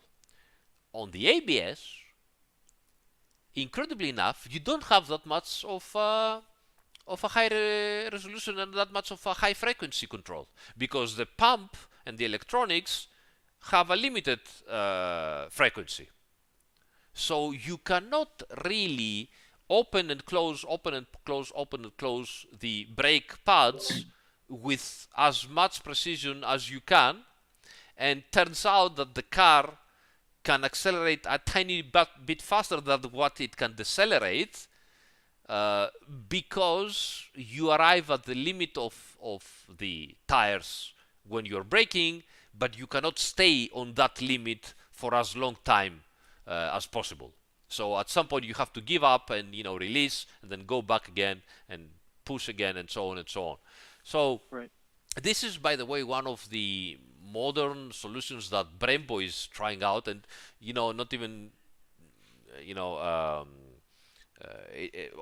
it's not even a coincidence, because they know why they're doing that. They are testing that on a Model 3. You can find the video on YouTube.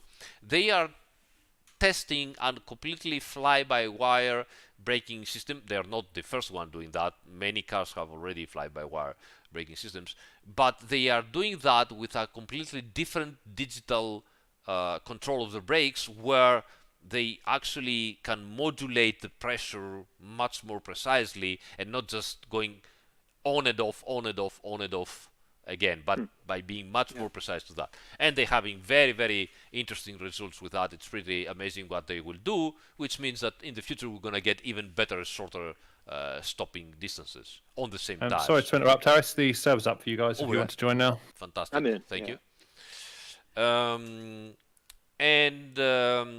Okay, all of that to tell you why we don't have just one ABS level and deal with it on the racing cars. On the racing cars, the engineers know that the conditions might be different. The tire consumption and tire status might be different. Even the wind might change and might give more or less downforce to the car, or you might go into rain, or dry conditions.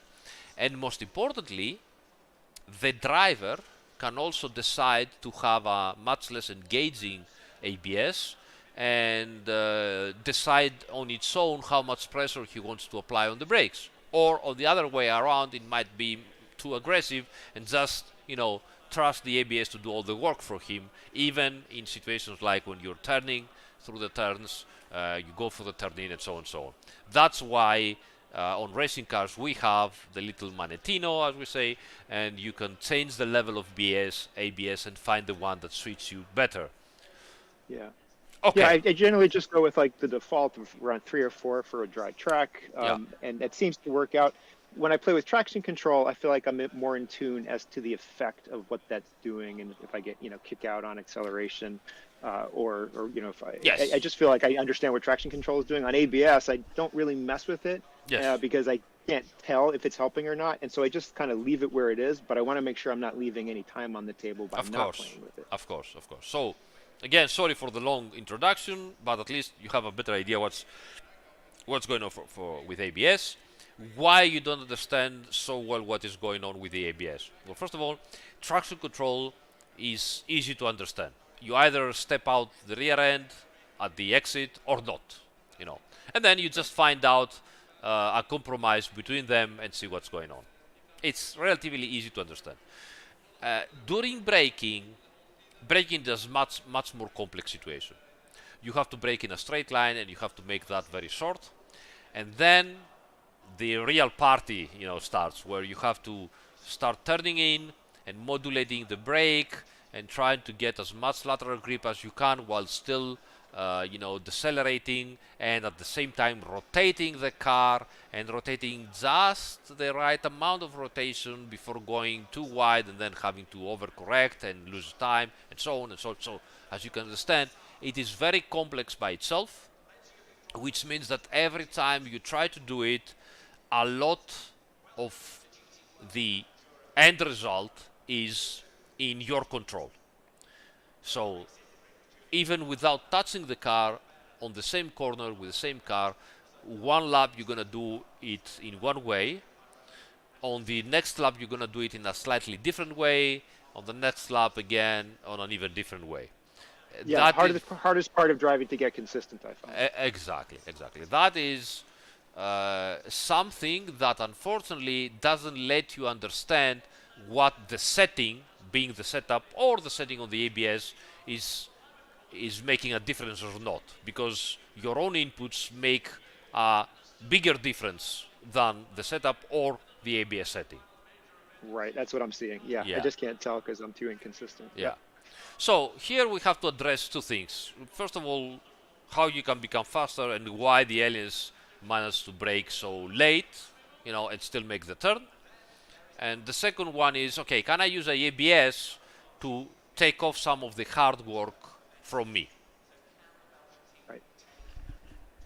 So, to do this, I would ask you to do a couple of laps so I can see at least what's your technique under braking. And so pick your own setup, whatever you like, and drive I've as got a usual. custom setup right here. Fantastic. Drive as usual, and I will try to understand what you're doing under braking and see where the driving technique can improve and where possibly the ABS setting can help you out. Okay, or any other settings. I've played with brake bias a bit. I feel like I've got it where I want it now. Pushing it back to 52 on this car seems to have been about right. I had it much more forward originally, and that just seemed to increase my braking distance. Yeah, for sure. Now, usually on those cars and how they are set up, in order to make shorter brake distances on the straight, you need to use the rear brakes as well, because usually they are not used as well. So we move the rear, the brake bias to the rear, and so the rear brakes start, helping as well, especially on a middle engine car that has more weight at the rear, and the brake distances become shorter. But then we have to deal with it with the turn-in, so that's the compromise we're trying to deal with. As I'm warming up the tires here, the other thing that I'm curious about is understanding the track and understanding kind of the traction that goes across the track laterally, because I know that the marbles are pretty slippery. The rubbered in area gives you the traction. Is that like a continuous function across the track where it's modeled fairly precisely? Or it does changes. At some point it stops for the rubbered line. It won't go higher, but it keeps on changing. For example, for the marbles that appear at the side of the road, they keep on accumulating, and the more you have, the more, if you go on top of them, you take them with you. The effect is really almost negligible, so you really need to go into the markers for a long, like half a lap, to start having some effect on the tires. But the more they are, the sooner you're going to have some slight effect on the tires. So I'm I'm trying to like understand how to find the best braking lines as well if I'm not taking the right lines to brake. Okay. So for that, obviously, you know, watching faster drivers, it's always a good indication, at least where to position the car. And this hairpin here particularly, I feel like hairpins in general is where I struggle to know how fast I should be going and what kind of mid-corner speed to maintain. And, right. and I often brake too early, and then I'm going slow through the hairpin, and it just yeah.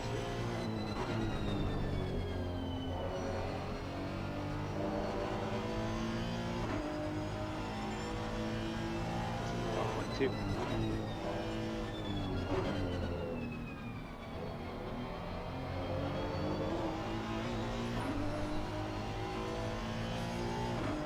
Whether I should have any of my wheels kind of on the runoff strips or the side strips when I'm braking, or if that's just bad news. No, I mean, the good news is that your braking technique is not bad. You are braking hard and then you're modulating very smoothly on the brake pedal, which is a very good thing. There are places we can improve, definitely. The hard thing will be, okay, if we improve that, how we can bring more speed in it. That's where it becomes hard. Because I can see that probably the main reason is you are hesitant to bring more speed in the turn, which means braking even later and so on and so on. It's, you know, it's a vicious cycle that goes on after you start braking later. Yeah. But the technique that you are releasing the brakes is good. It's smooth, it's gradual, there's no instant releases. That's a good thing.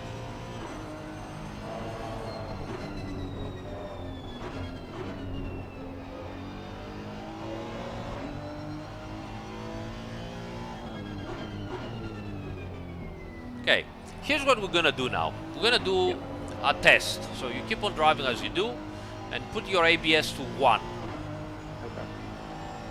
Because I want to exaggerate as usual, and you might have seen, guys, by now that I'm always trying to do something to exaggerate the situation, because that is where you are going to understand with the big difference of what's going on. So we will try to exaggerate the situation and see, okay, what changes? Do we understand the change? Because if you understand the change, then you can expect the change for more subtle changes of whatever you're doing. So now we have ABS 1, and just keep on what you're doing and see what changes, what happens. Should I change my braking points or just... No, don't change them. Just, you know, do whatever you're doing.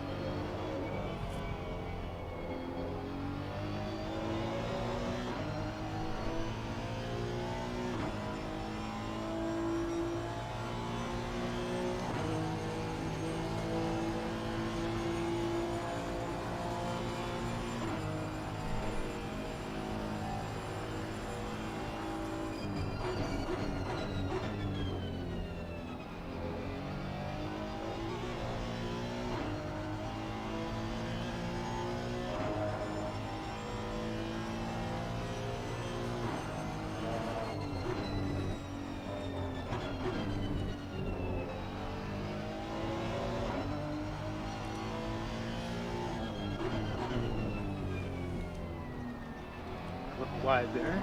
Okay, you went wide. Keep on pushing.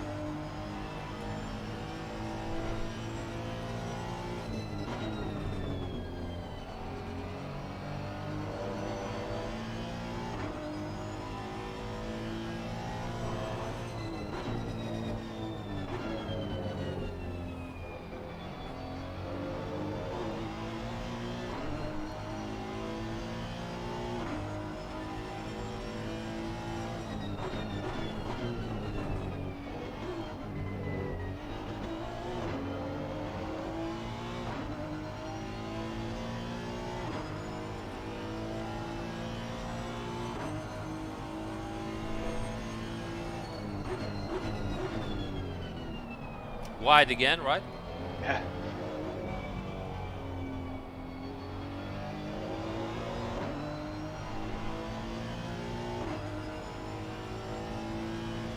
Okay, push it a little bit. Yes, Eric, the Honda does have full power, but with different throttle progression. So the first 4 are full power always.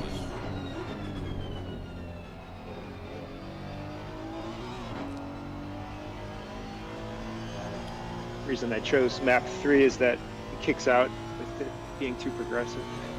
Okay, try on the hairpin to push more. Whoops. All right, that's cool. That's cool. So, what's going on here? So you might have noticed that your braking distances might seem a little bit shorter, but if you push it, you're ending up losing the apex. Yeah. Okay. Or worst case scenario, you might go into some slight lockups and you lost the complete control of the car, as you did in the last turn. Okay. So why is that? Because the ABS right now permits more slippage, and when you are trying to combine the slippage with turning in, then something has to give. And in that situation here, the lateral grip gives, and because the brakes remain, activated. And so, while it's true that you might be doing shorter braking distances in the straight by a very slight amount, every time you try to turn in with a lot of braking, the car just goes straight almost. All right? Yep. So, is this correct? Is this what you're feeling, or am I just taking this out of my? Yeah. So I think you're right.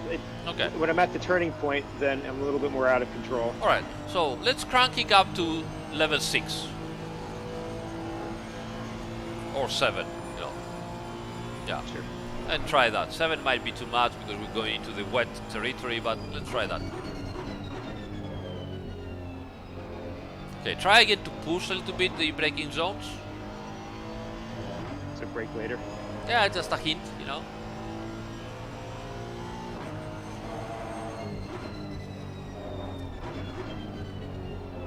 Hey John, thank you so much, buddy. Thanks for everything. Take care.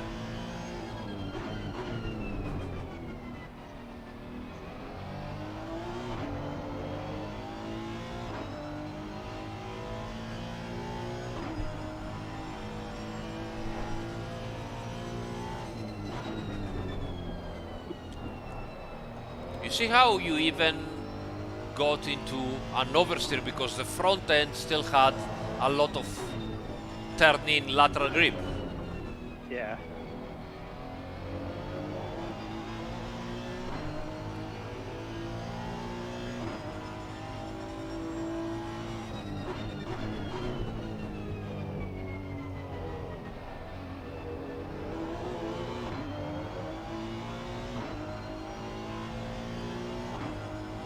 I'm just getting inconsistent.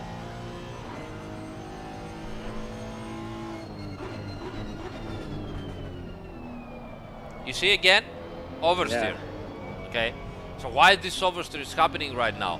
Because even when you turn in, the ABS makes sure that the tires that are sliding, which are the front ones, okay, they get the minimum amount of braking force and releases the brakes for you. But that means that in the end, the front end has more, lateral grip, and the car turns around because it has good rotation. So you went over the limit that you need from the ABS intervention. Yeah. You just got to find that sweet spot. Yeah. So this is practically what happens with the ABS. You need to find the sweet spot. So something like 4 or 5, as you were before, might help you. The brake bias also has to do with it. So usually I see people only changing the brake bias. Yes, it makes sense, but sometimes you also need to change the ABS levels together and see what happens. You see again, rotation on the braking. Yeah. You see? So yeah. Look at how just the ABS level take you from losing the front end and going into a little bit of understeer, losing the apex, to getting to the apex so fast that you're losing the rear end. Right. right? So that's the big difference right now between ABS 1 to ABS 7. That helps. Then I can start identifying, where Yeah. it's breaking down and what I got to do. Oh, Yeah, you look at it again. You see? yeah. So you need to find out the correct amount. I think, as you were at 4 or 5 should be good for you. That said and done, you need, if you want to get faster, you need to get more aggressive on how late you brake and how you bring that braking inside the turns. Okay. And to do that, again, you need to practice, and it pays to practice in the correct way and not go into confusion by practicing through the whole lap. And my idea would be pick a turn. That hairpin over there is a good one, and try to delay the braking and then trail braking inside the turn, and then release the brakes and see if the car rotates. So go farther, more and more, lap after lap, down to the I guess I just have to go deeper on the trail braking. yeah down to the Rivazza is another place where you can brake later. Don't try to brake later here, because it's a very tricky situation and you're gonna get frustrated. So that's a hard one. My advice is try different things on turns where you have the possibility to do so and understand what's going on, because it's straightforward. It's a 90 degrees turn and that's it. So for example, on the turn you are arriving now, okay, put your car in a straight line, brake straight, 1 or 2 meters later, and then try with the trail brake to get into the turn anyway. That's it. Go in, release. You see, rotation, and the car went in. Did you feel uncomfortable that the car was rotating? You had to counter steer. Yes, that was out of control. That is you. That is you going over your comfort zone. Okay. Going over the limit, because until now what I was seeing, it was you braking safely, arriving to the turn, releasing the brakes softly, and the car was extremely in control, but not on the edge of the grip. So just try deeper and then start getting better control over that turn in. Yes. And sometimes you will see that if you do that, you might have a little bit too much rotation on the car. So you might need some extra brake bias at the front, or a click down at the rear right height, for example, or all that stuff in the setup that will make the rotation not as extreme and difficult on you. So you will need to find out the compromise as well. But to arrive at that point, you see, you had until now a very safe car, right? You could deal with it without problems.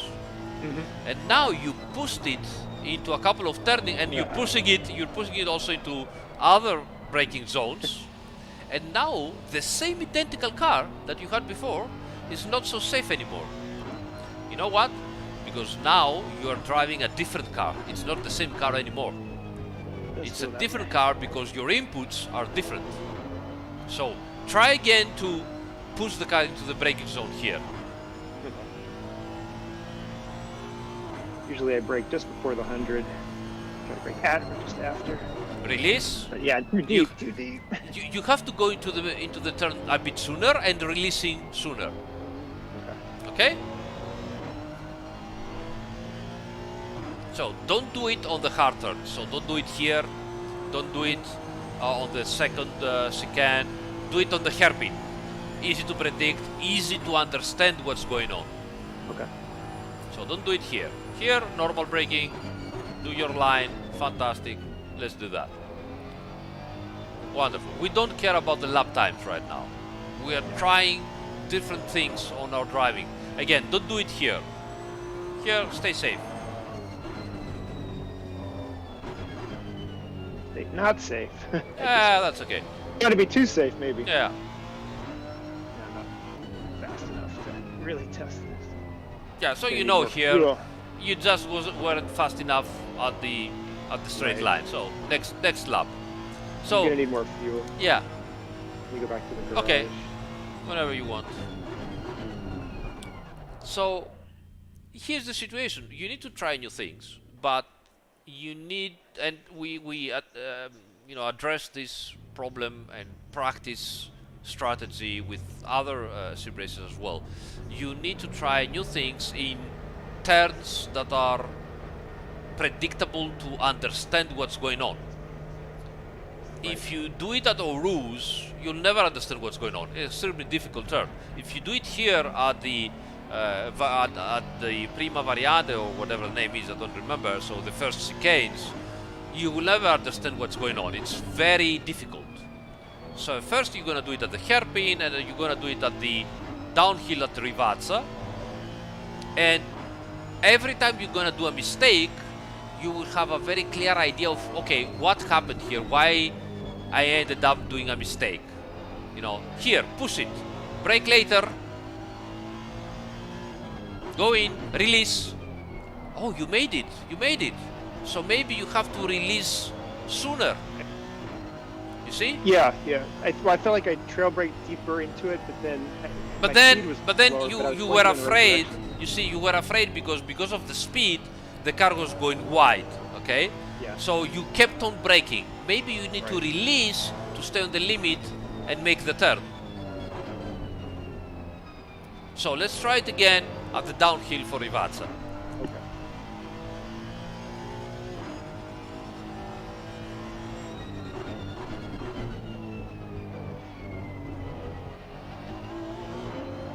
So late braking, get into the corner, push for the apex, and release a little bit sooner.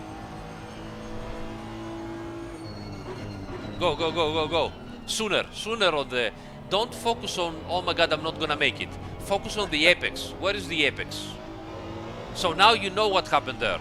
You were braking... I'm looking at the apex, it's going right by me. Yeah, you were braking, but you weren't going towards the apex. You were staying on your line, on your straight line. Should I be pointing the car in and make the braking straight line toward the apex? No, don't do that. But you need also to understand when to go in, because now you are arriving faster and you are in delay with your inputs of where to go into the turn. So you're staying straight and then you miss it completely. Let's try it here on the hairpin. So go, brake late, go in, and release. You see again that you need to go in more. Felt like I was going to lose the rear if I tried to. But it didn't. Turn a little faster. No, I didn't. So what you're doing right now is you're going outside of your comfort zone, and all problems arrive. You know. Exactly. But if you don't try it, you'll never understand what's going on.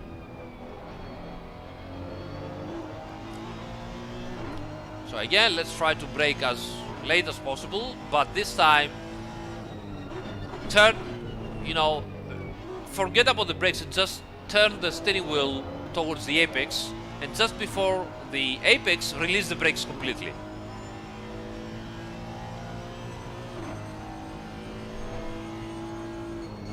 Go, go, go, go, go, go, release. And it just You almost did it, but almost, okay. But you didn't go to the apex soon enough. You saw that you missed the apex by like half a meter almost. What's that in US metric? I don't know. Sorry. 1.5 feet.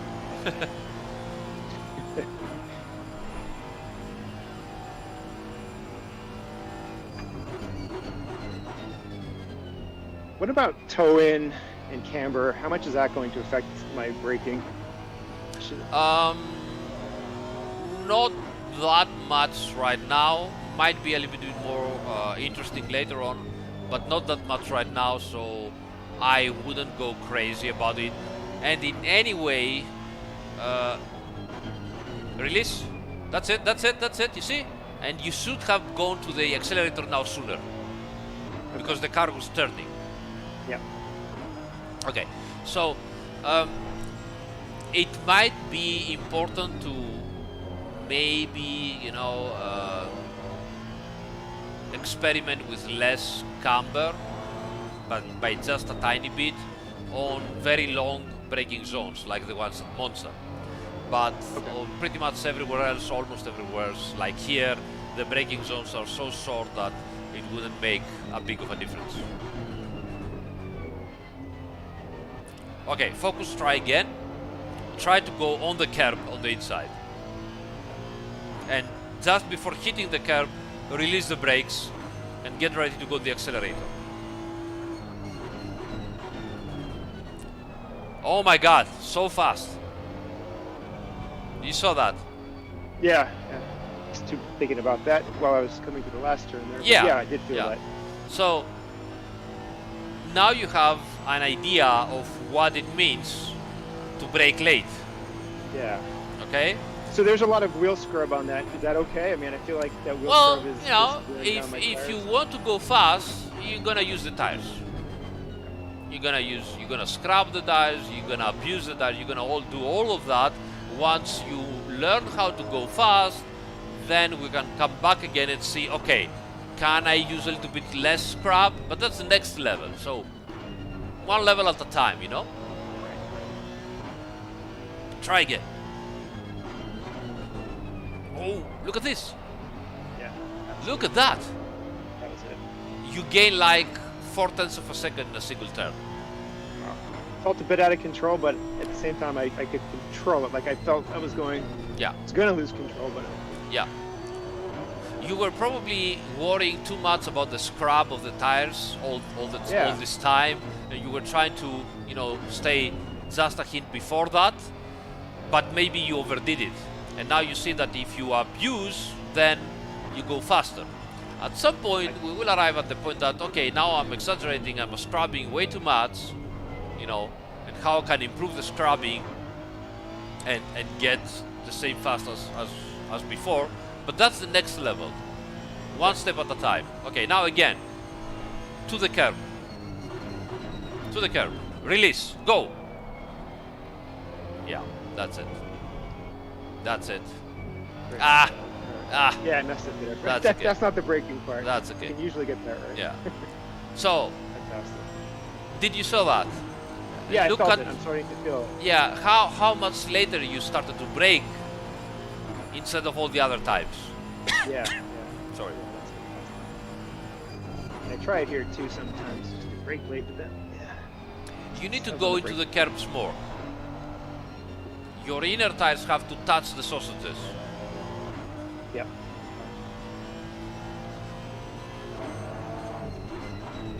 That's good.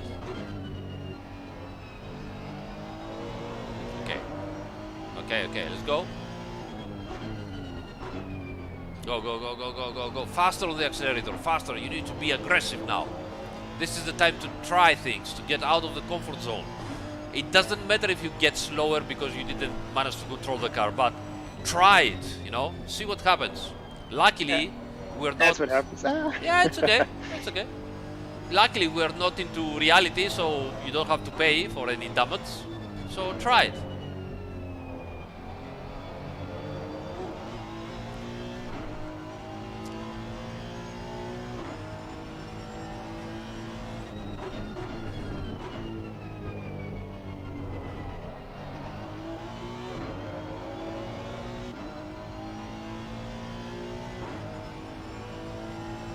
Try again.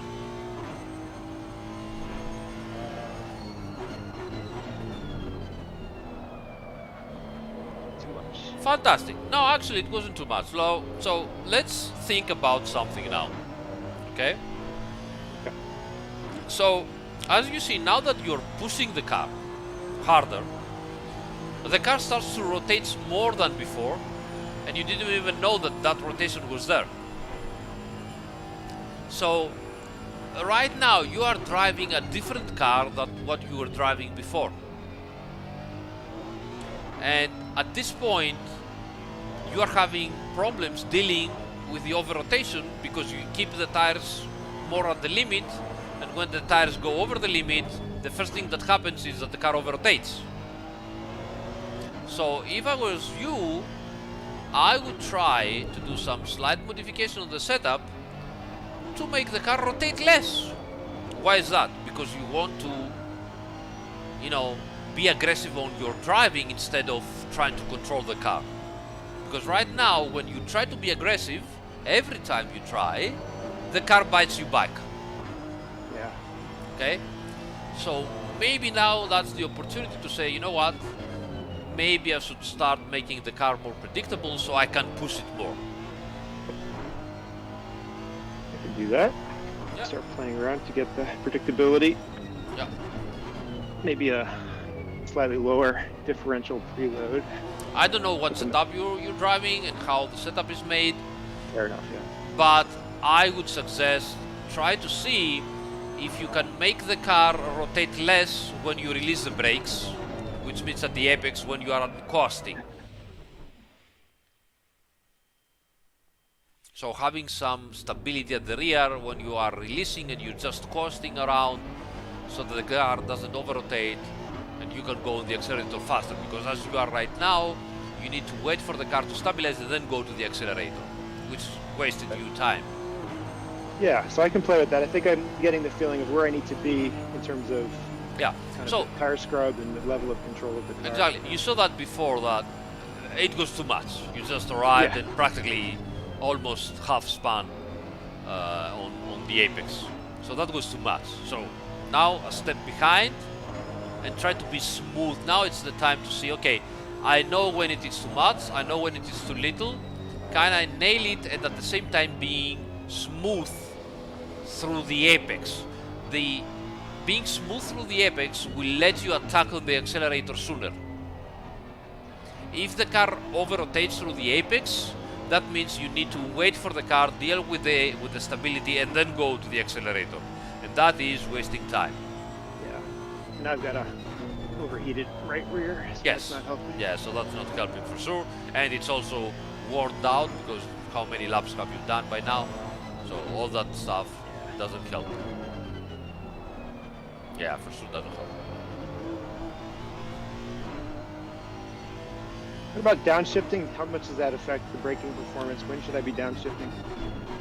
Way too much. So for example, I would try to get into this corner to the chicane in second gear. Slow revs, second gear.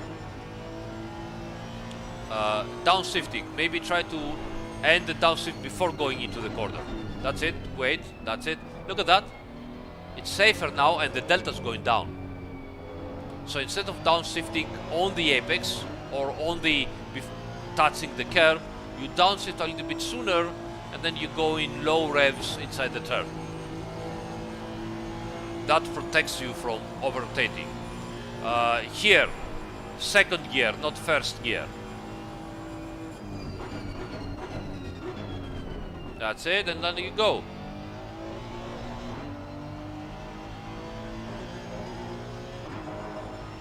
On the hairpin, even maybe on the hairpin you can go second gear. I'm not so sure about this car, but might be an idea. So on that chicane you go down to second gear. I wouldn't do that. I would stay in third gear. Okay. We can see that again together on the next lap. So this here, third gear, just go low revs. Look at that, stability. Look at this. You saw? Yeah, and I'm not losing the time on the extra shift. So sometimes here, I don't downshift until I arrive on the next braking zone for the second part of the curve. So I go in fourth gear, I brake, and then downshift. So here, second gear. Boink, gas. Look at the Lugging at delta. that point. Look at the delta. It seems slow, but it is faster. Now again, downshift to second gear before turning to the curb. Okay, you ended up with way too aggressive turning in from the steering wheel, and the Honda is very sensitive to the initial turning in. Very sensitive car. The front end is very fast to react, and the rear end cannot handle sometimes the rotation. Okay, so let's try again. Second gear.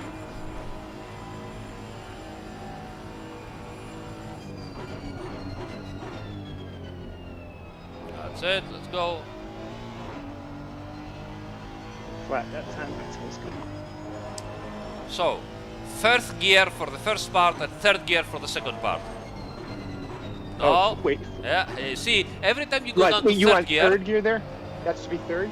So, the first part of the chicane, fourth gear, and the second part in third gear. Because what you're doing is, right on the apex of the first left-hander, you're downshifting to third, and you're losing the control of the car. So, third gear here. Even when you lose control, it's much easier to control. Go in fourth gear, 4. Here, go in. And now downshift. Much easier. Yeah, that's true. You see? Maybe I'm downshifting too early. That's okay, but it was much easier to control the second braking zone.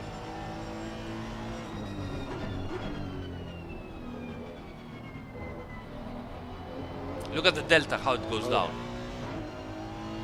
Yeah. See? Again, smooth turning input, smooth turning in. As I told you, it rotates too much. It's a different car now. Yeah, I'm relearning. Yeah. It's all good.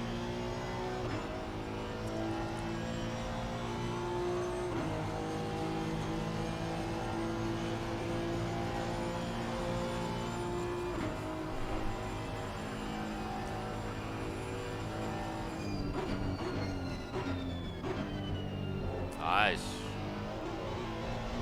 Okay, so we go in fourth gear. After we went in, we go down to third gear for the second part.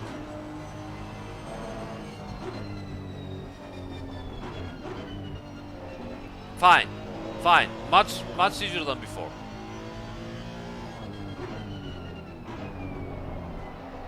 Try to downshift later there. That's okay. Third gear uphill there. Thank you, Tomek. Thank you, buddy.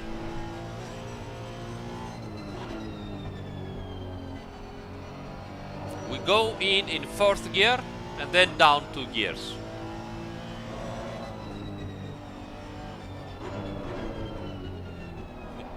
You thought that you were going so slow that you had to accelerate again. So imagine Yeah. if you could just coast into that and keep momentum.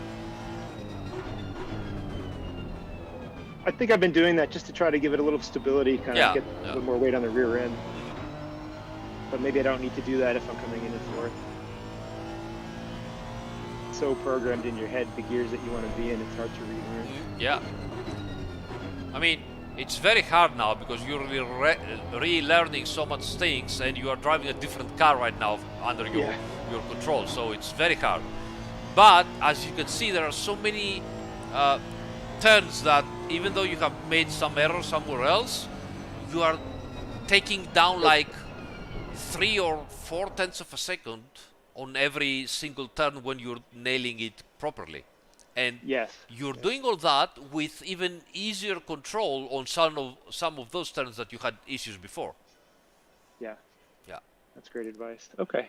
It gives me something to work with, so I appreciate Absolutely, absolutely. There's plenty to work. As usual, takes time, so take your time. And but I'm pretty sure. I mean, the control is there. The understanding what you need to do is there. So all you have to do is put all together into a new direction, and make it work. Absolutely. Yep. I've got some things to work on, so I really appreciate the time. Thank you so much, It's getting Andrew. late for you. Yeah. Thank you so much, Andrew. Thank you for everything. Amazing streams. Can't believe you were on this long.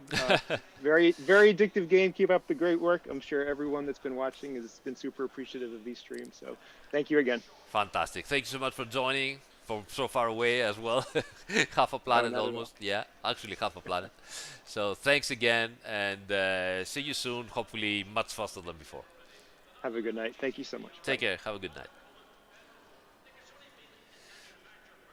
All right, that was another interesting stuff. Andimon is talking to Milos, which we talked with him earlier today. So before saying good night, let me double check and see what he's doing. Hello, guys. Oh, there we are. Speak of the devil. Yeah, how you doing here, all alone? Literally just having a little catch up, actually, just following up from earlier.